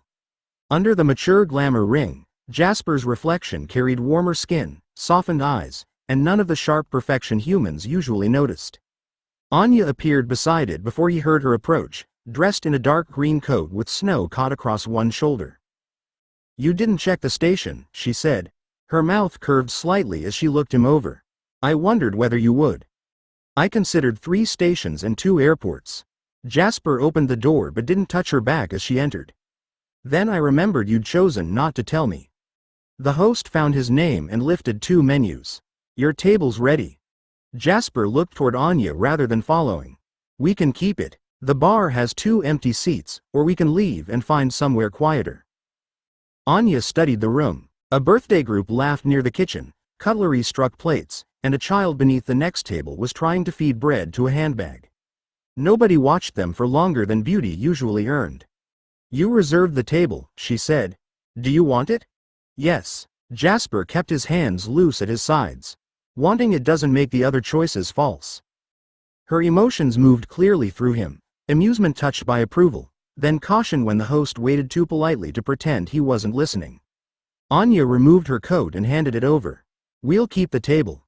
The host led them between closely set chairs to a small table near the center of the room. It offered no hidden corner, no easy view of every entrance, and no privacy beyond what the noise allowed. Jasper pulled out Anya's chair, then paused until she chose to sit. She opened the menu and read the description of roasted duck. "They've promised it has a confident sauce." Confidence seems difficult to verify. Anya looked over the menu at him. "Good. This room may prevent you from making the evening solemn." Jasper sat opposite her while a waiter filled their water glasses. "That was one reason I chose it." "And the others?" He met her gaze across the crowded table. "I wanted our first date to be somewhere neither of us could command." Anya rested one finger against the menu. "You're still trying to control one thing." Jasper looked at the candle, then back at her. "Which thing?" "The meaning of your restraint." She read farther down the menu. "Duck with winter roots, confident sauce, and a memory of smoke." Apparently the kitchen has declared war on nouns. A laugh escaped him. "The trout has been gently persuaded by citrus. I'd prefer knowing whether it was cooked." The waiter approached, and they ordered dishes they could dismantle convincingly without swallowing. Jasper chose the trout because its loose flakes would be easier to scatter across the plate. Anya waited until the waiter left, then closed her menu. "I would have chosen the trout," she said. Jasper placed his menu beside the water glass. "You let me commit first. You do that often. You ask what I think, then reveal that you disagreed before I began." Anya's amusement thinned into a tension. "You dislike being tested." "I dislike discovering the test after I've answered." Jasper kept his voice level, though her surprise told him she'd heard the irritation. "I'm not testing whether you're correct." She turned her glass by the stem. "I'm waiting to see whether the answer belongs to you or to the man you think'll accept." The answer was uncomfortable, but fair. A server passed close behind Jasper's chair, forcing his elbow inward, and he resisted checking the room again. "Then tell me sooner when you disagree. I'll still answer." Anya studied him across the candle. You say things like that as though you're giving testimony. Even when I ask what music you like, you answer like a man reporting troop losses. Jasper lifted his water glass and touched the rim briefly to his lower lip before setting it down. You sent me persuasion and cross-examined my notes. Her mouth softened. You made 6 notes. I showed admirable restraint. Jasper let a faint smile answer hers. She laughed, easing the pressure without erasing it. Jasper rested his fingertips beside the glass. You conceal disagreement until I've exposed my position. It leaves me wondering whether you wanted honesty or evidence. Anya lowered her gaze, then met his eyes. That's fair. I learned to wait because people explain themselves more honestly when they think I agree. Jasper leaned back slightly. And with me? With you. I've been waiting to see whether command returns when I resist. She placed both hands flat on the table. It hasn't, but I shouldn't make you prove that every time. Jasper let the admission stand without offering reassurance she hadn't requested. Then I'll stop answering as if the evening has a verdict. Anya's smile returned, quieter now. Good. Tell me why you stopped halfway through the music you promised me. Jasper considered giving her the explanation he'd formed at the piano, then heard the formal shape of it before he spoke. I stopped because I began imagining what you'd think when you heard it. Every note became an argument for why you should return. Anya's fingers stilled beside her glass. Did you begin it for me? No. You asked what I played when nobody needed calming, and I realized I didn't know anymore. Jasper glanced toward the candle between them. I began because I wanted to find out. Then I made your approval the measure of whether it was worth finishing. Their food arrived before she answered. The waiter placed Jasper's trout before him, then lowered the duck between them rather than directly in front of Anya. I'll leave that where you can both reach it. Couples who've been together a while always pretend they aren't sharing. Jasper looked at Anya. She looked back, one eyebrow raised, but neither corrected him before he hurried toward another table. The assumption remained between them, more intimate than the candle and harder to dismiss. Anya drew the duck toward her. We've apparently become established. We did arrive at the same time. And disagreed before the first course. She picked up her knife and separated the duck into uneven pieces. Very convincing. Jasper expected humor to carry them past it, but her emotions had changed. Curiosity remained, joined by a cautious hope she didn't hide from him. He cut the trout into small flakes and moved several beneath the vegetables, giving himself the same honesty he'd asked from her. I didn't correct him because I liked hearing it, Jasper said. Anya set down her knife. So did I. The admission left no command to obey and no future to interpret. Jasper let it remain exactly what she'd offered. They worked at the food between questions, shifting pieces, breaking bread, and leaving enough disorder to suggest a meal had been eaten. Anya moved part of the duck beneath the winter roots, while Jasper used his fork to spread the trout across the plate rather than leaving one untouched portion. After several quiet moments, Anya asked, "What do you want from the next year if Victoria never appears again?" The question stripped away the war he'd used to organize every season. Jasper looked beyond her toward the crowded room, where humans planned evenings without escape routes or casualty counts. I want to keep helping Emmett with the children, he said. Not as protection. I'd like to teach something that doesn't prepare anyone to kill. He turned his glass once. I want to finish the music, play because I chose to, and spend time with my family without waiting for danger to justify my place among them. Anya held his gaze. And me? I want you there. Jasper didn't reach across the table or soften the answer. But I won't make the rest of my life depend on whether you are. That would turn wanting you into another burden you had to carry. Anya's caution eased, though her attention remained steady. Finish the music, Jasper. Then play it because it belongs to you. The waiter cleared their carefully disturbed plates without examining what remained beneath the vegetables. He left the bill beneath a small brass clip. Anya reached it before Jasper did. Read the total, then placed several notes beneath the clip. Jasper added enough to cover his meal and the tip. You moved quickly. You reserved the table. I didn't agree to become indebted over a duck with an inflated opinion of itself. Anya fastened her coat and glanced toward the cleared place settings. Besides, my plate looked more convincing. I noticed you moving part of it beneath the roots. You offered no assistance. I was occupied persuading the trout to disappear. Jasper followed her through the crowded room, holding the door while she stepped beneath the awning. Fine snow had begun settling across the parked cars and dark pavement. Anya's vehicle waited half a block away beneath a street lamp, close enough that offering to drive her would have been an excuse rather than a kindness. They paused beside the restaurant window. Jasper wanted to take her hand, and the want arrived without tactical purpose or need for reassurance. He turned his palm upward between them. "May I?" Anya looked at his hand before placing hers in it. "For the walk." Her fingers remained cool and firm around his. Jasper matched her pace rather than directing it, moving past shop windows and pedestrians carrying parcels toward the station. He felt her awareness of him beside the quieter pleasure she allowed herself to keep.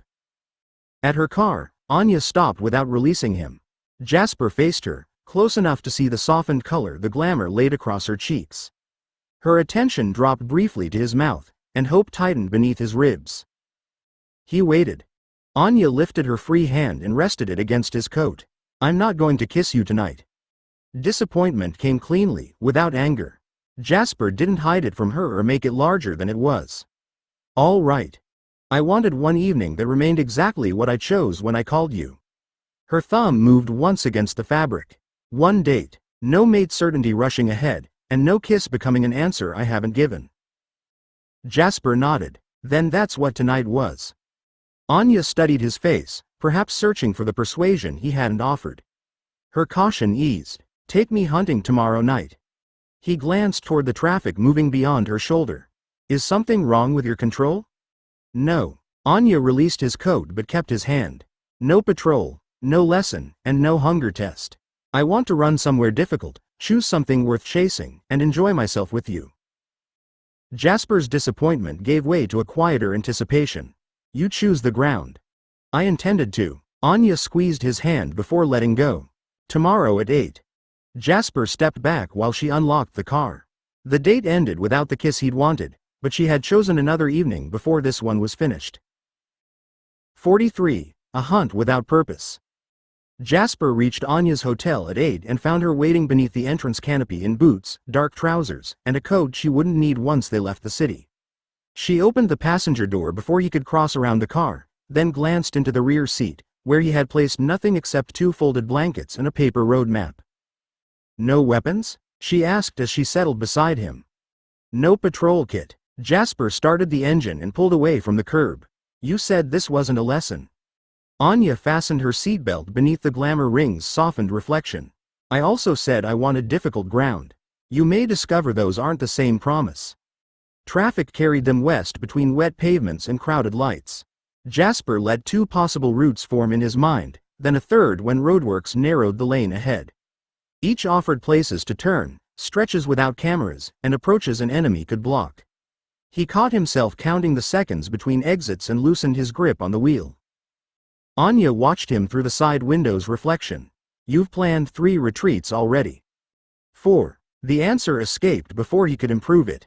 Jasper glanced towards her. Amusement warmed her emotions, but curiosity waited beneath it. "I'm trying not to." "You're trying not to tell me." "That isn't quite the same thing." The motorway signs offered north, west, and a return towards Boston. Jasper had intended to choose the quietest road beyond the suburbs, but intention had already begun turning into command. He slowed as they approached the split and kept to the center lane. "Which direction?" he asked. Anya looked ahead rather than at the map. "You don't know where we're going?" "I know several places we could hunt," Jasper indicated before changing lanes around a slower car. "That wasn't what I asked." Her approval reached him without caution this time. She pointed towards the northern exit. "Take that one. We'll leave the main road when the mountains become inconvenient." Jasper followed her choice. The city thinned behind them, its lights giving way to dark trees and long stretches of road. His attention still marked bridges, service roads, and places where snow had gathered along the shoulder, but he stopped building a return schedule around them. Anya lowered her window an inch and tested the air moving down from higher ground. "Are we expected back?" "No." "Did Alice give you a warning?" "I didn't ask." Anya turned towards him, pleased enough not to hide it. "Then drive faster. I'd like to reach the hunt before you accidentally organize it." They left the car beside a closed logging track where packed snow covered the barrier and the mountain rose sharply beyond it. Anya crossed the ditch without slowing, chose the steeper slope, and began climbing through firs rooted between shelves of exposed stone. Jasper followed, pleased by the decision until he caught himself measuring how quickly either of them could return to the road. A group of deer moved above them, 6 hearts scattered across the ridge. Jasper listened to their spacing, the wind, and the scrape of hooves against crusted snow. They'll turn east when the ground narrows. The lead doe will choose the lower shelf. Anya glanced back while stepping over a fallen trunk. You've been silent for almost 3 minutes. I wondered when the briefing would begin. It wasn't a briefing. You gave me numbers, direction, and terrain. Her amusement warmed as she climbed. All you lacked was a map. Jasper moved ahead on her left. Then choose. Higher or lower? Higher. And whoever reaches them second admits the other was right. Competition sharpened her delight, and Jasper let his own answer it. They separated around the ridge, moving faster as the deer climbed. Jasper reached the lower shelf exactly when he had predicted, ready for the herd to break towards him. Anya landed above the lead doe at the same moment. The animal twisted away from both of them. The others scattered uphill, caught the scent Jasper and Anya had carried between them while arguing, and vanished over the ridge in a rush of snow and snapping brush. Jasper stopped beside a broken pine. Anya dropped lightly onto the shelf opposite him and stared after the fleeing herd until a laugh escaped her. You were wrong, she said. So were you. We were impressively wrong together. Jasper looked at the empty slope and remembered Emmett leaning across the dining table after a failed family hunt. The quiet hunter gets dinner. The talking hunter gets exercise. Anya's laughter deepened. Emmett said that? After speaking throughout most of the hunt. They found another herd in a sheltered hollow half a mile north. This time Jasper said nothing. Anya raised 2 fingers, pointed towards the western edge, and waited until he nodded. They moved apart without racing, closed the distance through the trees, and struck together before the deer could scatter. When Jasper lifted his head, Anya stood across the hollow beside her own kill, blood bright at her mouth and satisfaction clear in her face. She pointed uphill without speaking. Jasper followed her above the tree line, where neither of them had to admit who had arrived second. The wind moved hard across exposed stone and swept loose snow from the ridge. Jasper sat beside Anya on a broad shelf overlooking the dark forest. The distance below held no roads, houses, or patrol lines, only the trail they had made while climbing out of the trees. Anya rested her forearms across her knees. Denali didn't give me the answer I went there to find. Jasper turned towards her, but he didn't ask the question his gift had already formed from her caution. What did it give you? People who disagreed with me. Her mouth curved briefly. Tanya thought distance would help. Kate thought I was using distance to delay a choice. Irina asked whether I trusted your control only because your family surrounded you. The old fear tightened through Jasper before he could contain it. Alice had helped him build discipline. Carlyle had given it purpose. The family had offered rules worth following when his own judgment still felt stained by everything he had done. Anya watched his face. You're deciding whether they were right. They weren't wrong to ask. Jasper looked down the mountain towards the hollow where they had fed. I've had support for decades. You shouldn't have to gamble your control on what I might become without it. I didn't. Anya shifted until she faced him fully. I came back and watched you lose things. Jasper held still as she continued. You lost certainty about Victoria. You lost the authority to order me to stay. You let me return north when every part of you wanted another answer. Anya placed one hand against the stone between them. Tonight you lost the first herd because you were trying too hard to be useful, and you laughed instead of finding someone else to blame. That seems a poor foundation for eternity. It's evidence. Her expression remained serious despite the warmth in her emotions. Your stability doesn't belong to Alice because she once helped you find it. It doesn't belong to Carlyle because he gave you rules, or to the family because they trust your command. Jasper looked at her hand resting between them. And it doesn't belong to you. No. Anya moved her hand closer, leaving the final distance untouched. That's why I can choose you. You make the decision again each time it costs you something. Hope rose before Jasper could reduce it into caution. He let her feel it without reaching for her. Anya's gaze dropped to his mouth, then returned to his eyes. I'm not choosing because the bond says you're safe. I'm choosing the man who keeps proving what he does with power." Jasper let her words settle between them. Hope pressed against every habit that told him to secure the answer before it changed, but he kept his hands where she could see them and asked the only question that mattered. "May I kiss you?" Anya studied him long enough that he heard snow slide from the ridge below. Her emotions held desire, caution, and a steadiness that didn't need his help. She lifted one hand and touched 2 fingers beneath his chin. "Yes, stay there." Jasper obeyed. Anya moved closer on the stone shelf, placed her other hand against his shoulder, and closed the remaining distance herself. Her mouth touched his softly, without urgency or hesitation. Jasper didn't reach for her until her fingers tightened in his coat and drew him nearer. The second kiss lasted longer. Anya set its pace, drawing back when his arms settled around her waist, then returning after she had looked into his face and found no demand waiting there. Jasper felt her satisfaction deepen, warm and entirely her own, and the knowledge mattered more than the certainty of the bond.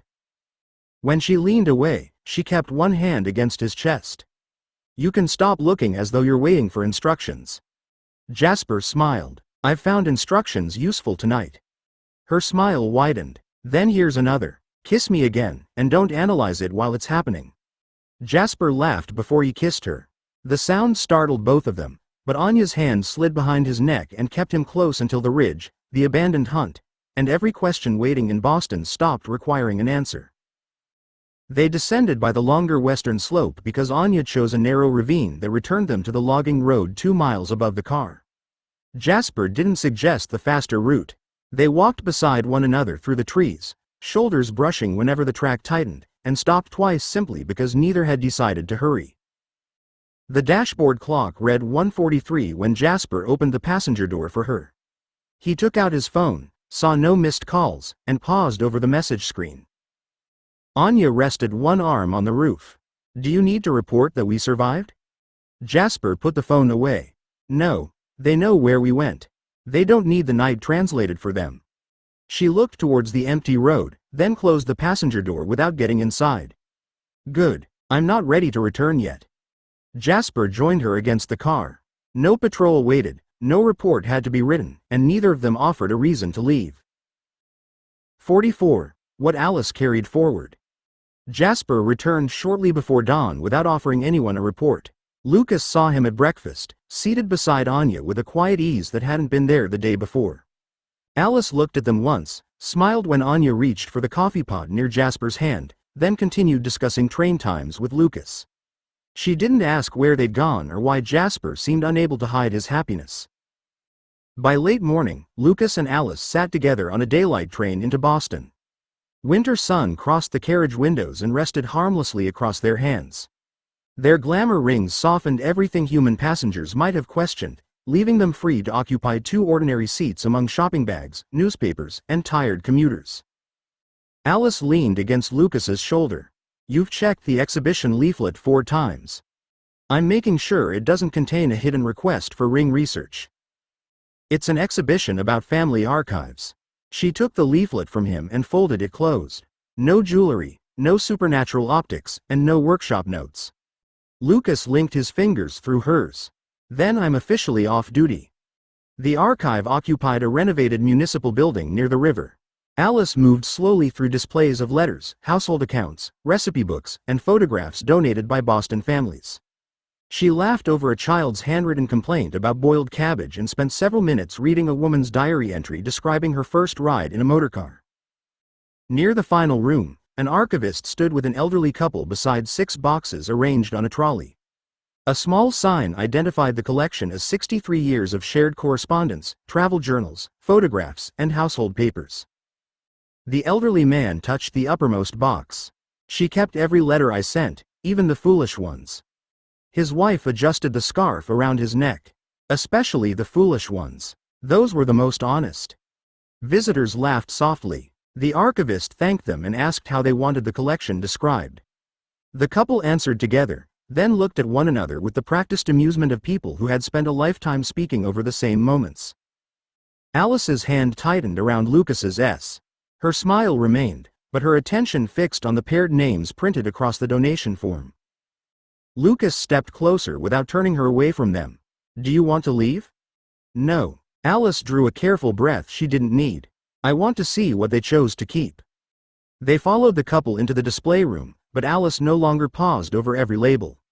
When they reached the exit, she kept hold of Lucas's hand and glanced towards the quiet cafe across the street. Can we have lunch somewhere private? She asked. Lucas opened the door for her. As private as you need. 45. The Photograph Critique. Bella stood beside the projection screen while the first photograph filled the classroom wall. A mother folded children's coats across her lap beneath the hard lights of a late-night bus terminal. Her son slept against her shoulder, while an older girl watched the departure board with one hand closed around the family's suitcase. The series is called After Daylight, Bella said. I photographed families using public spaces after most people had gone home. Stations, laundrettes, hospital cafes, community centers, and 24-hour shops. She advanced to a father reading beneath a laundrette window while two children matched socks at his feet. The glass reflected passing headlights, but Bella had waited until the family's faces remained clear between them. She remembered standing across the street with cold working through her gloves, unwilling to enter and change the quiet rhythm she wanted to preserve. Her instructor leaned back against the front desk. Let's begin with access. Did every subject consent? Anyone who could be identified gave permission before I submitted the work. Bella lifted the release folder from the table. For the wider street scenes, I chose frames where faces were obscured or too distant to recognize. A student near the windows studied the laundrette image. You're always outside. Bella looked at the row of photographs waiting along the bottom of the screen. He was right. Windows, doorways, railings, and stretches of pavement separated her from almost every family. I didn't want my presence to change what they were doing, she said. Or you didn't want to become responsible for interrupting them, another classmate replied. She pointed toward the bus terminal photograph. The distance protects them, but it protects you too. We can see that woman's exhaustion. We don't know anything she chose to tell you. Bella folded her arms before the movement could become defensive. She had spent years watching danger from beside people who couldn't know what threatened them. Distance had kept strangers safe from vampires, kept her camera useful during attacks, and kept questions from reaching answers she couldn't give. She'd begun using the same habit even when nothing supernatural stood between her and the subject. The instructor nodded toward the sleeping boy. What would have changed if you'd crossed the room? I might have lost the photograph. And what might you have gained? Bella looked at the mother's hand curved around her son's shoulder. The image contained care, fatigue, and waiting, but none of the woman's voice. Her reason for being there, Bella admitted, and the chance for her to decide how she wanted the night understood. The room remained quiet as she advanced to the next photograph. This time, the distance no longer looked entirely like respect. Edward appeared on the wall. He stood beneath a street lamp outside the community center where she'd photographed a tenant meeting about rising rents. People moved behind the windows in blurred groups, but Edward remained sharp in the foreground, one shoulder against the brick and his attention fixed on the entrance. His glamour gave him believable color beneath the yellow light, though Bella knew the stillness was entirely his own. A classmate near the back leaned forward. That one doesn't belong with the others. Bella looked at the title beneath the image. Waiting outside, Dorchester. He was using the same public space. No. The student pointed with her pen. Everyone else is living in the place you photographed. He's watching for someone. The instructor glanced toward Bella. Do you agree? Bella studied Edward's face. He'd been listening to every heartbeat inside the building while she interviewed residents, alert for a threat that never appeared. None of that could enter her answer. He was waiting for me, she said. The classmate nodded. Then the photograph isn't about the meeting. It's about the person you knew would still be there when you came out. A few students shifted their attention from the screen to Bella. Heat climbed into her face.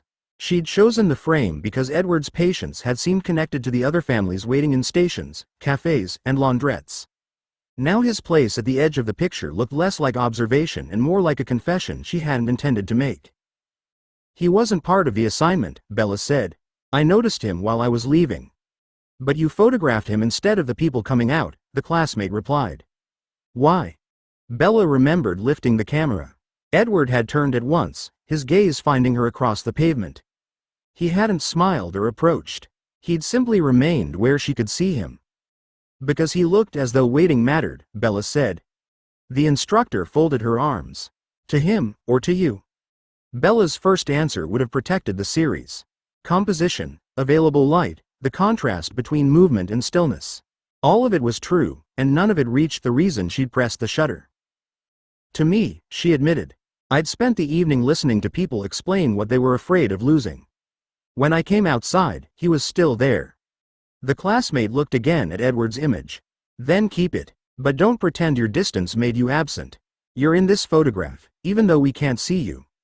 Bella faced the screen. Edward's attention crossed the whole frame toward the place where she'd stood.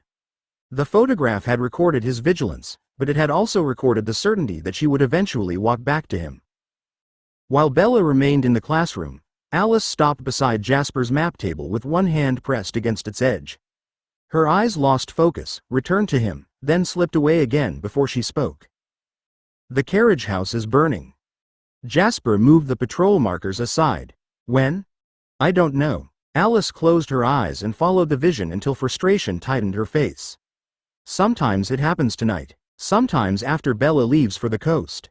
In one future, we're already outside when the fire starts. In another, Lucas is still inside. Lucas entered from the hall carrying 2 empty storage cases. He set them on the table without reacting to the fear moving through Alice. Does the forge always burn? No. Alice looked at him. But every future around it is changing too quickly. I can't tell whether Victoria wants us to see the fire, prevent it, or cause it by moving the wrong people. Jasper studied the estate plan. A warning could draw them inward. Bait could pull them away. A consequence meant Victoria had already chosen the carriage house and was waiting only for the right opening. Move anything that can't be replaced, he told Lucas. Not everything. The workshop must continue to look occupied.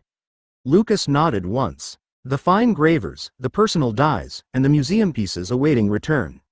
My ordinary stock stays. Alice caught his wrist before he turned away. The photograph too.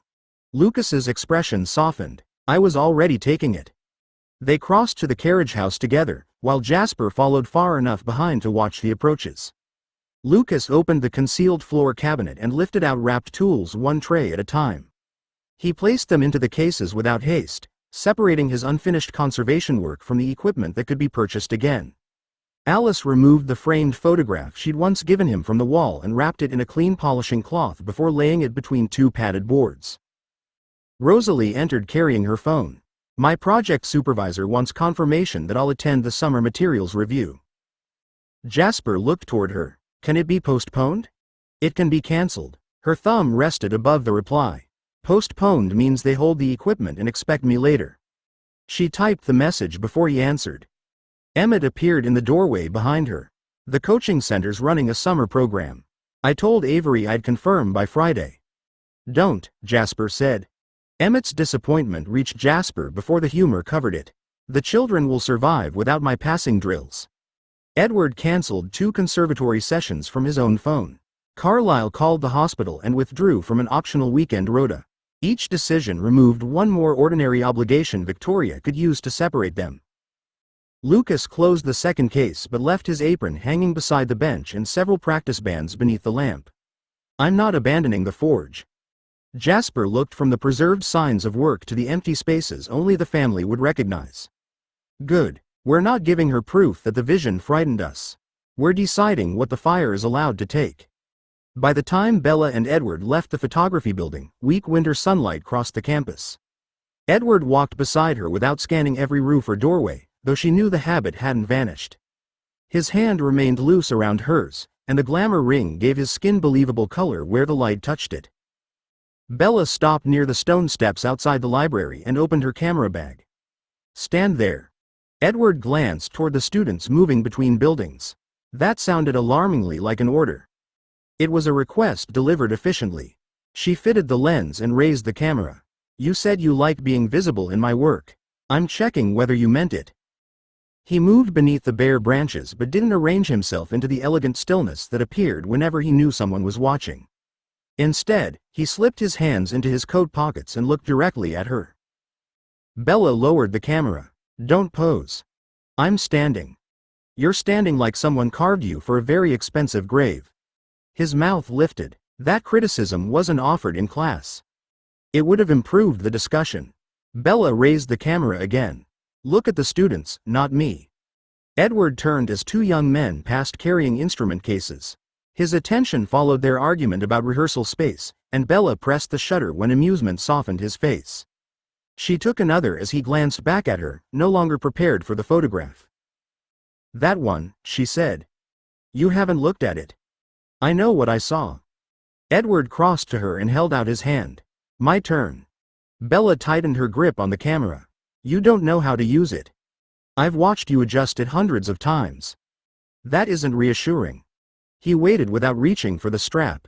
Bella finally placed the camera in his hands and showed him where to rest his fingers. Edward copied her grip carefully, then stepped back until the library and passing students framed her. Bella became aware of her hair caught beneath her scarf, the worn corner of her bag, and the fact that she had nowhere to hide behind the lens. What am I supposed to do? Stay where I can see you. The answer silenced the joke she'd prepared. Bella looked toward him, and the shutter clicked. Edward checked the screen, then brought the camera back. The photograph showed Bella beneath the winter sun, one hand still extended toward him after surrendering the camera. She looked uncertain, but she wasn't distant. I like it, he said. Bella studied the image before taking his hand again. We're keeping both. They continued toward the river with the camera between them, stopping whenever either noticed something worth sharing. The exchange had ceased to be evidence or critique. It became an afternoon in which each of them was allowed to look and be seen. 47. The Forge Beneath the Moon. The first scent reached Jasper from the eastern service lane 11 minutes after moonrise. A second crossed the southern wall before he could signal Rosalie, followed by 3 more moving through the trees without any attempt at silence. Victoria had stopped asking questions. Jasper opened his gift across the estate.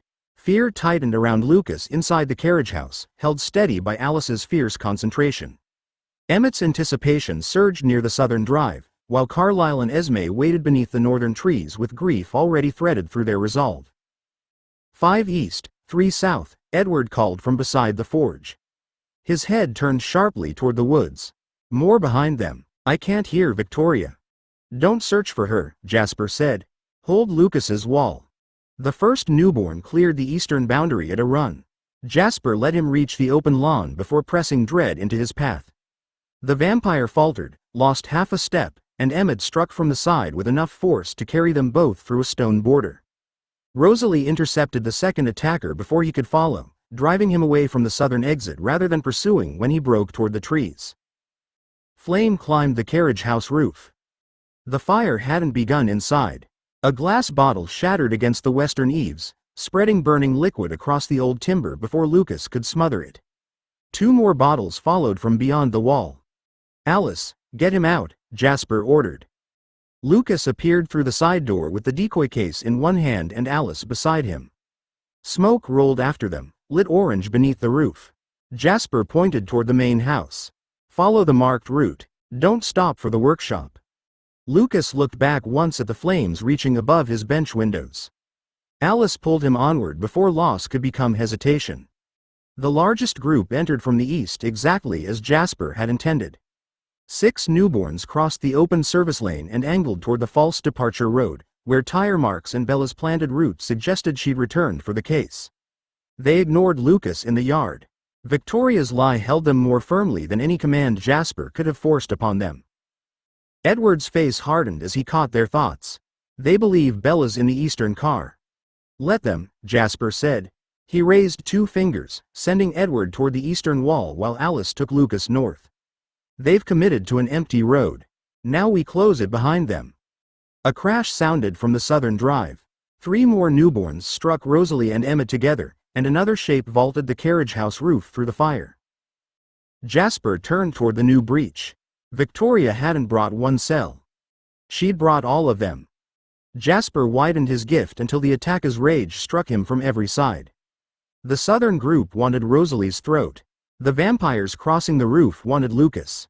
Beneath those blunt hungers ran a shared certainty that the Cullens were already retreating.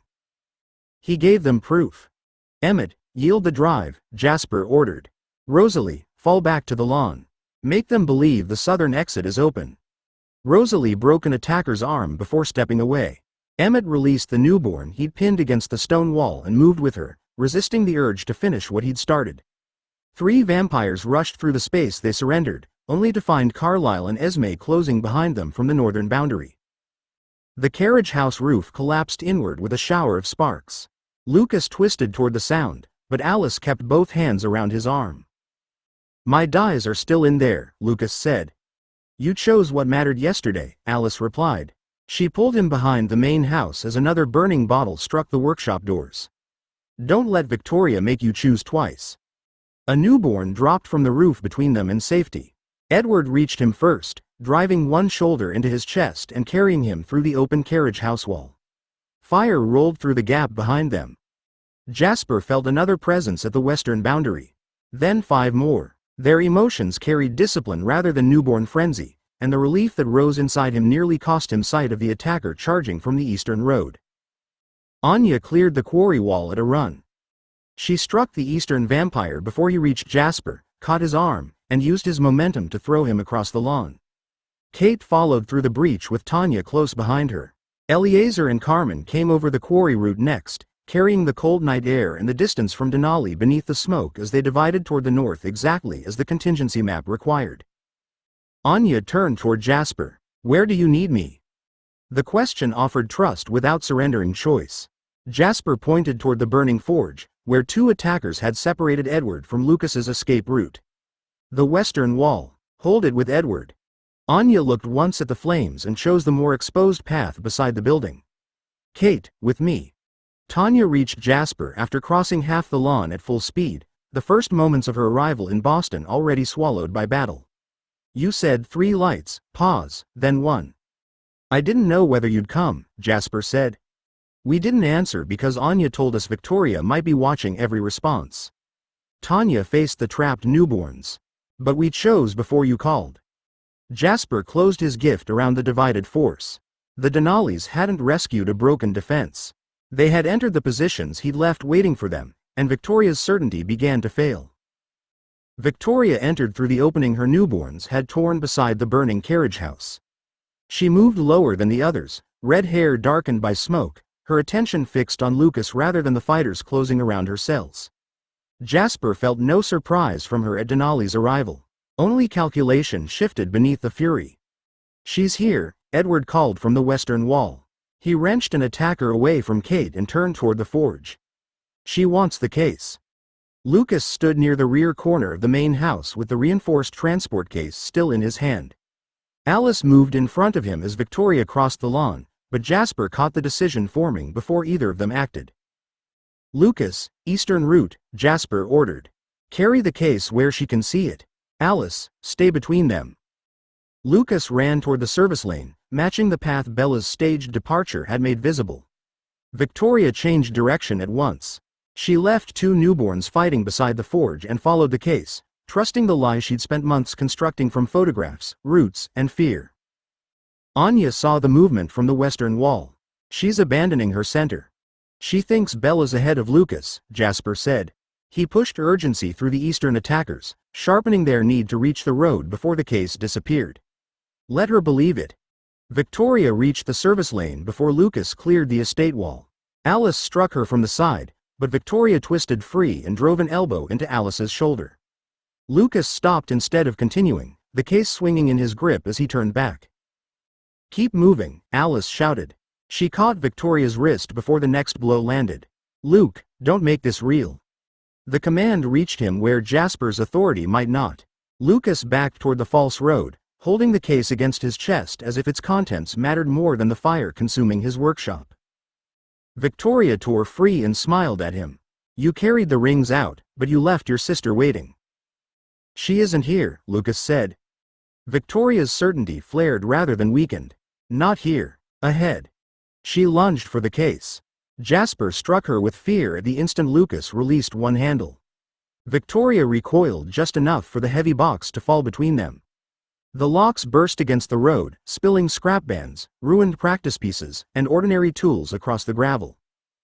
Victoria stared down at the worthless metal. Her rage changed shape. Jasper felt the lie collapse inside her, followed by the colder realization that Bella had never been on the route at all. Victoria kicked the ruined case into Lucas. He caught it against his chest, but the impact drove him across the gravel and into the estate wall. Alice reached him before Victoria could follow, placing herself between them as the attackers along the eastern road abandoned the false route and turned back toward the lawn. Jasper felt the shift spread through every surviving cell. Confusion became fury, and fury gave Victoria a weapon she no longer needed to direct. Her newborns stopped chasing separate objectives. They converged on the family. "Collapse toward the house," Jasper ordered. "Nobody holds ground alone." Edward seized Lucas by the shoulder and pulled him away from the wall while Alice blocked Victoria's next charge. Anya and Kate retreated from the forge, giving up the western approach as 4 newborns came through the smoke behind them. On the southern lawn, Rosalie and Emmett were forced apart by sheer numbers. Carlyle broke from the northern boundary to stop an attacker reaching Esme, opening the line he'd been ordered to protect. Tanya landed beside Jasper after throwing 1 newborn into the burning carriage house. "We can't keep every side closed." "Then don't," Jasper said. He pointed toward the main steps. "Protect the family, not the buildings. Give them the southern lawn." The carriage house wall folded inward. Fire reached the stored timber, and a blast of heat rolled across the grass. Lucas twisted in Edward's grip, his face fixed on the roof as it vanished into sparks and black smoke. Victoria came through the confusion without looking at the forge. The deception had stripped Bella from her reach, but Lucas remained close enough to punish. Jasper drove fear into her path. She slowed, recognized his touch, and smiled before forcing herself onward. "She knows where it's coming from," Edward called. "She's telling them to reach you." The pressure turned at once. 3 newborns broke away from the house and ran for the center of the lawn. Jasper pushed panic into the first and rage into the second, making them collide, but the third kept coming while 2 more followed behind him. Anya moved toward Jasper. "Hold your position," he ordered. "My position is gone," she replied. She intercepted the first attacker and drove him sideways, but another struck her before Kate could reach them. Jasper raised the signal lamp from beneath his coat and flashed 3 lights toward the northern trees, paused, then gave 1 more. The signal had already brought Denali to the estate. Now it ordered every fighter on that line to abandon the perimeter and close around the family. He dropped the lamp and met the next newborn himself. Behind the attacker, Victoria advanced through the burning yard while the last clear defensive line disappeared beneath her numbers. 48, the northern line. Jasper met the newborn's charge with both hands, turned beneath the swinging arm, and drove him into the ground hard enough to break the stone edging beneath his spine. Before the attacker could rise, Eleazar crossed from the northern trees and tore him away from Jasper, carrying the struggle toward the open lawn instead of the house. The signal had done more than summon help. It had opened the route Jasper had drawn across 3 maps and explained in the contingency packet. Tanya held the northern steps with Carmen beside her. Kate moved west through the smoke, using the ruined carriage house wall to shield her approach. Anya had led them through the exact gap between Carlyle's abandoned boundary and the main house, arriving where Jasper's collapsing line needed weight rather than where affection might have drawn her. "Carmen, take Esme's left," Jasper ordered. He caught the emotions spreading across the yard and separated Denali discipline from newborn fury. "Eleazar, hold the center with Carlyle. Nobody crosses toward the house." Tanya struck an attacker away from the steps and looked across the lawn. "You expected us to enter under fire?" "I expected Victoria to close the northern route once she recognized the signal." Jasper pushed Dread into 2 newborns advancing beside the burning forge. Both slowed, leaving Kate enough space to reach Rosalie. "You arrived before she understood what it meant." Anya drove her shoulder into the vampire attacking Kate, then twisted his arm behind him and forced him toward Emmett. She didn't look at Jasper for reassurance or reunion. She read the formation, found the pressure point, and moved into it. "Anya, eastern approach," Jasper called. "Keep Lucas behind your line." She broke away at once, crossing between 2 fights while Alice pulled Lucas toward the main steps. 1 newborn changed direction to intercept her. Anya ducked beneath his grasp and sent him into Edward's path without losing speed. The northern line closed as Jasper had designed it. Tanya and Carmen protected the house. Eleazar reinforced Carlyle. Kate joined Rosalie beside the forge, while Anya reached the eastern approach and turned to face the attackers converging behind Lucas. For the first time since Victoria entered the yard, the family wasn't shrinking toward one final position. Denali's arrival gave Jasper space to assign instead of surrender. Victoria saw it too. Her attention left Lucas and swept across the fighters holding the northern ground. Surprise reached Jasper through the rage surrounding her, followed by the first calculation that included retreat. "Hold the line," Jasper ordered. He fixed his attention on Victoria as the fire consumed the last standing section of the forge roof. "She's deciding whether she can still win." Victoria's hesitation lasted less than a second. She sent 2 newborns toward the northern steps and another 3 across the eastern lawn, forcing Jasper to divide the advantage before it settled. "Kate, reinforce Rosalie," Jasper called. "Eleazar, keep Carlisle's center closed. Tanya, move Carmen inside the steps and give Esme room to withdraw." Each Denali obeyed without asking what had happened before their arrival. They had read his contingency packet, recognized the ground, and entered a battle already in motion. Jasper didn't waste that discipline by explaining losses or welcoming them home. Anya held the eastern approach beside Alice while Lucas moved behind them. Jasper felt her attention shift across the service lane, measuring the newborns rather than waiting for his next instruction. "Anya, take the nearer attacker," Jasper ordered. "Alice holds the road." Anya moved at once. She caught the first newborn's wrist, turned his charge away from Lucas, and drove him against the estate wall. Alice stepped toward the second, but Anya's gaze had already lifted beyond him. "No," she said. "Alice, stay with Lucas. I'm taking both." Jasper felt no defiance in her, only a decision made from something she could see and he couldn't. Through the smoke, headlights appeared beyond the eastern gate. A car slowed beside the open service lane, its human driver staring toward the burning carriage house. The second newborn turned toward the heartbeat. "Keep him off the road," Jasper ordered, changing the assignment before pride could make command brittle. Anya released the vampire against the wall and crossed the lane before the other reached the gate. She struck him low, taking both of them into the ditch beneath the hedge. Alice pulled Lucas behind the stone boundary while Jasper drove panic into the first attacker, keeping him turned toward the lawn instead of the human scent. The car stopped. Lucas looked toward it. "They've seen the fire." "Then give them something ordinary," Anya called from the ditch. She forced the newborn's face into the earth while his hands tore through roots beside her. "Tell them the fuel store caught." Lucas stepped into view beyond the gate, smoke darkening his clothes. He raised both hands toward the driver. "Turn around. The fire department's coming, but the lane isn't safe." The driver stared past him at the flames, then reversed hard enough to strike the hedge before retreating toward the main road. Anya broke the newborn's arm and sent him back across the lane toward Alice. "Your plan was sound," she told Jasper. "Your view wasn't complete." Jasper redirected Alice onto the returning attacker. "That's why I gave you the position." Anya met his eyes only long enough to confirm she'd heard him, then turned back toward the eastern lawn as Victoria sent another pair against her. Victoria watched the eastern pair fail, then looked beyond them toward the northern steps. Jasper felt the decision harden before her body moved. The case no longer mattered. Lucas was protected, the house had stopped yielding, and every Denali who entered the yard reduced the value of another newborn life. "She's leaving," Edward called. He tore an attacker away from Alice and turned toward the western boundary. "She's ordered them to keep us occupied." Victoria ran through the smoke beside the ruined carriage house. She didn't choose the open eastern lane or the southern lawn her newborns still held. She cut west, where the fire had brought down part of the boundary wall and burning timber hid the ground beyond it. Emmett started after her. "Hold the house," Jasper ordered. He caught Emmett's frustration and pressed restraint around it before momentum became pursuit. "She wants the line broken." "She's getting away," Emmett said, twisting a newborn's arm behind him while his attention followed Victoria.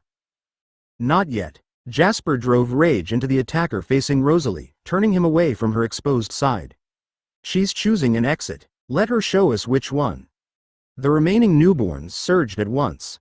3 struck the northern steps, forcing Tanya and Carmen backward. 2 more closed on Lucas's position while Anya and Alice held the eastern approach. The attack carried no purpose beyond buying seconds, and Jasper refused to purchase Victoria's escape with anyone's life. "Collapse by pairs," he ordered. "Kate with Rosalie, Carlisle with Eleazar. Nobody follows beyond the walls." Anya caught the nearer eastern attacker by the throat and drove him into the stone boundary. She's reached the western breach. Jasper felt Victoria's fear at last, sharp beneath her fury as she crossed the fallen wall. He could have amplified it and sent every fighter after her. Instead, he held the formation together while Tanya threw one newborn from the steps and Carmen closed the gap beside Esme. The reinforced case lay open near the service lane, scrap bands scattered across the gravel. Victoria didn't look back at it. She had spent months building her assault around Bella, Lucas, and the rings, yet survival stripped every objective from her except distance. Edward moved to Jasper's side after breaking free of the eastern fight. I can hear her counting roots. She thinks the southern woods are still open. Jasper watched the western smoke swallow the last glimpse of red hair. Let her think that. Anya turned from the boundary, her attention following the same unseen path. The northern line had saved the house. Now Victoria's retreat offered Jasper the question that would end the war. The last newborn on the northern steps lunged between Tanya and Carmen. Tanya caught his shoulder, Carmen seized the opposite arm, and they pulled him off balance before Carlyle struck from below. The attacker vanished beneath the steps, where Eleazar met him before he could rise. Jasper kept his attention on the western smoke. Victoria's fear moved away from the estate, but the surviving newborns still crowded the lawn, fighting without any purpose beyond buying her distance. A retreat begun too early would expose Lucas. A pursuit begun too early would give Victoria the broken formation she'd wanted all night. Clear the house before anyone crosses a wall, Jasper ordered. Kate, stay with Rosalie. Tanya, hold the steps. Anya, eastern line with Alice. Anya changed direction without hesitation and reached Alice as another newborn came through the smoke. They struck together, Alice taking the attacker high while Anya turned his legs from beneath him. Jasper felt Anya's concentration remain entirely her own, untouched by the fear and fury he spread through the enemy. Tanya drove a second attacker away from Esme, then looked toward Jasper. Your map showed 3 likely approaches. Anya said Victoria would choose whichever one threatened Lucas and Bella together. She was right, Jasper said. He forced panic into a newborn trying to reach the open southern lawn, turning him back toward Emmett. You answered the signal. We answered before it came. Tanya caught the next attacker by the throat and threw him toward Carmen. The signal only told us which route you needed. The distinction settled through Jasper even as the battle continued. Anya had returned to Boston because she'd chosen him and the life waiting here. Denali had entered the war because Tanya, Kate, Carmen, and Eleazar had judged Victoria's campaign for themselves. Neither choice belonged to Jasper, though both now strengthened his plan. Anya reached him after Alice secured Lucas behind the main steps. The eastern wall is clear. Victoria's scent turns south beyond the western breach. Edward appeared beside them, smoke staining his shirt. She's counting on the woods being open. She thinks we're too occupied to close them. Jasper looked across the northern line, now held by fighters Victoria hadn't expected to face. The house remained protected, the surviving newborns were trapped inside the estate, and Victoria was running toward the only route he deliberately left unguarded. Finish the yard, Jasper ordered. Then we follow by assigned pairs. Anya moved beside him, ready without waiting to be claimed. Beyond the ruined wall, Victoria's fear continued south toward the ground Jasper had chosen for her. 49. The General's Last Order. Jasper waited until the last newborn inside the estate fell beneath Eleazar and Carlyle before he crossed the western breach. Behind him, the house remained held by Tanya, Carmen, Esme, and Rosalie. Ahead, Victoria's scent cut south through the woods, quick and uneven now that fear had replaced calculation. Assigned pairs, Jasper ordered. Emmett with Carlyle, Alice with Lucas, Edward, Kate, and Anya take the eastern crossing and wait for my signal. Edward looked toward the southern trees. Victoria thinks that route is open. She needs to keep thinking it. Jasper caught the fear spreading through the surviving newborns and drew it southward, shaping panic around the path Victoria had chosen. Don't move until she commits to the narrow ground. Anya studied the slope beyond the ruined wall. Your fear will reach everyone along that route. Everyone except you. Jasper looked at Kate and Edward. She'll expect defenders to hesitate when the field turns against them. Let her see what she expects. Kate caught Anya's arm, and the 3 disappeared east through the smoke. Jasper moved south with Emmett and Carlisle, keeping enough distance from Victoria's scent to make pursuit feel disorganized. He pushed Dread ahead of them in uneven waves, letting it catch on the newborns fleeing between the trees. One veered west. Another stumbled through the undergrowth as if the darkness itself had turned hostile. Emmett glanced toward Jasper while they ran. "You're making our route look broken." "I'm making it feel broken." Jasper sent another pulse of panic into the woods, then deliberately allowed it to weaken around the eastern crossing. "Victoria knows my gift. She'll read the fear as proof I've lost control of the field." Carlisle kept pace beside them. "And when she enters the gap?" "Edward closes the first turn. Kate takes the ridge. Anya holds the only route my gift can't contaminate." Victoria's scent shifted east. Jasper raised a closed fist.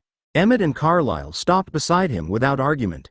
Through the trees, red hair flashed between two trunks before vanishing toward the narrow crossing. "She took it," Emmett said. Jasper felt Victoria's relief sharpen as she reached the calmer ground. She believed she'd found the one path beyond his influence. He opened his hand. Farther east, stone cracked beneath Edward's first step. Kate moved across the ridge, cutting off the higher turn, while Anya entered the center of the path where Jasper's manufactured terror couldn't touch her. Victoria's relief collapsed into rage. Jasper started forward, close behind her. "Don't give her another route." He had taken 3 strides when a human heartbeat broke through the violence ahead, then a second answered it from farther west. Both raced too fast for anyone running. The sounds came from low ground beyond the crossing, where Victoria's scent had passed before turning east. Emmett changed direction at once. "One of hers is moving with them." Jasper caught the newborn's excitement through the trees, sharpened by 2 terrified humans and the belief that the Cullens would choose Victoria over prey. He saw the purpose too late to prevent the choice, but not too late to answer it. "Leave Victoria," Jasper ordered. "Get the humans." Emmett stopped so hard that earth tore beneath his shoes. "She's inside the trap. And Edward, Kate, and Anya are holding it." Jasper pointed west as another heartbeat lurched into a faster rhythm. "Those people aren't bait we spend." Carlisle was already moving, but Emmett remained caught between the narrowing route and the human scent. Jasper felt his fury rise, directed at Victoria, the newborn, and the order that might let the war continue. "If I go west, she could break through before we close behind her," Emmett said. His body had turned toward the captives even while his attention stayed east. "She could," Jasper replied. He refused to hide the cost inside certainty he didn't possess. "Go." Emmett broke west with Carlisle beside him. Jasper followed far enough to see the hollow between 2 stone ridges. A newborn dragged a young man by the back of his coat while carrying an unconscious woman beneath one arm. Both humans had wrists bound with plastic cord. Neither had been bitten. The newborn dropped the woman and seized the man's hair, exposing his throat. "Come closer, and I open him." Emmett stopped at the edge of the hollow. Carlisle moved behind him, angling toward the woman without drawing the newborn's focus. Jasper pressed terror into the attacker, not enough to send him fleeing, but enough to make his grip tighten around the wrong captive. The young man cried out and drove both heels backwards into the newborn's knee. "Down," Emmett shouted. He crossed the hollow as the man collapsed, caught the newborn's wrist before his nails reached flesh, and tore him away from the captive. Carlisle reached the woman and snapped the cord around her wrists. "She's breathing. No bite." The newborn twisted toward the eastern route, but Emmett drove him into the stone and held him there. Jasper heard Victoria crash through brush beyond Edward's position. The opening behind her remained unclosed, and every second spent in the hollow enlarged it. Emmett looked toward him over the struggling attacker. "Go, we've got them."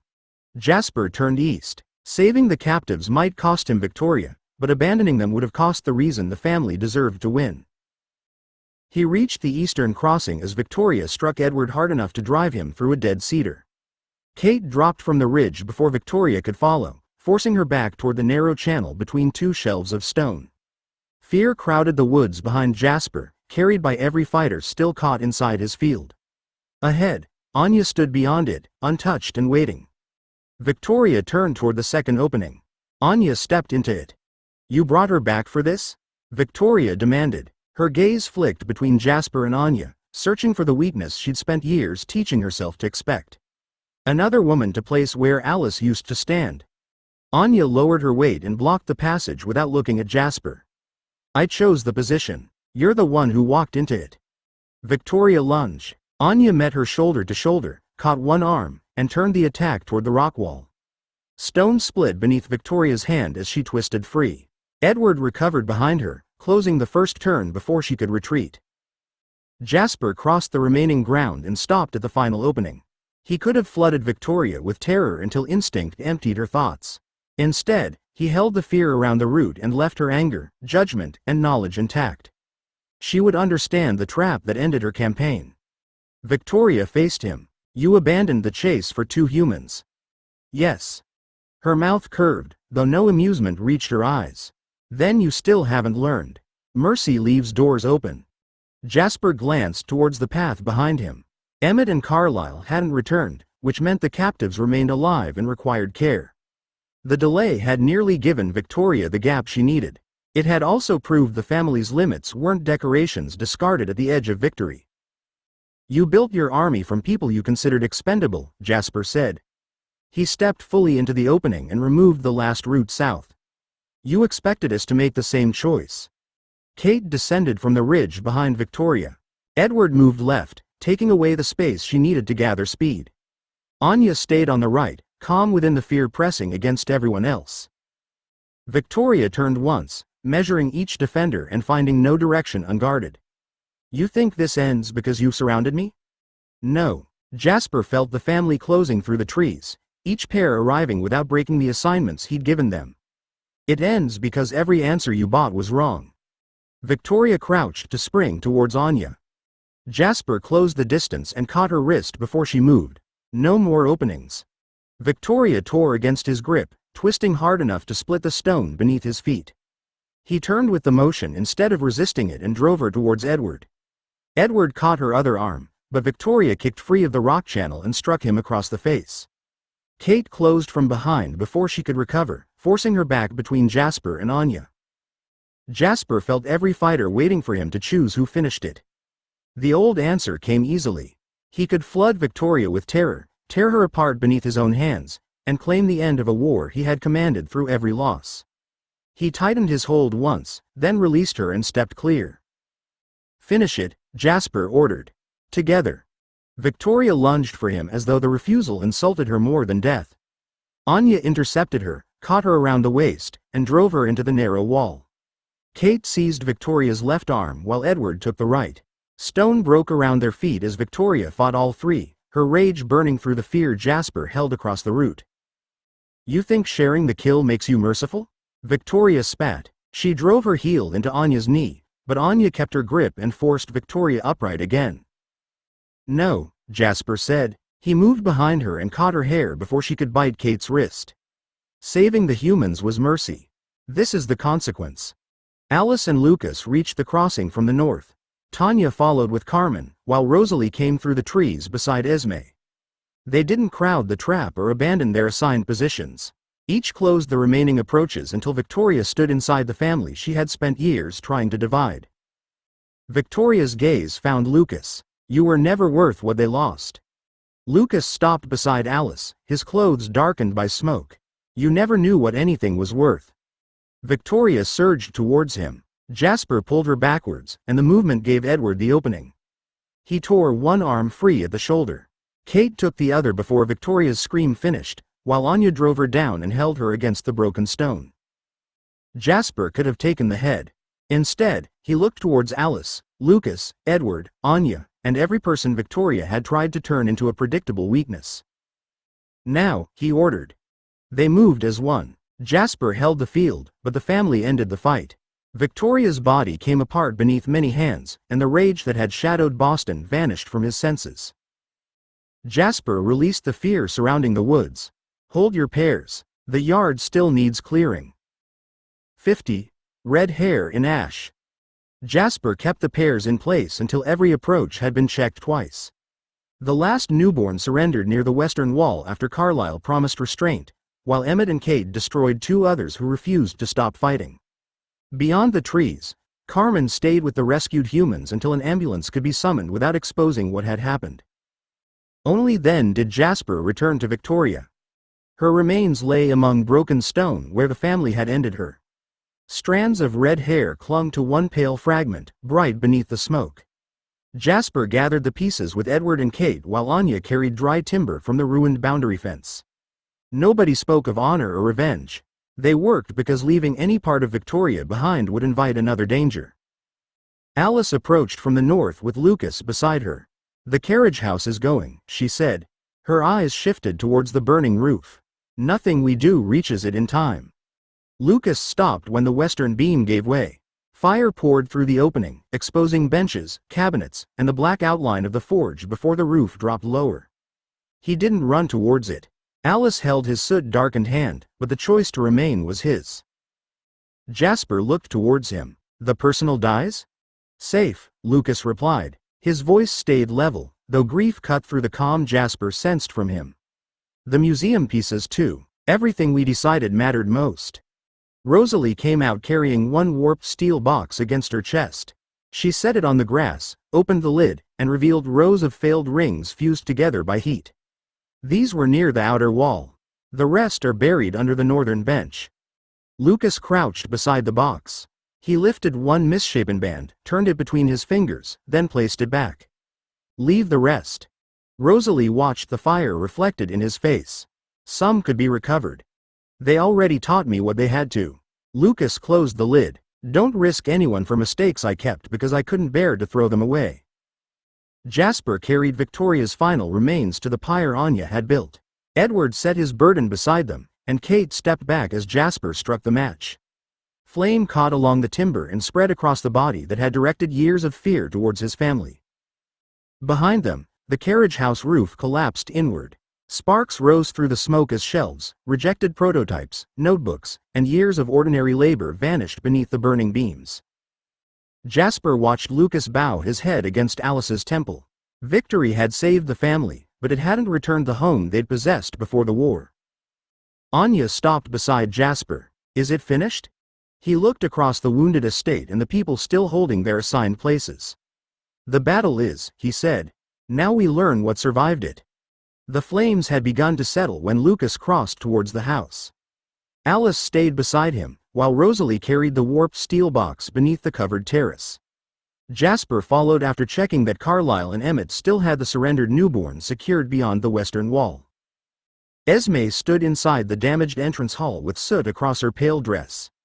One window had shattered inward, the southern wall bore 3 deep fractures, and the banister had been torn from its lower post. Water from broken pipes spread across the floor, carrying ash beneath the furniture she'd chosen piece by piece. Lucas stopped beside a row of sealed cases stacked against the dining room wall. "The maker records are here. The personal dies, essential hand tools, museum pieces, and the current ring specifications." Alice opened the smallest case. Wrapped inside a clean cloth lay the recovered photograph of Mary Alice Brandon. Its preserved surface had survived untouched while smoke darkened the cloth around it. Esme looked from the photograph to the broken windows. "Then we saved what couldn't be replaced." Rosalie entered behind them and glanced towards the ceiling, where a long crack crossed the plaster. "The eastern rooms are stable. The southern corner isn't. Nobody goes upstairs until I've checked the support beneath it. We'll need a cover story before contractors come," Edward sighed. He stood beside Bella near the rear doorway, keeping her away from the glass scattered across the floor. "A fuel fire in the carriage house might explain some of this. It won't explain stone damage along 3 sides of the estate." Jasper felt Esme's grief deepen, quiet and controlled. The house hadn't been a defensive position to her. It had been rooms prepared for children who never slept, a table set for meals most of them didn't need, and proof that permanence could be chosen even by people accustomed to leaving. Lucas closed the case around Alice's photograph. "I'm sorry." Esme crossed the damaged floor and placed both hands around his soot-streaked face. "Victoria did this, not you. She came for my work. She came because she believed love made us easy to break." Esme lowered her hands and looked around the wounded hall. She was wrong. A section of plaster fell near the staircase and broke across the wet floor. Rosalie moved at once, guiding Esme back while Jasper caught the loosened banister before it struck the cases. Victory remained outside in the cooling pyre. Inside, Every cracked wall recorded what winning had cost. Rosalie led Esme towards the eastern rooms while Jasper carried the recovered cases beyond the damaged staircase. Once the hall had been cleared, he returned outside. The pyre had burned low enough to show blackened timber beneath the flames, and the carriage house stood open to the night where one wall had collapsed. Anya waited near the ruined garden wall. Soot marked her cheek, and a tear in one sleeve exposed pale skin beneath it. She watched Kate and Tanya helping Carmen move the restrained newborn farther from the smoke, but her attention returned to Jasper before he reached her. "You asked why Denali came," Anya said. She brushed ash from her sleeve, then seemed to decide the effort wasn't worth continuing. "It wasn't only because you sent the contingency plan." Jasper stopped beside her. The battle still crowded his senses through anger, grief, relief, and the newborn's distant fear. Anya remained clear among it all, her emotions beyond his influence and offered only through what she chose to say. "The plan gave you a reason to trust the route," he replied. "It gave Tanya a reason." Anya faced him fully. "Kate came because Victoria used Lawrence's failures and Denali's name to build this war. Carmen came because human captives were involved. I came because I chose you before the signal arrived." Hope moved through Jasper with enough force to feel dangerous. He didn't reach for her. "You chose to return. I chose more than a battle." Anya stepped closer, leaving only the space she still controlled between them. "I want the dinner where nobody needs a map. I want the music you stop playing when you think I'm judging it. I want hunts where we can turn around because we're tired of the mountain, not because a patrol route change." Jasper looked towards the burned workshop and the fractured house beyond it. "This is what choosing me brought you back to." "No, Victoria brought me back to this." Anya's expression tightened. "You're still trying to make war the truest thing about you because it's the part you know how to measure." He had no defense that didn't prove her right. Anya took his hand. "I'm not promising marriage because everyone survived and expects a permanent answer.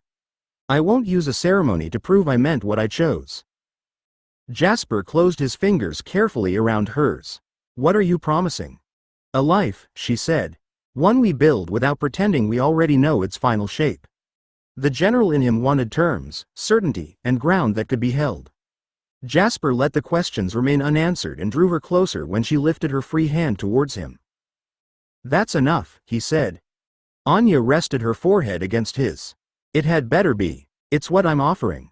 Alice's sharp intake of breath broke the quiet between them. Jasper turned as she staggered beside the terrace, one hand gripping Lucas's arm while her eyes fixed on a future beyond the ruined estate. Lucas caught her shoulders. "Alice, what do you see?" "A message." Her words came quickly, following images only she could reach. "Sealed inside a narrow case. It's already moving east." A woman hands it to a man at an airport, but he doesn't know what it contains. Edward crossed the lawn before she finished. "Whose decision are you following?" "Victoria's." Alice closed her eyes, then shook her head. "No, the choice she made before she came here. She arranged the delivery days ago. Her death doesn't stop it."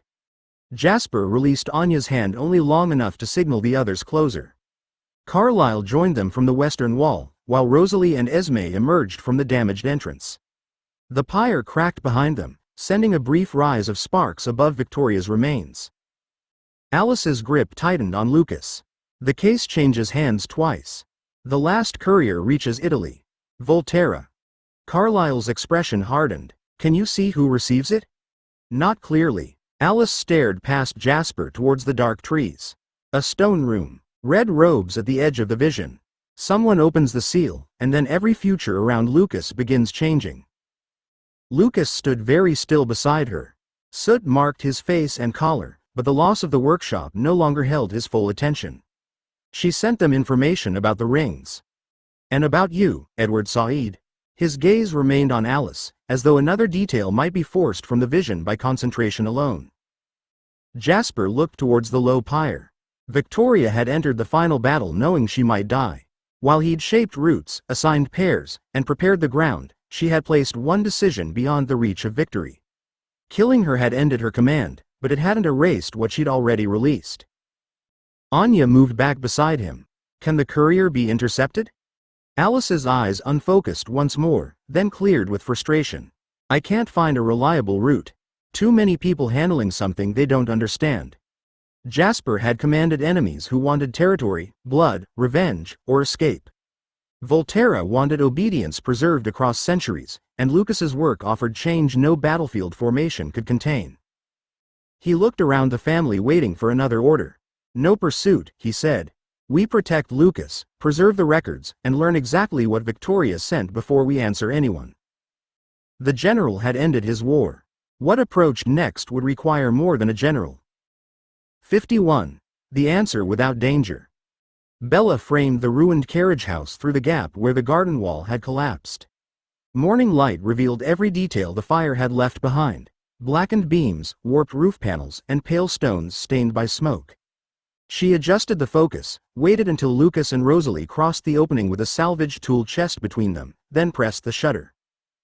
Lucas glanced towards her after setting the chest beneath the terrace. That one isn't going in the paper.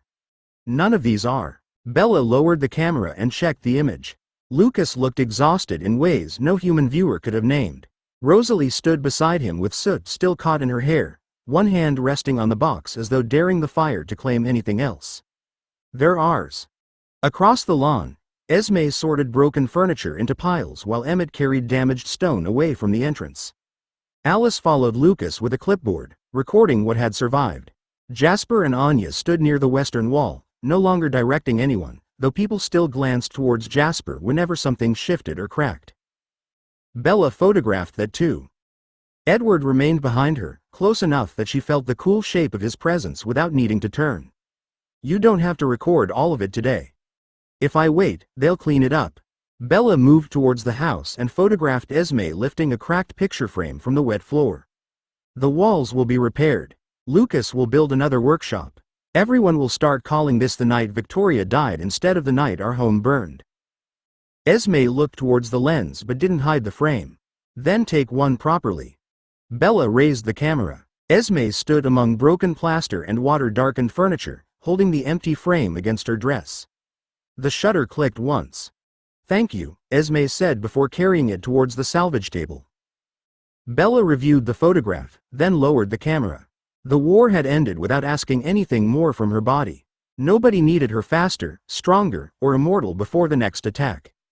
Victoria's ashes were cold, and whatever traveled towards Volterra wouldn't reach Boston today. Edward touched her shoulder. What are you trying to preserve? Bella looked through the shattered doorway at Lucas and Alice spreading the recovered records across a dry table. Jasper accepted a broom from Anya instead of another map. Emmett made Esme laugh when the handle snapped in his hand. The part where we kept living, Bella said. She lifted the camera again. Not because another battle was coming. Because this was still our life. She found Lucas later inside the eastern sitting room, cleaning soot from the recovered photograph of Mary Alice Brandon's family. He stopped when Bella closed the door, but he didn't pretend the work mattered more than the question on her face. I'm still choosing it, Bella said. Victoria being dead hasn't changed that. Lucas set the cloth aside. I know. I'm just not ready to lose the one person who remembers being 7 when I was 7. You won't lose me. I'll lose the human version of you. His fingers rested beside the photograph without touching it. I can support your choice and still hate what it costs me. Bella crossed the room and hugged him. Lucas held her carefully, as though her heartbeat had become something he was already trying to memorize. Alice waited beneath the damaged terrace, sorting Bella's photographs into sleeves. When Bella told her the same thing, Alice studied the nearest future before deliberately closing the folder. You'll change what I can see, Alice said. Your decisions already blur around your shield. Afterward, I may lose futures I've relied on for years. Does that frighten you? Yes. Alice took Bella's hand. It also means your mind will remain yours. I'm not voting against that because uncertainty makes me uncomfortable. Carlyle spoke with Bella in the library after checking the cracked southern wall. He placed a medical notebook between them and opened it to pages filled with Lucas's transformation records. Your control may be excellent, he said. It may also fail near the first injured human you encounter. Love, preparation, and good intentions won't remove thirst. Bella looked at Lucas's recorded fever, restraint measures, and hunting intervals.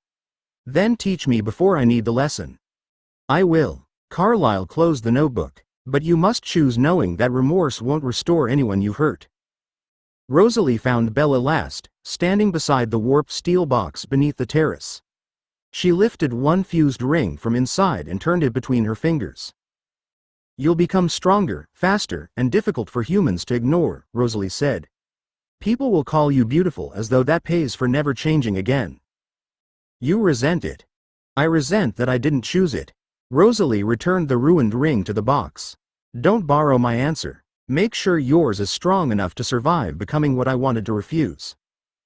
Bella looked through the open doorway at the family repairing the damaged house.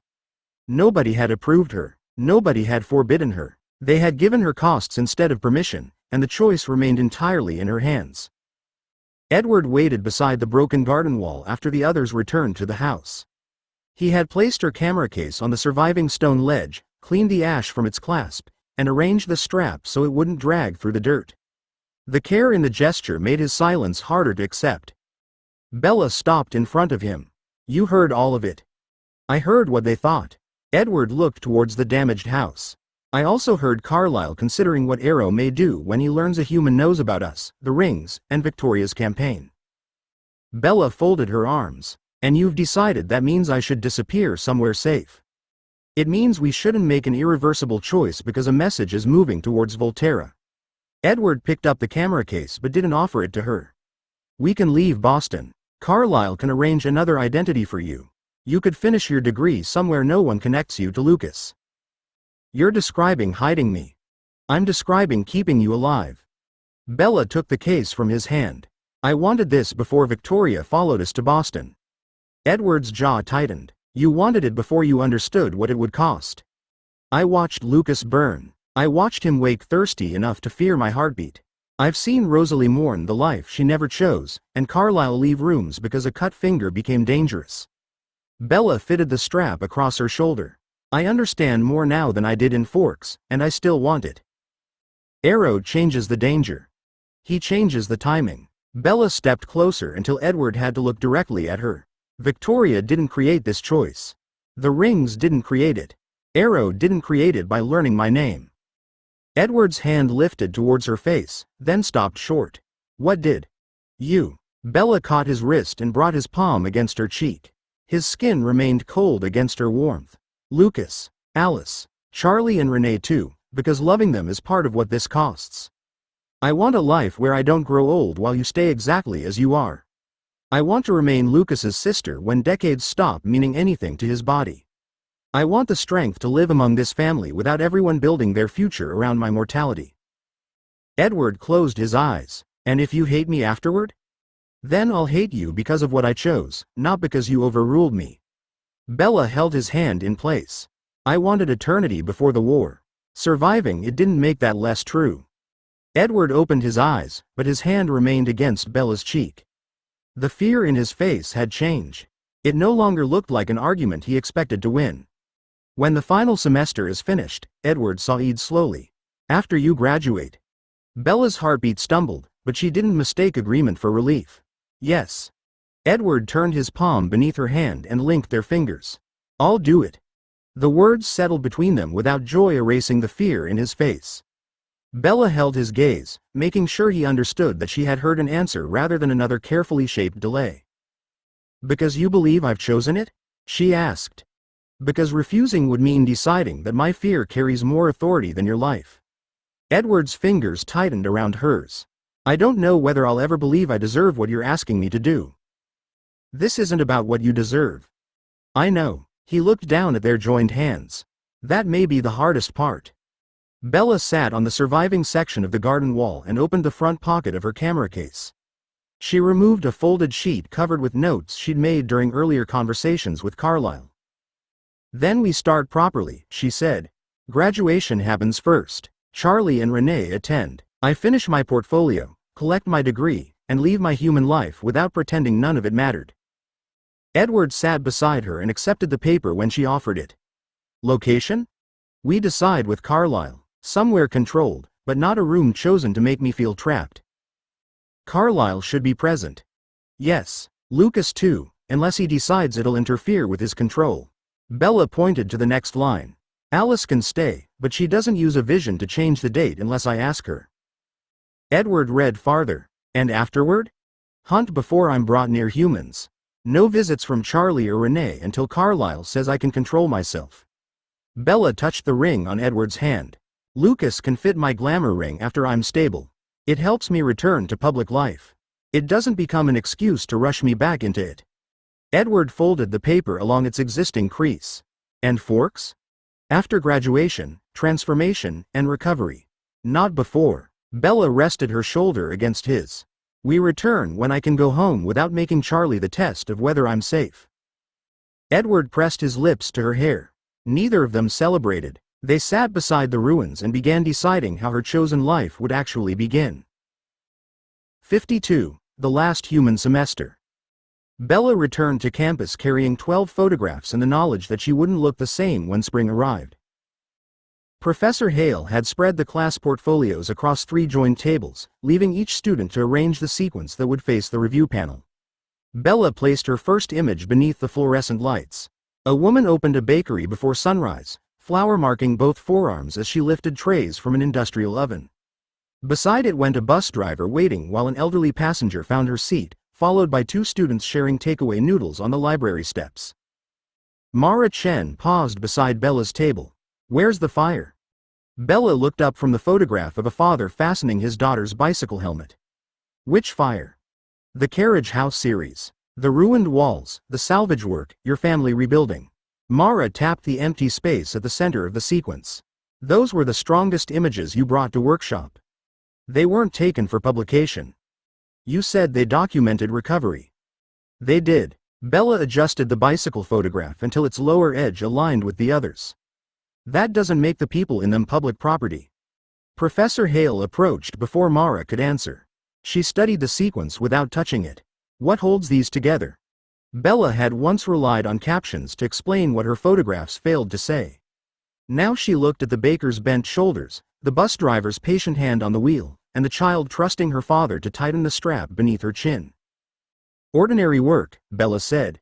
The choices people make when nobody expects the day to become important. Professor Hale lifted the written statement Bella had placed beside the images. You've quoted George Eliot. One sentence. You're submitting photojournalism, not a literature essay. The literature taught me what I was looking for. Bella moved the final image into place. It showed students crossing a public square where Victoria's newborns had once forced the Cullens into retreat. No blood marked the paving now. A street musician played beneath the trees while a child dropped coins into his open case. The photographs show the lives. The words help me understand why those lives matter. Mara folded her arms. You used to edit everyone else's captions before you showed your own work. Bella met her gaze. I used to feel safer fixing what other people had already chosen to say. Professor Hale returned the statement to the table. And now? Bella looked across the completed sequence. The city had been a battlefield because vampires had made it one. Her portfolio refused to grant the war the final claim on those streets. Now I'm choosing what deserves to be seen, she said. Charlie visited 3 weeks after Bella completed the portfolio review. She met him outside South Station with her camera hanging beneath her coat and photographed him before he noticed her, one hand gripping his overnight bag while he searched the crowd with the same worried concentration he brought to every airport reunion. He saw the camera and frowned. You could say hello before collecting evidence. Bella lowered it and hugged him. His coat smelled of rain, coffee, and the house in Forks. You looked like Dad. I usually do. Charlie held her at arm's length, studying her face. You look tired. I had a deadline. You always have a deadline. They spent Saturday walking through the city. Charlie listened while Bella explained her final classes, asked practical questions about employment, and stopped beside every police memorial plaque they passed. At lunch, he unfolded a property listing from his pocket and pushed it across the table. The place next to mine might come up for sale, he said. Needs work, but Luke could handle that. You and Edward could use it when you visit. Bella traced the blurred photograph of the neighboring house. Charlie had placed all 4 of them in Forks without asking whether they intended to remain. She raised her camera instead of answering and photographed his hand beside the listing, broad fingers resting over a future she couldn't accept honestly. Renee arrived in December with 2 suitcases for a 4-day stay and plans for the following 5 years. She sat cross-legged on Bella's bed, sorting graduation dresses from catalogs while describing a summer road trip, a possible teaching position for Phil, and Christmases divided between Florida, Forks, and wherever Bella eventually settled. "You'll need a guest room," Renee said, holding up a pale blue dress. "Not immediately, but eventually. Mother's visit." Bella adjusted the focus and photographed her surrounded by catalogs, shoes, and clothes she'd rejected. "You've never required a guest room before." "I'm becoming demanding with age." Renee smiled towards the lens. "Take one with both of us." Bella set the timer and sat beside her. Renee pulled her close just before the shutter clicked, warm fingers catching beneath Bella's chin. Later, Bella labeled the print with the date, the room, and the name of the dress Renee had chosen. She added Charlie's station photograph, his property listing, a cafe receipt, and the train ticket he'd left in his coat pocket. None of those details would explain why future visits change, but she stored them anyway, preserving the ordinary evidence of parents who still believed they had decades to make plans with her. Edward found Bella in the eastern sitting room after Renee left, surrounded by labeled envelopes and photographs arranged across the rug. Charlie's train ticket lay beside the property listing. Renee's graduation catalogs filled another envelope, along with the timed photograph of mother and daughter leaning together on Bella's bed. Edward lowered himself beside her and picked up the photograph without bending it. "You've kept everything." "Not everything." Bella slid the cafe receipt beneath Charlie's picture. "Only what I'll want when remembering becomes harder than looking." His fingers tightened at the edge of the print. "You could still change your mind." Bella looked at him. Months had passed since the ruined garden wall, and he hadn't repeated the argument openly. He'd watched her finish assignments, meet Charlie at the station, help Renee choose a dress, and return to the same answer each time he asked whether she remained certain. "I could," she said. "I haven't." Edward placed Renee's photograph back into its sleeve. "That isn't what frightens me anymore." Bella stopped writing the date on the envelope. "Then tell me what does." He looked towards the photographs rather than her face. Lucas screamed until he couldn't. Carlyle had to hold him while the venom moved through his spine. "I heard every bone break and repair itself." Edward's voice remained controlled, but his hand closed around his own wrist. "You're asking me to begin that pain and continue when every part of me will want to stop it." Bella set down the pen. "Stopping once you begin won't save me." "I know." Edward's gaze lifted to hers. "That knowledge doesn't make the act easier." She moved closer until their knees touched. His fear no longer treated her as confused, rushed, or unable to understand the cost. It had narrowed to the responsibility he would carry once consent became suffering beneath his hands. "You've watched me all semester," Bella said. "No attacks. No emergency. No one forcing the date." "I know. I visited Dad. I listened to Mom plan years I won't live the way she imagines. I finished my work and kept choosing this." Edward touched the ink mark on her thumb, then turned her hand over carefully. "You have." Bella closed her fingers around his. "Then don't make pain proof that I chose wrongly." His eyes shut for a moment. When they opened, the resistance in them had changed into grief and resolve. "I won't," he said. Bella looked at the winter calendar on the low table. Her final examination ended 2 days before the university closed. The empty week afterward had waited for them long enough. "Then we choose the date," she said. Bella carried the winter calendar into Carlyle's study with Edward beside her. Lucas and Alice were already there, examining photographs spread across the desk. Each showed Bella under different lights, with a gray reference card held beside her face so Lucas could prepare the glamour ring she would wear after her transformation. Lucas gathered the photographs into one stack. "You're ready to choose?" "Yes." Bella opened the calendar to December and placed her finger beneath the university's final submission date. "My last examination is on the 18th. The portfolio statement is due the next morning." Carlyle moved closer to the desk. "Your formal graduation ceremony remains in spring. You'll need enough control to attend without turning it into your first test around a crowd. Then we use the months between." Bella touched December 21st. "I finish every requirement while I'm human. I recover before graduation." Edward's hand settled against her back, but he didn't speak for her. His silence felt deliberate now, not evasive. Alice closed her eyes briefly, then looked at Bella rather than the calendar. "The date remains possible." Bella held her gaze. "Don't search for a version where it doesn't hurt." "I'm not." Alice placed one hand over the photographs. I checked whether you still chose it after everyone entered the room. I do. Carlyle drew a clean sheet from the desk. Then we prepare around Bella's decision. The family hunts beforehand. Jasper secures the estate. Edward begins the transformation, and I remain with them throughout. Lucas stepped nearer. I'll stay unless having me there makes it harder. Bella reached for his hand. You stay. I don't want you outside remembering your transformation and imagining mine is worse. His fingers closed carefully around hers. All right. Edward accepted Carlyle's pen but paused above the paper. Bella watched the last resistance move through his face. It wasn't doubt about her answer now. It was knowledge of what his agreement required him to do. Bella covered his hand with hers. Write it. Edward looked at her, then wrote December 21st beside her name. I'll turn you that night, he said. I won't postpone it because I'm afraid. Bella took the pen and signed beneath the date.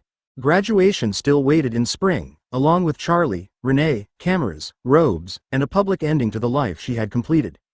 She would reach a change, but she wouldn't leave the work unfinished. The ink dried beneath her hand, fixing the choice to a day none of them could quietly move. 53. The last human spring. Bella woke to Edward's hand on her shoulder and daylight pressing through the curtains. She stared at the clock, read 11:43, and sat up so quickly that the room tilted. Her laptop remained open on the desk, surrounded by contact sheets, empty coffee cups, and the notes she'd rewritten until 4 that morning. My critique started 13 minutes ago. Bella threw back the blankets and searched the floor for her jeans. Why didn't my alarm go off? Edward lifted her phone from beneath a stack of photographic paper. It did. You turned it off and informed me that Professor Hale could survive without you. I said that? You were less diplomatic. Bella found one sock inside her shoe and the other beneath the bed. Her hair had dried against one cheek, and the taste in her mouth suggested coffee had replaced water sometime before midnight. None of it felt meaningful. She was late, tired, and annoyed with herself. Being human hadn't made the morning precious. It had made her careless with an alarm. Edward held out her coat. I can have you there in 4 minutes. And explain why we crossed half the city without using a road. Bella pushed her arms through the sleeves. I'll take the train. Cold rain met her outside the station. It ran beneath her collar while she hurried across campus, splashed her trousers at the curb, and softened the corner of the portfolio case she'd spent an hour protecting with tape. By the time she entered the critique room, every student had turned towards the door. Professor Hale checked the clock. Miss Swan. I overslept. Bella set the portfolio on the table and peeled wet hair from her face. I finished the edit at 4, ignored my alarm, and missed the first presentation. Mara shifted her photographs aside to make room. At least tell us you suffered for art. I suffered because I kept changing the sequence after it already worked. Professor Hale opened Bella's case. That's less romantic and more useful. Put them up. Bella pinned the photographs to the board while water dripped from her coat onto the floor. One corner curled. A mounting strip refused to hold. When the class challenged her final image, she defended it, listened, then moved it 2 places earlier because Mara's objection was right. Afterward, Bella submitted the completed coursework through the department office and walked home through the same cold rain. Her shoes rubbed, her stomach complained, and the umbrella turned inside out at the first junction. She laughed, folded the broken umbrella closed, and kept walking. The day didn't need preserving. It only needed living. That evening, Lucas waited in Carlyle's study with a notebook closed on his knee. Bella had expected diagrams, timings, and a careful list of everything that could go wrong. Instead, he rose when she entered and offered her the armchair nearest the fire. I can tell you what happened to me, Lucas said as he sat opposite her. I can't promise your transformation will follow the same path. Bella tucked her feet beneath the chair. Start with what helped. Voices. His fingers tightened around the notebook. I couldn't answer, but I heard Alice, Carlyle, and you. I knew I wasn't alone, even when that didn't make the pain smaller. What made it worse? People saying it would end soon. Lucas looked directly at her. Time stopped meaning anything. Every promise about minutes or hours felt like a lie. Bella nodded slowly. Then nobody tells me how long I have left. I'll make sure they understand. Lucas hesitated before continuing. You may scream. You may beg Edward to stop. That won't necessarily mean you've changed your mind. Pain speaks for itself. The study door opened, and Alice entered carrying folded blankets. That's enough instruction for one conversation. She placed the blankets in the cupboard rather than around Bella. The room's starting to look like everyone expects a funeral. From the hall, Jasper answered without raising his voice. I'm checking the doors. You've checked them twice, Alice replied as she crossed to the doorway. Anya checked the grounds, Edward checked the windows, and Carlisle checked the medical cabinet. Bella hasn't even gone upstairs. Anya appeared beside Jasper, fastening her coat after the final boundary circuit. The estate is clear. We've moved the vehicles away from the eastern drive, and nobody will enter without Jasper hearing them. Bella looked between the 4 vampires preparing the house around her. Their care pressed close enough to become another kind of fear. I don't want everyone waiting outside the bedroom, she said. Edward, Carlisle, Lucas, and Alice can stay. Everyone else should live somewhere beyond the door. Jasper accepted the boundary with a single nod.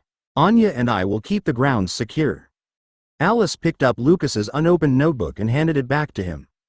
And nobody turns tonight into a vigil before Bella chooses to begin it. Lucas stood and offered Bella his hand. Do you want to see the room? Bella took it and rose.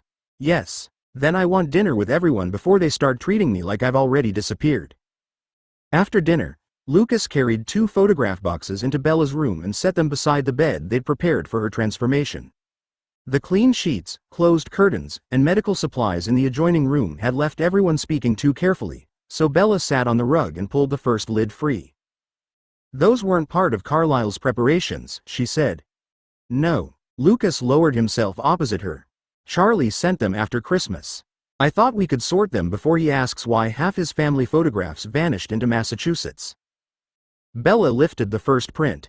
2 children in yellow raincoats stood beside a ditch, one wearing a single boot. This belongs to me. We're both in it. I'm the one holding your missing boot. Bella turned the photograph towards him. You jumped after Dad told us to stay out of the water. He told you to stay out. He said, both of you. Lucas took the print and examined Renee's uncertain date on the back. I remember you jumping in after me.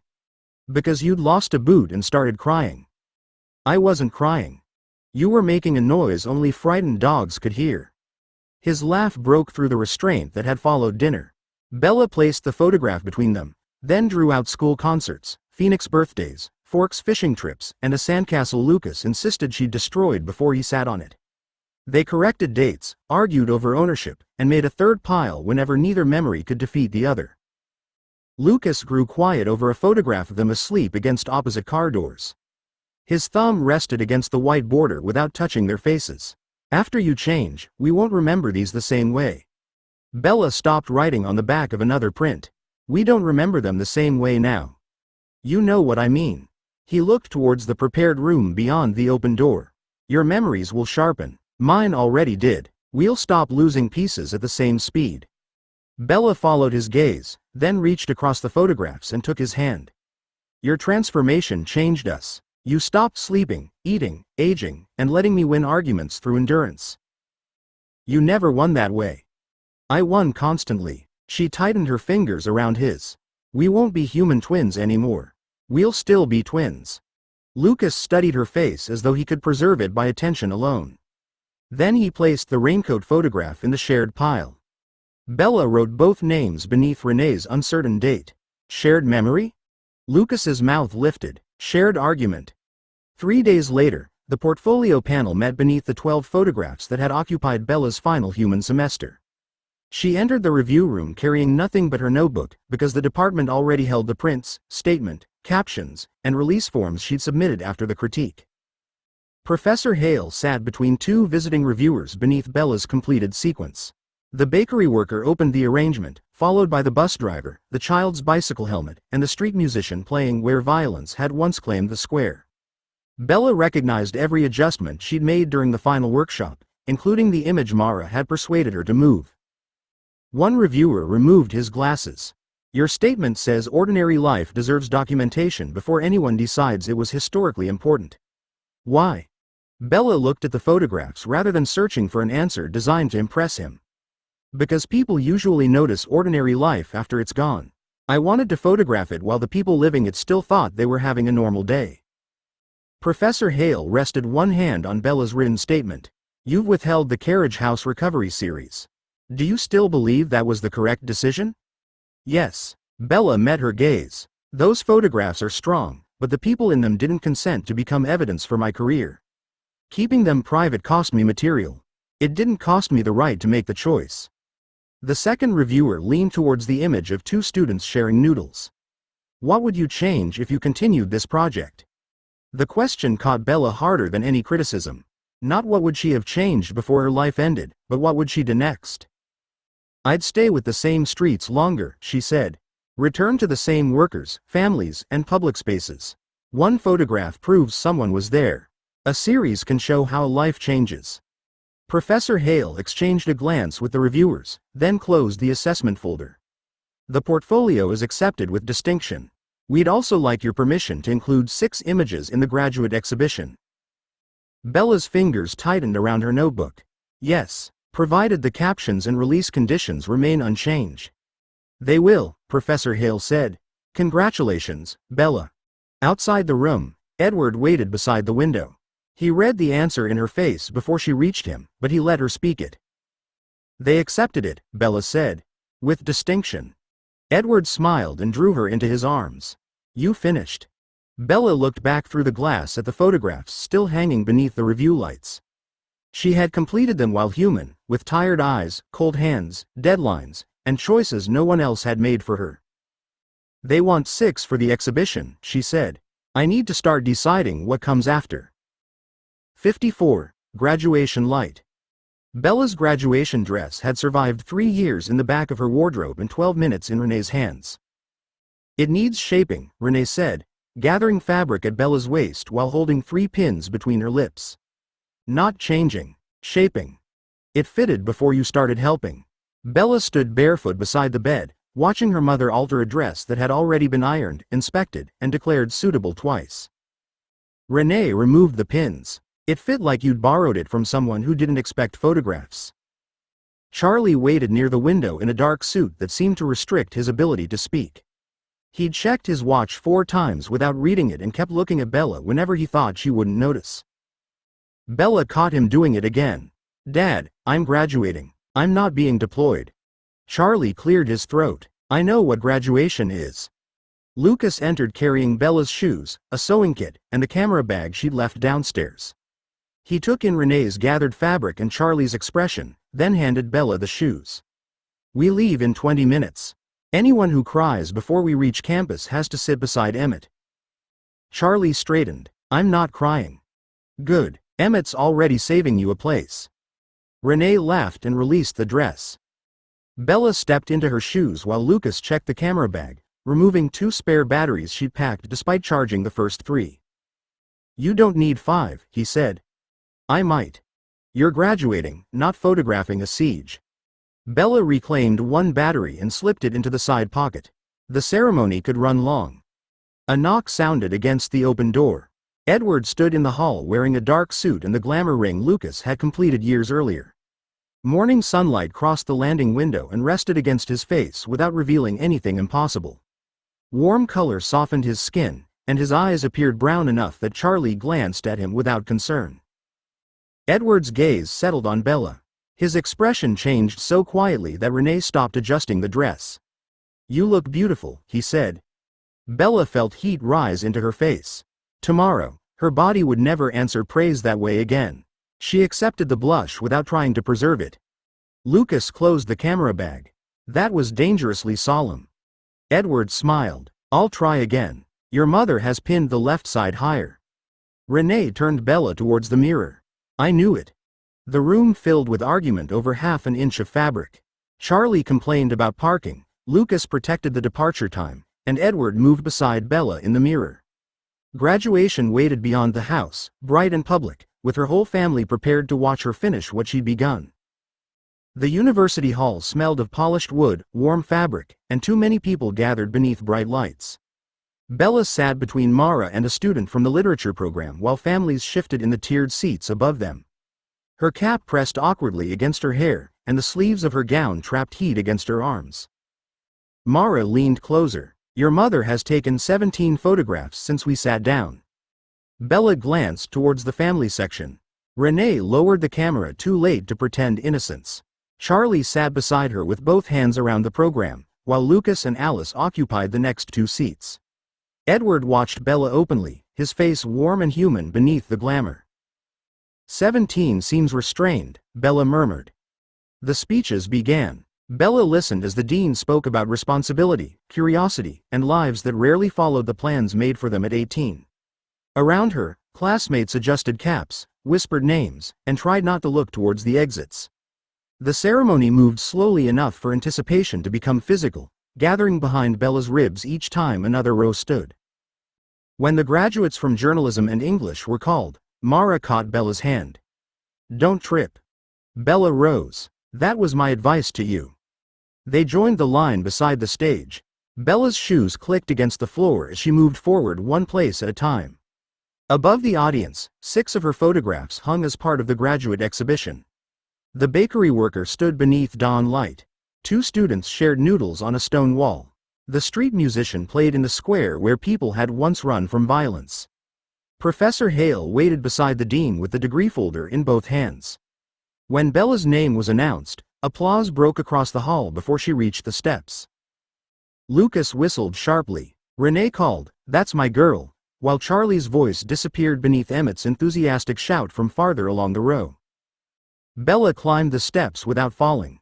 Professor Hale smiled as she offered the folder. You stayed with the work.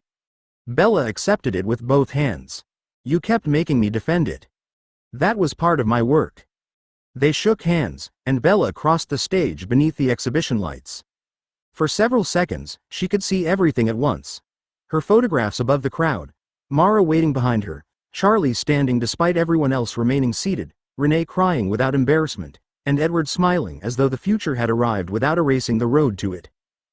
Bella stepped down from the stage with her degree held against her chest. Tomorrow waited beyond the ceremony, but it hadn't earned this moment. She had. Outside the hall, graduates spilled across the lawn in black gowns while families called names, traded cameras, and stepped into one another's photographs. Bella had barely found Charlie before Renee pulled her beneath a flowering tree and began arranging everyone by height. Lucas beside Bella, Renee said, pointing with the camera strap. Edward on her other side. Charlie, stop looking as though someone served you a warrant. Charlie adjusted his tie. I'm smiling. You're threatening the photographer, Lucas said as he moved beside Bella. Alice took the camera before Renee could argue with its settings. Bella stood between Lucas and Edward while Charlie and Renee closed in behind them. Sunlight warmed Bella's face and lay harmlessly across the vampire's glamour-softened skin. Alice took 3 photographs, then ordered Emmett to stop making faces behind Charlie. I wasn't making a face, Emmett said, failing to hide his grin. That's my supportive expression. At the restaurant, Esme had reserved a long table beside the windows. Bella's degree folder passed from hand to hand while Renee asked Mara about the exhibition. Carlyle discussed the ceremony with Professor Hale, and Rosalie corrected Emmett when he claimed he'd understood the dean's speech. Bella noticed Charlie leave the table when Edward stepped outside to take a call. Her father followed a moment later, carrying neither his coat nor an excuse. She waited 30 seconds before crossing to the window. Through the glass, Charlie stood near the brick wall with his hands in his pockets. Edward faced him beneath the afternoon sun, listening with the still attention that usually made humans uncomfortable. The glamour softened it enough that Charlie didn't step back. Bella opened the side door but remained inside its shadow. Charlie looked directly at Edward.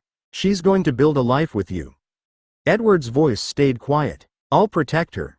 Charlie shifted his weight, choosing his words. Protection can become another way of deciding for someone. Bella's spent years proving she knows her own mind. Edward glanced towards the doorway. He knew Bella was there, but he didn't expose her. I've made that mistake before. Then don't make it again. Charlie's jaw tightened. Keep her safe when she needs it. Stand beside her when she doesn't. But don't decide who she's allowed to become because you're afraid of losing her. Edward held his gaze. I won't. Charlie nodded once, accepting the promise without pretending trust required no further proof. When they returned, Bella took her father's arm and guided him back towards the crowded table. "You missed cake," she said. Charlie looked at Edward, then at her. "Save me a piece." Bella tightened her hand around his sleeve. "I already did." The house quieted after Charlie and Renee went to bed. Bella changed out of her dress, folded it over the chair, and carried her degree folder downstairs. The celebration had left glasses beside the sink, unopened cards across the dining table, and one remaining slice of cake beneath the glass cover. Edward waited near the eastern sitting room, but he didn't approach until Bella crossed the hall. "You should sleep." "I will." Bella set the folder beside the cards. "After we confirm tomorrow." Carlisle joined them from his study carrying the calendar they'd marked 3 days earlier. Lucas and Alice followed more slowly, while the rest of the family remained elsewhere in the house as Bella had asked. Nobody formed a circle around her. Nobody closed the doors. Carlisle placed the calendar on the table. "We plan to begin at 10 in the morning. Your parents leave for the airport at 7:30. That gives us time to return, prepare the room, and speak privately before anything begins." Bella looked at the square marked June 21st. Graduation photographs, restaurant receipts, and her degree folder surrounded it. The date hadn't changed because she'd crossed a stage or because Charlie's warning to Edward had made the future easier. Edward stood opposite her with both hands resting at his sides. "We can move it." Bella met his gaze. "Do you believe something's medically wrong?" "No." "Has any preparation failed?" "No." "Then why would we move it?" His eyes dropped to the calendar. "Because today made everything you're leaving visible." Bella crossed the space between them and took his hand. His skin remained cold despite the warm color his ring had shown the world all day. "Today also made what I completed visible. I didn't graduate so I could prove being human was enough for me forever. I graduated because I wanted this part of my life finished before I chose the next one." Lucas remained beside Alice, his face controlled too carefully. Bella reached for him with her free hand. He came close and linked their fingers without speaking. Carlisle picked up the pencil. "Bella, do you confirm 10 tomorrow morning?" She heard Charlie moving upstairs, Renee's suitcase wheels bumping against the wall, and the steady human beat inside her own chest. Fear tightened her grip on both Edward and Lucas, but it didn't change the answer. "Yes," Bella said, "tomorrow at 10. Carlisle wrote confirmed beneath the date and returned the pencil to the table. Bella closed the calendar herself. Graduation had ended her public human life with applause, photographs, and work completed in her own name. Morning would begin the choice that came after it. 55, the last human morning. Bella woke before the alarm with one hand trapped beneath her cheek and her right knee stiff from sleeping badly. Morning light showed through the curtains, pale enough that she could still see the graduation dress folded over the chair. Her heart beat against the mattress. Each breath warmed the space beneath the sheet, and hunger tightened her stomach before she'd fully opened her eyes. For several minutes, she didn't move. She listened to Charlie's footsteps in the hall, Renee asking whether she'd packed her charger, and Lucas carrying the suitcases downstairs. None of them entered Bella's room. They thought she was sleeping after graduation, and she let them. The front door closed at 7:12. Charlie's car started beyond the window and rolled down the drive. Bella remained in bed until the sound disappeared, then sat up and pressed both feet against the floor. Her ankle cracked when she stood. The ordinary discomfort made her smile despite the fear waiting beneath it. She showered, dressed in loose clothes, and ate toast at the kitchen counter because Carlisle had asked her not to begin hungry. The butter melted against the bread. Coffee left warmth along her tongue. Bella finished both before carrying her laptop and the packet of letters into the eastern sitting room. She set the camera on the table, faced it towards the chair, and pressed record. For several seconds, Bella watched the red light without speaking. "My name is Isabella Marie Swan," she began. Her voice sounded thinner than she expected. "It's June 21st, and I chose today." She folded her hands to keep from rubbing them together. "If I wake up frightened, angry, or convinced everyone betrayed me, this is the part one need to remember. Nobody forced me. Edward offered to wait. Carlisle explained the pain. Lucas asked every question I was avoiding. I still said yes." Bella stopped the recording, watched it once, then saved 3 copies without changing a word. The letters took longer. Charlie's remained sealed beneath a note instructing Lucas not to deliver it unless Bella asked after waking. Renee's carried the same condition. A third envelope held the statement Bella had written to herself months earlier, along with yesterday's graduation photograph. Edward appeared in the doorway but stayed outside the room. It's 8:46. I know. Bella placed the envelopes in the wooden box Carlyle had prepared. These aren't farewell letters. Edward's gaze settled on the box. What are they? Choices I don't have to make today. Bella closed the lid and pushed it towards him. Give them to Lucas. He'll keep them until I decide. Edward accepted the box without opening it. Bella rose, felt blood shift through legs that would soon never stiffen or ache again, and followed him upstairs to prepare. Lucas waited in Bella's room while she changed the sheets. He'd offered to do it, but she needed the familiar pull of fabric over the mattress and the stubborn corner that never stayed tucked. When she finished, he placed the wooden box on her desk without asking what the letters said. Bella sat beside him on the bed. You're supposed to say something annoying. I'm considering my options. Lucas looked at her hands, then raised his gaze. Most of them feel poorly timed. She leaned against his shoulder. His body didn't shift beneath her weight, but his arm came around her with the same careful pressure he'd used since becoming strong enough to hurt her by accident. Bella listened to her own heartbeat fill the silence between them. What if I'm different? She asked. You will be. Lucas tightened his arm when she stiffened. You'll hear more, see more, and probably destroy something expensive before the week ends. But you won't stop being my sister because your body changes. Bella caught his hand. Don't let everyone wait around the room. I won't. Lucas kissed her hair and stood when she released him. He paused at the door. Call me if you want me back before 10.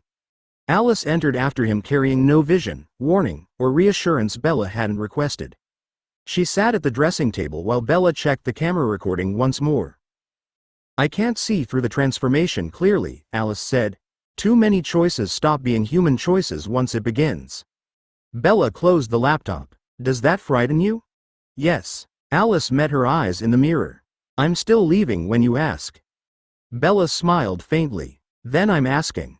Alice crossed the room, embraced her without lingering, and went downstairs.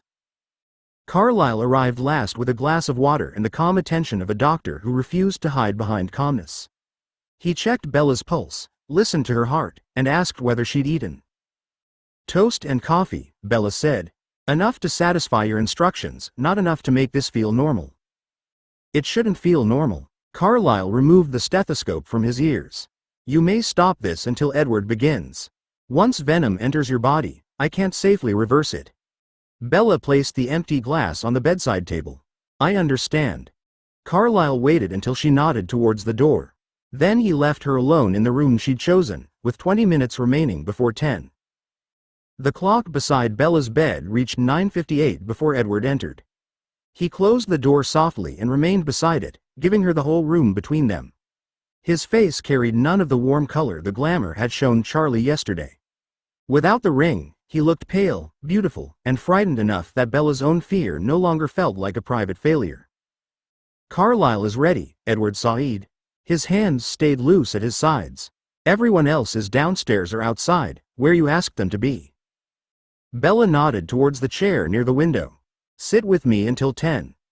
Edward crossed the room and sat. Bella placed her feet on the floor, but she didn't take his hand. The final minute belonged to neither reassurance nor argument. She listened to the clock, the faint movement of branches beyond the glass, and her heartbeat striking too quickly beneath her ribs. When the minute hand reached 12, Edward looked at her. Bella, do you still choose today? Yes. The answer came before the fear could organize another one. His jaw tightened. I need you to say it without protecting me. Bella stood and moved between his knees. She took his right hand, opened his fingers, and pressed his palm against the left side of her chest.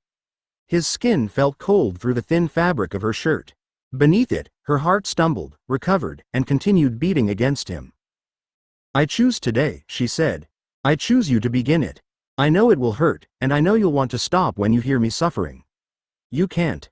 Edward's fingers curved slightly against her. Your heart will stop. I know. You'll never sleep, eat, grow warm, or change the way Charlie expects you to change. I know that too. Bella held his wrist in place when he tried to lower his hand. This is what ends, not me.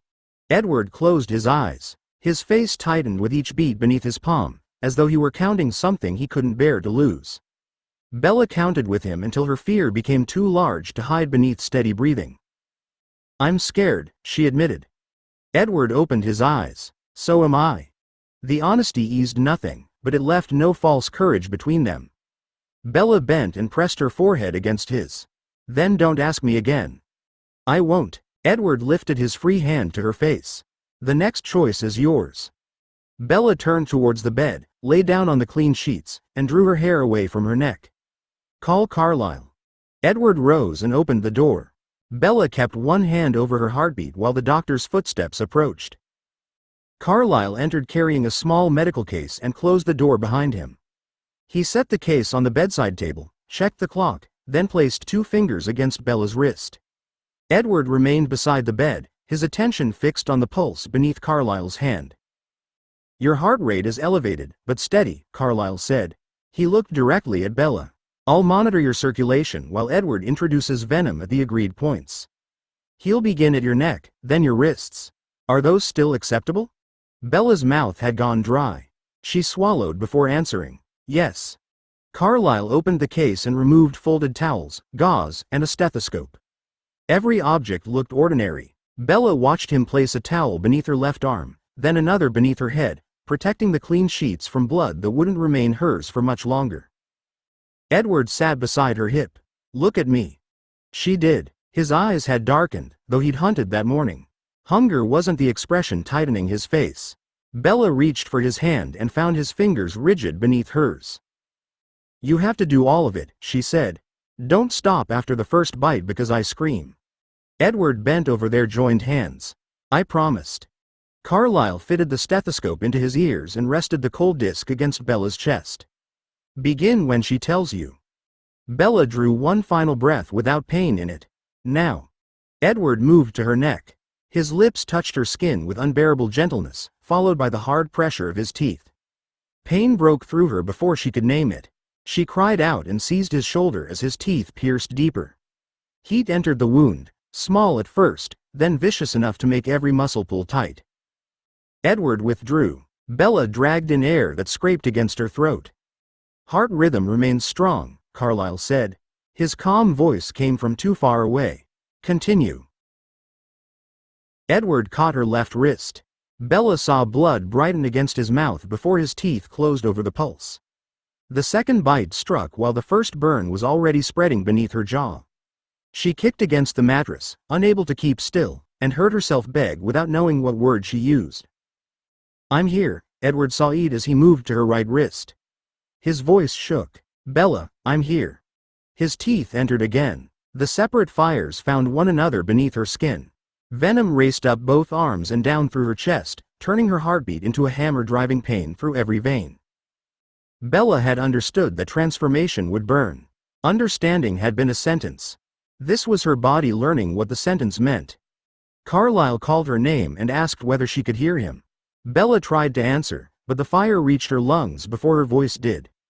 Edward's hands closed around hers as the room vanished behind pain that had only begun.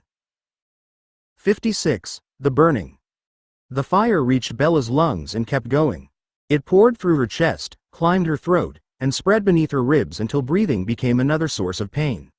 She tried to release Edward's hands, but her fingers had locked around his. Every heartbeat drove the venom farther, carrying it into places that had still felt untouched a moment earlier. "Bella, I'm here." Edward's voice broke near her left ear. His thumbs moved over her knuckles, though she could barely separate the pressure from the burning inside her hands. "You're doing exactly what you chose. Carlyle says your heart is strong." Bella tried to answer. Her jaw tightened, and the sound that escaped her throat held no words. She heard Carlyle shift the stethoscope across her chest, then felt gauze pressed against the wound at her neck. The contact should have been cold. Instead, it became another point where the fire gathered. "The venom is circulating evenly," Carlyle said. His calmness no longer sounded distant. Bella could hear the strain beneath it now, the care he was forcing into every measured word. "Edward, don't restrain her shoulders. Let her move unless she risks injuring herself." The mattress pulled beneath Bella's heels as her body arched. Edward released one hand long enough to move the pillow away from her head, then caught her fingers again when she reached blindly for him. Lucas? Bella forced the name through clenched teeth. He's downstairs, Edward Said. He can hear you. That wasn't what she'd asked, but another wave struck before she could correct him. It rushed down her spine and into her legs, burning through muscles that kicked uselessly against the sheets. Bella heard a door open somewhere beyond the room. Lucas's voice came from the hall. I'm here, Bells. I'm not coming in unless you ask. She tried to answer. Her tongue wouldn't shape the words, and panic rose beneath the pain. She had wanted him near, but not watching every movement, not filling the room with another person Edward might feel he had to protect from her suffering. Edward bent closer. Do you want Lucas inside? Bella managed one sharp shake of her head. I heard, Lucas called. I'll stay outside. The door closed again. Bella held to the sound of his footsteps settling on the other side of the wall. Edward remained beside her. Carlyle counted her pulse. Alice moved somewhere below, never entering because Bella had asked her not to. She couldn't answer any of them now, but they were still listening to the choices she had made before the fire began. Time broke apart inside the pane. Bella heard Carlyle announce another hour, but the number had no place to settle. Her body no longer understood morning or afternoon. It knew only the next heartbeat and the fire that followed it. A kitchen appeared behind her closed eyes. Charlie stood at the stove in an old flannel shirt, scraping eggs from a pan while pretending the smoke alarm wasn't about to sound. Bella remembered opening the window and Lucas stealing a piece of toast from her plate. The memory came with the smell of burnt butter, coffee, and rain against the glass. Then it vanished beneath another convulsion. Edward caught her forearm before she struck the bed frame. Easy, I've got you. Bella heard fear in his voice and wanted to tell him not to make her pain his failure. Her mouth opened, but only a raw cry emerged. Carlyle moved the towel beneath her wrist and checked the wound Edward had made hours earlier. Her circulation remains strong, Carlyle said. The venom has reached her lower extremities. Nothing suggests an incomplete spread. Renee's hands replaced the room. They moved through Bella's hair before a school photograph, tugging too hard while Renee apologized and kept brushing. Bella saw airport gates, motel rooms, Phil's games, and her mother laughing with both hands around a paper cup. The images didn't arrive as farewell. They pushed against one another without order, each complete until the pain tore it away. Lucas sat beside her on the plane to Seattle, younger hands locked around the armrest. He'd looked frightened and unfamiliar for one breath, then turned towards her when she took his wrist. Bella remembered thinking he'd had a nightmare. She remembered choosing not to press when he said he was fine. Luke, she tried to say. The door opened a few inches. Lucas didn't enter. I'm still here. Bella's fingers tightened around Edward's hand. She saw Lucas beneath graduation lights, Lucas carrying Charlie's suitcase, Lucas standing in the wrecked carriage house with ash across his clothes. Every version remained her brother, including the immortal one she'd feared losing. Edward lowered his face near hers. You're not alone. The memory shifted to sunlight across his skin in the meadow, then to lecture halls, wet pavements, photographs developing on a screen, and Charlie holding yesterday's graduation program. Bella had lived each moment while warm, breathing, and capable of leaving. The fire consumed the images, but it couldn't make them less hers. The memories stopped helping when Bella could no longer tell whether she was remembering her choices or inventing reasons to endure them. Pain filled every part of her body that still seemed capable of thought. Edward's hands held hers, Carlyle's voice marked another change in her pulse, and the closed door remained between her and everyone she had asked to stay outside. Panic changed the shape of the room. The bed became something she couldn't leave. Edward's grip became restraint. Carlyle's careful monitoring became proof that they expected her to survive whether she wanted to or not. Bella pulled against Edward with all the strength her human body had left. Stop. The word emerged broken, but Edward heard it. His hands opened at once, releasing hers, and he moved back from the bed so quickly that the chair struck the wall. Carlyle lifted the stethoscope from her chest. Bella, do you want us to leave? She couldn't answer. The fire drove through her throat and locked her jaw. Edward remained beyond reach, his face rigid with fear, while Carlyle waited without touching her. Nobody moved closer. The absence of pressure should have calmed her. Instead, terror demanded a new explanation. She had chosen this before she understood. She had trusted people who wanted her change. She had mistaken love for consent because Edward would never age and Lucas already had. The thoughts arrived with the confidence of truth. Then Bella remembered the red recording light. My name is Isabella Marie Swan. It's June 21st, and I chose today. The words returned in her own thin human voice, without Edward speaking over them. She remembered stopping the camera, watching the recording, and saving 3 copies because she had known pain might accuse everyone around her. Edward offered to wait. Carlyle explained the pain. Lucas asked every question I was avoiding. I still said yes. Bella forced her right hand across the sheet. Edward didn't take it. He waited until her fingers opened and closed once in his direction. May I? He asked. She managed the smallest nod. Edward returned to the bed and placed his hand beneath hers rather than closing it around her. Bella gripped him when the next surge struck, but she didn't use his presence as proof. The choice had existed before his reassurance, written and spoken by the woman she had been while fear still allowed sentences. Carlyle lowered the stethoscope to her chest again. I'm continuing. Bella couldn't answer, but she held Edward's hand and repeated her own recorded words until panic lost the right to rewrite them. The fire changed again. It didn't lessen. It drew inward, abandoning her fingers and feet in slow stages and gathering around her chest. Her heartbeat accelerated beneath Carlyle's stethoscope until the separate blows blurred together. Carlyle leaned closer. The venom has completed the extremities. Her heart is beginning the final sequence. Footsteps moved below them. Bella heard chairs shift, the front door close, and voices fall silent as the family gathered. Nobody entered. They remained beyond the walls she had chosen, close enough to hear what was happening and far enough to leave the room hers. Edward's fingers trembled beneath her palm. Bella, your heart is speeding up.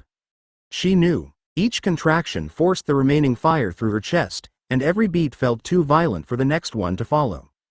Bella tried to breathe, though her lungs no longer seemed involved in anything except pain. Carlyle moved the stethoscope and watched the second hand on the clock. Don't fight the rhythm. Your body can't stop what the venom is completing. Bella wanted to laugh at the impossible instruction. She wasn't fighting with muscles or breath. She was fighting the thought that suffering this badly must prove she had chosen badly. The pain offered regret as though regret could shorten it. It showed her Charlie's empty house, Renee waiting for calls, food she would never taste, sleep she would never fall into, and every ordinary year she had surrendered. None of those losses had become smaller because Bella had accepted them beforehand. They also hadn't become surprises. Bella tightened her hold on Edward's hand. He bent closer but didn't speak, allowing her gesture to remain what she intended rather than answering it with reassurance. Beyond the door, Lucas said quietly, "We're all here." Alice answered from farther down the hall. "And we're staying out." The family's restraint reached Bella through the pain more clearly than comfort could have. They weren't crowding around her ending or demanding that she make it easier for them to witness. They were waiting for the person who had chosen to return. Her heartbeat stumbled. Carlyle counted aloud, his voice controlled as the rhythm recovered and rushed faster. Bella held Edward's hand and listened to the others beyond the room. The fire had taken warmth, movement, memory's order, and every sense of passing time. It could make her suffer. It couldn't turn suffering into an answer she had never chosen. 56. The burning. The fire reached Bella's lungs and kept going. It poured through her chest, climbed her throat, and spread beneath her ribs until breathing became another source of pain. She tried to release Edward's hands, but her fingers had locked around his. Every heartbeat drove the venom farther, carrying it into places that had still felt untouched a moment earlier. "Bella, I'm here." Edward's voice broke near her left ear. His thumbs moved over her knuckles, though she could barely separate the pressure from the burning inside her hands. "You're doing exactly what you chose. Carlyle says your heart is strong." Bella tried to answer. Her jaw tightened, and the sound that escaped her throat held no words. She heard Carlyle shift the stethoscope across her chest, then felt gauze pressed against the wound at her neck. The contact should have been cold. Instead, it became another point where the fire gathered. "The venom is circulating evenly," Carlyle said. His calmness no longer sounded distant. Bella could hear the strain beneath it now, the care he was forcing into every measured word. "Edward, don't restrain her shoulders. Let her move unless she risks injuring herself." The mattress pulled beneath Bella's heels as her body arched. Edward released one hand long enough to move the pillow away from her head, then caught her fingers again when she reached blindly for him. "Lucas?" Bella forced the name through clenched teeth. "He's downstairs, Edward Said. He can hear you." That wasn't what she'd asked, but another wave struck before she could correct him. It rushed down her spine and into her legs, burning through muscles that kicked uselessly against the sheets. Bella heard a door open somewhere beyond the room. Lucas's voice came from the hall. "I'm here, Bells. I'm not coming in unless you ask." She tried to answer. Her tongue wouldn't shape the words, and panic rose beneath the pain.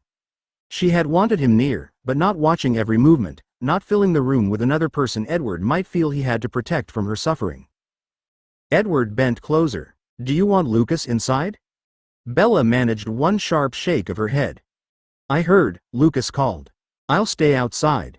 The door closed again. Bella held to the sound of his footsteps settling on the other side of the wall. Edward remained beside her. Carlyle counted her pulse. Alice moved somewhere below, never entering because Bella had asked her not to. She couldn't answer any of them now, but they were still listening to the choices she had made before the fire began. Time broke apart inside the pane. Bella heard Carlyle announce another hour, but the number had no place to settle. Her body no longer understood morning or afternoon. It knew only the next heartbeat and the fire that followed it. A kitchen appeared behind her closed eyes. Charlie stood at the stove in an old flannel shirt, scraping eggs from a pan while pretending the smoke alarm wasn't about to sound.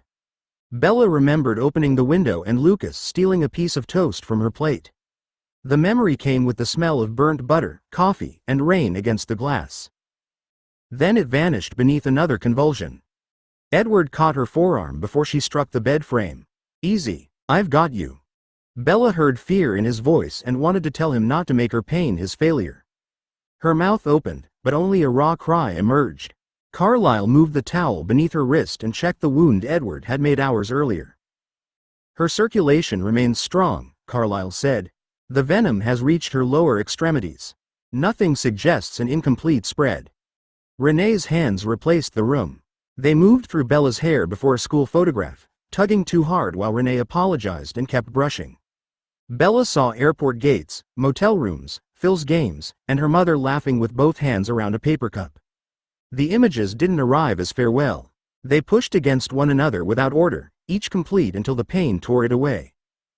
Lucas sat beside her on the plane to Seattle, younger hands locked around the armrest. He'd looked frightened and unfamiliar for one breath, then turned towards her when she took his wrist.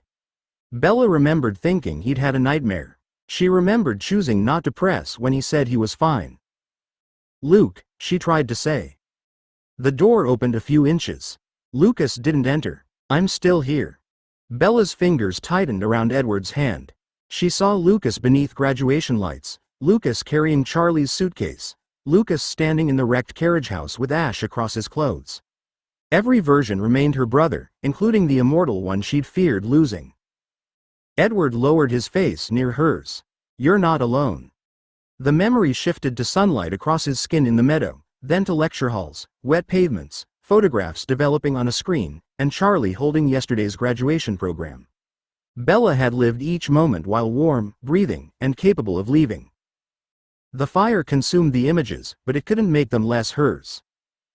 The memories stopped helping when Bella could no longer tell whether she was remembering her choices or inventing reasons to endure them. Pain filled every part of her body that still seemed capable of thought. Edward's hands held hers, Carlyle's voice marked another change in her pulse, and the closed door remained between her and everyone she had asked to stay outside. Panic changed the shape of the room.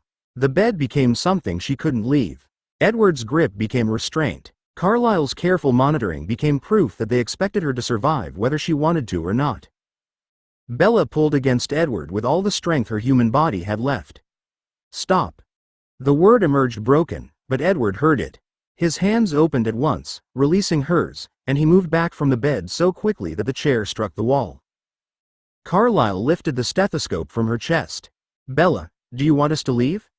She couldn't answer. The fire drove through her throat and locked her jaw. Edward remained beyond reach, his face rigid with fear, while Carlyle waited without touching her.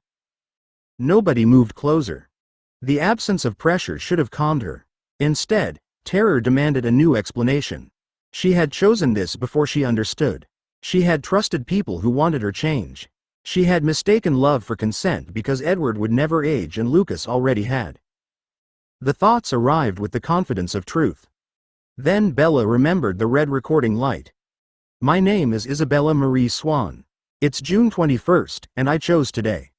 The words returned in her own thin human voice, without Edward speaking over them. She remembered stopping the camera, watching the recording, and saving 3 copies because she had known pain might accuse everyone around her. Edward offered to wait. Carlyle explained the pain. Lucas asked every question I was avoiding. I still said yes. Bella forced her right hand across the sheet. Edward didn't take it. He waited until her fingers opened and closed once in his direction.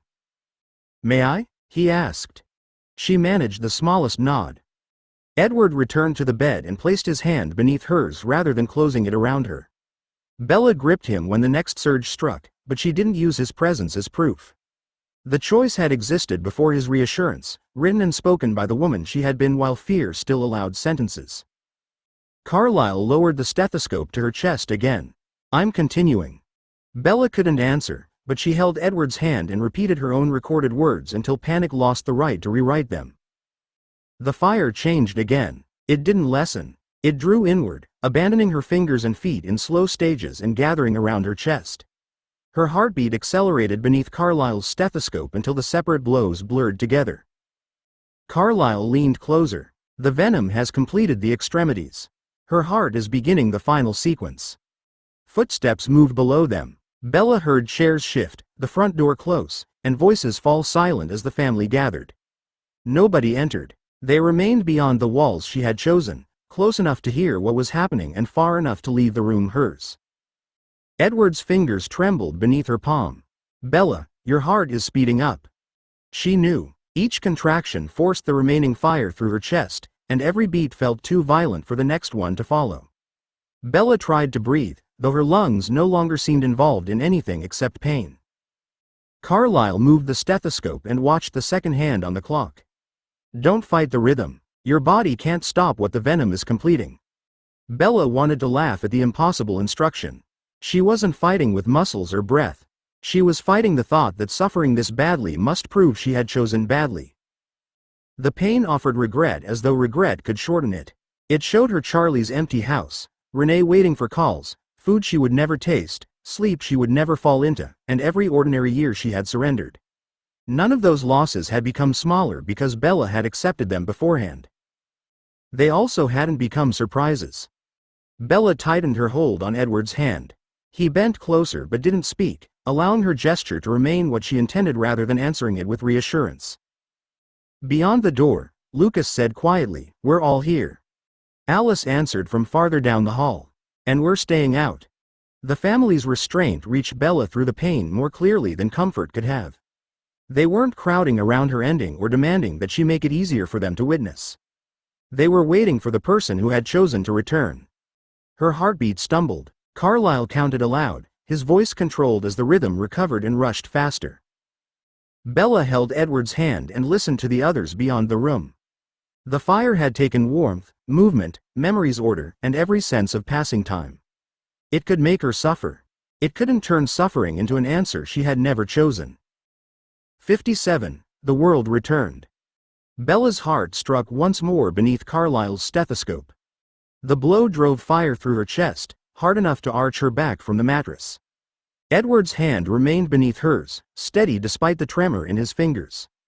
Carlyle counted under his breath as the rhythm faltered, recovered for 2 frantic beats, then stopped.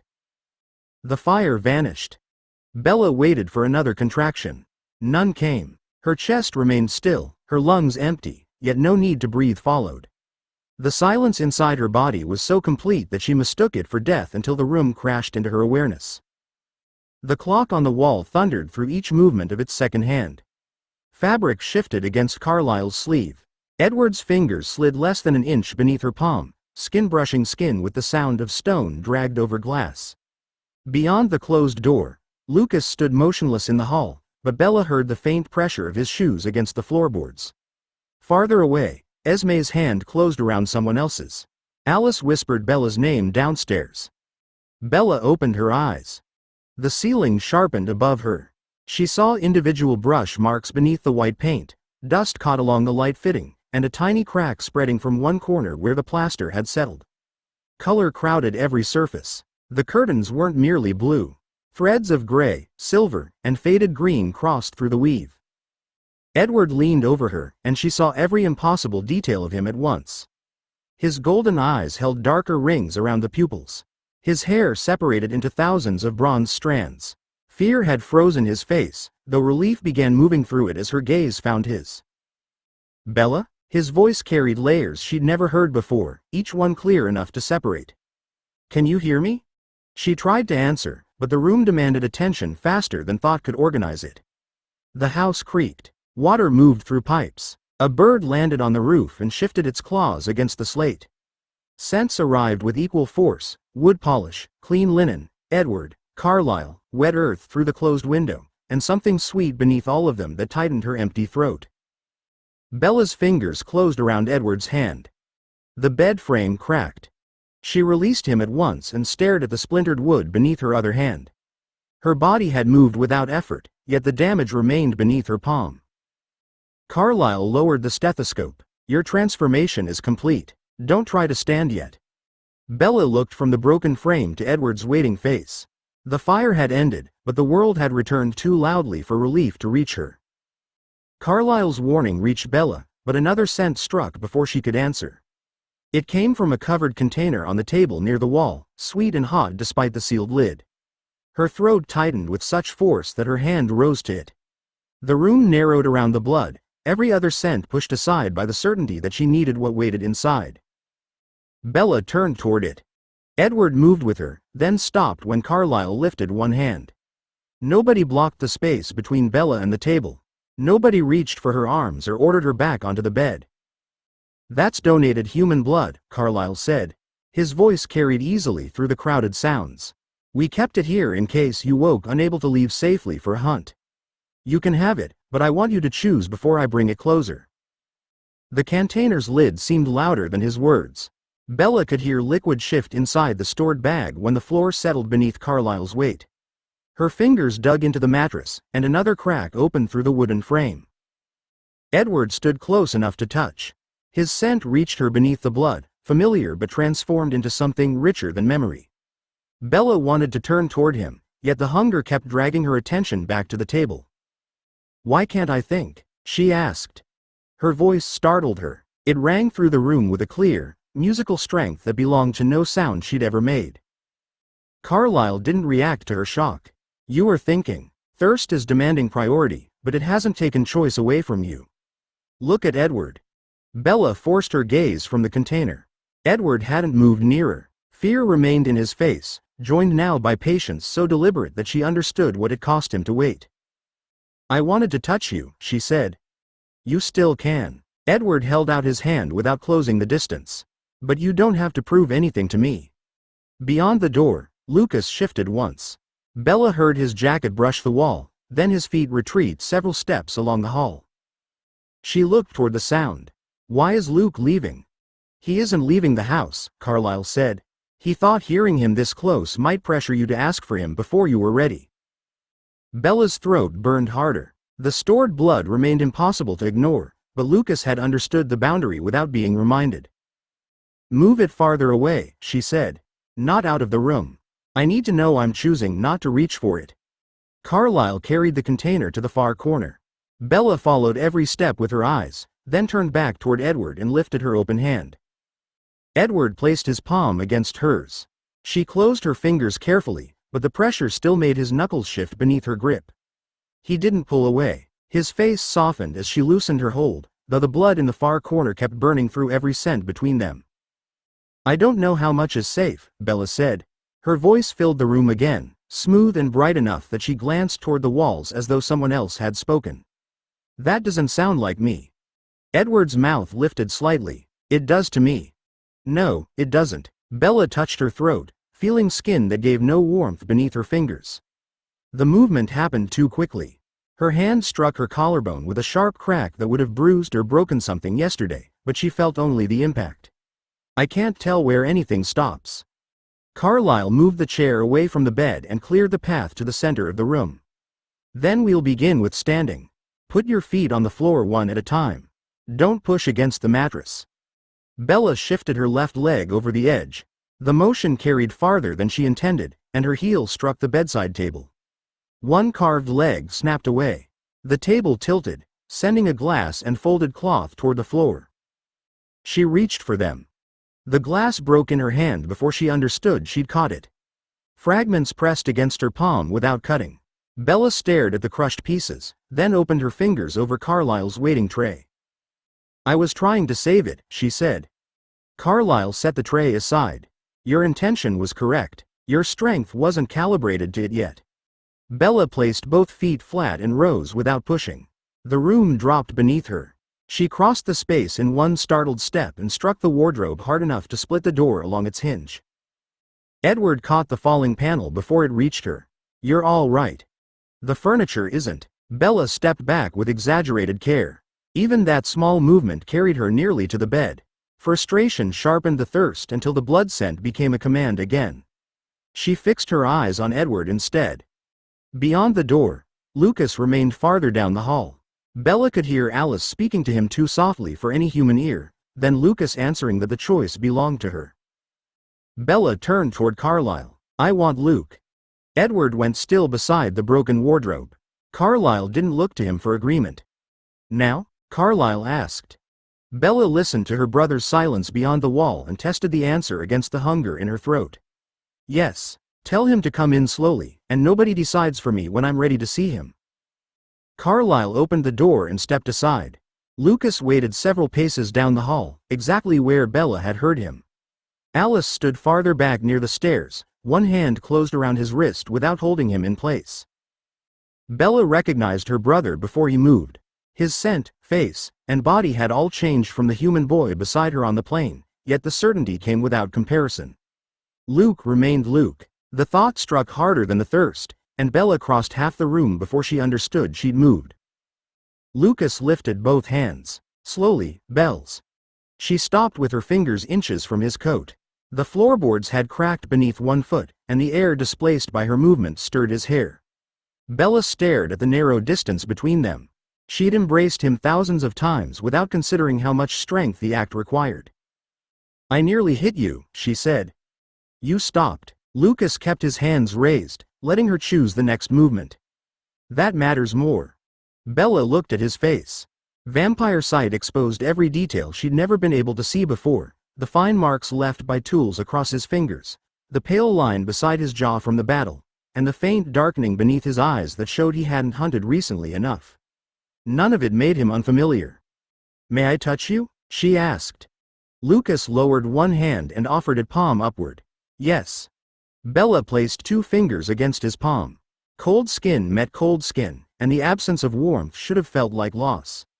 Instead, it removed the last fear that she might hurt him by accident.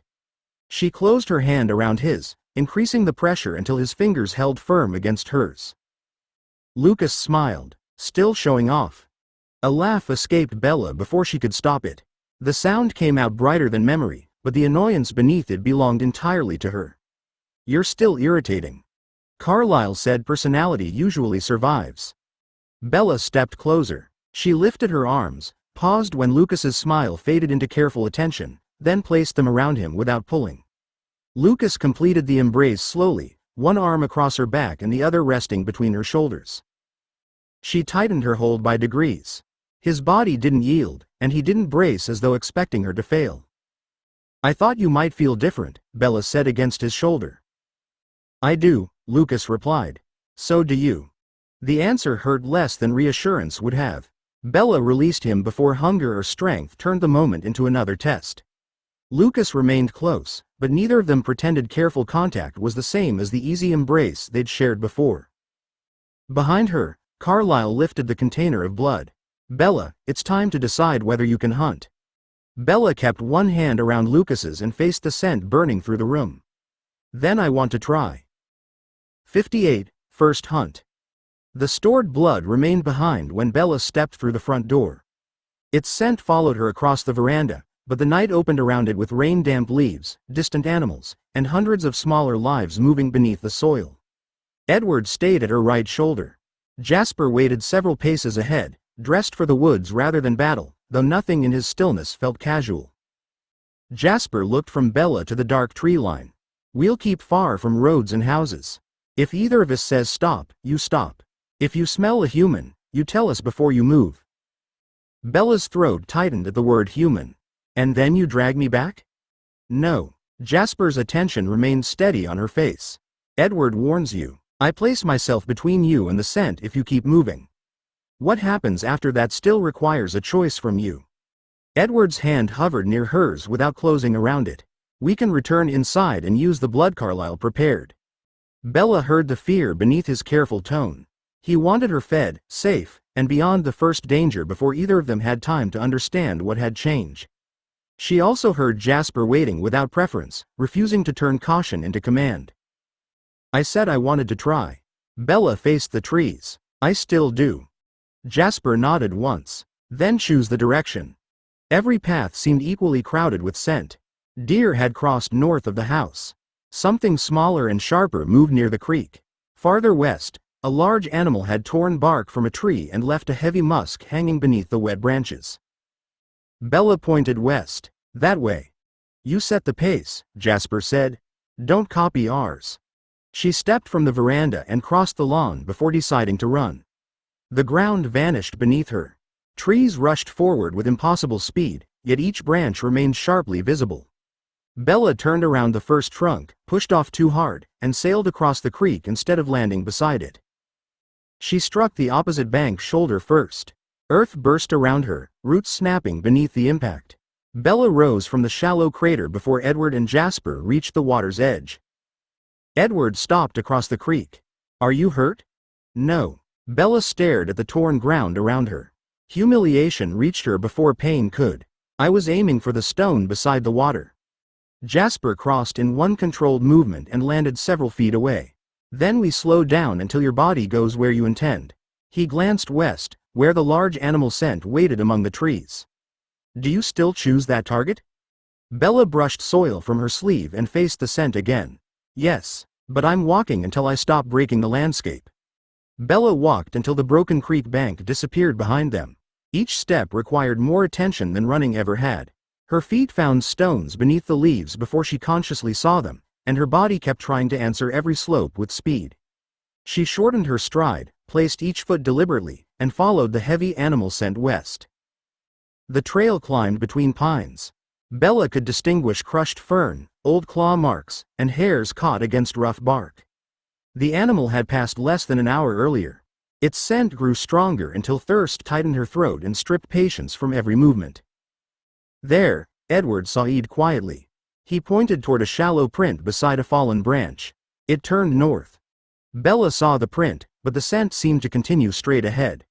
She followed what felt strongest and reached a moss-covered trunk before Jasper called her name. That's yesterday's trail, Jasper said. He remained behind her rather than taking the lead. You chose the fresher scent at first. Thirst pulled you toward the heavier one. Bella looked back at the faint track she'd abandoned.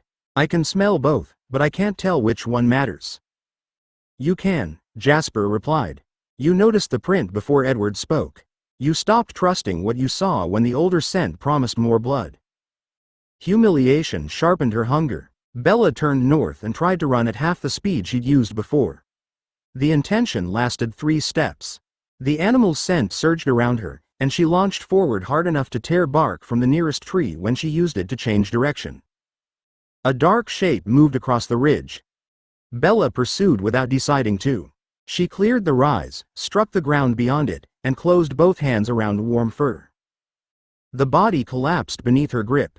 It was too small. A fox twisted once, terrified and fragile between hands that could crush it before she loosened them. Bella released it at once. The animal fled through the brush, leaving a few red hairs against her fingers. I nearly killed it, she said. Edward stopped beside her. You let it go. After I caught the wrong animal. Bella stared at her empty hands.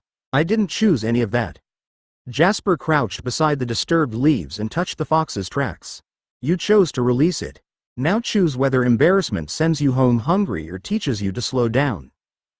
The larger animal moved again beyond the ridge. Bella heard its heart, steady and unaware, while the fox's frantic rhythm vanished downslope. She wiped the red hairs from her fingers and faced north. I'm not chasing the next movement I see. Show me how to separate the trail. Jasper led Bella back to the newer trail without touching it. He showed her the broken tips of fern beneath the older scent, the damp earth pressed upward at the edge of a hoofmark, and the direction each disturbed leaf faced. Don't search for the strongest smell, he said. Find what changed most recently. Bella crouched beside the track.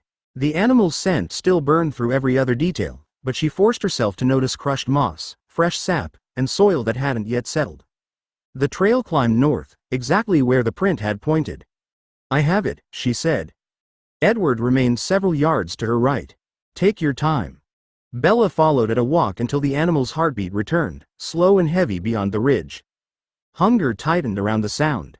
She lowered her body without meaning to, every muscle preparing to launch. Then another scent crossed the woods. Warm blood, soap, damp cotton, human skin. Bella turned before thought could stop her. The animal vanished from importance. Someone walked far beyond the ridge, distant enough that she couldn't hear individual steps, yet the scent traveled through the trees with terrible clarity. Human, Edward warned. His voice came from directly ahead of her now. He had moved into her path without reaching for her. Bella, look at me. She tried. The human's pulse emerged beneath the night sounds, faint but steady. Her throat contracted, and something inside her mind drew tight. The pressure gathered around her thoughts, enclosing them with the same instinct that once kept Edward from hearing her. She felt the shield settle, complete and familiar despite having never sensed it from within. The thirst remained. It didn't stop, Bella said. Her attention dragged toward the human trail again. My shield came up, but I still want them. Jasper moved behind and slightly to her left, closing the easiest route past Edward without surrounding her. Your gift protects the mind. Hunger belongs to your body. Don't ask one to erase the other. The human changed direction somewhere beyond the trees. Bella heard fabric brush a branch and one shoe slide across wet ground. She could reach them before either man caught her if they hesitated. Edward's hands stayed open at his sides. You told us what you smelled. Now choose where you go. Bella dug her fingers into the earth until roots snapped beneath them. She turned her head by degrees, finding the animal's heavier scent beneath the human blood. North, she said. Jasper stepped aside at once, opening that path. Bella rose and walked toward the animal. The human scent followed for several yards, but she kept moving until its pulse faded behind her. The animal's scent thickened as Bella climbed. She found a fresh hoof mark beneath the pines, then another where loose soil had fallen back against the edge but hadn't settled. A heartbeat struck beyond the next rise, deep and powerful enough to vibrate through the ground. Bella stopped before instinct could launch her. Elk? Jasper listened. Large buck. He's moving uphill. Edward shifted farther to her right, leaving the path open. You don't have to hurry. He doesn't know we're here. Bella lowered herself and followed the heartbeat rather than every movement in the brush. The buck stepped between two trees ahead, antlers passing beneath a branch. Hunger stripped away the beauty of the animal, reducing it to blood beneath hide, yet the human scent behind her remained worse. She held to the target she'd chosen. The buck startled when her foot crushed a twig. It turned and ran. Bella followed. She caught the animal before it cleared the next ridge, one arm closing around its chest while her other hand found its neck. The impact drove them through a screen of brush. Hooves struck her legs without pain, and the buck's heart hammered against her palm. She bit. Hot blood filled her mouth. The fire in her throat eased so suddenly that Bella drank harder, holding the struggling body until its heartbeat weakened and stopped. She released it only when Edward touched her shoulder. Bella rose slowly. Blood marked her mouth and hands, and the dead animal lay twisted among broken branches. Satisfaction sat beside revulsion, neither canceling the other. I didn't know when to stop, she said. Edward offered her a cloth. You stopped when I touched you. That means you stopped me. Jasper came nearer but didn't soften his answer. Tonight, yes. Next time, you'll recognize the change sooner. The distant human scent still crossed the lower woods. It no longer commanded every thought, but Bella could locate it easily. "I want to go back," she said. Edward's face tightened. "Toward the human?" "Only until I can smell them again." Bella wiped her mouth and met his gaze. "I need to know feeding helped me choose. Not that distance made the choice disappear." Jasper nodded and led them downslope. Bella stopped when the human scent returned, warm and distinct between the trees. She listened to the heartbeat, identified its direction, then stepped away without Edward blocking her path. Jasper watched her retreat. "You hunted the wrong animal, needed help ending the feed, and came close enough to recognize human blood without following it. That's one successful choice among several mistakes." Bella looked back once before continuing home. "So I'm not safe yet?" "No," Jasper said, "but you're learning where the danger begins." 59. Learning the edges. By the time Bella reached the house, the elk's blood had settled into a steady warmth beneath her skin. The thirst remained, but it no longer reached for every heartbeat before she could name its owner. She crossed the veranda at a walk, opened the front door carefully, and pulled the handle free from the wood. Bella stared at the brass lever in her hand. "I barely touched it." Emmett leaned over the back of the sitting room sofa. "That's what we all say." Esme approached with a screwdriver and an expression too kind to be amusement. "Set it on the table, sweetheart. We'll repair it after you've practiced opening the door without bringing part of it inside." Bella placed the handle beside the lamp. Every member of the family seemed to have arranged themselves at deliberate distances throughout the room. Rosalie stood near the windows, Carlisle waited beside the fireplace, and Lucas sat with Alice on the far sofa. Nobody crowded her, but their scents and still bodies filled Bella's awareness. Jasper entered behind her, walked to Carlisle, turned, and returned to the door. Human pace. Bella crossed the rug slowly. Her first 4 steps landed cleanly. On the 5th, she noticed Edward moving beside her and shortened her stride too sharply. Her heel caught the rug's edge, but instead of stumbling, she drove her foot through the floorboard beneath it. The wood cracked. Bella froze with one shoe buried to the ankle. Rosalie looked down at the damage. "At least you missed the supporting beam." Bella pulled her foot free, bringing splintered oak with it. "I'm beginning to understand why everyone watched me near the furniture." "We watched Lucas too," Alice said. "He broke a staircase." Lucas lifted one hand. "One section of a staircase." Bella tried to answer and heard her voice strike the room hard enough to make the window glass tremble. She closed her mouth. Carlisle stepped closer without entering reach. "Try again. Speak to the person nearest you rather than the whole room." Bella faced Edward. He waited with his hands loose at his sides, close enough for her to smell the animal blood on his clothes and the faint sweetness beneath it. "I need you to move back," she said, lowering her voice until it sounded almost human. Edward stepped away immediately. "Better?" Bella listened to the space open between them. "Yes." Jasper pointed toward Lucas. "Now stand beside him for 10 seconds without touching him." Bella crossed the room and stopped an arm's length from her brother.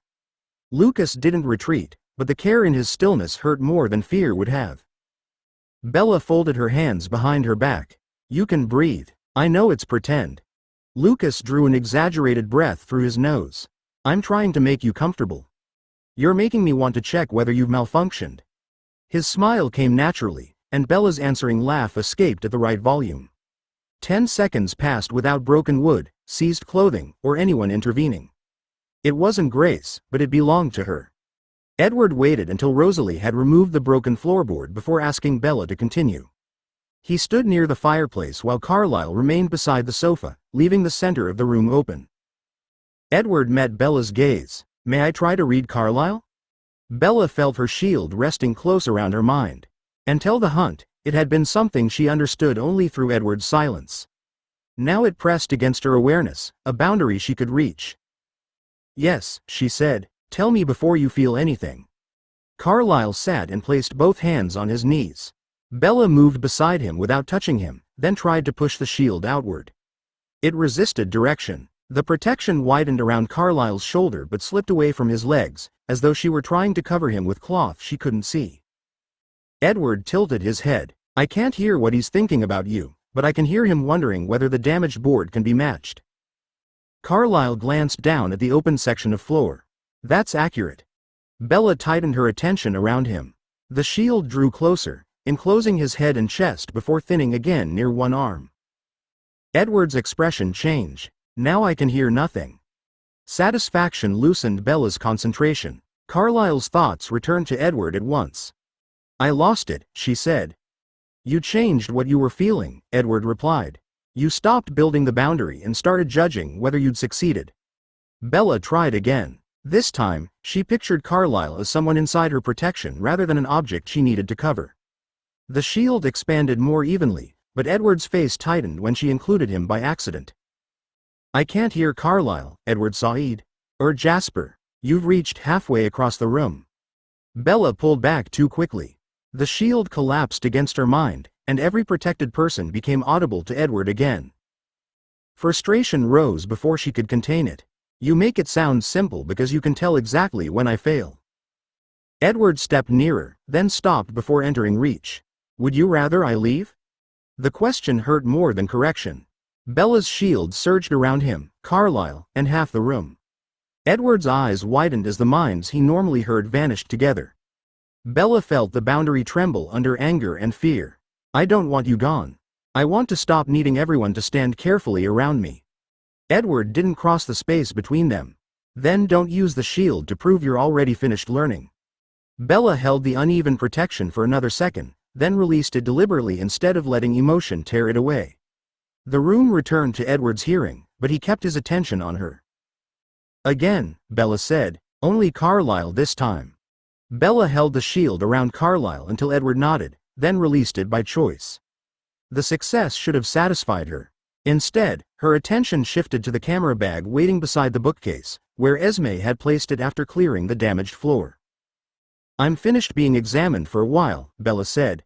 She crossed the room carefully and lifted the bag without crushing its handle. I want to photograph something. Edward watched her open the case. Would you like company? I'd like a subject. Bella fitted the lens, then looked toward Lucas. Stand by the window. Lucas obeyed, drawing the curtain far enough to let the afternoon light reach him. His glamour softened his recorded appearance, but Bella's direct sight caught every unmoving detail beneath it. She raised the camera and found that the familiar controls no longer matched what her eyes expected. The room seemed brighter than the meter claimed. Lucas's face remained clear even when she reduced the exposure, and distance had lost its old meaning. She could see each fiber in his shirt from across the room, yet the lens flattened details her new sight treated as immediate. Bella adjusted the aperture and took 3 photographs. Each shutter movement sounded clumsy and slow. She stepped sideways, framed Lucas against the trees, and waited for the expression she wanted. Lucas glanced toward Alice. Affection softened his mouth, and Bella pressed the shutter. She checked the screen. The image was perfectly sharp. Lucas's glamour appeared warm and believable, the window lines were straight, and every detail sat exactly where she'd placed it. Nothing in the photograph explained why he'd looked at Alice. Bella lowered the camera. Do it again. Lucas returned his attention to Alice. Bella captured the glance twice more, altering her position and focus each time. The results remained immaculate and empty. Alice came beside her. What's wrong with them? They're accurate. Bella scrolled through the images, irritation growing with each flawless frame. I saw the moment, but I photographed the arrangement. Edward looked over her shoulder without touching her. Your old photographs weren't always technically perfect. They had choices in them. Bella enlarged Lucas's face until every eyelash appeared sharp. I used to decide what mattered because I couldn't see everything. Now everything demands attention at once. Lucas stayed by the window. Then choose badly on purpose.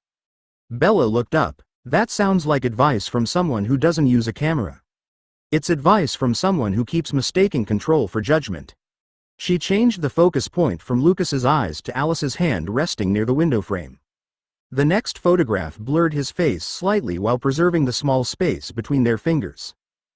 It still wasn't good, but it contained a question. Bella studied it until the failure felt useful. I need someone outside this house to look at these, she said. Someone who won't praise me for holding the camera without breaking it. Bella carried the camera to the dining table and opened her laptop beside it. Her university account still recognized her password, though the familiar course page felt like something preserved from another person's life. A summer critique group met in 2 days. 6 names were already listed beneath the video link, including Professor Hale and 3 classmates who had reviewed Bella's work before the transformation. Edward stopped behind the neighboring chair. "You're planning to attend?" Remotely, Bella selected 4 photographs from the afternoon and dragged them into a new folder. "I'm not walking into a room full of heartbeats yet." "That isn't what I asked." Edward sat only after she nodded toward the chair. "Do you feel ready to let them see you?" Bella glanced at her reflection in the black edge of the screen. Lucas's glamour ring could give the camera believable color, soften the hard perfection of her face, and keep her eyes from appearing impossibly bright. It couldn't make criticism harmless or restore the judgment she'd trusted before venom changed every sense she used. "No," she said, "but I felt ready to photograph again, and the pictures proved I wasn't." Lucas moved to the opposite side of the table, leaving the laptop within her reach. "You don't have to send today's photographs." Bella opened the sharpest image of him. His face looked composed and empty while Alice's hand remained near the frame's edge. "These are exactly what they need to see." Edward's gaze settled on the image. "They may think you've changed your style." "I have changed." Bella selected the blurred photograph of the space between Lucas's hand and Alice's, then added it to the folder. "I need to know whether they can still find me in the work." She clicked the critique sign up before caution could turn into delay. A text box asked whether she would attend in person or online. Bella chose remote, added a note requesting the final presentation slot, and submitted the form. The confirmation appeared immediately. Edward read it over her shoulder. "Thursday at 3. Bella closed the course page but left the image folder open. "I'll hunt again beforehand. You and Jasper can stay nearby, but nobody sits behind the screen." Lucas rested his hands on the table. "Not even if the critique goes badly?" "Especially then." Bella looked from her brother to Edward. Their concern remained, but neither argued. "Recovery can't mean practicing here until all of you agree I'm safe enough to have a life." Edward reached across the table and stopped before touching her hand. Bella turned her palm upward, granting the contact. He closed his fingers carefully around hers. "Then Thursday belongs to you." 60. Back to class. The dear blood was still warm beneath Bella's skin when she stopped outside the seminar room. She had hunted at dawn, showered twice, changed her clothes, and tested the glamour ring through cameras before leaving Concord. None of that quieted the 11 heartbeats beyond the door. Edward waited across the courtyard where she'd asked him to remain. He could reach her quickly, but he'd agreed not to follow the workshop through other people's thoughts. Bella looked through the glass, saw him lower himself onto a stone bench, and opened the door before his patience became another excuse to delay. Mara turned from the crowded table. "Bella, you actually came." The familiar voice struck harder than the unfamiliar pulses. Bella smiled carefully as Mara crossed the room and opened her arms. Refusing the hug would draw attention, so Bella stepped into it and held her classmate with both hands resting lightly against her shoulders. "You're stronger than you look," Mara said when Bella released her. Bella moved back before fear could sharpen the joke. "I've been exercising." Professor Hale glanced over her glasses. "There's one chair left. We assumed you'd prefer the door." The offered escape sat at the table's end, clear of the other students. Bella looked at it, then at the empty chair between Mara and Daniel. "I'll sit with everyone else." Chairs scraped as people made room. Knees shifted beneath the table, sleeves brushed, and human scent gathered around Bella until the room felt closer than the forest during her first hunt. She placed her camera case between her shoes and folded her hands over the portfolio on her lap. Mara caught the edge of a mounting sheet against her finger. A red line opened beside her nail. Bella's throat closed. The paper cut was smaller than the scrape Daniel Mercer had suffered years earlier, yet every beat of Mara's heart pushed its scent across the few inches between them. Bella pressed her tongue against the roof of her mouth and reached for the tissue box without moving faster than a human hand should. "Hold this on it," she said, sliding 2 tissues across the table. Mara wrapped them around her finger. "It's barely bleeding. Humor me." Professor Hale's attention rested on Bella for one measured moment, then moved to the portfolio. "Would you like another chair?" Bella heard the question beneath the question. She kept her hands in sight and shook her head. "No, I'd like to begin." Professor Hale dimmed the lights and placed Bella's first photograph on the screen. Around the table, 11 heartbeats settled as her classmates leaned forward to judge whether she still belonged in the work. The photograph showed Lucas beside the window, his glamour giving the camera the warmth Bella couldn't see directly. Alice stood near the edge of the frame with one hand lifted towards him, while every line of Lucas's face, shirt, and surroundings remained perfectly sharp. Bella watched the class instead of the screen. Mara's pulse had steadied, but the scent remained beneath the dry tissue around her finger. Daniel rested his forearms on the table. It's flawless, but I can't find you in it. He looked towards Bella before returning to the photograph. You've shown me everything in the room except why you took it. Bella had expected questions about exposure or focus. The directness still found the fear she'd brought with her. I was photographing the way he looked at Alice. Mara tilted her head as Professor Hale advanced to the next image. Then why is the window frame as important as his face? She pointed towards the sharp branches beyond the glass. My eye can go anywhere, so it doesn't know where you wanted it to stay. The third photograph repeated the problem. Lucas's expression was clear, Alice's fingers were clear, and even the faint marks on the wooden sill demanded attention. Bella remembered seeing all of it at once. Her new vision had made every surface immediate, and she'd mistaken recording that abundance for making a choice. Professor Hale placed her pen beside Bella's statement. Your earlier work trusted the viewer with uncertainty. These images don't. They explain every inch and still hold the subject at a distance. Bella changed to the last photograph. Lucas's face had slipped slightly out of focus while the narrow space between his hand and Alice's remained sharp. It was the image she'd almost removed because it failed every standard her new sight wanted to enforce. Daniel sat back. That one feels like yours. It's technically the weakest, Bella said, though the defense sounded hollow once spoken. It makes me wonder whether they'll touch, Mara replied.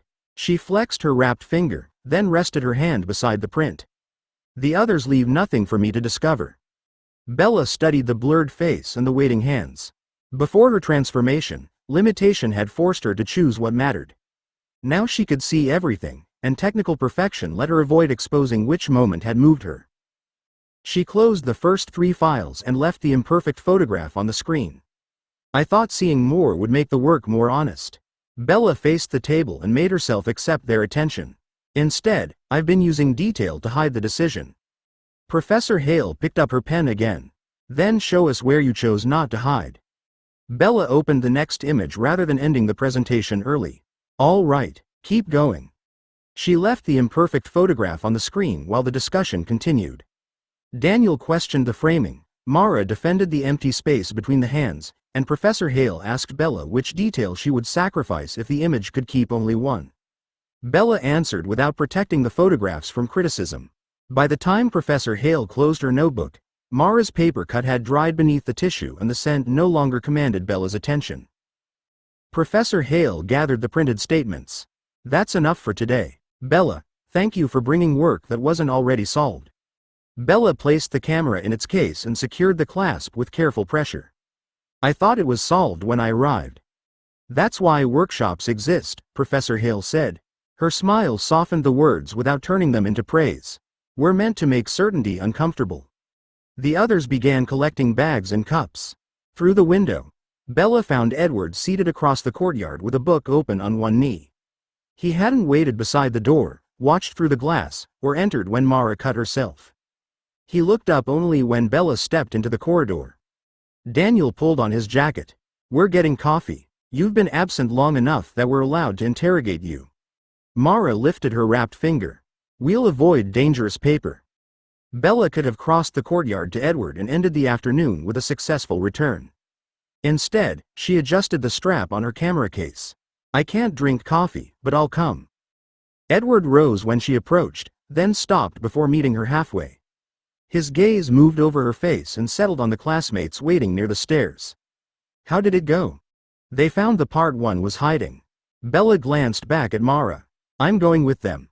Concern tightened Edward's expression, but he didn't ask whether the room had been difficult or whether anyone had bled. Call when you're ready to leave.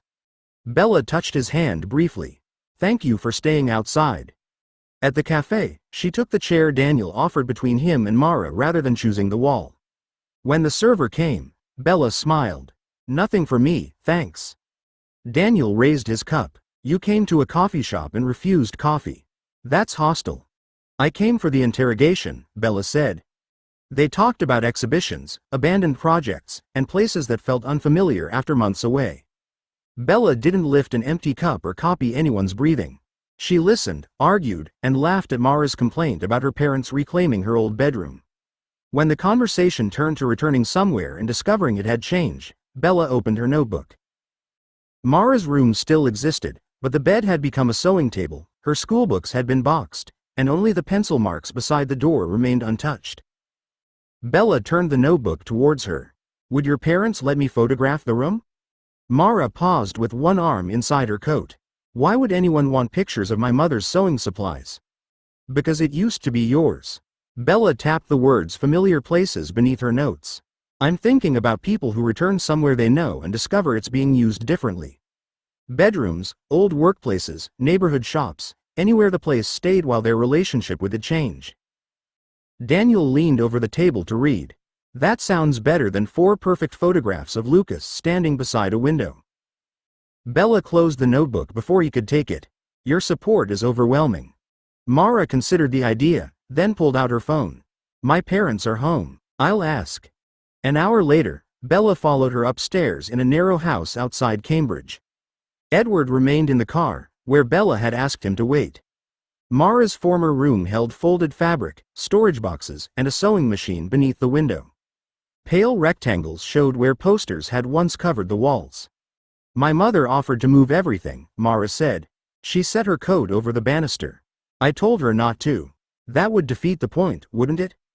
It would make the room dishonest. Bella lifted the camera, then lowered it again when Mara automatically stood beside the sewing machine. Don't pose. Show me what you looked for when you came back. Mara stepped into the corridor and entered again. Her eyes went first to the missing bed, then to the marks beside the doorframe. She crossed the room and touched a pencil line dated 12 years earlier. Bella chose the hand rather than the whole room. She narrowed the focus until Mara's fingers remained sharp while the sewing table, boxes, and empty wall softened behind them. The shutter closed once. Mara joined her beside the camera screen. I look annoyed. You were annoyed. I was trying to be reasonable. Bella studied the photograph. It didn't explain the room or tell Mara what she should feel. It only showed where her hand had gone when memory and the present occupied the same wall. Mara handed back the camera. You'll need more people. Bella opened her notebook. Who else has gone back somewhere and found it change? Mara began listing names before they left the room. 61. The summer they kept. By Friday, Bella had filled 3 notebook pages with possible subjects for her new series, and Lucas had packed an overnight bag for the North Shore. Alice inspected it beside the Mustang, removed 2 spare shirts, and replaced them with the museum catalog he'd left on the kitchen table. You won't need 3 changes of clothes, she said as she closed the boot. You will complain if we reach the exhibit without that. Lucas took the keys from her raised hand. I thought this trip was supposed to prove I could leave work behind. The exhibit is something we chose to see. Alice slid into the passenger seat and smiled up at him. That makes it part of the life, not an escape from it. They reached the small harbor town before sunset and checked into an inn overlooking the water. No family map waited in their room. Nobody called with revised routes or a scent report. Lucas placed their phones on the bedside table anyway, then caught himself listening for them. Alice opened the balcony door. Come outside before you invent a reason to check whether everyone's safe. They are safe. I know. She stepped onto the balcony and waited until he joined her. That's why we're allowed to decide something else. Lucas rested his arms against the railing. Boats moved through the harbor while people gathered around restaurant tables below. We should return to Forks after the academic year. Bella's series needs time, and I've committed to the autumn museum program. Alice leaned beside him. I don't want to leave Boston as though the city became nothing but a place we survived. I want to finish the archive work I started here. Then we finish. Lucas turned toward her. Forks can wait until we're leaving because we chose the next home, not because we're running from this one. Alice reached into her handbag and removed a protective sleeve containing a copy of Mary Alice Brandon's photograph. The original remained safely mounted at Concord, but even the copy drew Lucas's attention to the human warmth in her face. Where does she go when we move? Alice asked. Not the physical photograph. Her. Lucas considered the old Cullen house, his workshop plans, and every secure cabinet he could build. Wherever you decide. I want the photograph in our room, beside pictures of the family now. Alice traced the sleeve's edge. The records can have a cabinet of their own, but I don't want my past hidden like evidence. Then we'll give it space. Lucas covered her hand with his. And our room won't contain a workbench. Alice laughed and leaned into him. That may be the most romantic promise you've ever made. Below them, someone began playing music on the restaurant terrace. Lucas left the phones inside and followed Alice downstairs. The Mustang rolled onto the Concord gravel the following afternoon, and Lucas heard Jasper's piano before Alice had opened her door. He carried their overnight bag inside while she brought the museum catalog, following the music into the eastern sitting room that Jasper and Anya had gradually claimed without ever announcing it. Jasper sat at the piano with several handwritten pages arranged above the keys. Anya occupied the window chair with a Russian novel open across her knees, and the small table between them held her bookmark beside Jasper's metronome. Neither stopped what they were doing when Lucas and Alice entered. Alice set the catalog on a shelf and listened until Jasper reached the end of the passage. You changed the middle. I stopped trying to make it resolve too neatly, Jasper said. He lowered his hands but didn't turn on the bench. Anya said the earlier version sounded as though I was apologizing for every difficult note. Anya marked her place before looking up. He asked whether that meant I disliked it. I told him I wasn't appointed to approve his music. She closed the book and glanced towards a paper calendar beside the lamp. He's improving, although Thursday remains under negotiation. Jasper turned far enough to meet her gaze. Your translation group moved to Cambridge. I said I could secure the route and collect you afterwards. No, Anya replied, though affection softened the refusal. You may drive me, wait at home, or go help Emmett at the gym. You won't secure my book discussion or collect me as though I've been stranded behind enemy lines. Lucas set the overnight bag beside the stairs. You have a rule about that? We have several, Anya said. She crossed to the calendar and struck out Jasper's careful note beside Thursday. Inside the house, we don't deploy, extract, establish cover, or conduct debriefings. We leave, return, wait, talk, and occasionally admit that no danger occurred. Jasper took the pencil from her and wrote Emmett beneath his own name. I'll go to the gym. Do you want a lift to Cambridge? Yes, Anya said, handing the pencil back. And I'll tell you about the meeting when I come home because I want to, not because you require a report. Jasper accepted the correction without retreating behind silence. He returned to the piano and began the altered passage while Anya reopened her novel, each giving the other room without withdrawing. Alice slipped her hand into Lucas's S, and he looked from Jasper's music to Anya's book, understanding that a shared life needed protected space even when both people remained in the same room. Over the following weeks, Bella turned her notebook pages into interviews, visits, and photographs. By the time she called Lucas into the dining room, she had covered one end of the table with 12 mounted prints and matching caption cards. Edward sat near the windows, leaving Bella the chair before the laptop. Lucas took the place beside her after she nudged it out with her foot. Dad thinks this is a summer workshop project, Bella said as she aligned the first print with the camera. Which it is. He doesn't need an explanation for why I suddenly work better at night. The call connected. Charlie appeared in the Forks kitchen, wearing an old flannel shirt with his reading glasses pushed onto his head. There you are. Luke said you had photographs to show me. Bella held up the first image. Mara stood in the doorway of a childhood bedroom now used as her mother's sewing room. The camera kept Mara's face sharp while the altered room softened behind her. The series is about people returning to familiar places after the place has changed, Bella said. Or after they have. Charlie leaned closer. That her old bedroom? Yes. She hadn't slept there in 6 years. Bella replaced it with a photograph of Daniel outside a neighborhood library converted into offices. He used to spend afternoons there because his house was crowded. Now he couldn't get past reception without an appointment. Lucas watched Bella move through the series without hiding behind exposure settings or perfect focus. She described the people, what they remembered, and what each place asked them to accept. Her voice carried a brighter musical quality than it once had, but purpose steadied it into something Charlie could recognize. Charlie removed his glasses and rubbed one lens against his shirt. You sound different, Bells. Bella's hand paused above the final photograph. Edward shifted near the window but didn't interrupt. I've had a lot change, Bella said. I'm trying not to photograph around it. Charlie studied her. You used to talk about assignments like they were chores somebody forgot to finish. This doesn't sound like that. It isn't. Bella turned the last image towards him. An elderly man stood outside a closed factory, one hand resting on the gate he'd entered for 32 years. I want to keep working on this kind of project. Charlie nodded slowly. Then send me the whole set. I want time to look properly. After the call ended, Bella remained beside the dark screen. Lucas touched the corner of the final mounting board. He heard you. Bella looked across the photographs she had chosen rather than every detail she could have recorded. That was the point. Esme carried Bella's photographs onto the rear terrace before sunset and clipped them to a line stretched between two posts. The final image of the retired factory worker hung nearest the garden, where the lowering light caught the closed gate behind him. Bella adjusted the print twice, then stepped back when Edward quietly moved the nearest lantern instead of offering advice. You've already shown them to us, Emmett said as he arranged chairs on the lawn.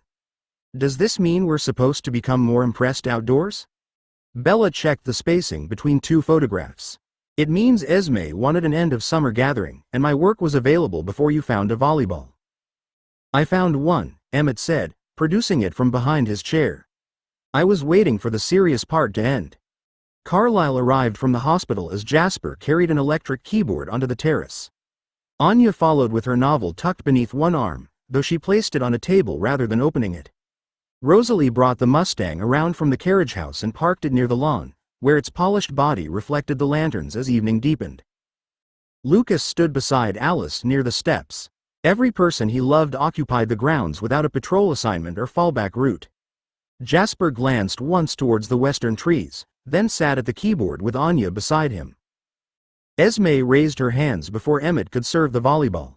One photograph first. Nobody leaves, hides, or complains about being arranged. Alice drew Lucas onto the lawn. Bella placed the camera on its tripod, set the timer, and crossed quickly to Edward's side. Jasper stood with Anya, their shoulders touching without either turning the contact into a display. Carlyle and Esme took the center while Rosalie pulled Emmett into place by his sleeve.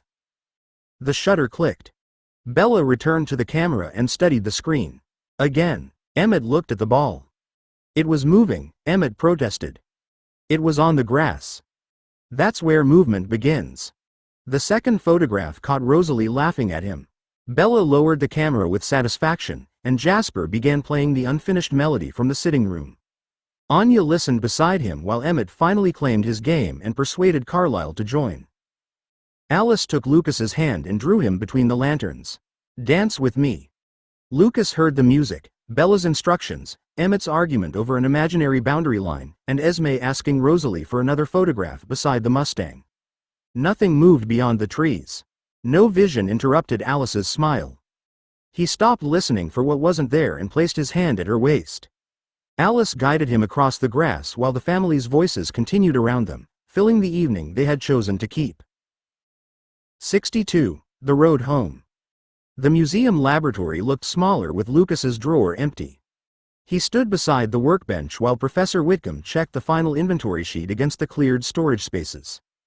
Daniel had already packed the reference books they'd shared, though he'd left Lucas's first broken pencil on the bench as a joke.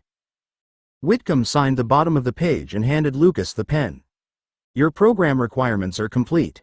The conservation department has your final report, and the registrar has stopped sending me reminders. Lucas added his signature beneath hers. I'm sorry they thought persistence would improve my handwriting. It didn't. Whitcomb closed the folder, then rested one hand on it. You could remain for the autumn project. We'd find a reason to keep you. The offer carried no hidden demand. Lucas looked through the glass wall towards the gallery where he'd learned to work near human heartbeats, accept correction, and leave objects unchanged when skill alone didn't grant permission. We're returning to Washington, he said. My family's ready, and I am too. Daniel leaned against the neighboring bench. That sounds suspiciously mature. I preferred you when you broke pencils. Lucas picked up the splintered pencil and slipped it into his coat pocket. I'll preserve the evidence. Whitcomb offered her hand. Lucas moderated his grip before taking it. Thank you for teaching me what not to repair. Her expression softened. That may be the most important thing you learned here. Alice waited for him in the archive reading room upstairs. 3 acid-free folders lay open before her, each containing copies of records connected to Mary Alice Brandon. The photograph of Alice's human self remained inside its protective sleeve beside her handbag. The archivist checked the accession form. These copies will remain available to researchers under the family history collection. The original photograph can be added as well, if you prefer. Alice placed her fingertips over the sleeve. No, this one comes home with me. The archivist nodded without question and signed the form. Alice closed the folders one at a time, leaving the records in their care while keeping the face that belonged beside the family she had now. Outside, Lucas took the archive box from her, though it held only her personal notes and duplicate documents. Are you certain? Alice tucked the photograph safely into her bag. I'm not hiding her here again. She slipped her hand into his as they descended the museum steps. She'll be in our room, beside everyone who knows who I became. Lucas looked back once at the building. He didn't feel driven from it. He felt finished. Then let's take her home, he said. The dining table held no maps when Lucas and Alice returned from Boston. Esme had placed Bella's mounted photographs along one end, while university calendars, train schedules, and a Denali Road atlas occupied the other. Jasper sat beside Anya rather than at the head, his pencil resting untouched between them. Bella lifted a photograph of Mara in the altered bedroom. Professor Hale offered to sponsor another term of workshop access remotely. I can send contact sheets, join critiques by video, and return twice a year for the full sessions. Edward looked across the prints instead of answering for her. Would twice a year be enough? For the workshop, yes. Bella placed the image beside Daniel's converted library. The series won't stay in Boston. Charlie knows people in Forks who've watched mills close, shops change owners, and houses become something their children wouldn't recognize. Lucas set the archive box near Alice's chair. You're continuing it in Washington. I'm changing where I look. Bella opened her notebook to a page filled with names and telephone numbers. Mara and Daniel agreed to keep sharing work. I'm not treating everyone here as a temporary class I've finished. Edward's hand settled beside hers without covering the page. Then we'll make room for the travel. Bella glanced at him. We'll decide the travel when I know what the work needs. Edward withdrew his hand slightly, then nodded. All right. You'll decide when it needs you here. Across the table, Anya turned the Denali Atlas towards Jasper. 3 routes had been marked between Alaska, Washington, and Massachusetts, though none carried patrol notes or fallback points. My translation group will continue online, she said. Cambridge invited me back for 2 conferences next year. I intend to accept at least one. Jasper studied the marked dates. I could come with you. You could, Anya replied. You could also visit Denali while I'm here, stay in Forks and finish your music, or come because we both want the same journey. I won't turn every absence into a test of whether we're committed. Jasper looked towards the piano beyond the doorway. I want Forks to be home. I don't want it to become the place we wait between obligations. Then we won't wait there. Anya moved one of the Denali dates beside a blank week on his calendar. We'll visit my family in winter. Cambridge in spring. Your music remains wherever the piano is. Esme smiled as she gathered the empty cups. That sounds less like an itinerary and more like a life. Lucas looked around the table, where every route had been chosen by the person who would travel it. Nobody had ordered the return. They were leaving because Boston had given them what they'd come to build, and because Forks had become the next place they wanted to live. Packing began in rooms that had once seemed too large to fill. Lucas carried 2 empty crates through the rear hall and found Esme kneeling beside a cupboard, wrapping mismatched ceramic bowls in old newspaper. None had monetary value. One carried a chipped rim from Emmett's attempt to balance it on his head during Bella's first semester, while another still bore a faint blue stain from Rosalie's engineering dye. Lucas set the crates beside her. We could replace those in Forks. Esme folded the paper over the chipped bowl. That's exactly why they're coming with us. She placed it carefully into the first crate. A house shouldn't remember only the things that survived perfectly. Beyond the open doors, Rosalie stood beside the Mustang with a woman from her laboratory program. She handed over a thick binder, then listened while her former partner promised to keep the shared materials project active under another supervisor.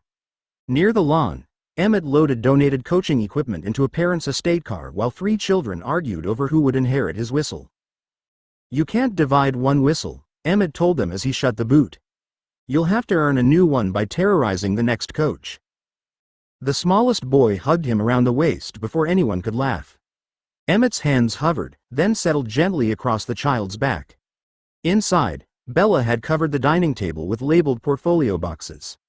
Edward carried each one to the waiting vehicle exactly where she directed, without combining them with his music or choosing which should remain accessible. He paused beside the final box. "Do you want this with us during the drive?" Bella checked the label. "That one has the current series." "Yes." Edward placed it beside her camera case. "Then it stays where you can reach it." Lucas left them and crossed the gravel towards the carriage house. Fire damage still darkened one outer wall, and the repaired roof changed color where new timber met old. Inside, the benches had been cleared, but shallow cuts, scorch marks, and one warped drawer remained. Alice joined him at the threshold. "You're not taking the drawer apart?" "No." Lucas rested his hand against its twisted front, then withdrew it. "It still opens. It just remembers being burned." He closed the workshop doors without repairing the damage or promising himself he would return to finish it. The forge had held invention, fear, work, and war. Leaving its marks behind didn't make them failures. Alice slipped her hand into his. Together they carried the last empty crate back towards the house, where Esme was waiting to fill it with ordinary things. Before dawn, the Concord Drive filled with vehicles arranged to look like ordinary travelers leaving at different hours. Carlisle and Esme departed first in the family car, carrying household crates and enough luggage to explain the journey. Rosalie followed with Emmett in the Mustang after sunrise, while Jasper and Anya planned to take the northern route later that afternoon. Bella checked the straps around her portfolio boxes in Edward's car, then opened the rear door and moved the current series onto the seat beside her camera case. Edward watched her adjust the blanket protecting the mounted photographs. "They'd be safer in the boot." "They'd be farther from me in the boot," Bella replied. She closed the door after confirming nothing could slide. "I'm not packing the work away because we're moving." Edward accepted the answer and handed her the keys. "You drive first." Bella looked at him, surprised enough to smile. "That's either trust or an attempt to avoid my directions." "It can be both." Lucas loaded the final case into Alice's Porsche. Mary Alice Brandon's photograph rested inside a padded box on the back seat, secured beside the family photographs Esme had printed from the summer gathering. In one, Rosalie was laughing at Emmett. In another, Jasper stood beside Anya while Lucas and Alice turned towards each other instead of the camera. Alice adjusted the seatbelt across the box. She shouldn't travel alone. Lucas checked the fastening, then closed the door carefully. "She isn't." Esme crossed the gravel from Carlisle's car and embraced them both. "The house will remain closed until the new owners arrive. Nothing needs checking after we leave." Lucas looked towards the carriage house. Its repaired roof showed above the trees, while the darkened outer wall remained visible in the pale morning light. "I know." Alice took his hand before the old instinct could turn that knowledge into one final inspection. "Then we're finished here." They waited beside the drive while Bella and Edward pulled away. Bella lifted one hand through the open window, and Lucas returned the gesture until their car disappeared beyond the gates. Alice settled behind the wheel of the Porsche. Lucas joined her, then glanced back at the photograph box before fastening his seatbelt. The estate receded through the rear window as Alice turned onto the road. Boston waited beyond the trees with classrooms, galleries, friends, music, graves, and work they had chosen to leave in other people's hands. It didn't feel abandoned. It felt complete. Alice reached across the console and linked her fingers with his. "Ready for forks?" Lucas watched the road open westward. "Ready to go home." She accelerated gently, carrying them towards the life they had chosen next. 63. The letter in Volterra. The letter reached Arrow while the Cullens were still crossing the American continent. He received it in the eastern audience chamber, where afternoon light entered through narrow windows and fell across the stone table without warming it. A human courier had carried the sealed envelope through 3 countries without knowing whose hand had written the address. Dmitri placed it before Arrow, then remained several steps away. The final carrier believed it came from Massachusetts, Dmitri said. The chain begins with a woman matching Victoria's description. Arrow turned the envelope beneath one finger. The paper bore rain damage along one edge, and the wax seal had cracked during its journey. Yet Victoria herself won't be joining us. No. Dimitri's expression remained still. Our sources agree that she died during an attack on the Cullen estate. Arrow broke the remaining wax and unfolded several closely written pages. Victoria's opening lines named Bella Swan, though the hatred surrounding the name made the accusation less useful than the details beneath it.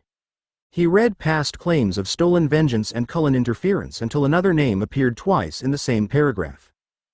Lucas Swan. Arrow slowed. Victoria described a maker who had entered the Cullen family as a human and emerged from transformation with the ability to bind supernatural purpose into metal and stone. Her account claimed that the Cullens now walked openly beneath direct sunlight without revealing their crystalline skin. Later pages described corrected complexion, softened eyes, and faces that appeared sufficiently human to survive cameras, classrooms, hospitals, and crowded streets. Keyes entered before Arrow reached the final page. His gaze settled on the letter. What has she sent us? Possibility, Arrow replied. He drew one sheet free and placed it flat upon the table. Buried beneath a great deal of anger. Keyes read the paragraph Arrow indicated, then looked up sharply. Jewelry that conceals our nature? Jewelry that alters what human observers receive, Arrow corrected. Victoria's wording shifted between certainty and speculation, but the repeated details remained consistent. The distinction may prove important. He continued reading. Bella Swan had been transformed. Jasper Hale had commanded the defense. Denali vampires had joined the Cullens in battle. Victoria had failed to take a ring, failed to kill Bella, and failed to seize the Maker. Yet she had placed his name in Arrow's hands. Arrow smoothed the damaged edge of the page. Find every record we possess concerning Lucas Swan. Dmitri inclined his head. And the Cullens? Not yet. Arrow returned his attention to the letter. Let them finish their journey. Arrow carried Victoria's letter to the long table beneath the eastern windows and placed a blank page beside it. Keyes remained standing across from him, impatience tightening his mouth while Arrow reread the opening accusation. Bella Swan murdered James and corrupted every law that should have governed her fate, Arrow read. He drew a line through the sentence on his notes. Emotion, not evidence. Keyes rested both hands against the table. The girl survived a lawful hunt and later became one of them. Victoria's grievance may be tedious, but the result is clear. The result is useful. Her interpretation isn't. Arrow moved to the next passage, where Victoria described Jasper holding the Cullen family beneath his influence. He tapped the page once. She calls Jasper Hale a tyrant because he commanded their defense. Yet her own account shows Carlisle retained moral authority, the family obeyed agreed limits, and Jasper released command after the battle. So he was effective, Keyes said. Precisely. Victoria's hatred exaggerated the cause but preserved the action. Arrow wrote Jasper commanded a coordinated defense, then turned another page. We keep what can be tested. He worked through the letter without haste. Victoria's claim that Lucas had bewitched the Cullens became a record of crafted objects used by several independent wearers. Her insistence that the rings made vampires human became a narrower description of reflected light, moderated eyes, softened complexion, and photographs that no longer revealed unnatural perfection. Keyes leaned closer as Arrow copied the details. A disguise. A repeatable social freedom. Arrow placed the pen down and looked towards the strip of sunlight crossing the stone floor. One vampire may hide through discipline, favorable climates, and careful movement. A coven equipped by a maker can attend universities, work in hospitals, build human records, and remain visible for years. The Cullens have always indulged human habits. Others will envy the result without sharing their restraint. Arrow gathered Victoria's pages into a neat stack. Once the story spreads, they'll ask who receives a ring, who decides its terms, and why Carlisle's family should possess what other covens are denied. Keyes's expression hardened. Then the rings become a threat to order. They become a demand. Arrow turned to Dmitri, who waited beside the closed doors. Separate every claim in this letter. Find witnesses who saw the Cullens in direct sunlight, humans who photographed them, and vampires who heard of Lucas before Victoria's message traveled. Dmitri inclined his head. Should I approach the Maker? Not yet. Arrow rested one hand over Lucas Swan's written name. First, learn how far the desire for his work has already spread. Arrow left Dimitri's instructions open upon the table and walked towards the eastern windows. Below, Volterra's narrow streets carried humans between shops, homes, and offices under rules they barely understood. Order endured because most people never saw the hands preserving it. Keyes followed him. If Swan's work has already begun attracting other covens, delay invites competition. Competition may be useful. Arrow watched a delivery van turn into the square and disappear beneath an archway. A maker approached by frightened strangers learns quickly whether his family can protect him. A maker invited by lawful authority must consider what cooperation might protect. Keyes's reflection sharpened in the glass. You intend to offer protection. I intend to discover whether he values it. Arrow returned to the table and placed Victoria's letter beside Dimitri's report sheet. Seizing him would be simple only in the imagination. Carlyle's family has survived James, Victoria, newborn warfare, and years among humans without exposing us. Jasper Hale has proved capable of commanding allies. Denali has already answered at least one call. None of that makes them stronger than the Guard. No, but strength isn't the only cost. Arrow folded his hands over Lucas's name. A captive maker may refuse, sabotage his work, or create only what fear permits. Willing cooperation preserves judgment, experimentation, and trust. Those may be the qualities that make the objects possible. Keyes looked down at the pages. Then summon him under law. Which law? Arrow asked. Victoria offers accusation, not proof of a breach. The Cullens conceal themselves. Their human records appear stable. Bella Swan's transformation removes the oldest cause for intervention. They're creating tools that could weaken secrecy. Or strengthen it. Arrow drew the page describing Camera's closer. A vampire who can appear ordinary in sunlight has fewer reasons to kill witnesses. Carlyle may argue that his son's work serves our first law more effectively than darkness and flight. Keyes's expression showed how little he enjoyed the possibility. And if every coven demands the same freedom? Then the maker becomes politically valuable before he becomes criminal. Arrow closed Victoria's letter and secured it beneath a stone weight. We invite legitimacy before we threaten punishment. We offer recognition, guarded access, and protection from those who would take him without terms. Generosity, Keyes said, making the word an accusation. Leverage, Arrow corrected. He turned towards Dimitri. No direct approach until the evidence is complete. No seizure order. No threat carried in advance of our invitation. Dimitri bowed and withdrew. Arrow rested his fingertips against the sealed pages. Restraint would cost him nothing if Lucas came willingly, and reveal much if the Cullens mistook patience for disinterest. He waited until Keyes had left before opening the cabinet set into the chamber's inner wall. The lock yielded beneath his hand, revealing rows of archival boxes arranged by coven and territory. He selected the Cullen file and carried it to the table beside Victoria's letter. The oldest pages concerned Carlyle's years in Volterra and his refusal to abandon his chosen diet. Later reports tracked the family he had gathered, their repeated relocations, and their unusual care around human communities.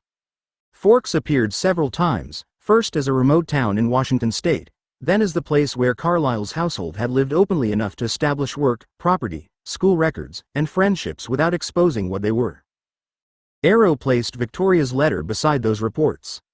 Her account added what the older records couldn't.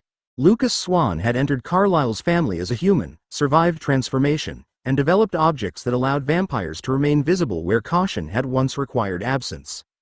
Bella Swan had also been transformed, removing the human vulnerability that had driven Victoria's revenge. Jasper Hale had commanded a successful defense.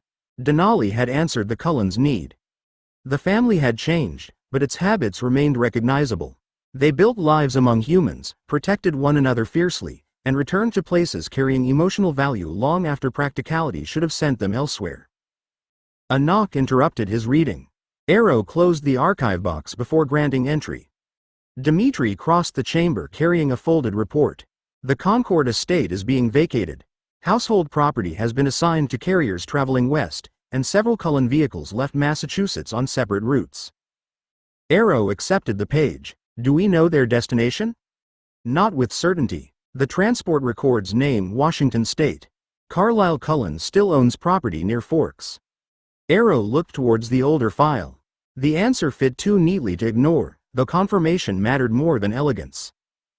Did their departure begin after Victoria's message reached us? He asked. No, the arrangements were made earlier. It appears to be a planned return rather than a response to Volterra. That pleased him. A frightened family scattered, hid assets, and abandoned familiar ground. The Cullens were carrying their possessions back towards a town where their history could be observed. Confirm their arrival, Arrow said. Use distance. I don't want them warned by an unfamiliar scent or a question asked too soon. Dmitri inclined his head. And once they're settled? Arrow placed the report beside Victoria's letter and the older records concerning Forks. Then we'll know where to send our invitation. Dmitri withdrew, leaving the chamber silent. Arrow rested one fingertip over Lucas Swan's name. The Maker believed he was traveling home. Volterra had begun to follow. The end.